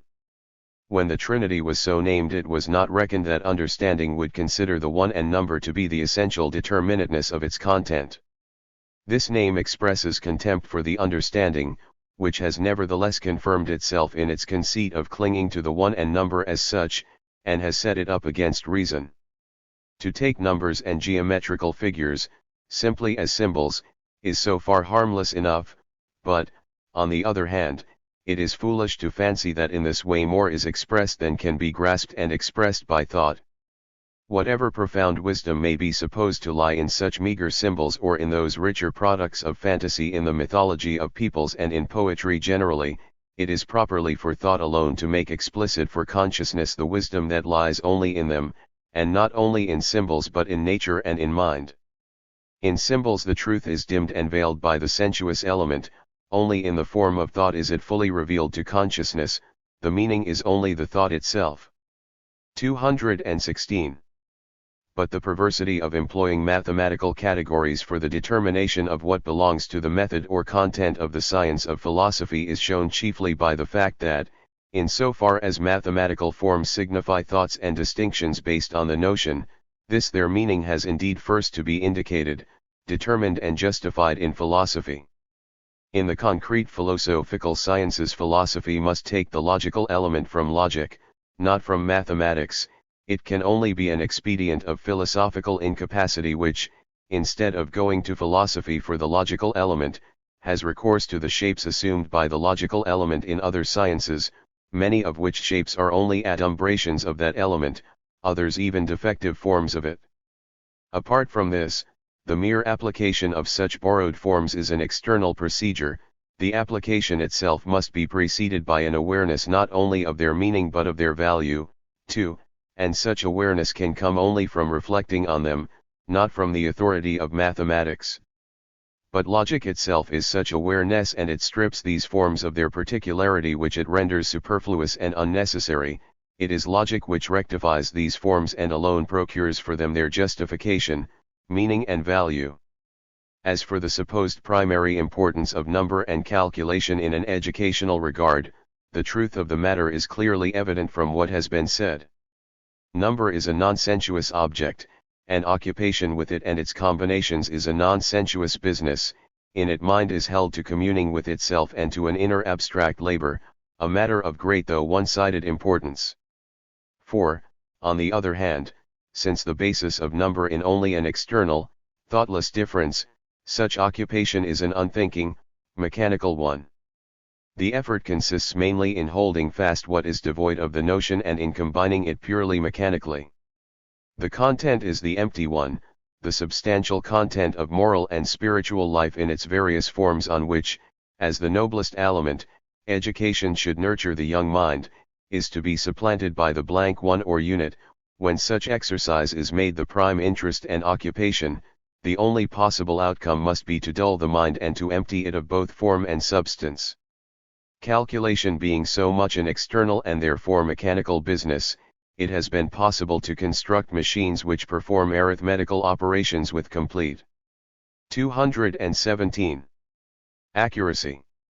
A knowledge of just this one fact about the nature of calculation is sufficient for an appraisal of the idea of making calculation the principal means for educating the mind and stretching it on the rack in order to perfect it as a machine. b. Extensive and intensive quantum. Their difference 1. We have seen that quantum has its determinateness as limit in amount. Within itself quantum is discrete, a plurality which has no being distinct from its limit, nor is the limit external to it. Quantum thus then with its limit, which is in its own self a plurality, is extensive magnitude. Extensive and continuous magnitude are to be distinguished from each other. The direct opposite of the former is not discrete but intensive magnitude. Extensive and intensive magnitudes are determinatenesses of the quantitative limit itself, whereas quantum is identical with its limit. Continuous and discrete magnitudes, on the other hand, are determinations of magnitude in itself, that is, of quantity as such, in so far as in quantum abstraction is made from the limit. Extensive magnitude has the moment of continuity present within itself and in its limit, for its many is altogether continuous. The limit as negation appears, therefore, in this equality of the many as a limiting of the oneness. Continuous magnitude is quantity as continuing itself without regard to any limit, and in so far as it is conceived as having a limit, this is simply a limitation free from any posited discreteness. Quantum as only continuous magnitude is not yet truly determined as being for itself because it lacks the one and number. Similarly, a discrete magnitude is immediately only a differentiated many in general. Were this as such supposed to have a limit, it would be only an aggregate, that is, would be only indefinitely limited.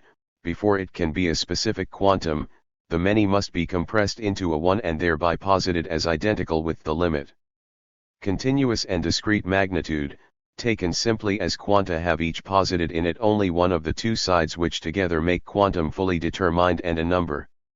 This latter is immediately an extensive quantum, the simple determinateness which is essentially an amount, but an amount of one and the same unit, extensive. 218. Quantum is distinguished from number only by this, that in number the determinateness is expressly posited as a plurality. 2. However, the determinateness of something in terms of number does not require it to be distinguished from another numerically determined something, as if both were necessary to the determinateness of the first, and this is because the determinateness of magnitude as such is a limit determinate by itself, indifferent and related simply to itself, and in number the limit is posited as included in the one, which is a being for self, and it has within itself the externality, the relation to other. Further, this many of the limit itself is, like the many as such, not unequal within itself but continuous. Each of the many is the same as the others. Consequently, the many as a plural asunderness or discreteness does not constitute the determinateness as such. This many, therefore, spontaneously collapses into its continuity and becomes a simple oneness. Amount is only a moment of number, but as an aggregate of numerical ones, it does not constitute the determinateness of number. On the contrary, these ones as indifferent and self-external are sublated in number which has returned into itself. The externality which constituted the ones as a plurality vanishes in the one as a relation of number to its own self.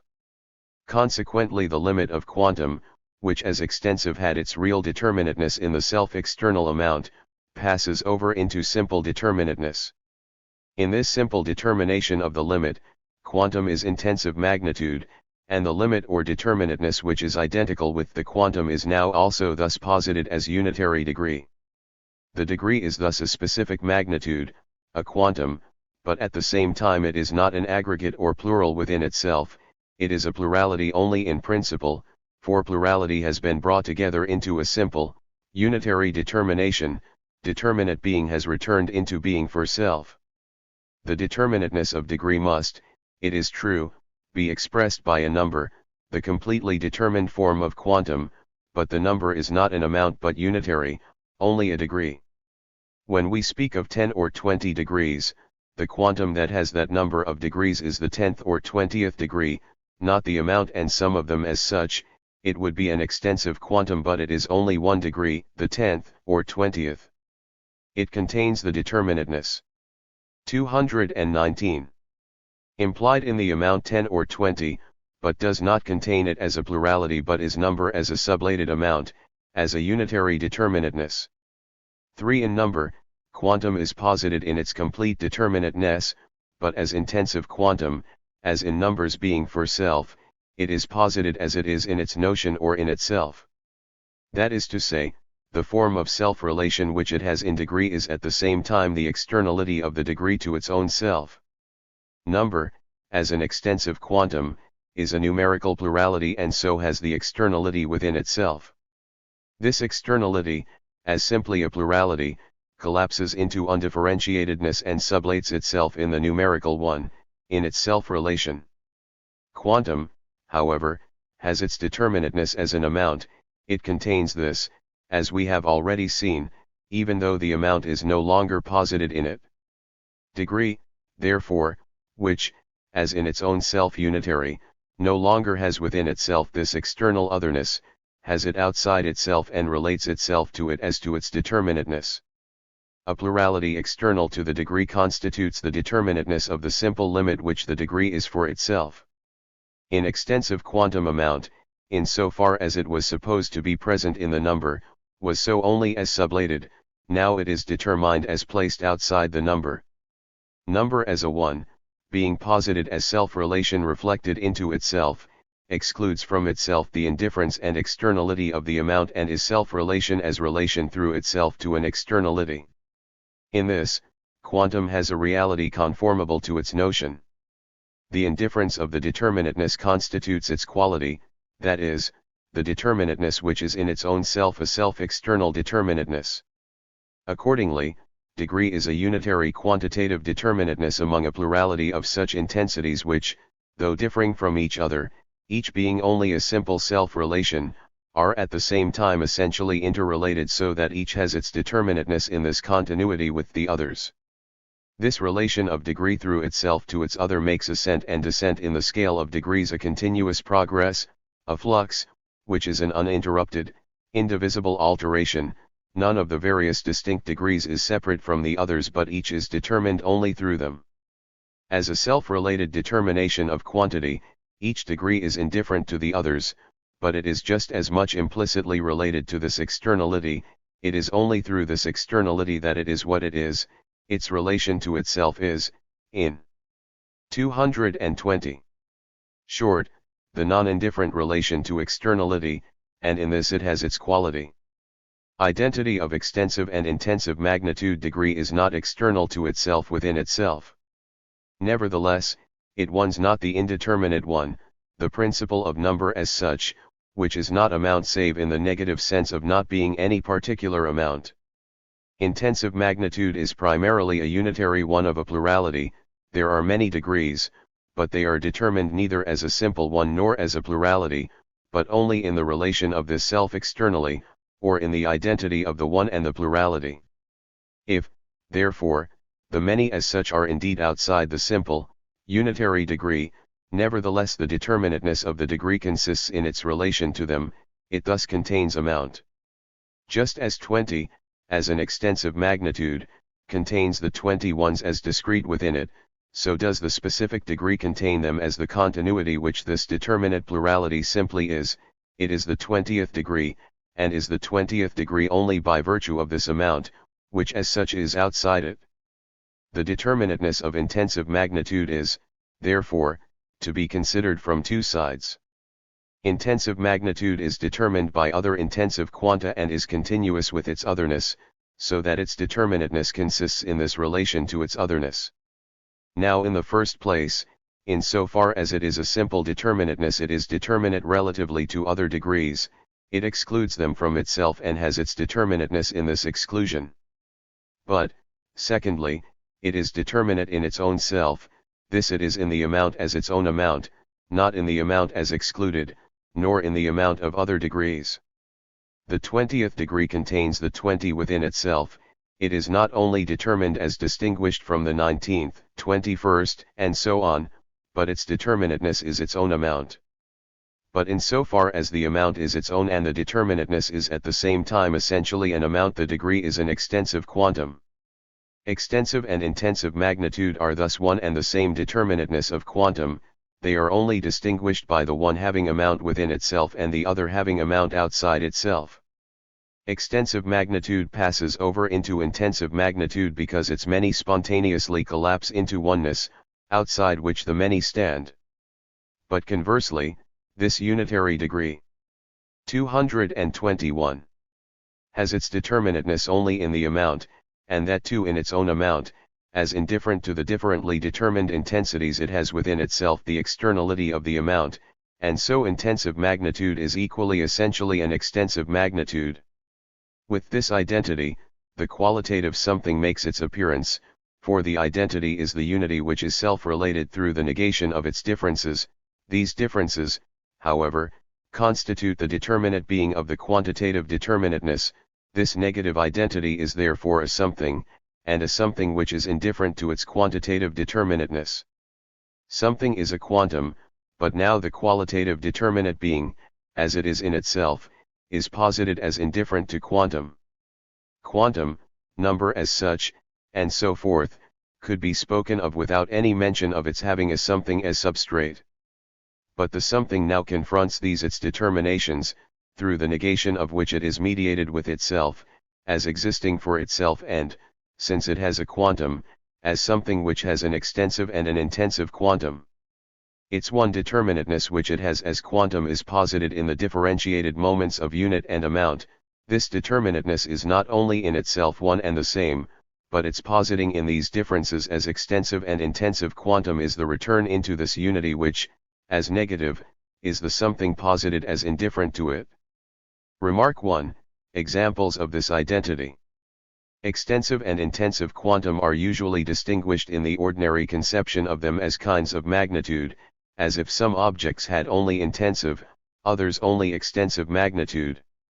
In addition, we have the conception of a philosophical science of nature in which what is a plurality or extensive, for example, in the fundamental property of matter to occupy space, and in other concepts too, is converted into something intensive, meaning thereby that the intensive aspect as dynamic is the true determination, density, or the specific filling of space, for example, must essentially be understood not as a certain aggregate and amount of material parts in a quantum of space, but as a certain degree of the space-filling force of matter. There are two kinds of determinations to be distinguished here. In what has been called the conversion of the mechanical into the dynamic point of view, there occurs the concept of separately 222 existing, independent parts, which are only externally combined into a whole, and the concept of force which is distinct from this. In the occupation of space, what is regarded on the one hand as only an aggregate of atoms external to one another, is on the other hand regarded as the expression of an underlying simple force.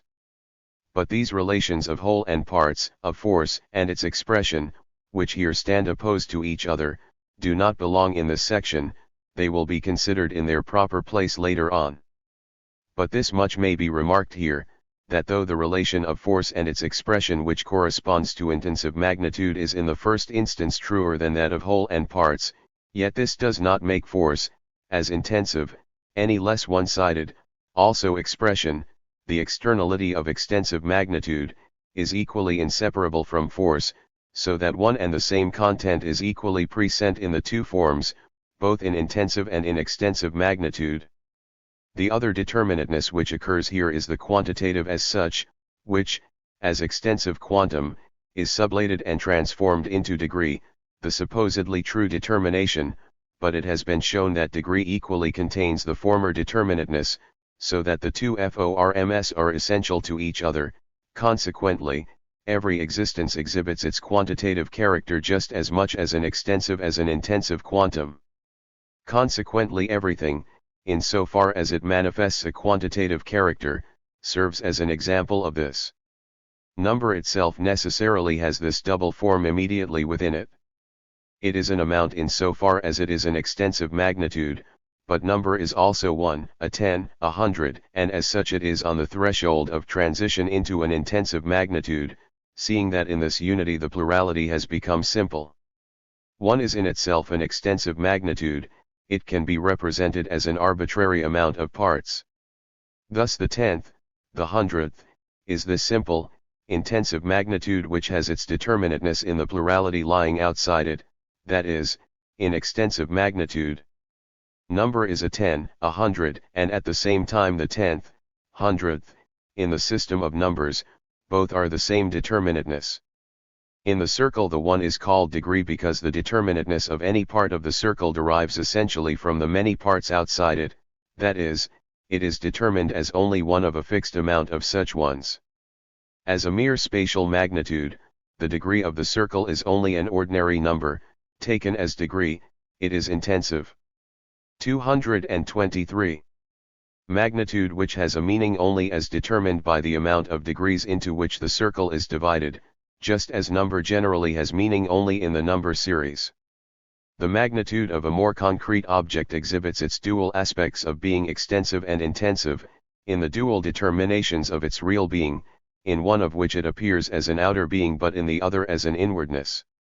Thus, for example, a mass as weight is an extensive magnitude, in so far as it constitutes an amount of pounds, hundredweights, etc., and an intensive magnitude in so far as it exerts a certain pressure. The magnitude of the pressure is a simple number, a degree, which is specified by its place in a scale of degrees. As exerting pressure, mass is manifested as a being within self, as a subject to which belongs a difference of intensive magnitude. Conversely, that which exerts this degree of pressure is capable of displacing a certain amount of pounds, etc., and its magnitude is measured by this. Again, heat has a degree. This degree, whether it be the 10th, 20th, and so on, is a simple sensation, something subjective. But this degree is equally present as an extensive magnitude, as the expansion of a fluid, of mercury in a thermometer, of air, or sound, and so on. A higher degree of temperature expresses itself as a longer column of mercury, or as a narrower sound cylinder. It heats a larger space in the same way as a lower degree heats only a smaller space. The higher note is, as more intensive, at the same time a greater number of vibrations, and a louder note, to which we ascribe a higher degree, is audible in a larger space. A larger surface can be colored with a more intensive color than with a weaker color used in the same way, or again a brighter object is visible at a greater distance than one less bright, and so forth. Similarly in the spiritual sphere, high intensity of character, of talent, or genius, is bound up with a correspondingly far-reaching reality in the outer world, is of widespread influence, touching the real world at many points. The profoundest notion also has the most universal significance and application. Remark 2. The determination of degree as applied by Kant to the soul. The determinateness of intensive quantum has been applied by 224. Kant in a peculiar way to a metaphysical determination of the soul. In his criticism of metaphysical propositions about the soul, which he calls paralogisms of pure reason, he comes to consider the inference from the simplicity of the soul to its permanence. He counters this argument by saying that even if we admit the simple nature of the soul since, namely, it does not contain a plurality of separate parts and therefore no extensive magnitude, yet we cannot deny to it, any more than to any other existent thing, an intensive magnitude, that is, a degree of reality in respect of all its faculties. Indeed, in respect of all that constitutes its existence, this degree can diminish through all the infinitely many smaller degrees, so that although the postulated substance cannot be reduced to nothing by division, it can be so reduced by a gradual lessening of its powers. For consciousness itself has, at any moment, a degree which can always be diminished, and the same must therefore also be true of its faculty of being aware of itself and thus of all the other faculties. 1. In rational psychology, which is an abstract metaphysics, the soul is considered not as spirit but as a merely immediate being, as a sole thing. Kant thus has the right to apply the category of quantum to it as to any other existent thing, and in so far as this immediate being is determined as simple, to apply to it the category of intensive quantum. Being does, of course, belong to spirit, but its intensity is wholly different from that of intensive quantum. Indeed, its intensity is such that in it the form of merely immediate being and all its categories are sublated. What should have been admitted was the elimination not only of the category of extensive quantum but that of quantum altogether. But a further advance has still to be made, namely, to understand how existence, consciousness, finitude, is in the eternal nature of spirit and proceeds from it without spirit thereby becoming a thing. Alteration of quantum. The difference between extensive and intensive quantum is indifferent to the determinateness of quantum as such. But in general quantum is determinateness posited as sublated, the indifferent limit, the determinateness which is equally the negation of itself. In extensive magnitude this difference is developed, but intensive magnitude is the existence of this externality which quantum is within itself. This difference, as internally self-contradictory, is posited as being the simple, self-related determinateness which is the negation of itself, having its determinateness not within itself but in another quantum. A quantum, therefore, in accordance with its quality, is posited in absolute continuity with its externality, with its otherness. Therefore, not only can it transcend every quantitative determinateness, not only can it be altered, but it is posited that it must alter. The quantitative determinateness continues itself into its otherness in such a manner that the determination has its being only in this continuity with an other. It is not a simply affirmative limit, but a limit which becomes. The one is infinite or self-related negation, hence the repulsion of itself from itself. The quantum, too, is infinite and is posited as self-related negativity, it repels itself from itself.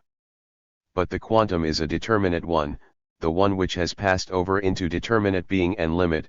It is, therefore, the repulsion of the determinateness from itself, not the producing of that which is the same as itself as in the repulsion of the one, but the producing of its otherness. It is now the express character of quantum to impel itself beyond itself and to become an other. In consists in undergoing increase or d_accrease, it is in its own self the externality of the determinateness. Thus quantum impels itself beyond itself, this other which it becomes is in the first place itself a quantum, but it is quantum as a limit which does not stay, but which impels itself beyond itself. The limit which again arises in this beyond is, therefore, one which simply sublates itself again and impels itself beyond to a further limit, and so on to infinity. See quantitative infinity.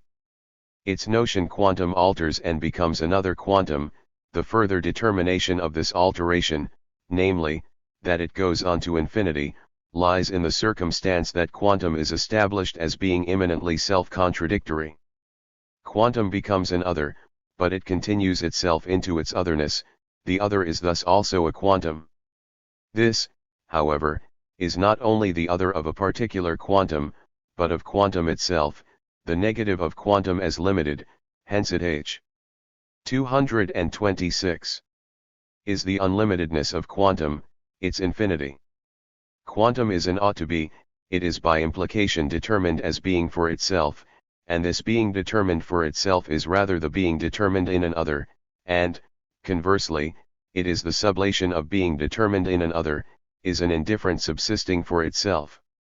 In this way, finitude and infinity each acquire in themselves a dual, and indeed, an opposite meaning. The quantum is finite, in the first place simply as limited, and secondly, as impelled beyond itself, as being determined in an other. But the infinity of quantum is first, its unlimitedness, and secondly, its returnedness into itself, its indifferent being for self. If we now compare these moments with each other, we find that the determination of the finitude of quantum, the impulse to go beyond itself to an other in which its determination lies, is equally the determination of the infinite. The negation of the limit is the same impulsion beyond the determinateness, so that in this negation, in the infinite, quantum possesses its final determinateness.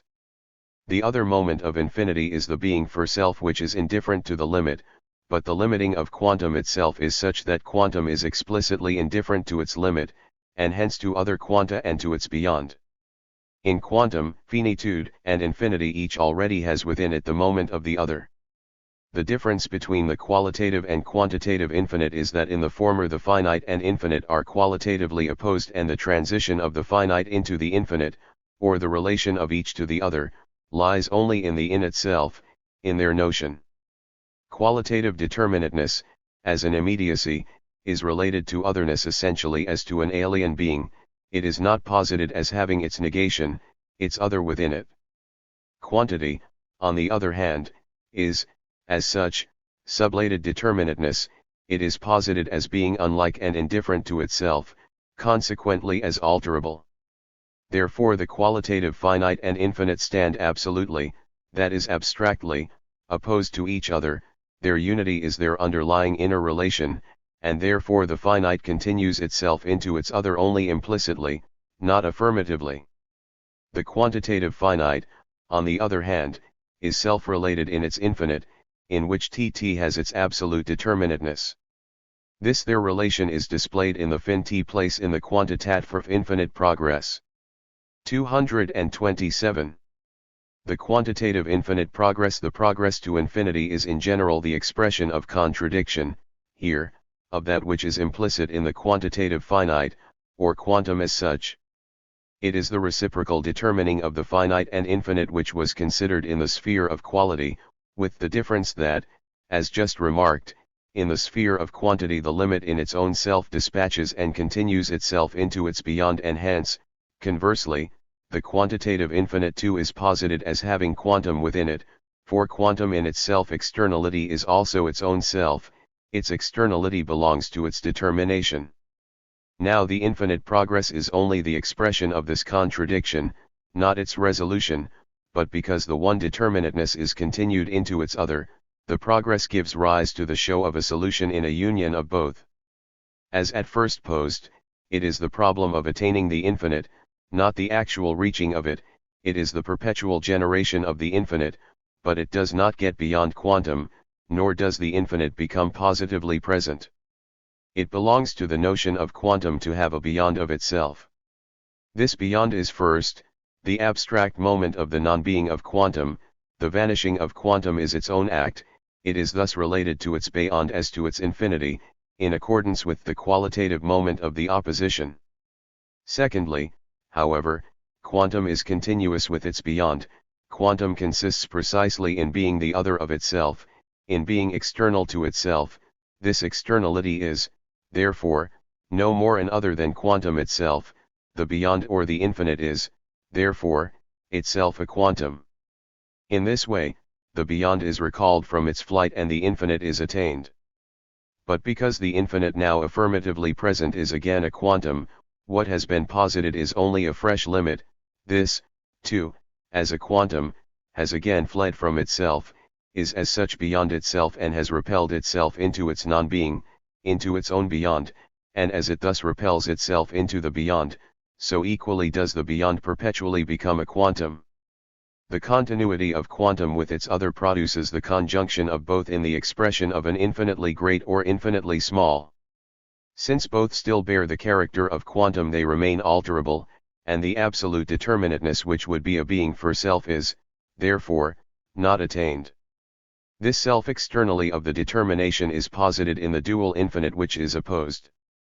228. To itself as a more and a less in the infinitely great and infinitely small. In each, the quantum is maintained in perpetual opposition to its beyond. No matter how much the quantum is increased, it shrinks to insignificance, because quantum is related to the infinite as to its non-being, the opposition is qualitative, the increased quantum has therefore gained nothing from the infinite, which is now, as before, the non-being of quantum. In other words, the increase of quantum brings it no nearer to the infinite, for the difference between quantum and its infinity is essentially not a quantitative difference. The expression the infinitely great only throws the contradiction into sharper relief, it is supposed to be great, that is, a quantum, and infinite, that is, not a quantum. Similarly, the infinitely small is, as small, a quantum, and therefore remains absolutely, that is, qualitatively, too great for the infinite and is opposed to it. In both, there remains the contradiction of the infinite progress which in them should have reached its goal. This infinity which is perpetually determined as the beyond of the finite is to be described as the spurious quantitative infinite. Like the qualitative spurious infinite, it is the perpetual movement to and fro from one term of the lasting contradiction to the other, from the limit to its non-being, and from this back again to the limit. It is true that in the quantitative progress the movement is not simply towards an abstract other in general, but towards an explicitly different quantum, but this remains in the same way opposed to its negation. The progress, too, is therefore not a real advance but a repetition of one and the same thing, a positing, a sublating, and then again a positing and again a sublating, an impotence of the negative, for what it sublates is continuous with it, and in the very act of being sublated returns to it. Thus there are two terms, the bond between which is such that they simply flee from each other, and in fleeing from each other they cannot become separated but are joined together even in their flight from each other. Remark I, the high repute of the progress to infinity, the spurious infinite, especially in the form of the quantitative progress to infinity which continually surmounts the limit it is powerless to remove, and perpetually falls back into it, is commonly held to be something sublime and a kind of divine worship, while in philosophy it has been regarded as ultimate. This 229. Progression has often been the theme of tirades which have been admired as sublime productions. As a matter of fact, however, this modern sublimity does not magnify the object, rather does this take flight but only the subject which assimilates such vast quantities. The hollowness of this exaltation, which in scaling the ladder of the quantitative still remains subjective, finds expression in its own admission of the futility of its efforts to get nearer to the infinite goal, the attainment of which must, indeed, be achieved by a quite different method. In the following tirades of this kind it is also stated what becomes of such exaltation and how it finishes. Kant, for example, at the close of the Critique of Practical Reason, represents it as sublime when the subject raises himself in thought above the place he occupies in the world of sense, reaching out to infinity, to stars beyond stars, worlds beyond worlds, systems beyond systems, and then also to the limitless times of their periodic motion, their beginning and duration. Imagination fails before this progress into the infinitely remote, where beyond the most distant world there is a still more distant one, and the past, however remote, has a still remoter past behind it, the future, however distant, a still more distant future beyond it. Thought fails in the face of this conception of the immeasurable, just as a dream, in which one goes on and on down a corridor which stretches away endlessly out of sight, finishes with falling or fainting. This exposition, besides giving a concise yet rich description of such quantitative exaltation, deserves praise mainly on account of the truthfulness with which it states how it fares finally with this exaltation. Thought succumbs, the end is falling and faintness. What makes thought succumb, what causes falling and faintness, is nothing else but the wearisome repetition which makes a limit vanish, reappear, and then vanish again, so that there is a perpetual arising and passing away of the one after the other and of the one in the other, of the beyond in the here and now, and of the here and now in the beyond, giving only the feeling of the impotence of this infinite or this ought to be, which would be master of the finite and cannot. Also Heidegger's description of eternity, called by Kant terrifying, is usually specially admired, but often just not for that very reason which constitutes its true merit. 230. I heap up monstrous numbers, pile millions upon millions, I put eon upon eon and world upon world, and when from that awful height reeling, again I seek thee, all the might of number increased 1,000-fold is still not a fragment of thee. I remove them and thou liest wholly before me. When this heaping and piling up of numbers is regarded as what is valuable in a description of eternity, it is overlooked that the poet himself declares the so-called terrifying journey into the beyond to be futile and empty, and that he closes by saying that only by giving up this empty, infinite progression can the genuine infinite itself become present to him. There have been astronomers who liked to pride themselves on the sublimity of their science because it had to deal with an innumerable host of stars, with such immeasurable spaces and times in which distances and periods, already vast in themselves, serve as units which, in whatever multiples taken, are again abbreviated to insignificance. The shallow astonishment to which they surrender themselves, the absurd hopes of wandering in another life from one star to another and into immeasurable space to acquire fresh facts of the same kind, this they declare to be a cardinal factor in the excellence of their science, a science which is admirable not on account of such quantitative infinitude but, on the contrary, on account of the relations of measure and the laws which reason recognizes in these objects and which are the infinite of reason in contrast to that other, irrational infinite. To the infinity of outer, sensuous intuition, Kant opposes the other infinite, when the individual withdraws into his invisible ego and opposes the absolute freedom of his will as a pure ego to all the terrors of fate and tyranny, and starting with his immediate surroundings, lets them vanish before him, and even what seems enduring, worlds upon worlds, collapse into ruins, and, alone, knows himself as equal to himself. The ego in being thus alone with itself is, it is true, the reached beyond, it has come to itself, is with itself, here and now, the absolute negativity which in the progress beyond the quantum of sense was only a flight, in pure self-consciousness becomes 231. Affirmative and present. But this pure ego, because it has fixed itself in its abstraction and emptiness, has determinate reality, the fullness of the universe of nature and mind, confronting it as a beyond. We are faced with that same contradiction which lies at the base of the infinite progress, namely a returnedness into self which is at the same time immediately an out of selfness, a relation to its other as to its non-being, and this relation remains a long-g, because on the one side is the unsubstantial, untenable void of the ego fixed as such by the ego itself, and on the other, the fullness which though negated remains present, but is fixed by the ego as its beyond. On these two sublimes Kant remarks that admiration and reverence do indeed stimulate inquiry but cannot be a substitute for their defect. Thus he declares those exaltations to be unsatisfying for reason, which cannot stop at them and the feelings associated with them, nor can it let the beyond and the void rank as ultimate. But it is specially in its application to morality that the infinite progress has been taken as ultimate. The just quoted antithesis of finite and infinite in the shape of the manifold world and the ego raised to its freedom, is primarily qualitative. The ego in itself determining forthwith proceeds to determine nature and to liberate itself therefrom, it thus connects itself through itself with its other which, as an external reality, is manifold and quantitative.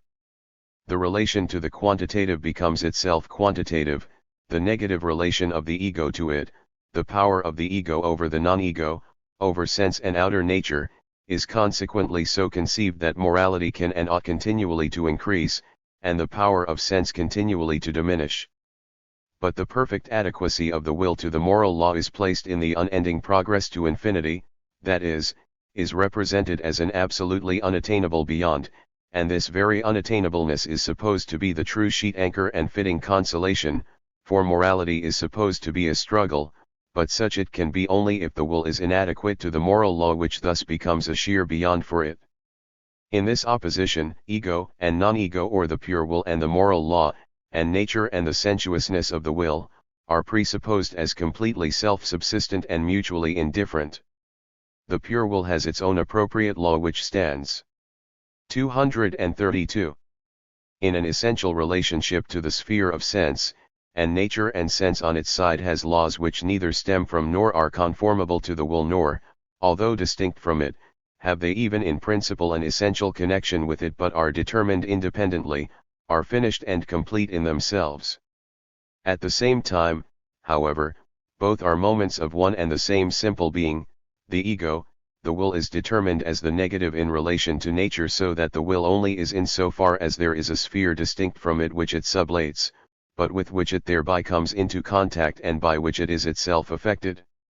Nature itself and nature as the sensuous sphere of man, as an independent system of laws, is indifferent to limitation by an other, it preserves itself in this process of limitation, enters into the relation as an independent factor and limits the will of law just as much as this limits it.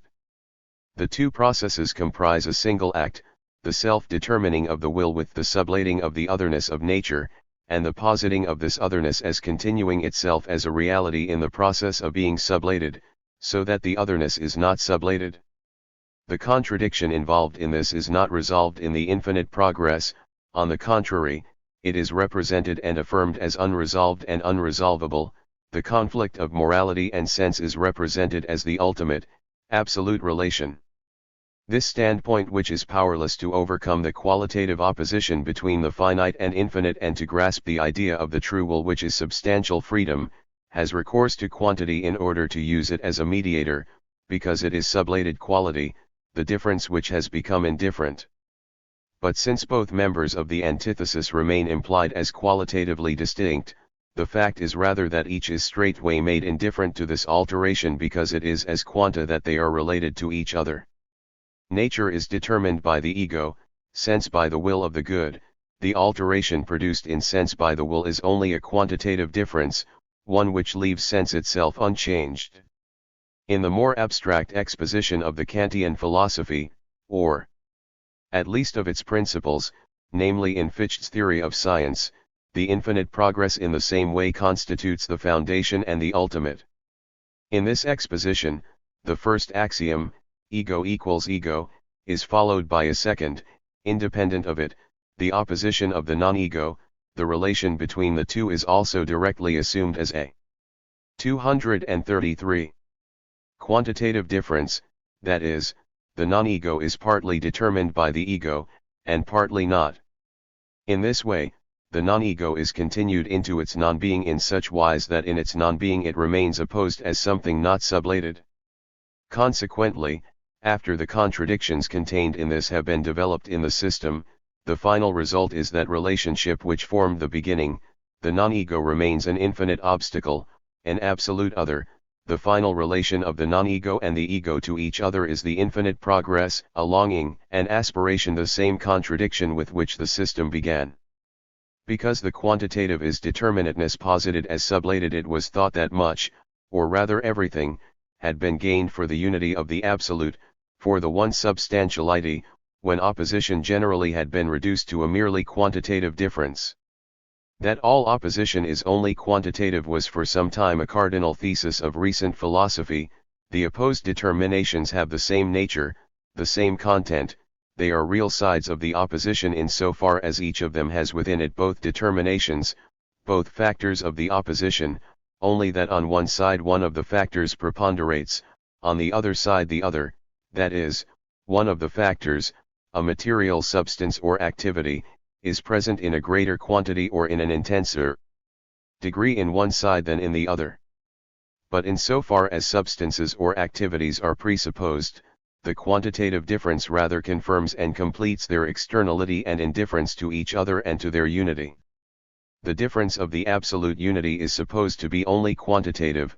The quantitative, it is true, is immediate, sublated determinateness, but only the imperfect, as yet only first, negation, not the infinite, not the negation of the negation.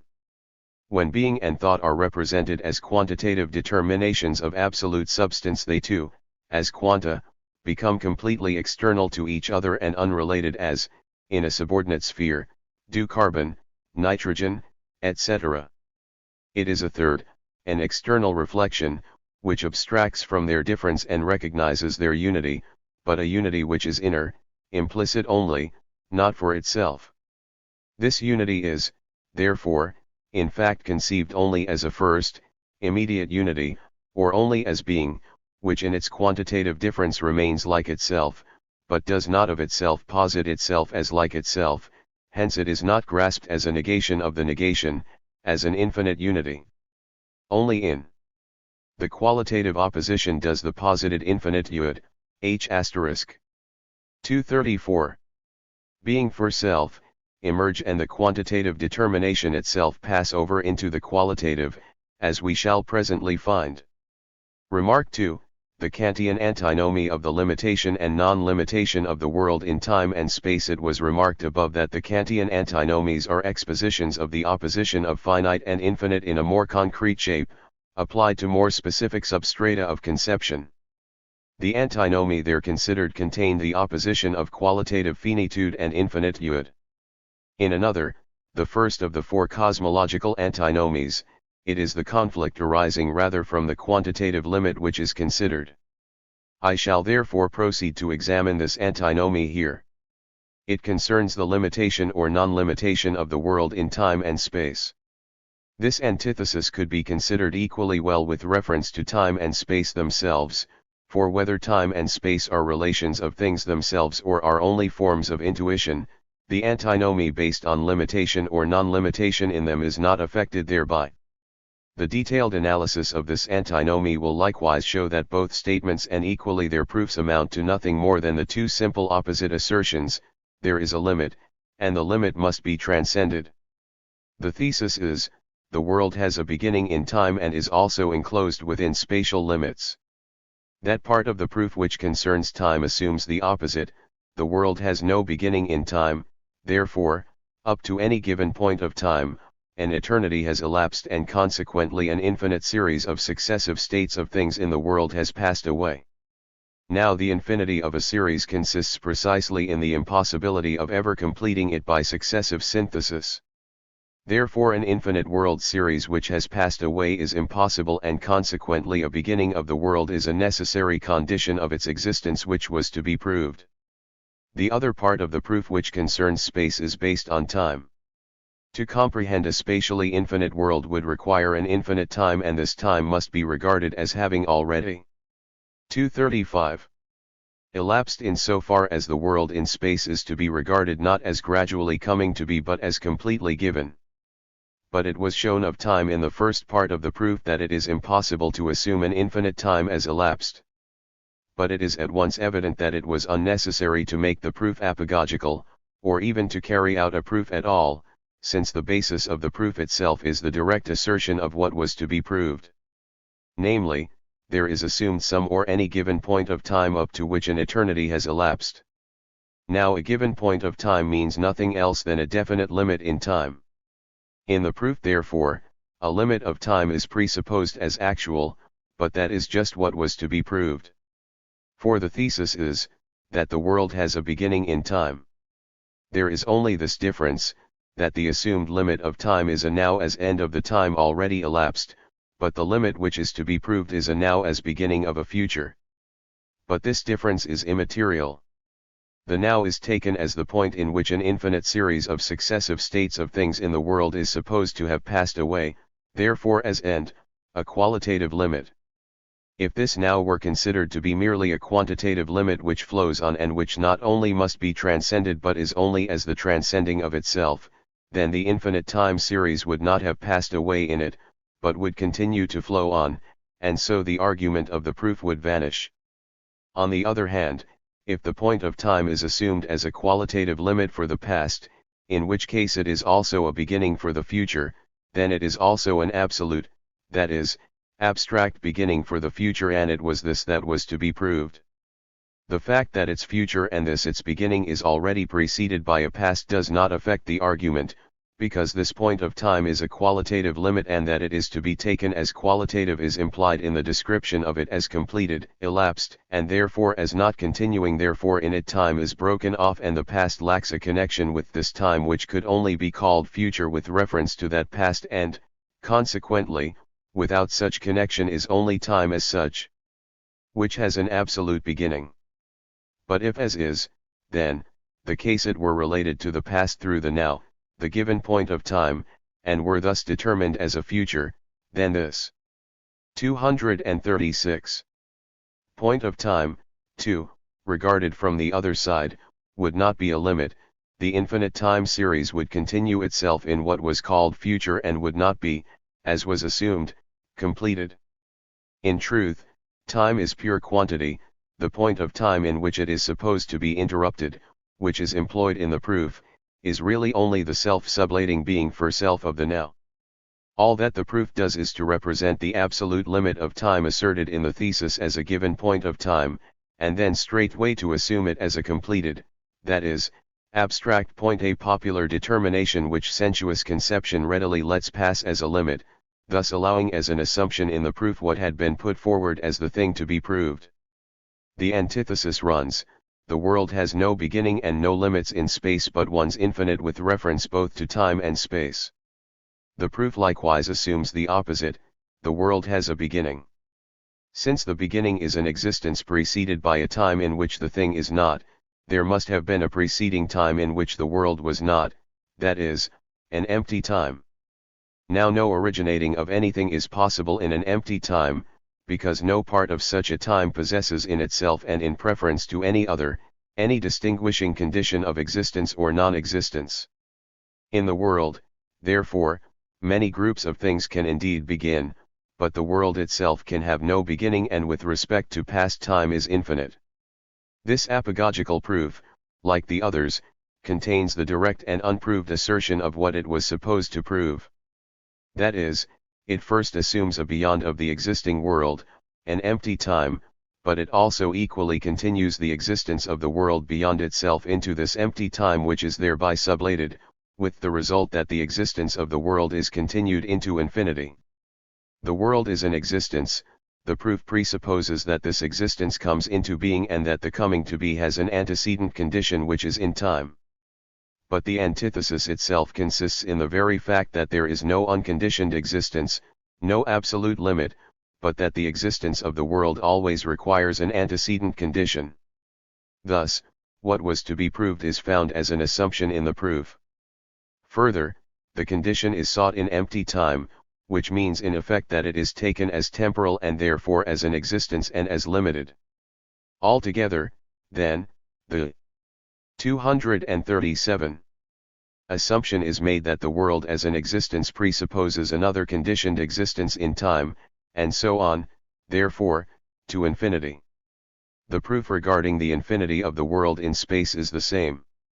Apagogically, the spatial finiteness of the world is assumed, this would therefore exist in an empty unlimited space and would stand in a relation to it, but such a relation of the world to no object is a nullity. Here, too, what was supposed to be proved is directly presupposed in the proof.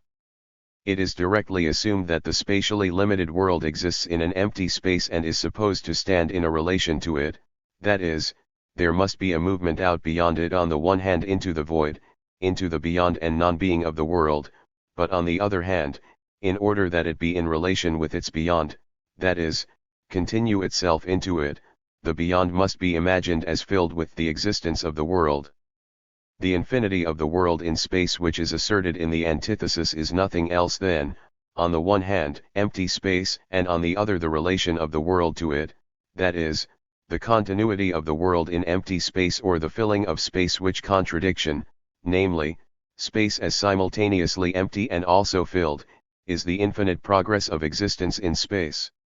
This very contradiction, the relation of the world to empty space, is directly made the basis of the proof.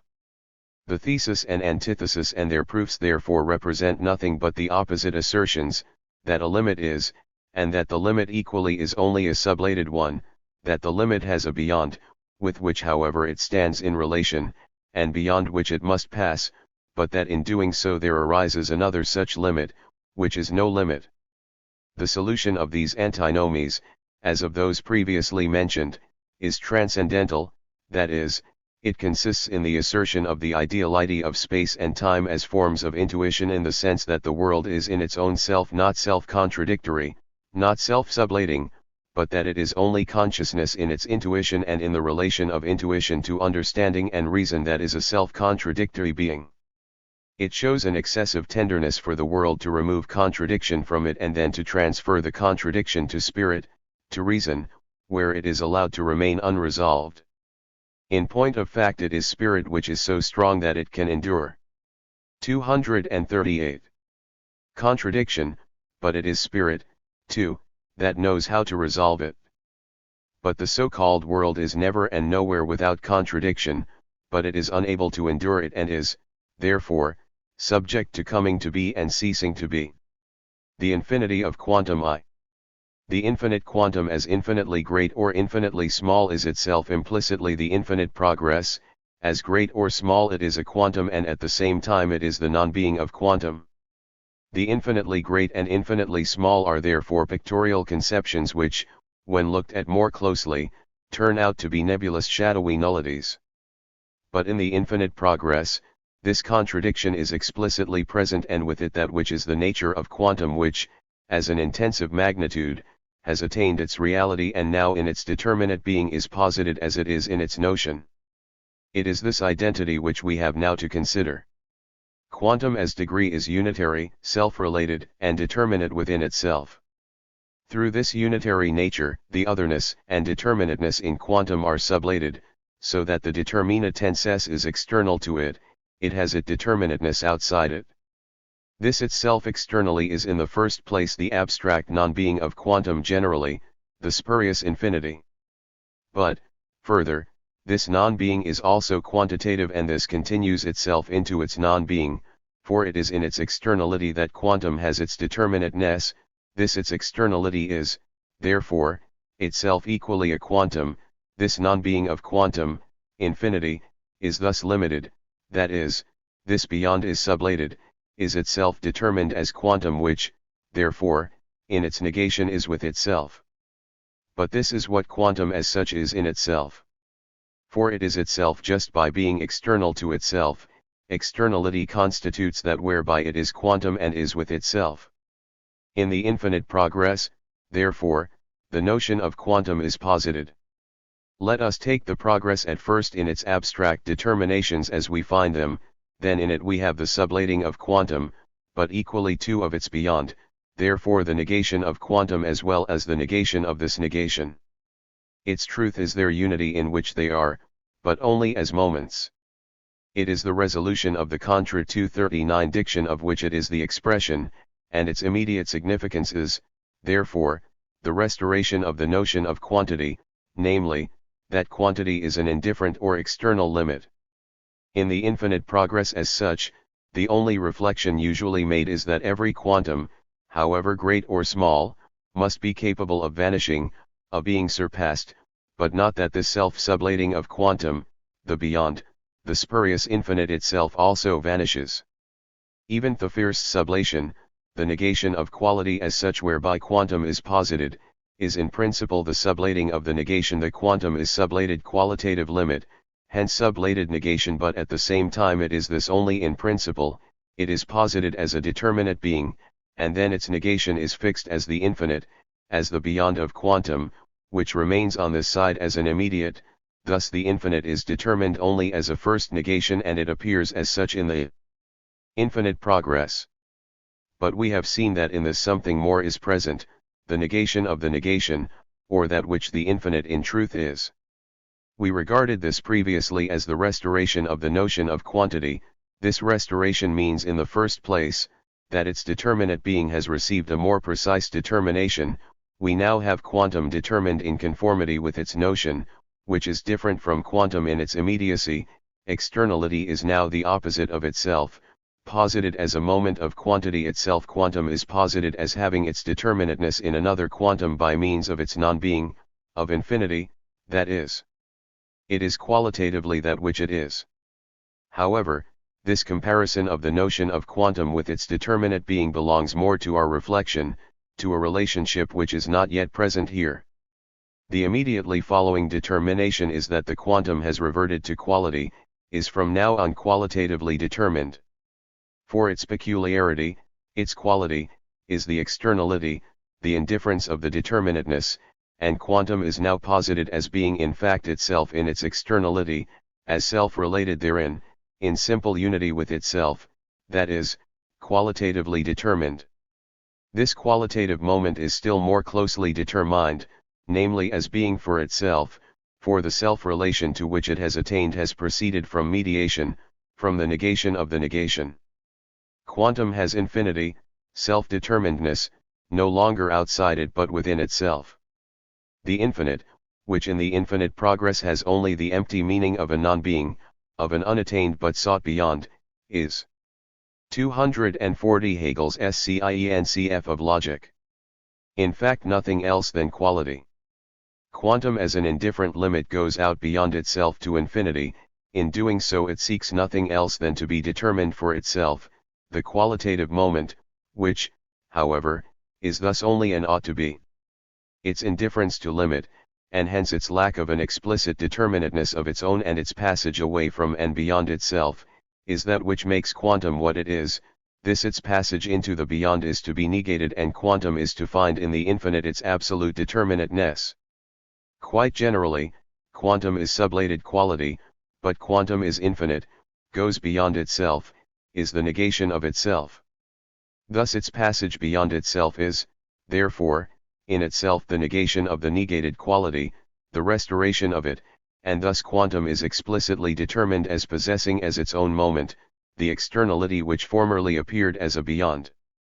Quantum is thus posited as repelled from itself, with the result that there are two quanta which, however, are sublated, are only as moments of one unity, and this unity is the determinateness of quantum. Quantum as thus self-related as an indifferent limit in its externality and therefore posited as qualitative, is quantitative ratio. In the ratio, quantum is external to itself, is distinguished from itself, this its externality is the relation of one quantum to another, each of which has meaning only in this its relation to its other, and this relation constitutes the determinateness of the quantum, which is as such a unity. It has in this unity not an indifferent, but a qualitative, determination, in this its externality it has returned into itself, and in it quantum is that which it is. Remark 1. The specific nature of the notion of the mathematical infinite. The mathematical infinite has a twofold interest. On the one hand, its into mathematics has led to an expansion of the science and to important results, but on the other hand it is remarkable that mathematics has not yet succeeded in justifying its use of this infinite by the notion. Ultimately, the justifications are based on the correctness of the results obtained with the aid of the said infinite, which correctness is proved on quite other grounds, but the justifications are not based on the clarity of the subject matter and on the 241 operation through which the results are obtained, for it is even admitted that the operation itself is incorrect. This alone is in itself a bad state of affairs, such a procedure is unscientific. But it also involves the drawback that mathematics, being unaware of the nature of this its instrument because it has not mastered the metaphysics and critique of the infinite, is unable to determine the scope of its application and to secure itself against the misuse of it. But in a philosophical respect the mathematical infinite is important because underlying it, in fact, is the notion of the genuine infinite, and it is far superior to the ordinary so-called metaphysical infinite on which are based the objections to the mathematical infinite. Often, the science of mathematics can only defend itself against these objections by denying the competence of metaphysics, asserting that it has nothing to do with that science and does not have to trouble itself about metaphysical concepts so long as it operates consistently within its own sphere. Mathematics has to consider not what is true in itself but what is true in its own domain. Metaphysics, though disagreeing with the use of the mathematical infinite, cannot deny or invalidate the brilliant results obtained from it, and mathematics cannot reach clearness about the metaphysics of its own concept or, therefore, about the derivation of the modes of procedure necessitated by the use of the infinite. If it were solely the difficulty of the notion as such which troubled mathematics, it could ignore it without more ado, since the notion is more than merely the statement of the essential determinatenesses of a thing, that is, of the determinations of the understanding, and mathematics has seen to it that these determinatenesses are not lacking in precision, for it is not a science which has to concern itself with the concepts of its objects and which has to generate their content by explicating the concept, even if this could be effected only by ratiocination. But mathematics, in the method of its infinite, finds a radical contradiction to that very method which is peculiar to itself and on which as a science it rests. For the infinitesimal calculus permits and requires modes of procedure which mathematics must wholly reject when operating with finite quantities, and at the same time it treats these infinite quantities as if they were finite and insists on applying to the former the same modes of operation which are valid. 242. For the latter, it is a cardinal feature in the development of this science that it has succeeded in applying to transcendental determinations and their treatment the form of ordinary calculation. Mathematics shows that, in spite of the clash between its modes of procedure, results obtained by the use of the infinite completely agree with those found by the strictly mathematical, namely, geometrical and analytical method. But in the first place, this does not apply to every result, and the of the infinite is not for the sole purpose of shortening the ordinary method but in order to obtain results which this method is unable to secure. Secondly, success does not by itself justify the mode of procedure. This procedure of the infinitesimal calculus shows itself burdened with a seeming inexactitude, namely, having increased finite magnitudes by an infinitely small quantity, this quantity is in the subsequent operation in part retained and in part ignored. The peculiarity of this procedure is that in spite of the admitted inexactitude, a result is obtained which is not merely fairly close and such that the difference can be ignored, but is perfectly exact. In the operation itself, however, which precedes the result, one cannot dispense with the conception that a quantity is not equal to nothing, yet is so inconsiderable that it can be left out of account. However, what is to be understood by mathematical determinateness altogether rules out any distinction of a greater or lesser degree of exactitude, just as in philosophy there can be no question of greater or less probability but solely of truth. Even if the method and use of the infinite is justified by the result, it is nevertheless not so superfluous to demand its justification as it seems in the case of the nose to ask for a proof of the right to use it. For mathematical knowledge is scientific knowledge, so that the proof is essential, and even with respect to results it is a fact that a rigorous mathematical method does not stamp all of them with the mark of success, which in any case is only external.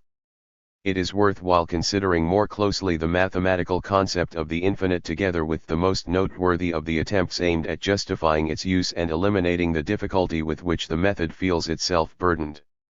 The consideration of these justifications and characteristics of the mathematical infinite which I shall undertake at some length in this remark will at the same time throw the best light on the nature of the true notion. 243.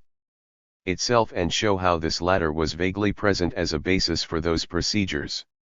The usual definition of the mathematical infinite is that it is a magnitude than which there is no greater or no smaller, or in the former case is greater than, in the latter case smaller than, any given magnitude. It is true that in this definition the true notion is not expressed but only, as already remarked, the same contradiction which is present in the infinite progress, but let us see what is implicitly contained in it. In mathematics a magnitude is defined as that which can be increased or diminished, in general, as an indifferent limit. Now since the infinitely great or small is that which cannot be increased or diminished, it is in fact no longer a quantum as such. This is a necessary and direct consequence. But it is just the reflection that quantum is sublated, which is usually not made, and which creates the difficulty for ordinary thinking, for quantum in so far as it is infinite is required to be thought as sublated, as something which is not a quantum but yet retains its quantitative character. To quote Kant's opinion of the said definition which he finds does not accord with what is understood by an infinite whole, according to the usual concept, a magnitude is infinite beyond which there can be no greater, but there can be no greatest amount because one or more units can always be added to it. But our concept of an infinite whole does not represent how great it is and it is not therefore the concept of a maximum, this concept rather expresses only the relation of the whole to an arbitrarily assumed unit, with respect to which the relation is greater than any number. According as this assumed unit is greater or smaller, the infinite would be greater or smaller. The infinity, however, since it consists solely in the relation to this given unit, would always remain the same, although of course the absolute magnitude of the whole would not be known through it. One can't objects to infinite wholes being regarded as a maximum, as a completed amount of a given unit. The maximum or minimum. One observation on the thesis of the first cosmological antinomy, in the Critique of Pure Reason. 244. As such still appears as a quantum, an amount. Such a conception cannot avert the conclusion, adduced by Kant, which leads to a greater or lesser infinite. And in general, so long as the infinite is represented as a quantum, the distinction of greater or less still applies to it.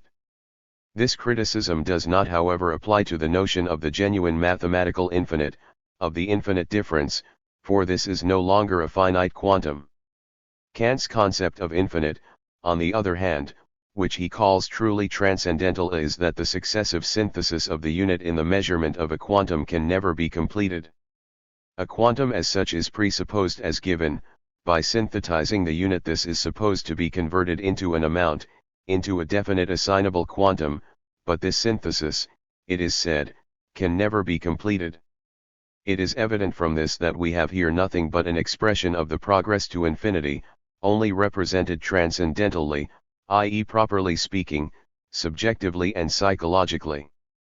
True, in itself the quantum is supposed to be completed, but transcendentally, namely in the subject which gives it a relation to a unit, the quantum comes to be determined only as incomplete and as simply burdened with a beyond.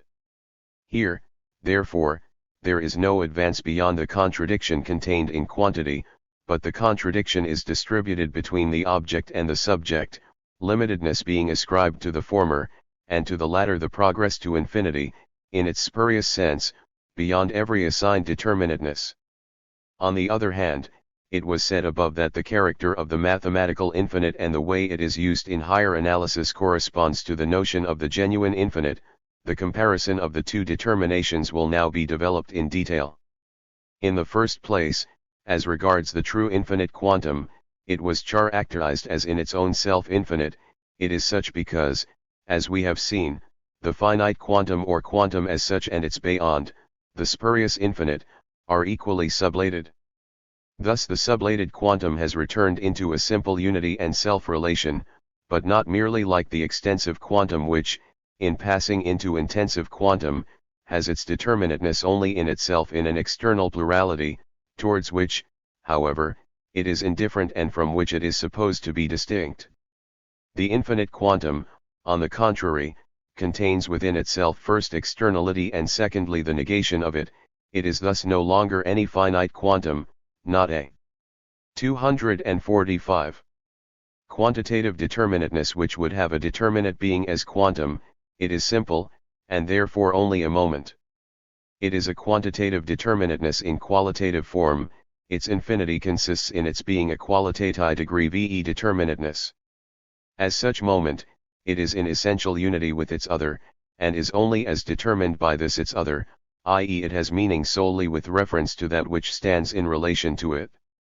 Apart from this relation it is a nullity simply because quantum as such is indifferent to the relation, yet in the relation is supposed to be an immediate, inert determination. As only a moment, it is, in the relation, not an independent, indifferent something. The quantum in its infinity is a being for self, for it is at the same time a quantitative determinateness only in the form of a being for one.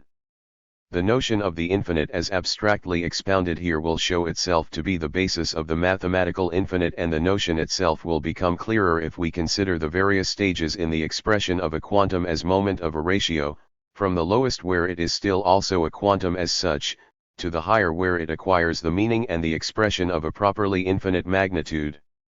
Let us then first take quantum in the relation where it is a fractional number. Such fraction, t for example, is not a quantum like 1, 2, 3, etc. Although it is an ordinary finite number, it is not an immediate one like the whole numbers, but, as a fraction, is directly determined by two other numbers which are related to each other as amount and unit, the unit itself being a specific amount.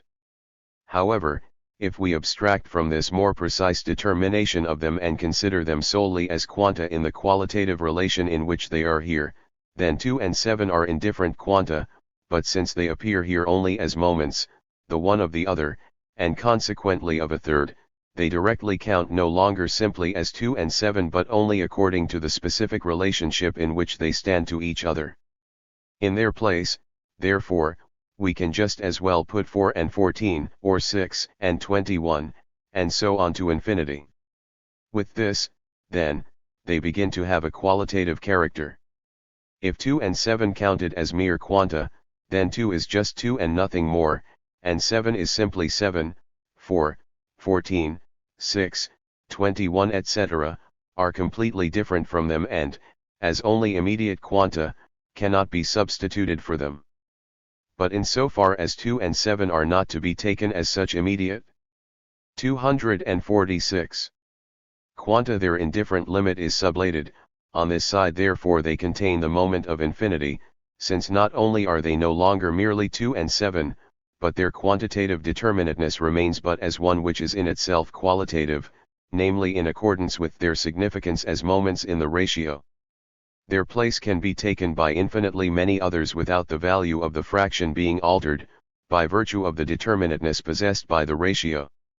However, the representation of infinity by a fractional number is still imperfect because the two sides of the fraction, 2 and 7, can be taken out of the relation and are ordinary. In different quanta, their connection as moments of the ratio is an external circumstance which does not directly concern them. Their relation, 2, is itself an ordinary quantum, the exponent of the ratio. The letters with which general arithmetic operates, the next universality into which numbers are raised, do not possess the property of having a specific numerical value, they are only general symbols and indeterminate possibilities of any specific value. The fraction seems, therefore, to be a more suitable expression of the infinite, since a and b, taken out of their relation to each other, remain undetermined, and taken separately, too, have no special peculiar value. However, although these letters are posited as indeterminate magnitudes, their meaning is to be some finite quantum. Therefore, though they are the general representation of number, it is only of a determinate number, and the fact that they are in a ratio is likewise an inessential circumstance, and they retain their value outside it. If we consider more closely what is present in the ratio, we find that it contains the following two determinations: first, it is a quantum; secondly, however, this quantum is not immediate but contains qualitative opposition. At the same time it remains there in a determinate, indifferent quantum by virtue of the fact that it returns into itself from its otherness, from the opposition, and so also is infinite. These two determinations are represented in the following familiar form developed in their difference from each other. The fraction can be expressed as 0.285714. 1. As 7i, a. 1. Plus a. 2. Plus a 3, etc. As so expressed, it is an infinite series. The 247 fraction itself is called the sum, or finite expression of it. A comparison of the two expressions shows that one of them, the infinite series, represents the fraction no longer as a ratio but from that side where it is a quantum as an aggregate of units added together, as an amount. That the magnitudes of which it is supposed to consist as amount are in turn decimal fractions and therefore are themselves ratios, is irrelevant here, for this circumstance concerns the particular kind of unit of these magnitudes, not the magnitudes as constituting an amount. Just as a multi-figured integer in the decimal system is reckoned essentially as an amount, and the fact that it consists of products of a number and of the number 10 and powers of 10 is ignored. Similarly here, it is irrelevant that there are fractions other than the example taken of which, when expressed as decimal fractions, do not given 7. Infinite series, but they can all be so expressed in a numerical system based on another unit. Now in the infinite series, which is supposed to represent the fraction as an amount, the aspect of the fraction as a ratio has vanished, and with it there has vanished too the aspect which, as we have already shown, makes the fraction in its own self infinite. But this infinity has entered in another way. The series, namely, is itself infinite. Now the nature of this infinity of the series is self-evident. It is the spurious infinity of the progression. The series contains and exhibits the contradiction of representing that which is a relation possessing a qualitative nature, as devoid of relation, as a mere quantum, as an amount. The consequence of this is that the amount which is expressed in the series always lacks something, so that in order to reach the required determinateness, we must always go further than the terms already posited.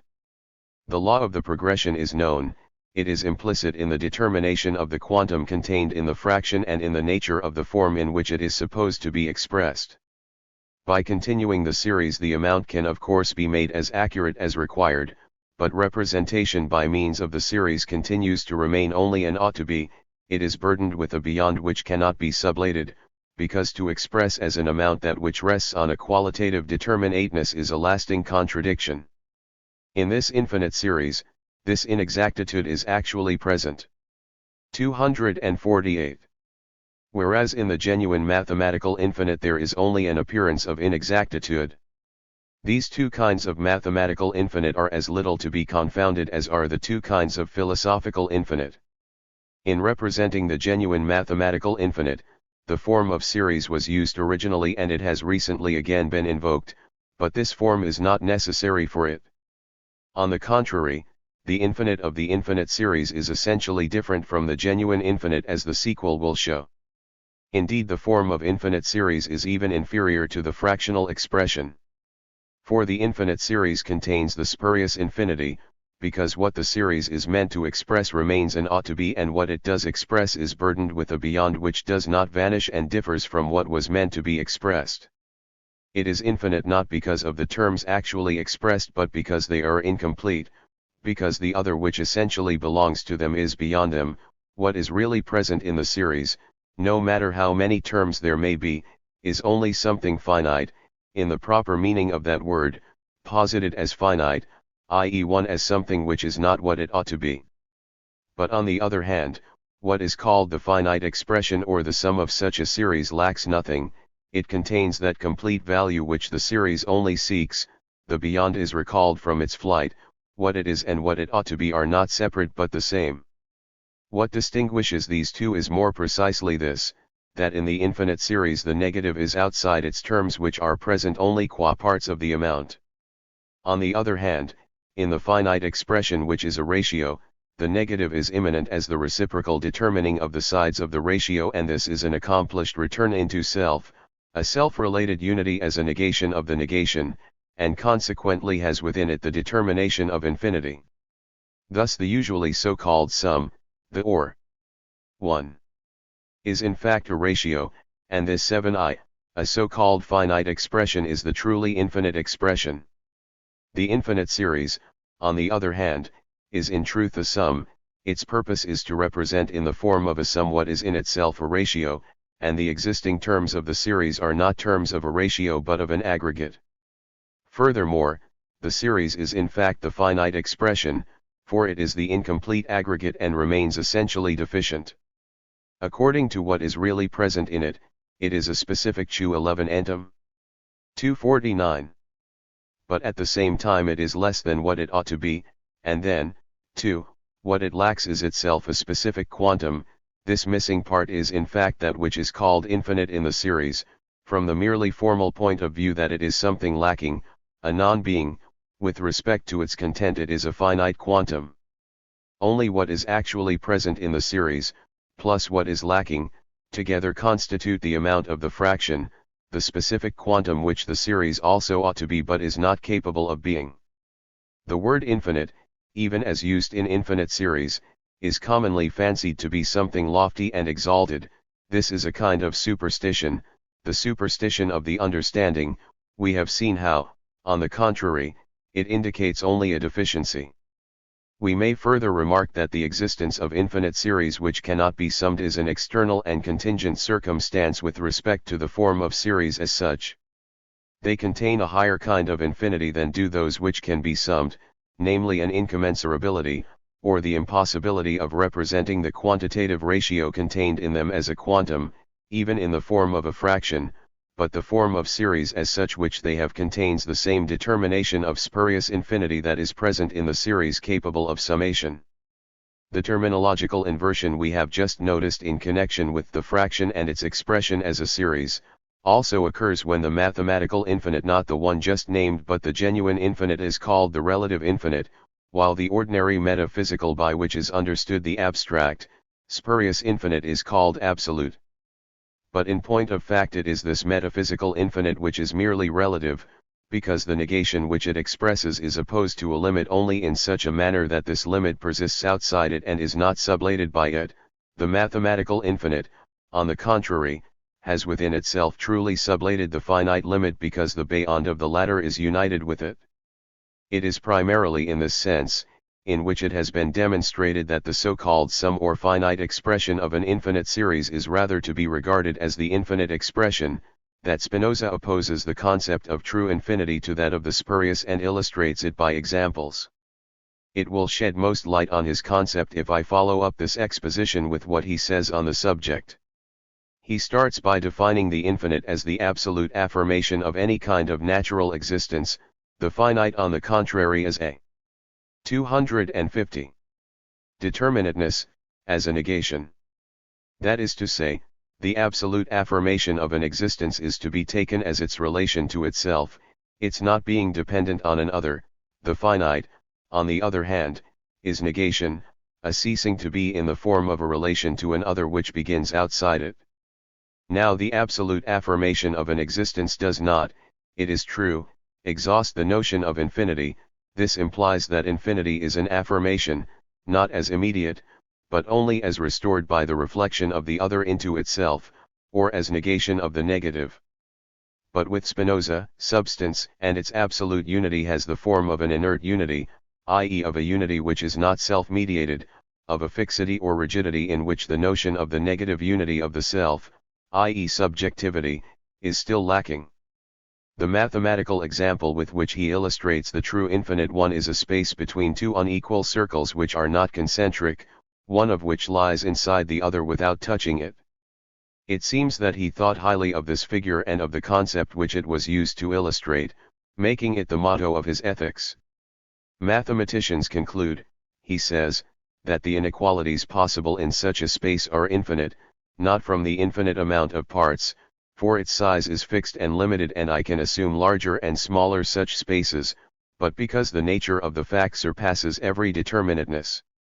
It is evident that Spinoza rejects that conception of the infinite which represents it as an amount or as a series which is not completed, and he points out that here, in the space of his example, the infinite is not beyond, but actually present and complete. This space is bounded, but it is infinite because the nature of the fact surpasses every determinateness, because the determination of magnitude contained in it cannot at the same time be represented as a quantum, or in Kant's words, already quoted, the synthesis cannot be completed to form a quantum. How in general the opposition of continuous and discrete quantum leads to the infinite, will be shown in detail in a later remark. Spinoza calls the infinite of a series the infinite of the imagination. On the other hand, the infinite as self-relation he calls the infinite of thought, or infinitum actu. It is, namely, actually infinite because it is complete and present within itself.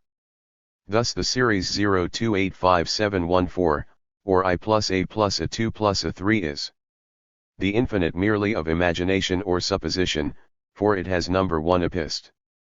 XXIX. 251. Actuality, it definitely lacks something, on the other hand equals or 7. Is actually not only what the series is in its developed terms, but is, in addition, what the series lacks, what it only ought to be. The or 1 is equally a finite magnitude like 7I, a Spinoza space enclosed between two circles, with its inequalities, and can like this space be made larger or smaller. But this does not involve the absurdity of a larger or smaller infinite, for this quantum of the whole does not concern the relation of its moments, the nature of the fact, i.e. the qualitative determination of magnitude. What is actually present in the infinite series is equally a finite quantum, but it is also still deficient. Imagination on the contrary stops short at quantum as such and does not reflect on the qualitative relation which constitutes the ground of the existing incommensurability. The incommensurability which lies in Spinoza's example embraces in general the functions of curved lines and more precisely, leads to the infinite which mathematics has introduced with such functions, in general, with the functions of variable magnitudes. This infinite is the genuine mathematical qualitative infinite which Spinoza also had in mind. We shall now consider this determination here in detail. First of all, as regards the category of variability which is accorded such importance and which embraces the magnitudes related in these functions, it is to be noted that these magnitudes are not supposed to be variable in the way that the two numbers 2 and 7 are in the fraction. Their place can equally well be taken by 4 and 14, 6 and 21, and by other numbers ad infinitum without altering the value of the fraction, and still more can A and B be replaced by any arbitrary number without altering what 7 is intended to express. Now in the sense that in the place 2 of x and y of a function, there can be put an infinite, i.e. inexhaustible, multitude of numbers, A and B are just as much variable magnitudes as the set I and y. The expression variable magnitudes is therefore very vague and ill-chosen for those determinations of 252. Magnitude whose interest and manner of treatment lie in something quite distinct from their mere variability. In order to make clear wherein lies the true character of those moments of a function with which higher analysis is concerned, we must once more run through the stages to which we have already drawn attention. In or I, 2 and 7 are each independent. Determinate quanta and the relation is not essential to them. A and B likewise are intended to represent quanta which remain what they are even outside the relation. And further, and I are each a fixed quantum, a quotient. The ratio constitutes an amount, the unit of which is expressed by the denominator and the amount of these units by the numerator, or conversely, even if 4 and 14, and so on, are substituted for 2 and 7, the ratio, also as a quantum 2, remains the same. But now in the function L equals P, for example, x, this is essentially changed. Here, it is true that x and y can stand for definite quanta, but only x and y too have a determinate quotient, not x and y. Hence not only are these sides of the ratio x and y, not any determinate quanta, but, secondly, their ratio is not a fixed quantum, not a fixed quotient, but this quotient is, as a quantum, absolutely variable. But this is solely because x has a relation, not to y, but to the square of y. The relation of a magnitude to a power is not a quantum, but essentially a qualitative relation.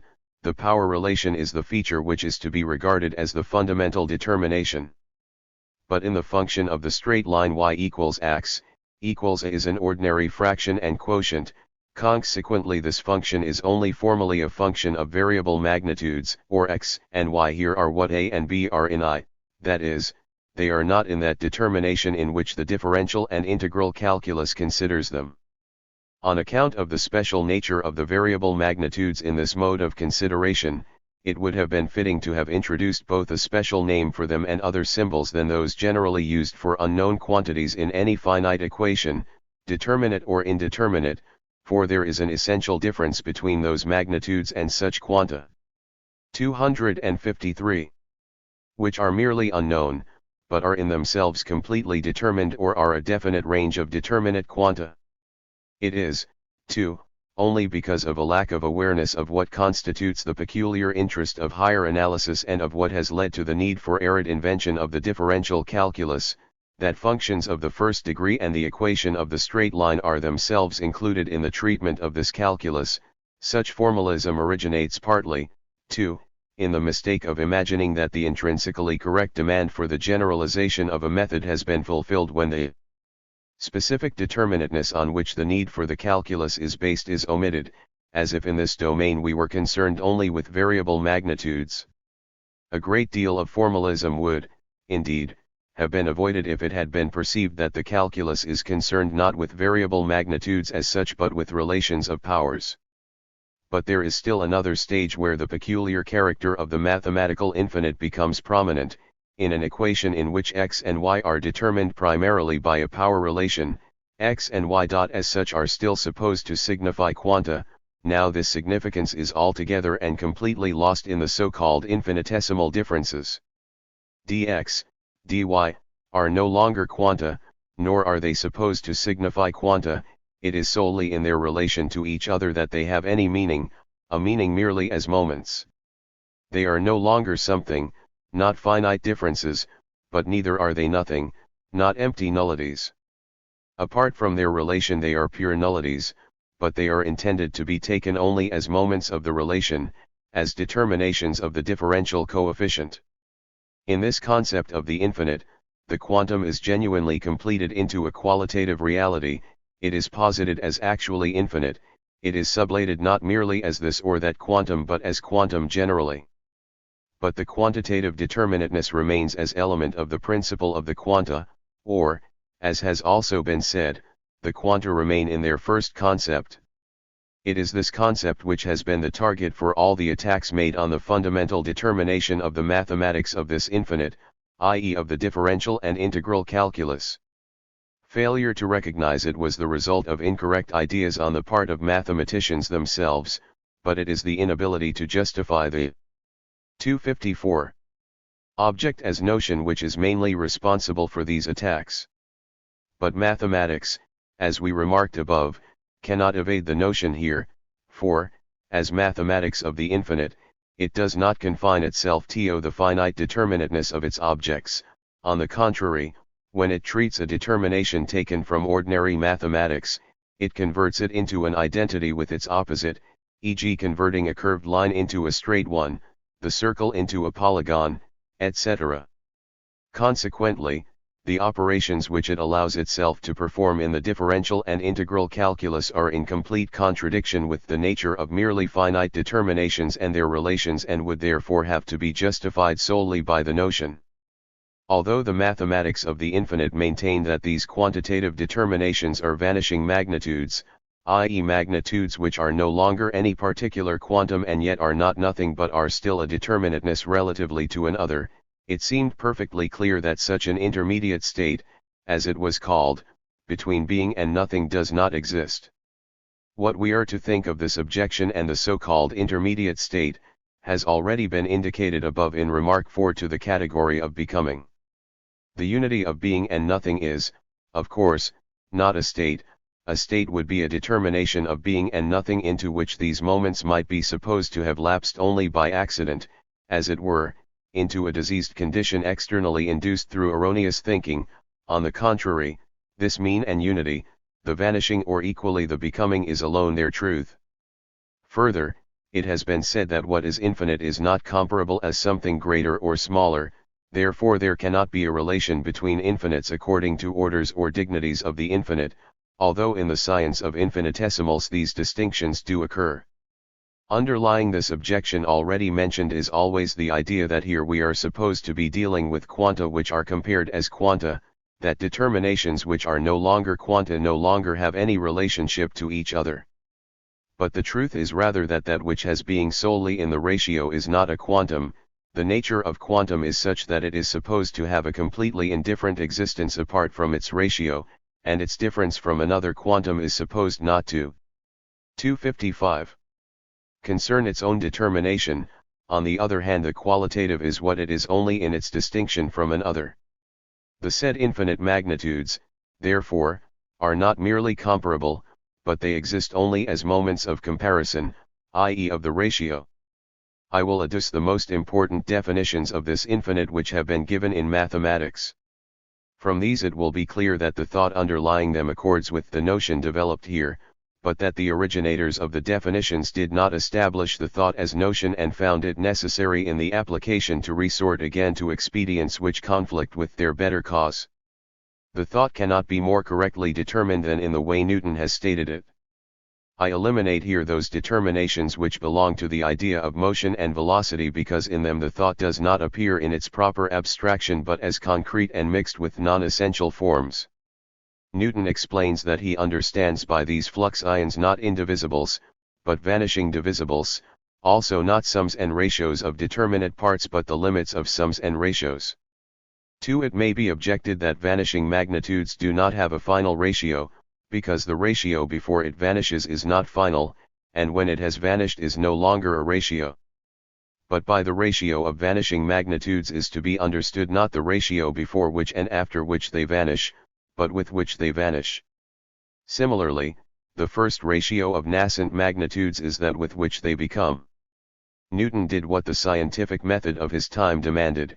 He only explained what was to be understood by an expression, but that such and such is to be understood by it is, properly speaking, a subjective presumption, or a historical demand, without any indication that such a concept is in itself absolutely necessary or that there is truth in it. However, what has been quoted shows that the concept put forward by Newton corresponds to the way in which infinite quantity resulted from the reflection of quantum. 1 Cavalieri, Francesco Bonaventura, 1598–1647, Professor of Mathematics. At Bologna, Geometriae di Isabilium Continuorum Nova, T6J5, F. Zeritations Geometricae, 1647. Prime. quantum. //NTL.1. Lemma 11. Scholl. 256. Into itself in the exposition above. By magnitudes is understood magnitudes in their vanishing, i.e. which are no longer quanta, also, not ratios of determinate parts, but the limits of the ratio. The meaning is, therefore, that with the vanishing of the quanta individually, the sides of the ratio, there also vanishes the ratio itself in so far as it is a quantum. The limit of the quantitative ratio is that in which it both is and is not, or, more precisely, in which the quantum has vanished, with the result that the ratio and its sides are preserved, the former only as a qualitative relation of quantity and the latter similarly as qualitative moments of quantity. Newton goes on to add that from the fact that there are final ratios of vanishing magnitudes, it must not be inferred that there are final magnitudes, indivisibles. For this would mean a leap again from the abstract ratio to its sides as supposedly having an independent value of their own as indivisibles outside their relation, as something which would be a one, something devoid of any relation at all. To prevent such a misunderstanding, he again points out that final ratios are not ratios of final magnitudes, but are limits to which the ratios of the magnitudes decreasing without limit are nearer than any given, i.e. finite, difference. The ratios, however, do not exceed these limits, for if they did they would become nullities. In other words, final magnitudes could have been taken to mean, as already said, indivisibles or ones. But the definition of the final ratio excludes the conception both of the indifferent one which is devoid of any relation, and of the finite quantum. If the required determination had been developed into the notion of a quantitative determination which is purely a moment of the ratio, there would have been no need for the decreasing without limit into which Newton converts the quantum and which only expresses the progress to infinity, or for the determination of divisibility which no longer has any immediate meaning here. As regards the preservation of the ratio in the vanishing of the quanta, there is found elsewhere, as in Carnot, 1 the expression that by virtue of the law of continuity, the vanishing magnitudes still retain the ratio from which they come, before they vanish. This conception expresses the true nature of the matter, if the continuity of the quantum is not understood to be the continuity which it has in the infinite progress where the quantum is continued in its vanishing in such a manner that in its beyond there arises only a finite quantum again, only a fresh term of the series, but a continuous progress is always imagined as one in which values are passed through, values which are still finite quanta. On the other hand, where the transition is made into the true infinite it is the ratio that is continuous, so continuous is it, so completely is it preserved, that the transition may be said to consist solely in throwing into relief the pure ratio and causing the non-relational determination I.e. that a quantum which is a side of the ratio is still a quantum outside this relation to vanish. This purification of the quantitative ratio is thus analogous to grasping an empirical reality in terms of its notion. The empirical reality is thereby raised above itself in such a way that its notion contains the same characteristic features as it has itself, but these are grasped in their essentiality and are taken into the unity of the notion in which they have lost their indifferent, notionless existence. The other form of Newton's exposition of the magnitudes in question is equally interesting, namely, as generative magnitudes or principles. A generated magnitude is a product or quotient, such as a root, rectangle, square, also the sides of rectangles and squares in general, a finite magnitude. Such a magnitude being considered as variable, increasing or decreasing in ceaseless motion and flux, he gives its momentary increments or decrements the name of moments. But these are not to be taken for particles of a definite magnitude, such would not themselves be moments but magnitudes generated from moments. Rather are they to be understood as the nascent principles or beginnings of finite magnitudes. Here the quantum is distinguished from itself, as a product or a real being, and in its becoming, in its beginning and principle, that is to say, in its notion, or, what is here the same thing, in its qualitative determination, in the latter the quantitative differences, the infinite increments or decrements, are only moments, only that which has becoming at its back has passed over into the indifference of determinate being and into externality, i.e. is quantum. But if on the one hand the philosophy of the 258 true notion must acknowledge these determinations of the infinite with respect to increments or decrements, on the other hand it must be observed that the very forms of increments etc. fall within the category of immediate quantum and of the continuous progress to which we have referred. In fact, the conceptions of increment, growth or increase of x by dx or I, and so on, are to be regarded as the fundamental vice in these methods, the permanent obstacle to disengaging the determination of the qualitative moment of quantity in its purity from the conception of the ordinary quantum. The conception of infinitesimals, which is implicit, too, in the increment or decrement itself, is much inferior to the above determinations.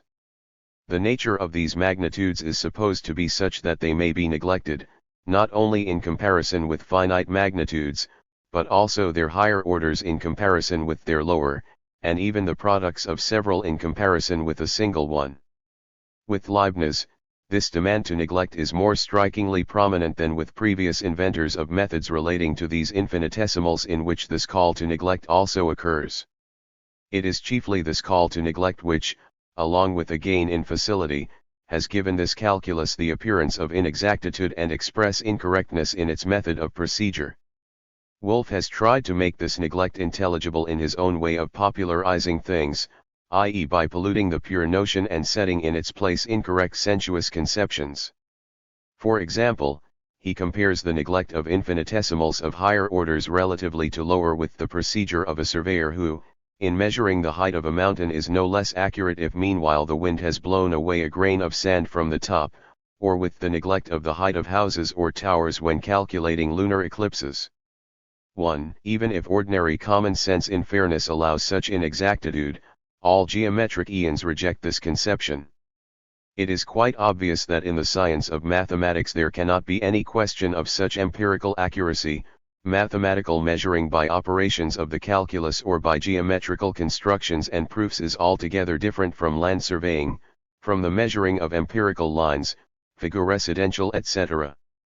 Besides, by comparing the result obtained by a strictly geometrical method with that one element.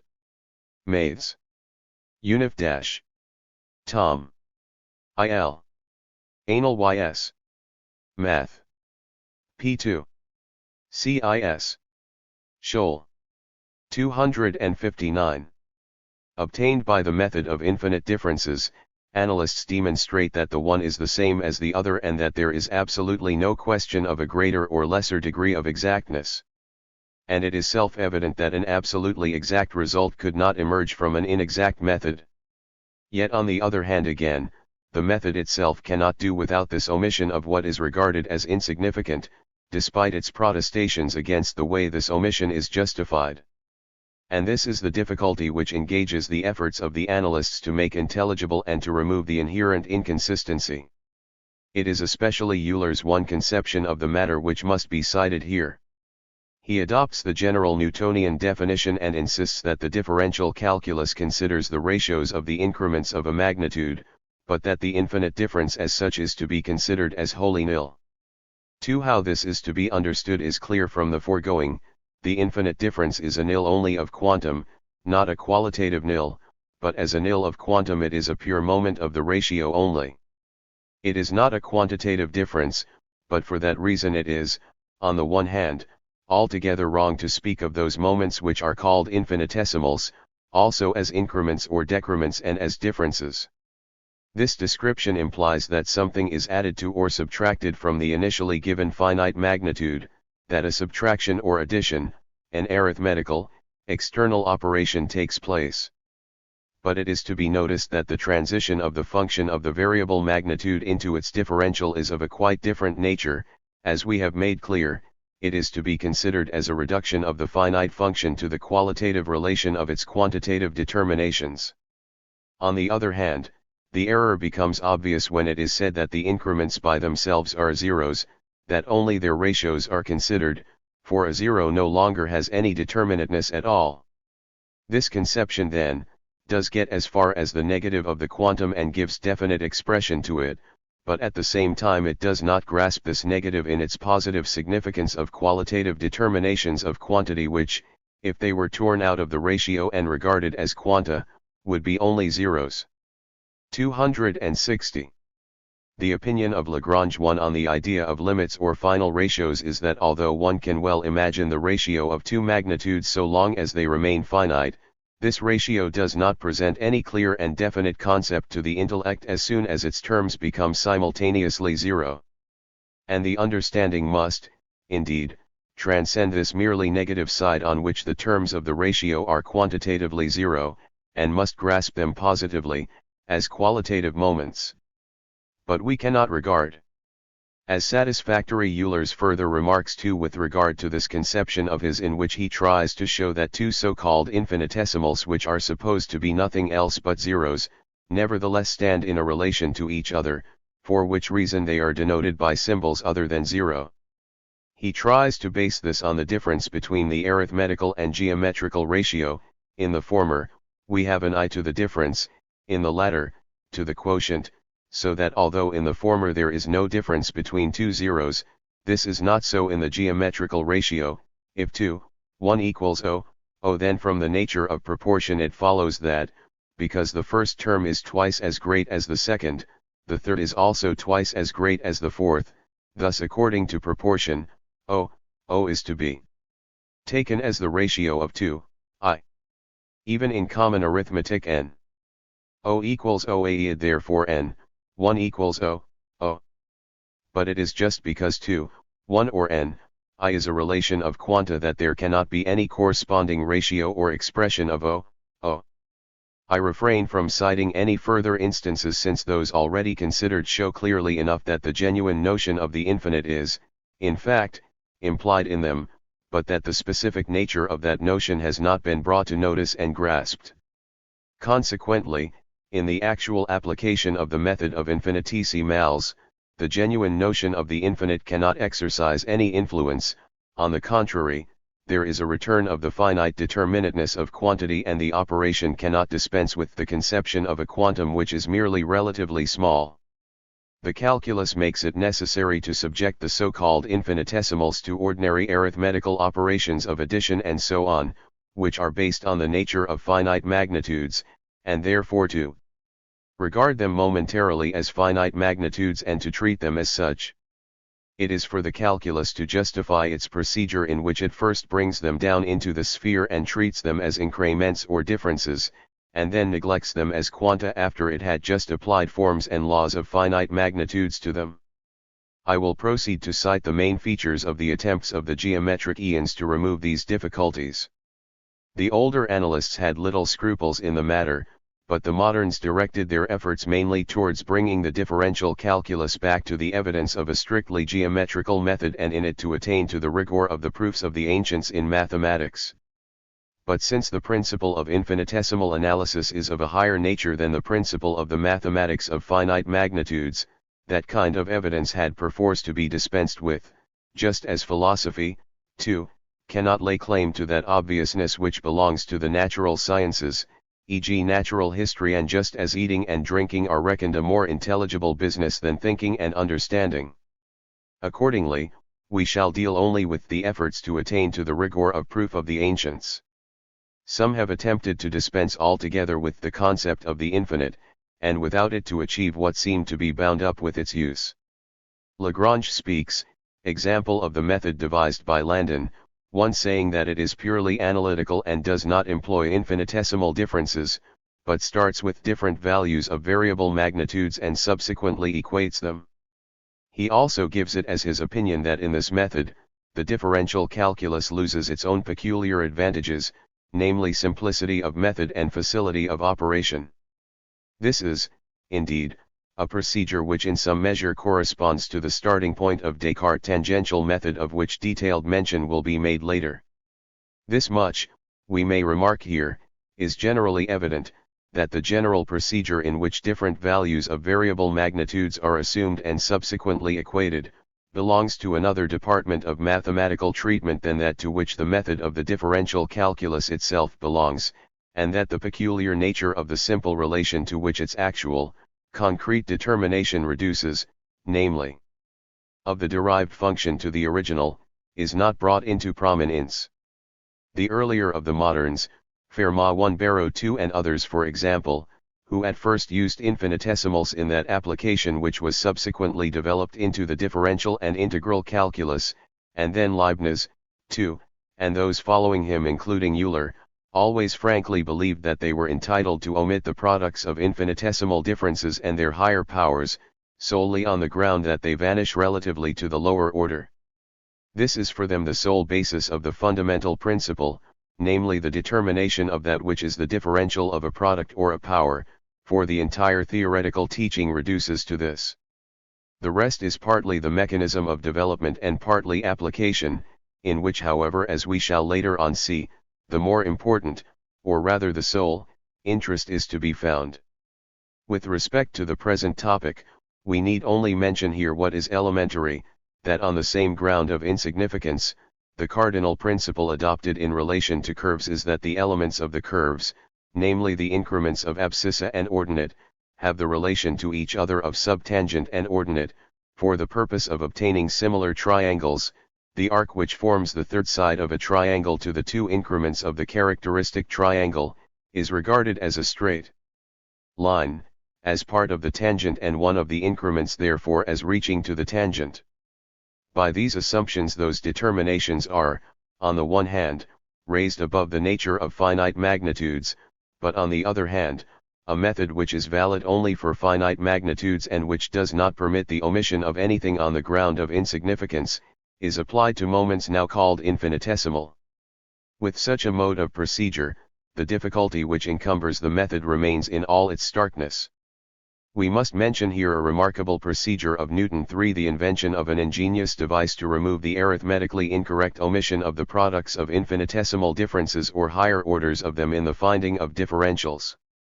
He finds the differentials of products from which the differentials of quotients, powers, etc., can then be easily derived in the following way.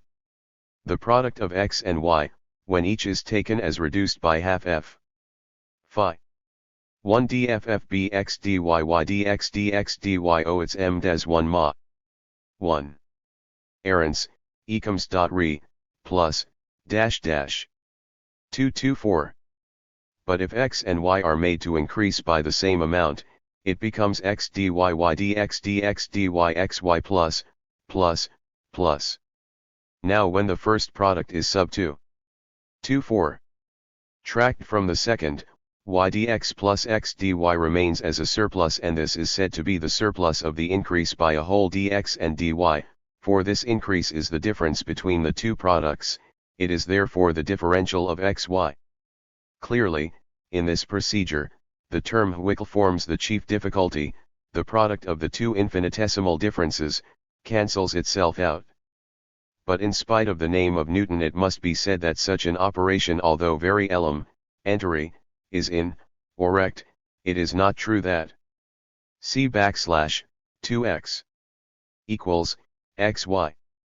It can only have been the need to establish the all-important fluxional calculus which could bring a Newton to deceive himself with such a proof. Other forms which Newton employed in the derivation of differentials are bound up with concrete meanings of the elements and their powers, meanings relating to motion. About the use of the serial form which also characterizes his method, it suggests itself to say that it is always possible to obtain the required degree of accuracy by adding more terms, and that the omitted terms are relatively insignificant, in general, that the result is only an approximate imation, though here too he would have been satisfied with this ground for omission as he is in his method of solving equations of higher degree by approximation, where the higher powers arising from the substitution in the given equation of any ascertained, still inexact term, are omitted on the crude ground of their relative smallness.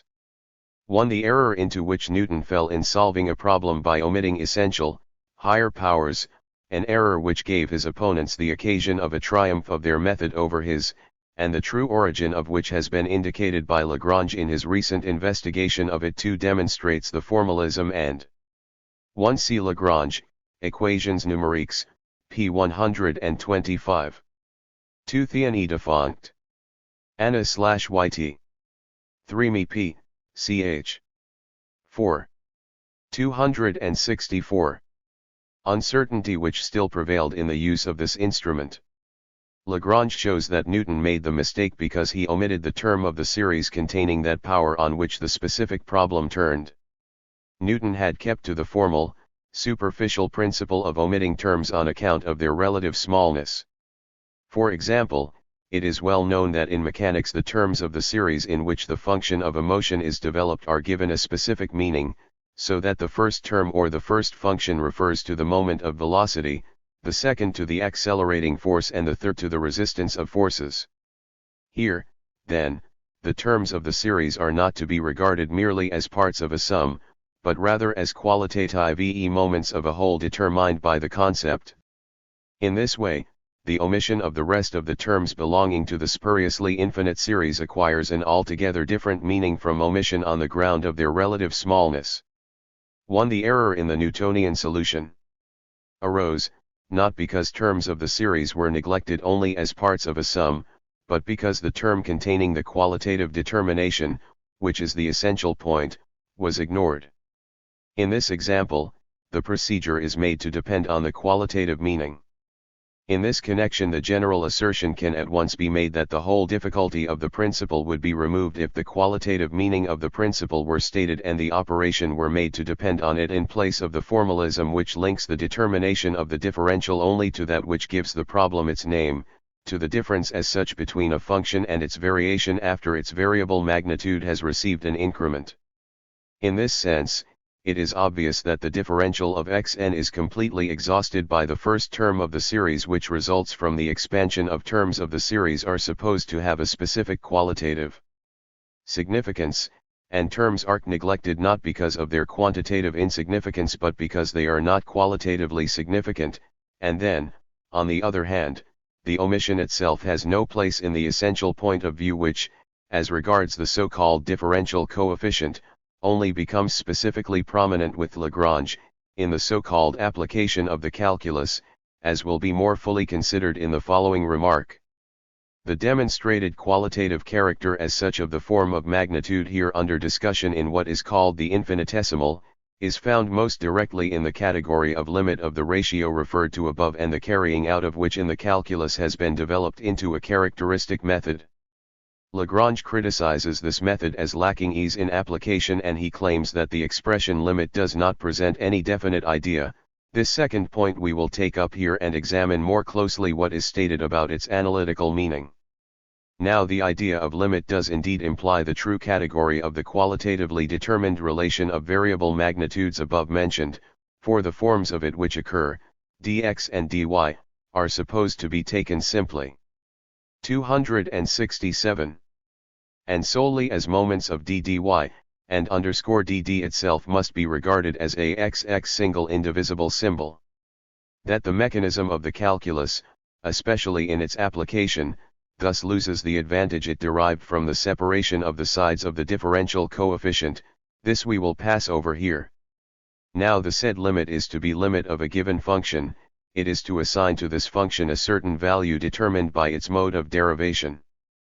But with the mere category of limit we should not have advanced beyond the scope of this remark, which is to demonstrate that the infinitely small which presents itself in the differential calculus as dx and dy, does not have merely the negative, empty meaning of a non-finite, non-given magnitude, as when one speaks of an infinite multitude, to infinity, and the like, but on the contrary has the specific meaning of the qualitative nature of what is quantitative, of a moment of a ratio as such.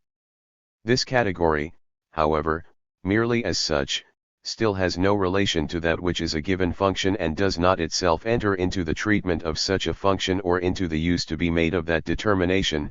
Thus the idea of limit, too, confined to this its demonstrated character, would lead nowhere. But the very expression limit implies that it is a limit of something, i.e. that it expresses a certain value which lies in the function of a variable magnitude, and we must examine the nature of this concrete role. It is supposed to be the limit of the ratio between the two increments by which the two variable magnitudes connected in an equation, are supposed to have been increased. The increase is taken here as quite undetermined and so far no use is made of the infinitely small.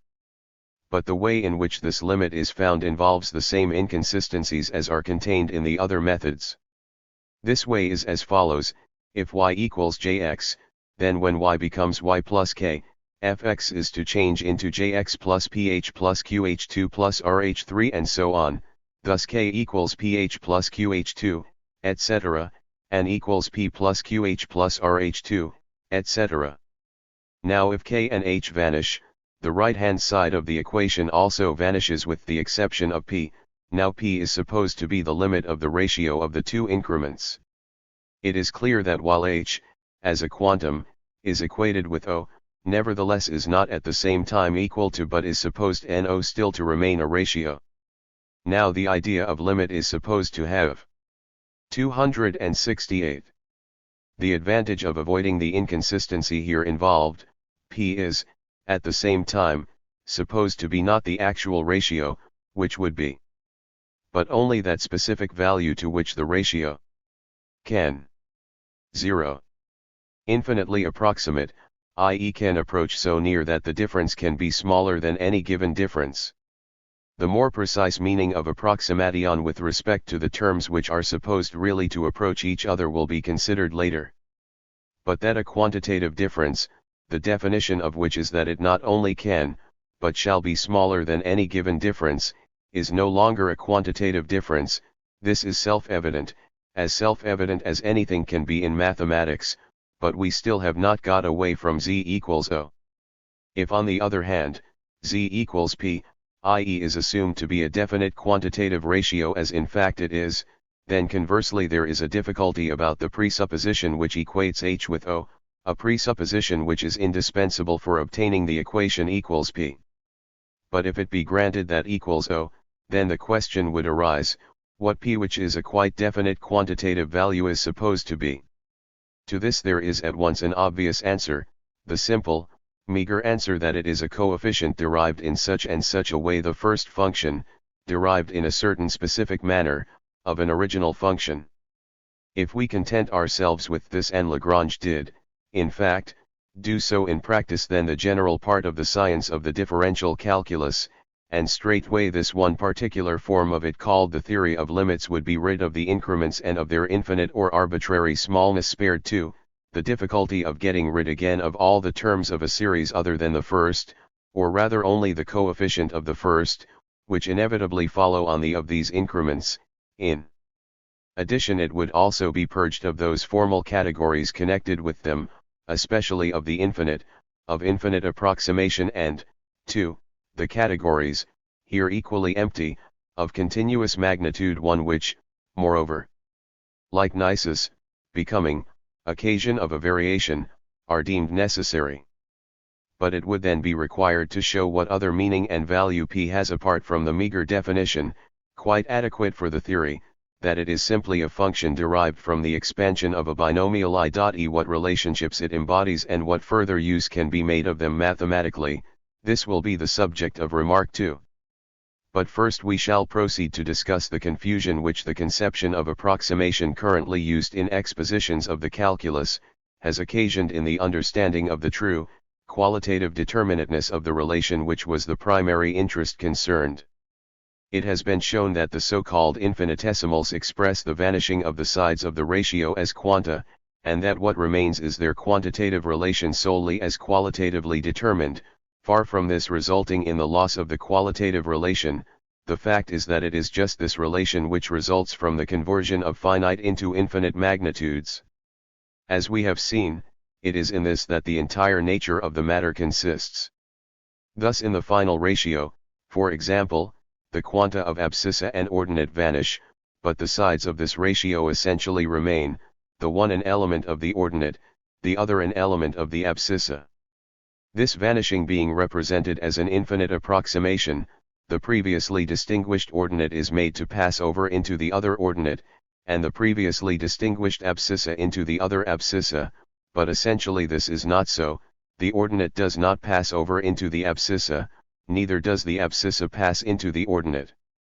To continue with this example of variable magnitudes, the element of the ordinate is not to be taken as the difference of one ordinate from another ordinate, but rather as the difference or qualitative determination of magnitude relatively to the element of the abscissa. The principle of the one variable magnitude relatively to that of the other is in reciprocal relation with it. The difference, as no longer a difference of finite magnitudes, has ceased to be manifold within itself, it has collapsed into a simple intensity, into the determinateness of one qualitative moment of a ratio relatively to the other. This is the nature of the matter, but it is obscured by the fact that what has just been called an element, for example, of the ordinate, is grasped as a difference or increment in such a way that it is only the difference between the quantum of one ordinate and the quantum of another ordinate. And so the limit here does not have the meaning of ratio, it counts only as the final value to which another magnitude of a similar kind continually approximates in such a manner that it can differ from it by as little as we please, and that the final ratio is a ratio of equality. The infinite difference is thus the fluctuation of a difference of one quantum from another quantum, and the qualitative nature according to which dx is essentially not a determination of the ratio relatively to x, but to dy, comes to be overlooked. Dx too is permitted to vanish relatively to dx, but even more does dx vanish relatively to x, but this means in truth, it has a relation only to dy. In such expositions, geometric ions are mainly concerned to make intelligible the approximation of a magnitude to its limit and to keep to this aspect of the difference of quantum from quantum, how it is no difference and yet still is a difference. But all the same, approximation is a category which of itself says nothing and explains nothing. Dx already has approximation behind it, it is neither near nor nearer, and infinitely near, itself means the negation of nearness and approximation. Now since this implies that the increments or infinitesimals have been considered only from the side of the quantum which vanishes in them, and only as a limit, it follows that they are grasped as unrelated moments. From this would follow the inadmissible idea that it is allowed in the final ratio to equate, say abscissa and ordinate, or even sine, cosine, tangent, verse sine, and what not. This idea seems at first to prevail when the arc is treated as a tangent, for the arc, too, is certainly incommensurable with the straight line, and its element is, in the first 271 place, of another quality than the element of the straight line. It seems even more absurd and inadmissible than the confusing of abscissa, ordinate, verse sine, cosine, etc., when quadrata rotundus, when part of an arc, even though an infinitely small part, is taken to be a part of the tangent and so treated as a straight line. However, this treatment differs essentially from the confusion we have decried. It is justified by the circumstance that in the triangle which has for its sides the element of an arc and the elements of its abscissa and ordinate, the relation is the same as if this element of the arc were the element of a straight line, of the tangent, the angles which constitute the essential relation, i.e., that which remains to these elements when abstraction is made from the finite magnitudes belonging to them, are the same. This can also be expressed as the transition of straight lines which are infinitely small, into curved lines, and their relation in their infinity as a relation of curves. Since, according to its definition, a straight line is the shortest distance between 2 points, its difference from the curved line is based on the determination of amount, on the smaller amount of what is differentiated in this manner, a determination, therefore, of a quantum. But this determination vanishes in the line when it is taken as an intensive magnitude, as an infinite moment, as an element, and with it, too, its difference from the curved line which rested merely on the difference of quantum. As infinite, therefore, the straight line and arc no longer retain any quantitative relation nor consequently, on the basis of the assumed definition, any qualitative difference from each other either. On the contrary, the former passes into the latter. Analogous, although also distinct from, the equating of heterogeneous forms is the assumption that infinitely small parts of the same whole are equal to each other, an assumption in itself indefinite and completely indifferent, but which, applied to an object heterogeneous within itself, i.e. an object whose quantitative determination is essentially non-uniform, produces the peculiar inversion contained in that proposition of higher mechanics which states that infinitely small parts of a curve are traversed in equal, infinitely small times in a uniform motion, inasmuch as this is asserted of a motion in which an equal finite, i.e. existent, parts of time, finite, i.e. existent, unequal parts of the curve are traversed, of a motion therefore which exists as non-uniform and is assumed as such. This proposition is the expression in words of what is 272. Supposed to be the significance of an analytical term obtained in the above-mentioned development of the formula relating to a motion which is non-uniform but otherwise conforms to a law. Earlier mathematicians sought to express in words and propositions and to exhibit in geometrical tables the results of the newly invented infinitesimal calculus, chiefly in order to use them for theorems susceptible of the ordinary method of proof. The terms of a mathematical formula into which analytical treatment resolved the magnitude of the object, of motion, for instance, acquired there an objective significance, such as velocity, force of acceleration, and so on. In accordance with this meaning they were supposed to furnish correct propositions, physical laws, their objective connections and relations, too, were supposed to be determined in accordance with the analytical connection. A particular example is that in a uniformly accelerated motion there is supposed to exist a special velocity proportional to the times, but that to this velocity there constantly accrues an increment from the force of gravity. In the modern, analytical form of mechanics such propositions are put forward simply as results of the calculus, without inquiry whether by themselves and in themselves they have a real significance, i.e. one to which there is a corresponding physical existence, and whether such meaning can be demonstrated. The difficulty of making intelligible the connection of such forms when they are taken in the real meaning alluded to, for example the transition from said simply uniform velocity to a uniformly accelerated velocity, is held to be completely eliminated by the analytical treatment in which such connection is a simple result of the authority now established once and for all of the operations of the calculus. It is announced as a triumph of science that by means of the calculus alone, laws are found transcending experience, that is, propositions about existence which have no existence. But in the earlier, still naive period of the infinitesimal calculus, the aim was to assign to those forms and propositions represented in geometrical diagrams a real meaning of their own and tcj make that meaning plausible, and to apply the forms and propositions bearing such meaning in the proof of the main propositions concerned. 1. See Newton's proof of his fundamental proposition of the theory of gravitation in Prime. Math M. Philosophiae Naturalis, lib. I, sect. 2, prop. I, and 273. It cannot be denied that in this field much has been accepted as proof, especially with the aid of the nebulous conception of the infinitely small, for no other reason than that the result was always already known beforehand, and that the proof which was so arranged that the result did emerge, at least produced the illusion of a framework of proof, an illusion which was still preferred to mere belief or knowledge from experience. But I do not hesitate to regard this affectation as nothing more than mere jugglery and window dressing, and I include in this decryption even Newton's proofs, especially those belonging to what has just been quoted, for which Newton has been extolled to the skies and exalted above Kepler, namely that he demonstrated mathematically what Kepler had discovered merely empirically. The empty scaffolding of such proofs was erected in order to prove physical laws.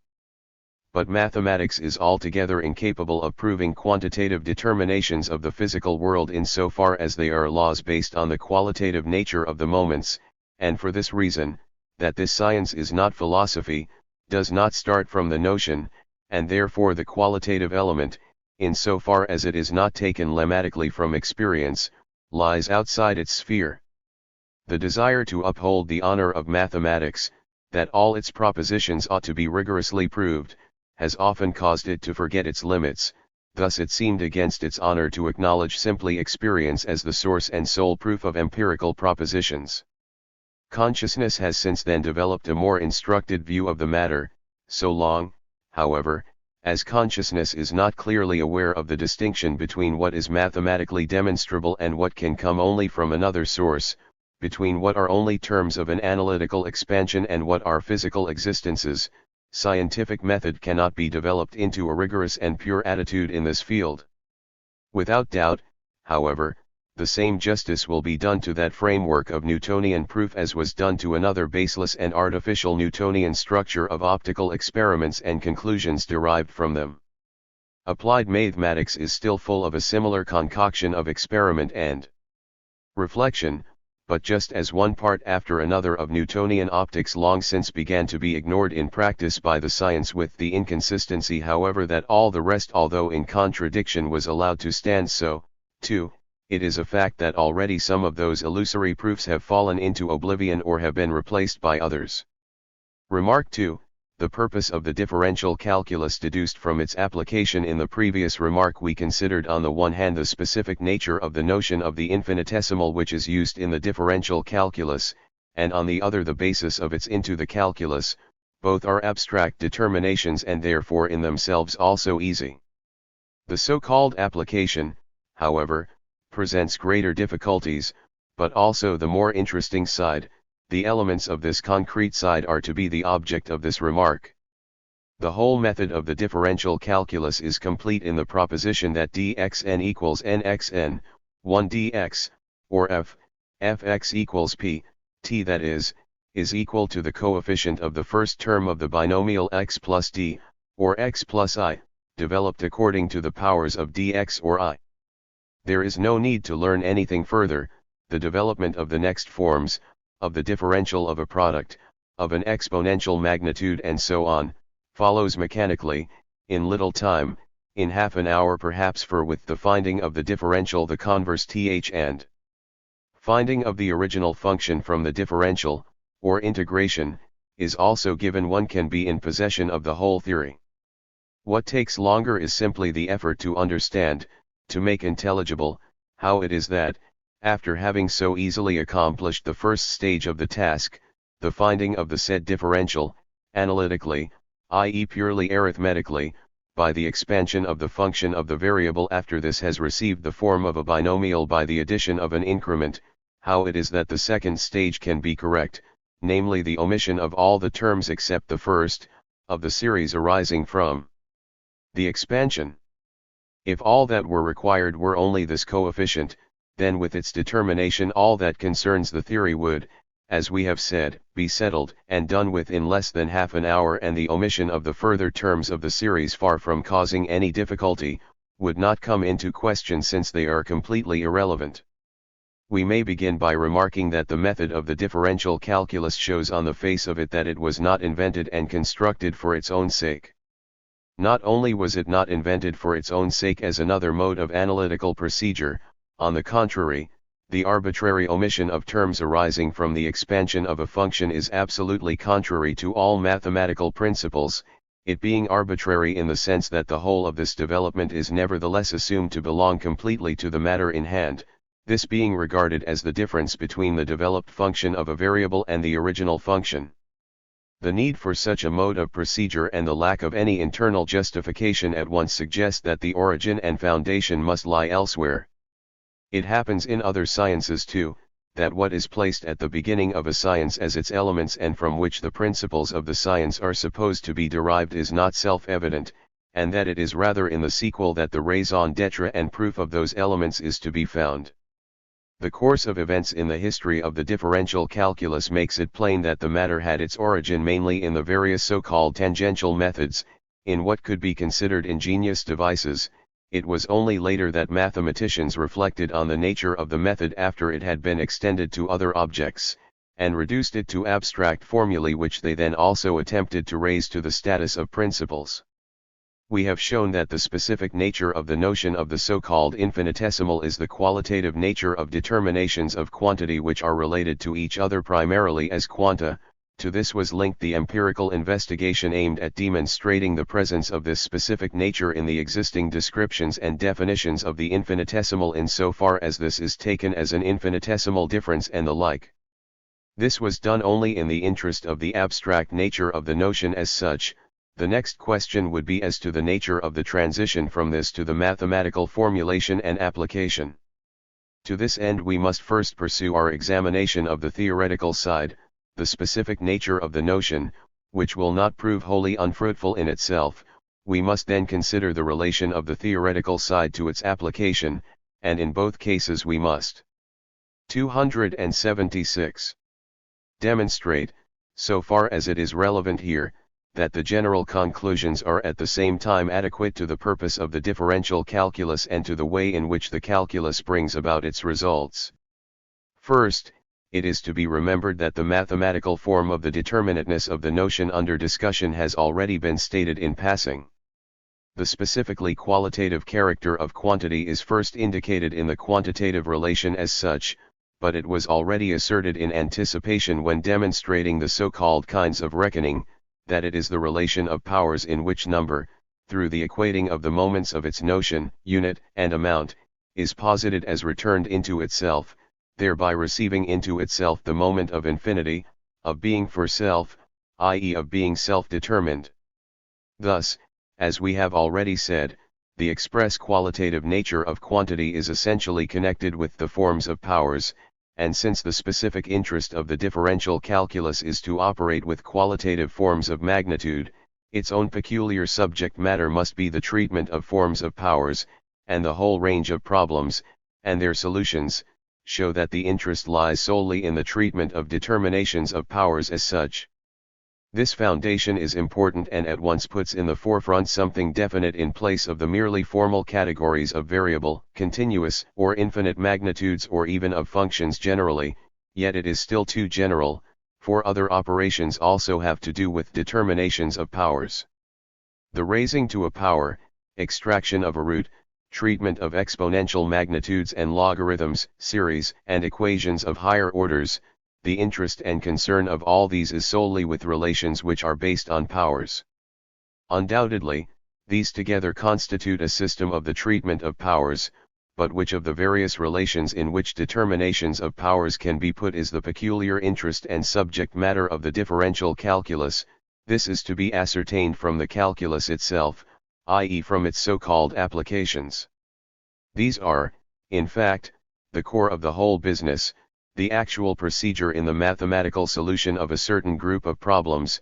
This procedure was earlier than the theory or general part and was later called application only with reference to the subsequently created theory, the aim of which was to draw up the general. 277. Method of the procedure and, as well, to endow it with first principles, i.e. with a justification. We have shown in the preceding remark the futility of the search for principles which would clarify the method as currently understood, principles which would really solve the contradiction revealed by the method instead of excusing it or covering it up merely by the insignificance of what is here to be omitted, or, by what amounts to the same thing, the possibility of infinite or arbitrary approximation and the like. If from the practical part of mathematics known as the differential calculus the general features of the method were to be abstracted in a manner different from that hitherto followed, then the said principles and the concern about them would also show themselves to be superfluous, just as they reveal themselves to be intrinsically false and permanently contradictory. If we investigate this peculiarity by simply taking up what we find in this part of mathematics, we find as its subject matter equations in which any number of magnitudes are combined into a qualitative whole in such a way that first, these equations have their determinateness in empirical magnitudes which are their fixed limits, and also in the kind of connection they have with these limits and with each other as is generally the case in an equation, but since there is only one equation for both magnitudes, these equations belong to the class of indeterminate equations, and secondly, that one aspect of the determinateness of these magnitudes is that they are or at least one of them is present in the equation in a higher power than the first. Before proceeding further, there are one or two things to be noticed about this. The first is that the magnitudes, as described under the first of the above two headings, have simply and solely the character of variables such as occur in the problems of indeterminate analysis. Their value is undetermined, but if one of them does receive a completely determined value, i.e. a numerical value, from outside, then the other two, is determined, so that one is a function of the other. Therefore, in relation to the specific quantitative determinateness here in question, the categories of variable magnitudes, functions, and the like are, As 278. We have already said, merely formal, because they are still too general to contain that specific element on which the entire interest of the differential calculus is focused, or to permit of that element being explicated by analysis. They are in themselves simple, unimportant, easy determinations which are only made difficult by importing into them what they do not contain in order that this may then be derived from them, namely, the specific determination of the differential calculus. Then as regards the so-called constant, we can note that it is in the first place an indifferent empirical magnitude determining the variables only with respect to their empirical quantum as a limit of their minimum and maximum, but the nature of the connection between the constants and the variables is itself a significant factor in the nature of the particular function which these magnitudes are. Conversely, however, the constants themselves are also functions, in so far as a straight line, for example, has the meaning of being the parameter of a parabola, then this meaning is that it is the 2 function L. And in the expansion of the binomial generally, the x constant, which is the coefficient of the first term of the development, is the sum of the roots, the coefficient of the second is the sum of the products in pairs, and so on. Here, therefore, the constants are simply functions of the roots. Where, in the integral calculus, the constant is determined from the given formula, it is to that extent treated as a function of this. Further on we shall consider these coefficients in another character than that of functions, their meaning in the concrete object being the focus of the whole interest. Now the difference between variables as considered in the differential calculus, and in their character as factors in indeterminate problems, must be seen to consist in what has been said, namely, that at least one of those variables is found in a power higher than the first, and here again it is a matter of indifference whether they are all of the same higher power or are of unequal powers.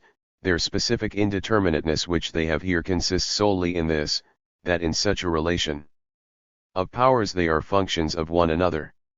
The alteration of variables is in this way qualitatively determined, and hence continuous, and this continuity, which again is itself only the purely formal category of an identity, of a determinateness which 279 is preserved and remains self-same in the alteration, has here its determinate meaning, solely, that is, in the power relation, which does not have a quantum for its exponent and which forms the non-quantitative, permanent determinateness of the ratio of the variables. For this reason it should be noted, in criticism of another formalism, that the first power is only a power in relation to higher powers. On its own, x is merely any indeterminate quantum. Thus there is no point in differentiating for their own sakes the equations y equals x plus b, or s equals ct, if from y equals x, or even x plus b, we obtain a equals d, or from s equals ct, underscore d. d equals c, then a equals is equally xtx. The determination of the tangent, or that of velocity simply as t. Such.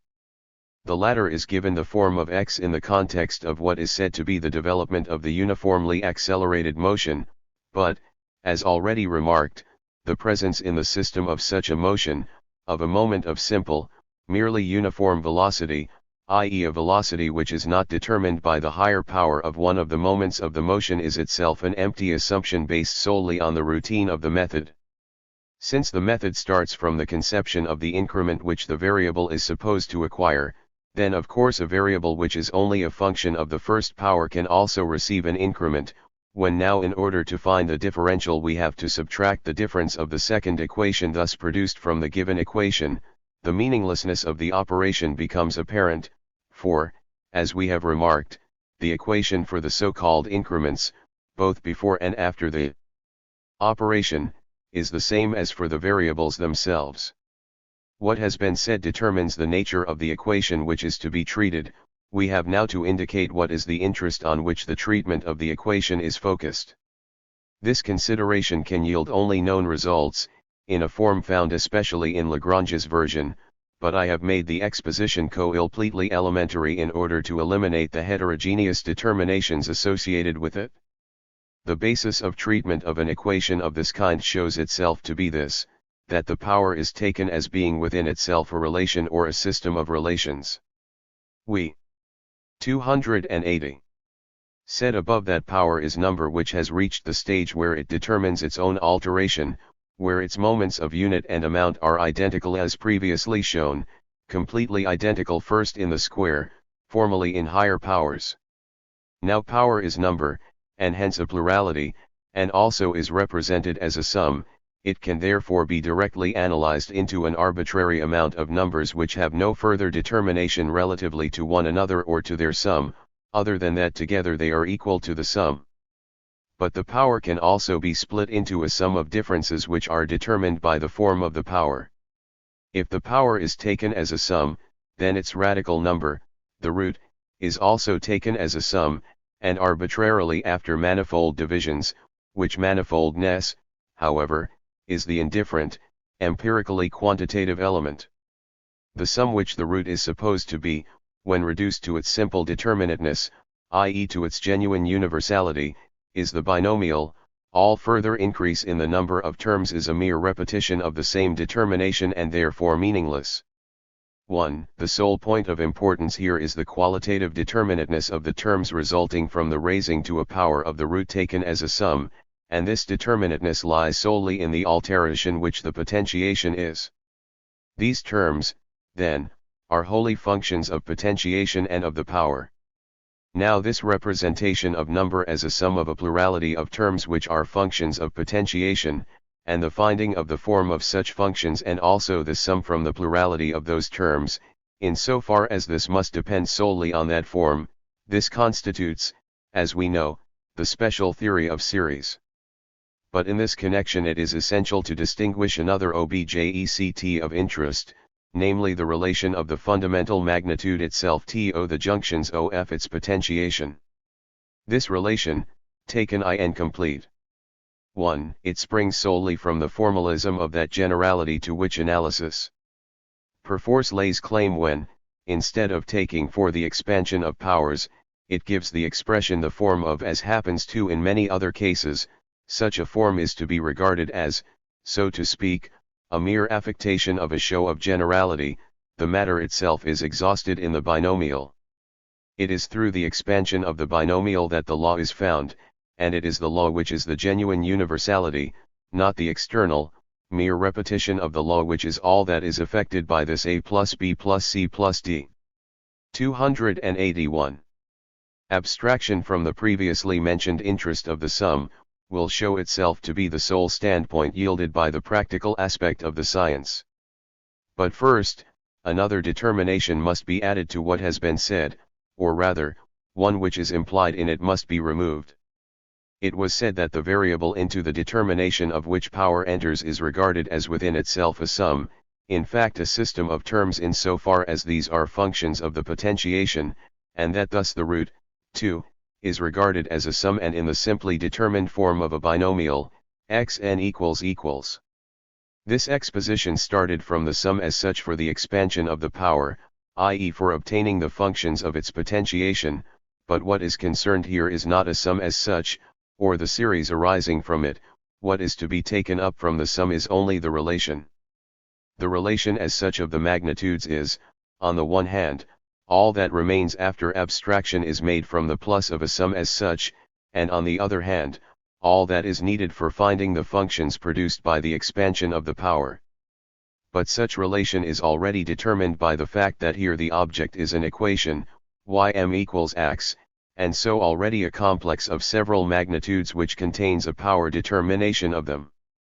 In this complex, each of these variables is posited simply as in relation to the others with the meaning, one could say, of a plus implicit in it as a function of the other variables. Their character, that of being functions of one another, gives them this determination of a plus which, however, for that same reason, is wholly indeterminate, not an increase or an increment, or anything of that nature. Yet even this abstract point of view we could leave out of account. We can quite simply stop at the point where the variables in the equation having received the form of functions of one another, such functions containing a relation of powers, the functions of potentiation are then also compared with one another, these second functions being determined simply and solely by the potentiation itself. To treat an equation of the powers of its variables as a relation of the functions developed by potentiation can, in the first place, be said to be just a matter of choice or a possibility. The utility of such a transformation has to be indicated by some further purpose or use, and the sole reason for the transformation was its utility. When we started EPSIV from the representation of these functions. 282. Of potentiate 10n of a variable which is taken as a sum complex within itself, this served only partly to indicate the nature of such functions, but partly also to show the way in which they are found. What we have here then is the ordinary analytical development which for the purpose of the differential calculus is operated in this way, that an increment dx or I is given to the variable and then the power of the binomial is developed by the terms of the series belonging to it. But the so-called increment is supposed to be not a quantum but only a form, the whole value of which is that it assists the development. It is admitted most categorically by Euler and Lagrange and in the previously mentioned conception of limit that what is wanted is only the resulting power determinations of the variables, the so-called coefficients, namely, of the increment and its powers, according to which the series is ordered and to which the different coefficients belong. On this we could perhaps remark that since an increment is assumed only for the sake of the development, it would be most appropriate to take one for that purpose, for in the development this always occurs only as a factor. The factor 1, therefore, fulfills the purpose, namely, that the increment is not to involve any quantitative determinateness or alteration. On the other hand, dx, which is burdened with the false idea of a quantitative difference, and other symbols like I with the mere show. Pointless here of generality, always have the appearance and pretension of a quantum and its powers, which pretension then involves the trouble that they must nevertheless be removed and left out. In order to retain the form of a series expanded on the basis of powers, the designations of the exponents as indices could equally well be attached to the one. But in any case, abstraction must be made from the series and from the determination of the coefficients according to their place in the series. The relation between all of them is the same. The second function is derived from the first in exactly the same manner as this is from the original function, and for the function counted as second, the first derived function is itself original. But the essential point of interest is not the series but simply and solely the determination of the power resulting from the expansion in its relation to the variable which for the power determination is immediate. It should not therefore be defined as the coefficient. 283.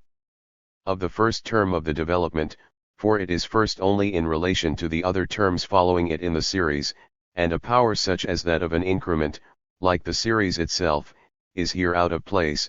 Instead, the simple expression, derived function of a power, or as was said above, function of potentiation of a magnitude, would be preferable, the knowledge of the way in which the derivation is taken to be a development included within a power being presupposed.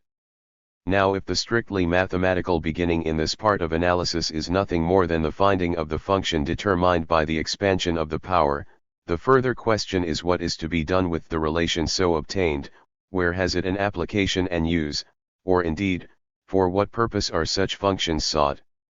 It is the finding of relations in a concrete subject matter which can be reduced to such a function that has given the differential calculus its great interest.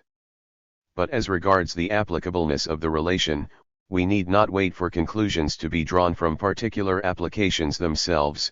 The answer follows directly and automatically from the nature of the matter which we have shown to consist in the form possessed by the moments of powers, namely, the expansion of the powers, which yields the functions of their potentiation, contains in the first place, simply the reduction of the magnitude to the next lower power. This operation is therefore applicable in the case of those objects in which there is also present such a difference of power determinations. Now if we reflect on the specific nature of space, we find that it contains the three dimensions which, in order to distinguish them from the abstract differences of height, length, and breadth, we can call concrete, namely, line, surface and total space, and when they are taken in their simplest forms and with reference to self-determination and consequently to analytical dimensions, We have the straight line, plane surface, and surface taken as a square, and the cube. The straight line has an empirical quantum, but with the plane there enters the qualitative element, the determination of power, further modifications, e.g. the fact that this also happens in the case of plane curves, we need not consider, for we are concerned primarily with the distinction in general. With this there arises, too, the need to pass from a higher power to a lower, and vice versa, when, for example, linear deter. 284. Manations are to be derived from given equations of the plane, or vice versa. Further, the motion in which we have to consider the quantitative relation of the space traversed to the time elapsed, manifests itself in the different determinations of a motion which is simply uniform, or uniformly accelerated, or alternately uniformly accelerated and uniformly retarded, and thus a self-returning motion, since these different kinds of motion are expressed in accordance with the quantitative relation of their moments of space and time, their equations contain different determinations of powers, and when it is necessary to determine one kind of motion, or a spatial magnitude to which one kind of motion is linked, from another kind of motion, the operation also involves the passage from one power function to another, either higher or lower. These two examples may suffice for the purpose for which they are cited. The appearance of arbitrariness presented by the differential calculus in its applications would be clarified simply by an awareness of the nature of the spheres in which its application is permissible and of the peculiar need for and condition of this application. But now the further point of interest within these spheres themselves is to know between what parts of the subject matter of the mathematical problem such a relation occurs as is posited peculiarly by the differential calculus. First, it must be observed that there are two kinds of relation. The operation of depoentiating an equation considered according to the derivative functions of its variables, yields a result which, in itself, is no longer truly an equation but a relation. This relation is the subject matter of the differential calculus proper. This also gives us, secondly, the relation of the higher power form itself to the lower. This second relation we must ignore for the time being. It will prove to be the special subject matter of the integral calculus. Let us start by considering the first relation. For the determination of its moment we shall take the simplest example from curves determined by an equation of the second degree. As we know, the relation of the coordinates is given directly by the equation in a power form. From the fundamental determination follow the determinations of the other straight lines connected with the coordinates, tangent, subtangent, normal, and so on. 285. But the equations between these lines and the coordinate are linear equations, the holes with respect to which these lines are determined as parts, are right-angled triangles formed by straight lines. The transition from the original equation which contains the power form, to said linear equations, involves now the above-mentioned transition from the original function, to the derived function. The problem consists in finding the connection between the relation of these lines and the equation of the curve. It is not without interest, as regards the historical element, to remark this much, that the first discoverers could only record their findings in a wholly empirical manner without being able to account for the operation, which remained a completely external affair.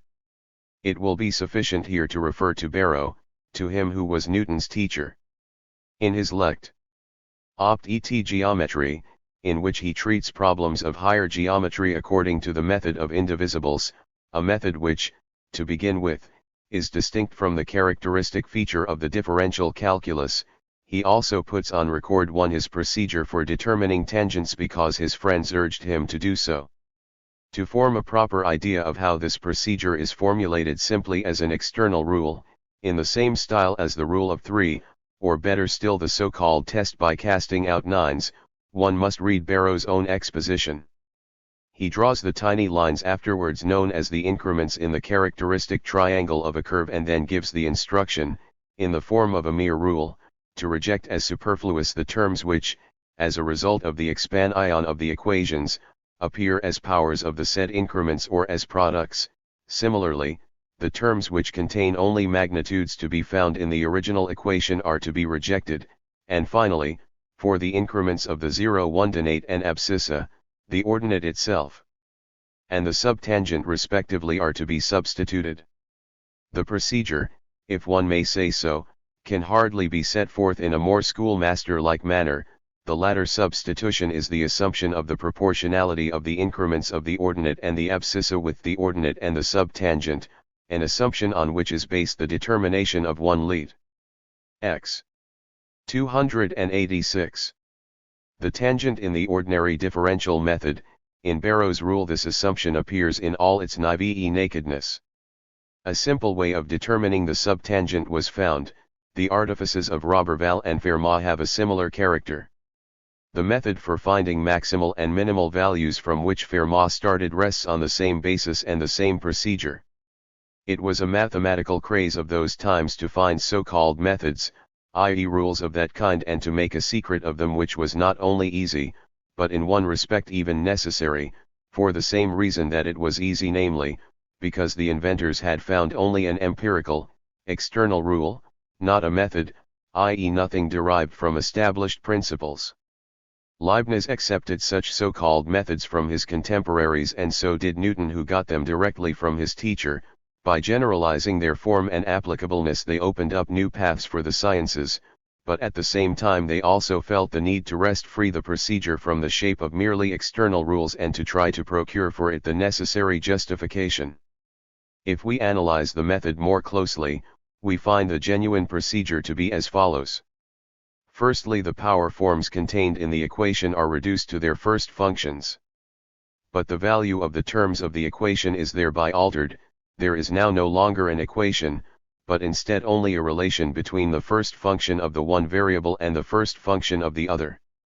Instead of px equals y2 we have p, 2y, or instead of 2x, x2 equals y2, we have a, x, y, the relation which later came to be designated, t. Now the equation represents a curve, but this relation, which is completely dependent on it and derived from it, is, on the contrary, a linear relation with which certain lines are in proportion. P, 2y or a, x, y are themselves relations of straight line of the curve, of the coordinates and parameters. But with all this, nothing is as yet known.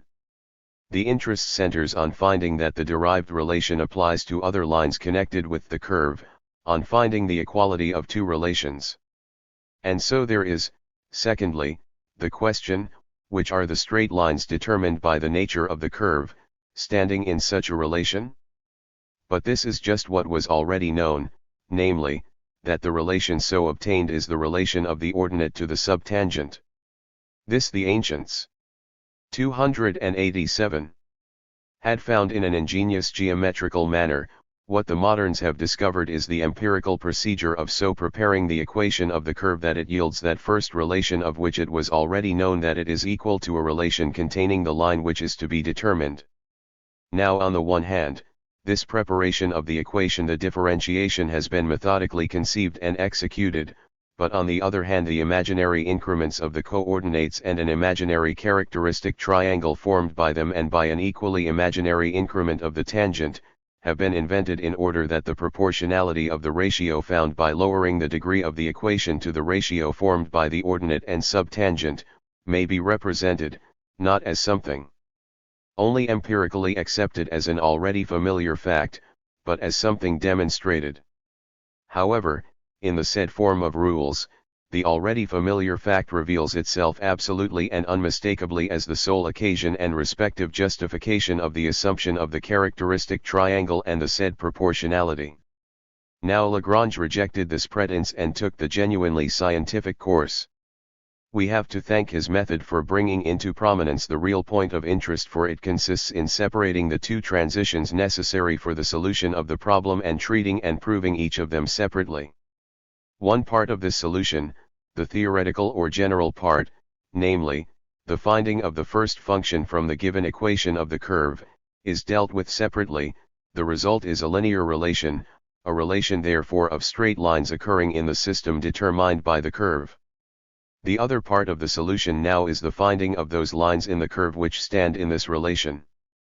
Now this is effected in a direct manner, i.e., without the characteristic triangle, which means that there is no assumption of infinitely small arcs, ordinates and abscissae, the last two being given the significance of dy and dx, that is, of being sides of that relation, and at the same time directly equating the infinitely small ordinate and abscissa with the ordinate and subtangent themselves. A line is determined only insofar as it forms the side of a triangle, and the determination of a point, 2, falls only in theory defunct. Anal, 2. P2 Chap. 288. Such triangle. This, it may be mentioned in passing, is the fundamental proposition of analytical geometry from which are derived the coordinates of that science, just as in mechanics it gives rise to the parallelogram of forces, for which very reason the many efforts to find a proof of this latter are quite unnecessary. The subtangent, now, is made to be the side of a triangle whose other sides are the ordinate and the tangent connected to it. The equation of the latter, as a straight line, is P equals AQ, the determination of the ratio 1. Falls within A, the Q coefficient of Q, which is the respective first function of the equation, but may simply be considered only as A equals PQ, being, as we have said, the essential determination of the straight line which is applied as tangent to the curve. But the first function of the equation of the curve is equally the determination of a straight line, seeing then that the coordinate P of the first straight line and Y, the coordinate of the curve, are assumed to be identical. The problem is to show that this second straight line coincides with the first, i.e. is a tangent, or, algebraically expressed, that since y equals fx and p equals fq, and it is assumed that y equals p and hence that fx equals fq, therefore fx equals fq. Now in order to show that the straight line applied as a tangent and the straight line determined by the first function of the equation coincide, and that therefore the latter is a tangent, Descartes has recourse to the increment I of the abscissa and to the increment of the ordinate determined by the expansion of the function. Thus here, too, the objectionable increment also makes its appearance, but it's for the purpose indicated, and its role in the expansion of the function must be carefully distinguished from the previously mentioned employment of the increment in finding the differential equation and in the characteristic triangle.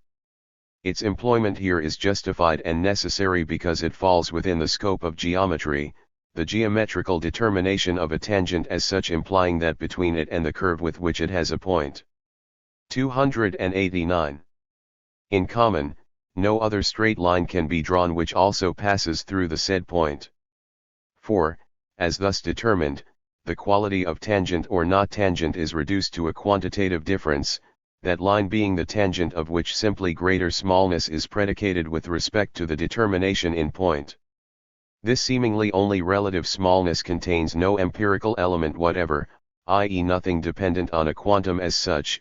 In virtue of the nature of the formula it is explicitly qualitative if the difference of the moments on which the magnitude to be compared depends is a difference of powers. Since this difference becomes that of I and I2, and I is then to be conceived as a fraction, I2 is therefore in itself and explicitly small e, than I, so that the very conception of an arbitrary magnitude in connection with I is here superfluous and in fact out of place. For the same reason the demonstration of the greater smallness has nothing to do with an infinitesimal, which thus need not be brought in here at all. I must also mention the tangential method of Descartes, if only for its beauty and its fame well deserved but nowadays mostly forgotten. It has, moreover, a bearing on the nature of equations, and this, again, calls for a further remark. Descartes expounds this independent method, in which the required linear determination is likewise found from the same derivative function, in his geometry, which has proved to be so fruitful in other respects too. 1. In it he has taught the great basis of the nature of equations and their geometrical construction, and also of the application of analysis, thereby greatly widened in its scope, to geometry. With him the problem took the form of drawing straight lines perpendicularly to given points on a curve as a method for determining the subtangent, etc. One can understand the satisfaction he felt at his discovery, which concerned an object of general scientific interest at that time and which is so purely geometrical and therefore was greatly superior to the mere rules of his rivals, referred to above.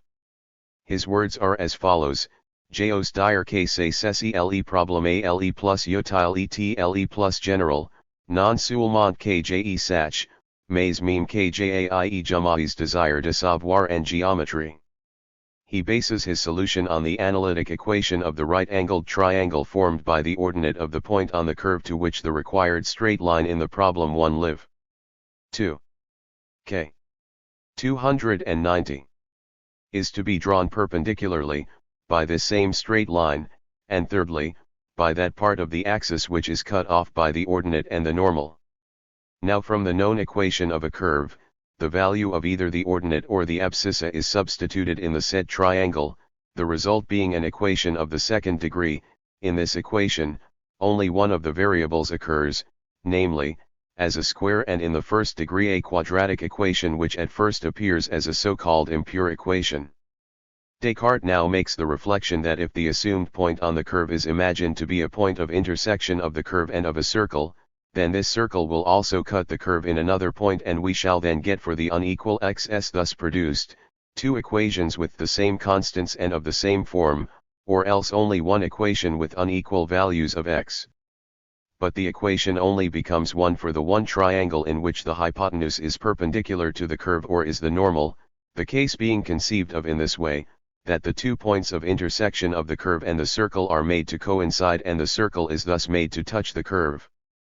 But in that case it is also true that the x or y of the quadratic equation no longer have unequal roots. Now since in a quadratic equation with two equal roots the coefficient of the term containing the unknown in the first power is twice the single root, we obtain an equation which yields the required determinations. This procedure must be regarded as the brilliant device of a genuinely analytical mind, in comparison with which the dogmatically assumed proportionality of the subtangent and the ordinate with the postulated infinitely small, so-called increments, of the abscissa and ordinate drops into the background. The final equation obtained in this way, in which the coefficient of the second term of the quadratic equation is equated with the double root or unknown, is the same as that obtained by the method of the differential calculus. The differentiation of x2, x, b equals o yields the new equation 2x, a equals o, or x3, px, q equals o gives 3x. 2. P equals o. But it suggests itself here to remark that it is by no means self-evident that such a derivative equation is also correct. We have already pointed out that an equation with two variables yields only a proportion. 291. And for the simple reason stated, namely, that when the functions of potentiation are substituted for the powers themselves, the value of both terms of the equation is altered, and it is not yet known whether an equation still exists between them with their values thus altered. All that the equation z equals p expresses is that pi is a ratio, and no other real meaning can be ascribed to dy/dx. But even so, we still do not know of this ratio equals p, to what other ratio it is equal, and it is only such equation or proportionality which gives a value and meaning to it. We have already mentioned that this meaning, which was called the application, was taken from another source, empirically. Similarly, in the case of the equations here under discussion which have been obtained by differentiation, it is from another source that we must know whether they have equal roots in order that we may learn whether the equation thus obtained is still correct.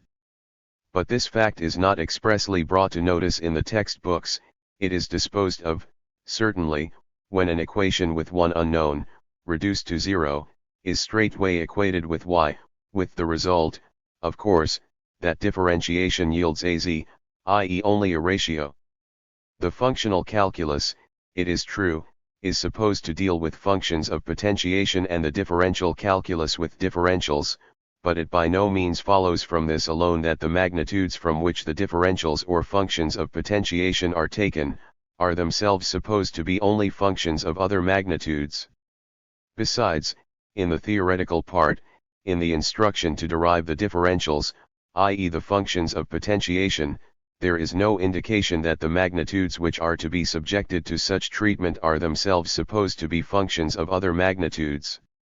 Further, with regard to the omission of the constant when differentiating, we may draw attention to the fact that the omission has here the meaning that the constant plays no part in the determination of the roots if these are equal, the determination being exhausted by the coefficient of the second term of the equation, as in the example quoted from Descartes where the constant is itself the square of the roots, which therefore can be determined from the constant as well as from the coefficients, seeing that, like the coefficients, the constant is simply a function of the roots of the equation.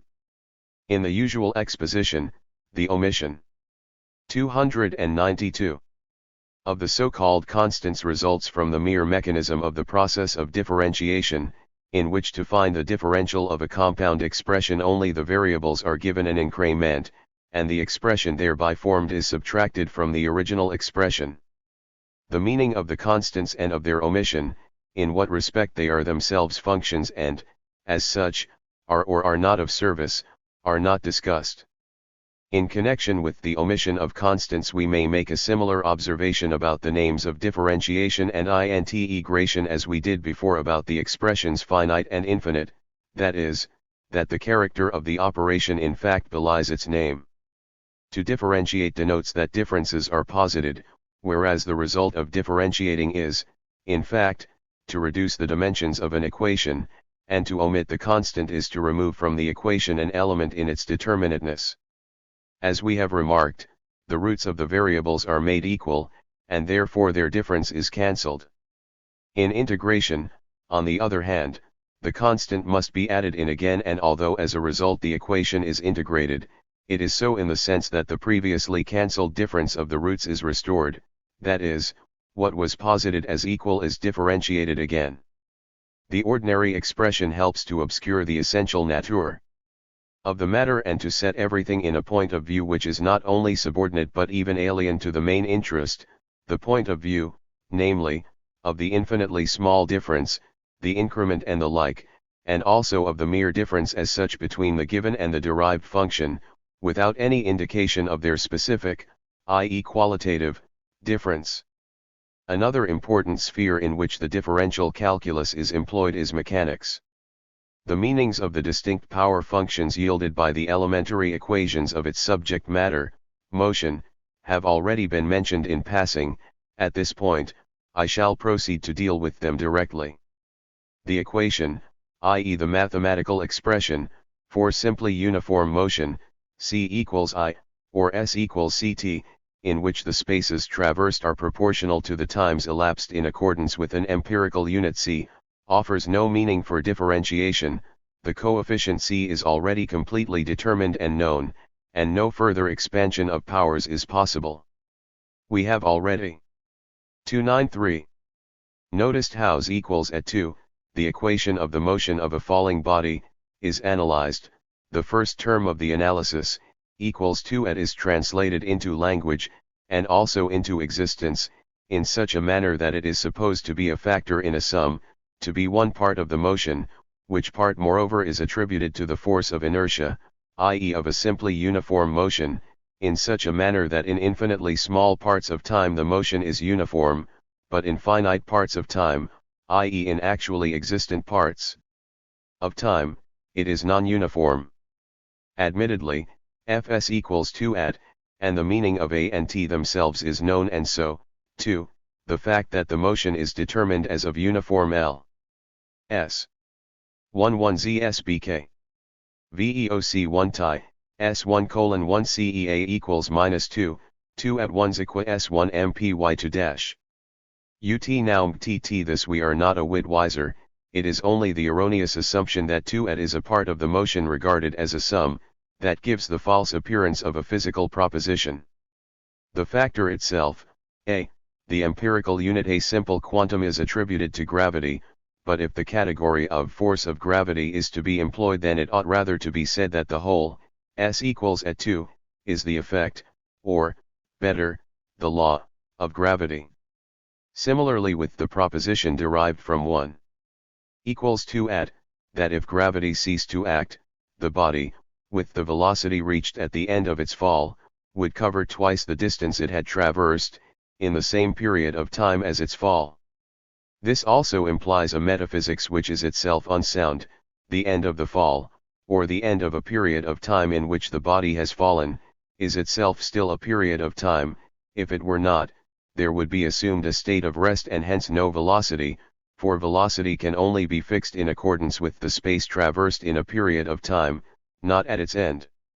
When, however, the differential calculus is applied without restriction in other departments of physics where there is no motion at all, as for example in the behavior of light and in the application of quantitative determinations to colors, and the first function of a quadratic function here is also called a velocity, then this must be regarded as an even more illegitimate formalism of inventing an existence.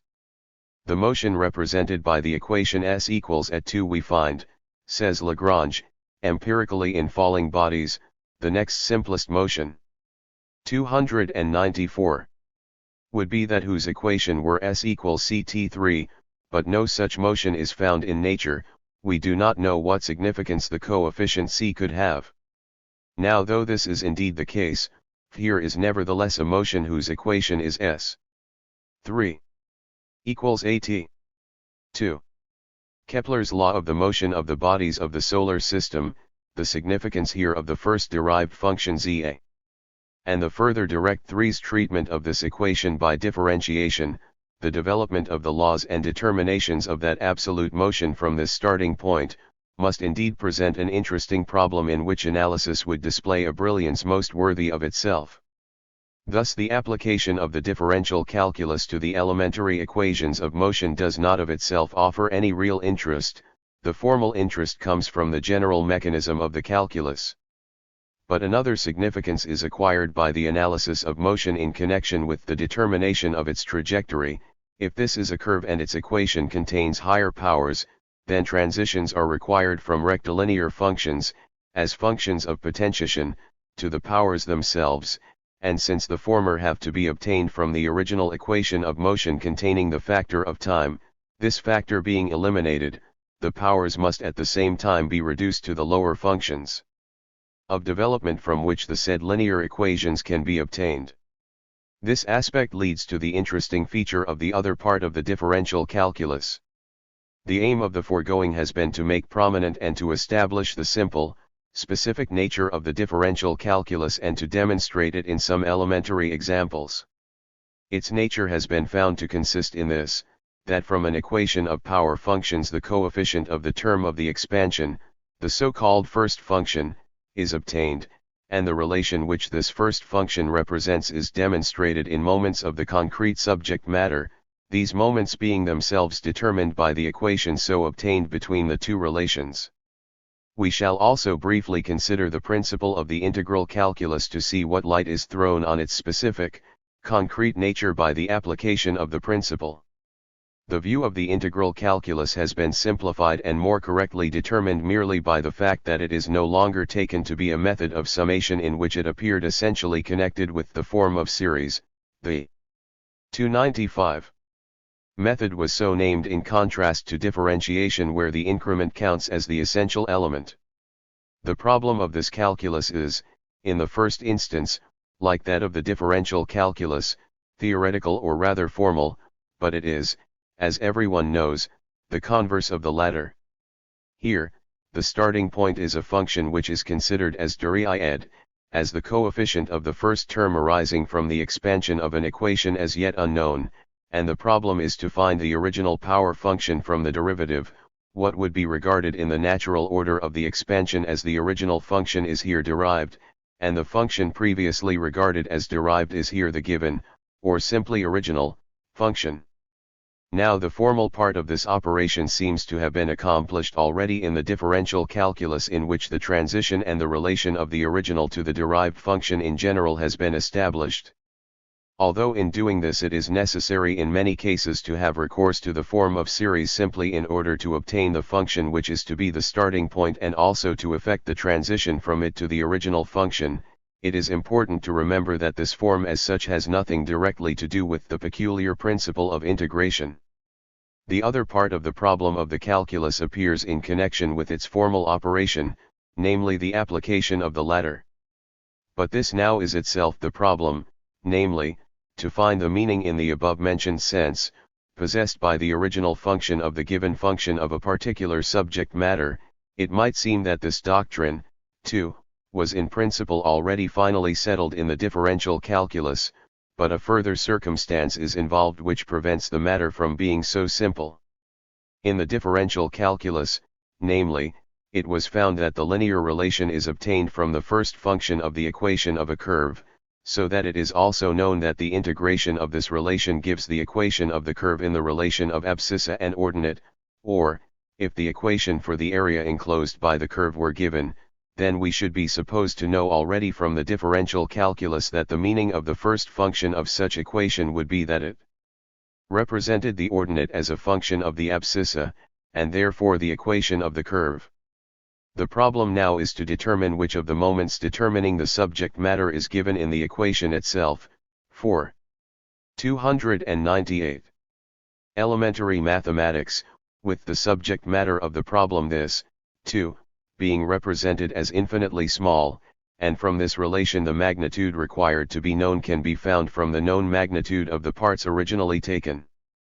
Thus, in connection with the rectification of curves, the three infinitely small elements mentioned are connected in the equation of the right-angled triangle, while for the quadrature of curves, seeing that area is taken arithmetically to be simply the product of lines, the ordinate and the infinitely small abscissa are connected in the form of a product.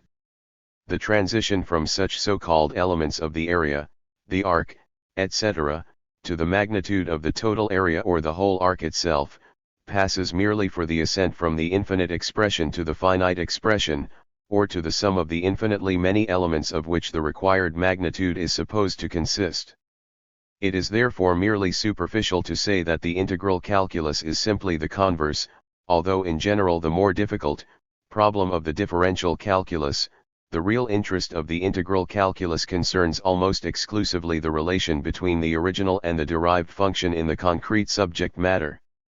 Even in this part of the calculus, Lagrange did not smooth over the difficulties of its problem simply by making those direct assumptions. It will help to elucidate the nature of the matter in hand if here, too, we indicate the details of his method in one or two examples. The declared object of his method is, precisely, to provide an independent proof of the fact that between particular elements of a mathematical whole, for example, of a curve, there exists a relation of the original to the derived function. Now this proof cannot be effected in a direct manner because of the nature of the relation itself in this domain. In the mathematical object this relation connects terms which are qualitatively distinct, namely, curves with straight lines, linear dimensions, and their functions with plane or surface dimensions and their functions, so that the required determination can only be taken as the mean between a greater and a less. Consequently, there spontaneously enters again the form of an increment with a plus and minus, and the energetic developans is here in place, but we have already pointed out that here the increments have only an arithmetical, finite meaning. From the development of the condition that the required magnitude is greater than the one easily determinable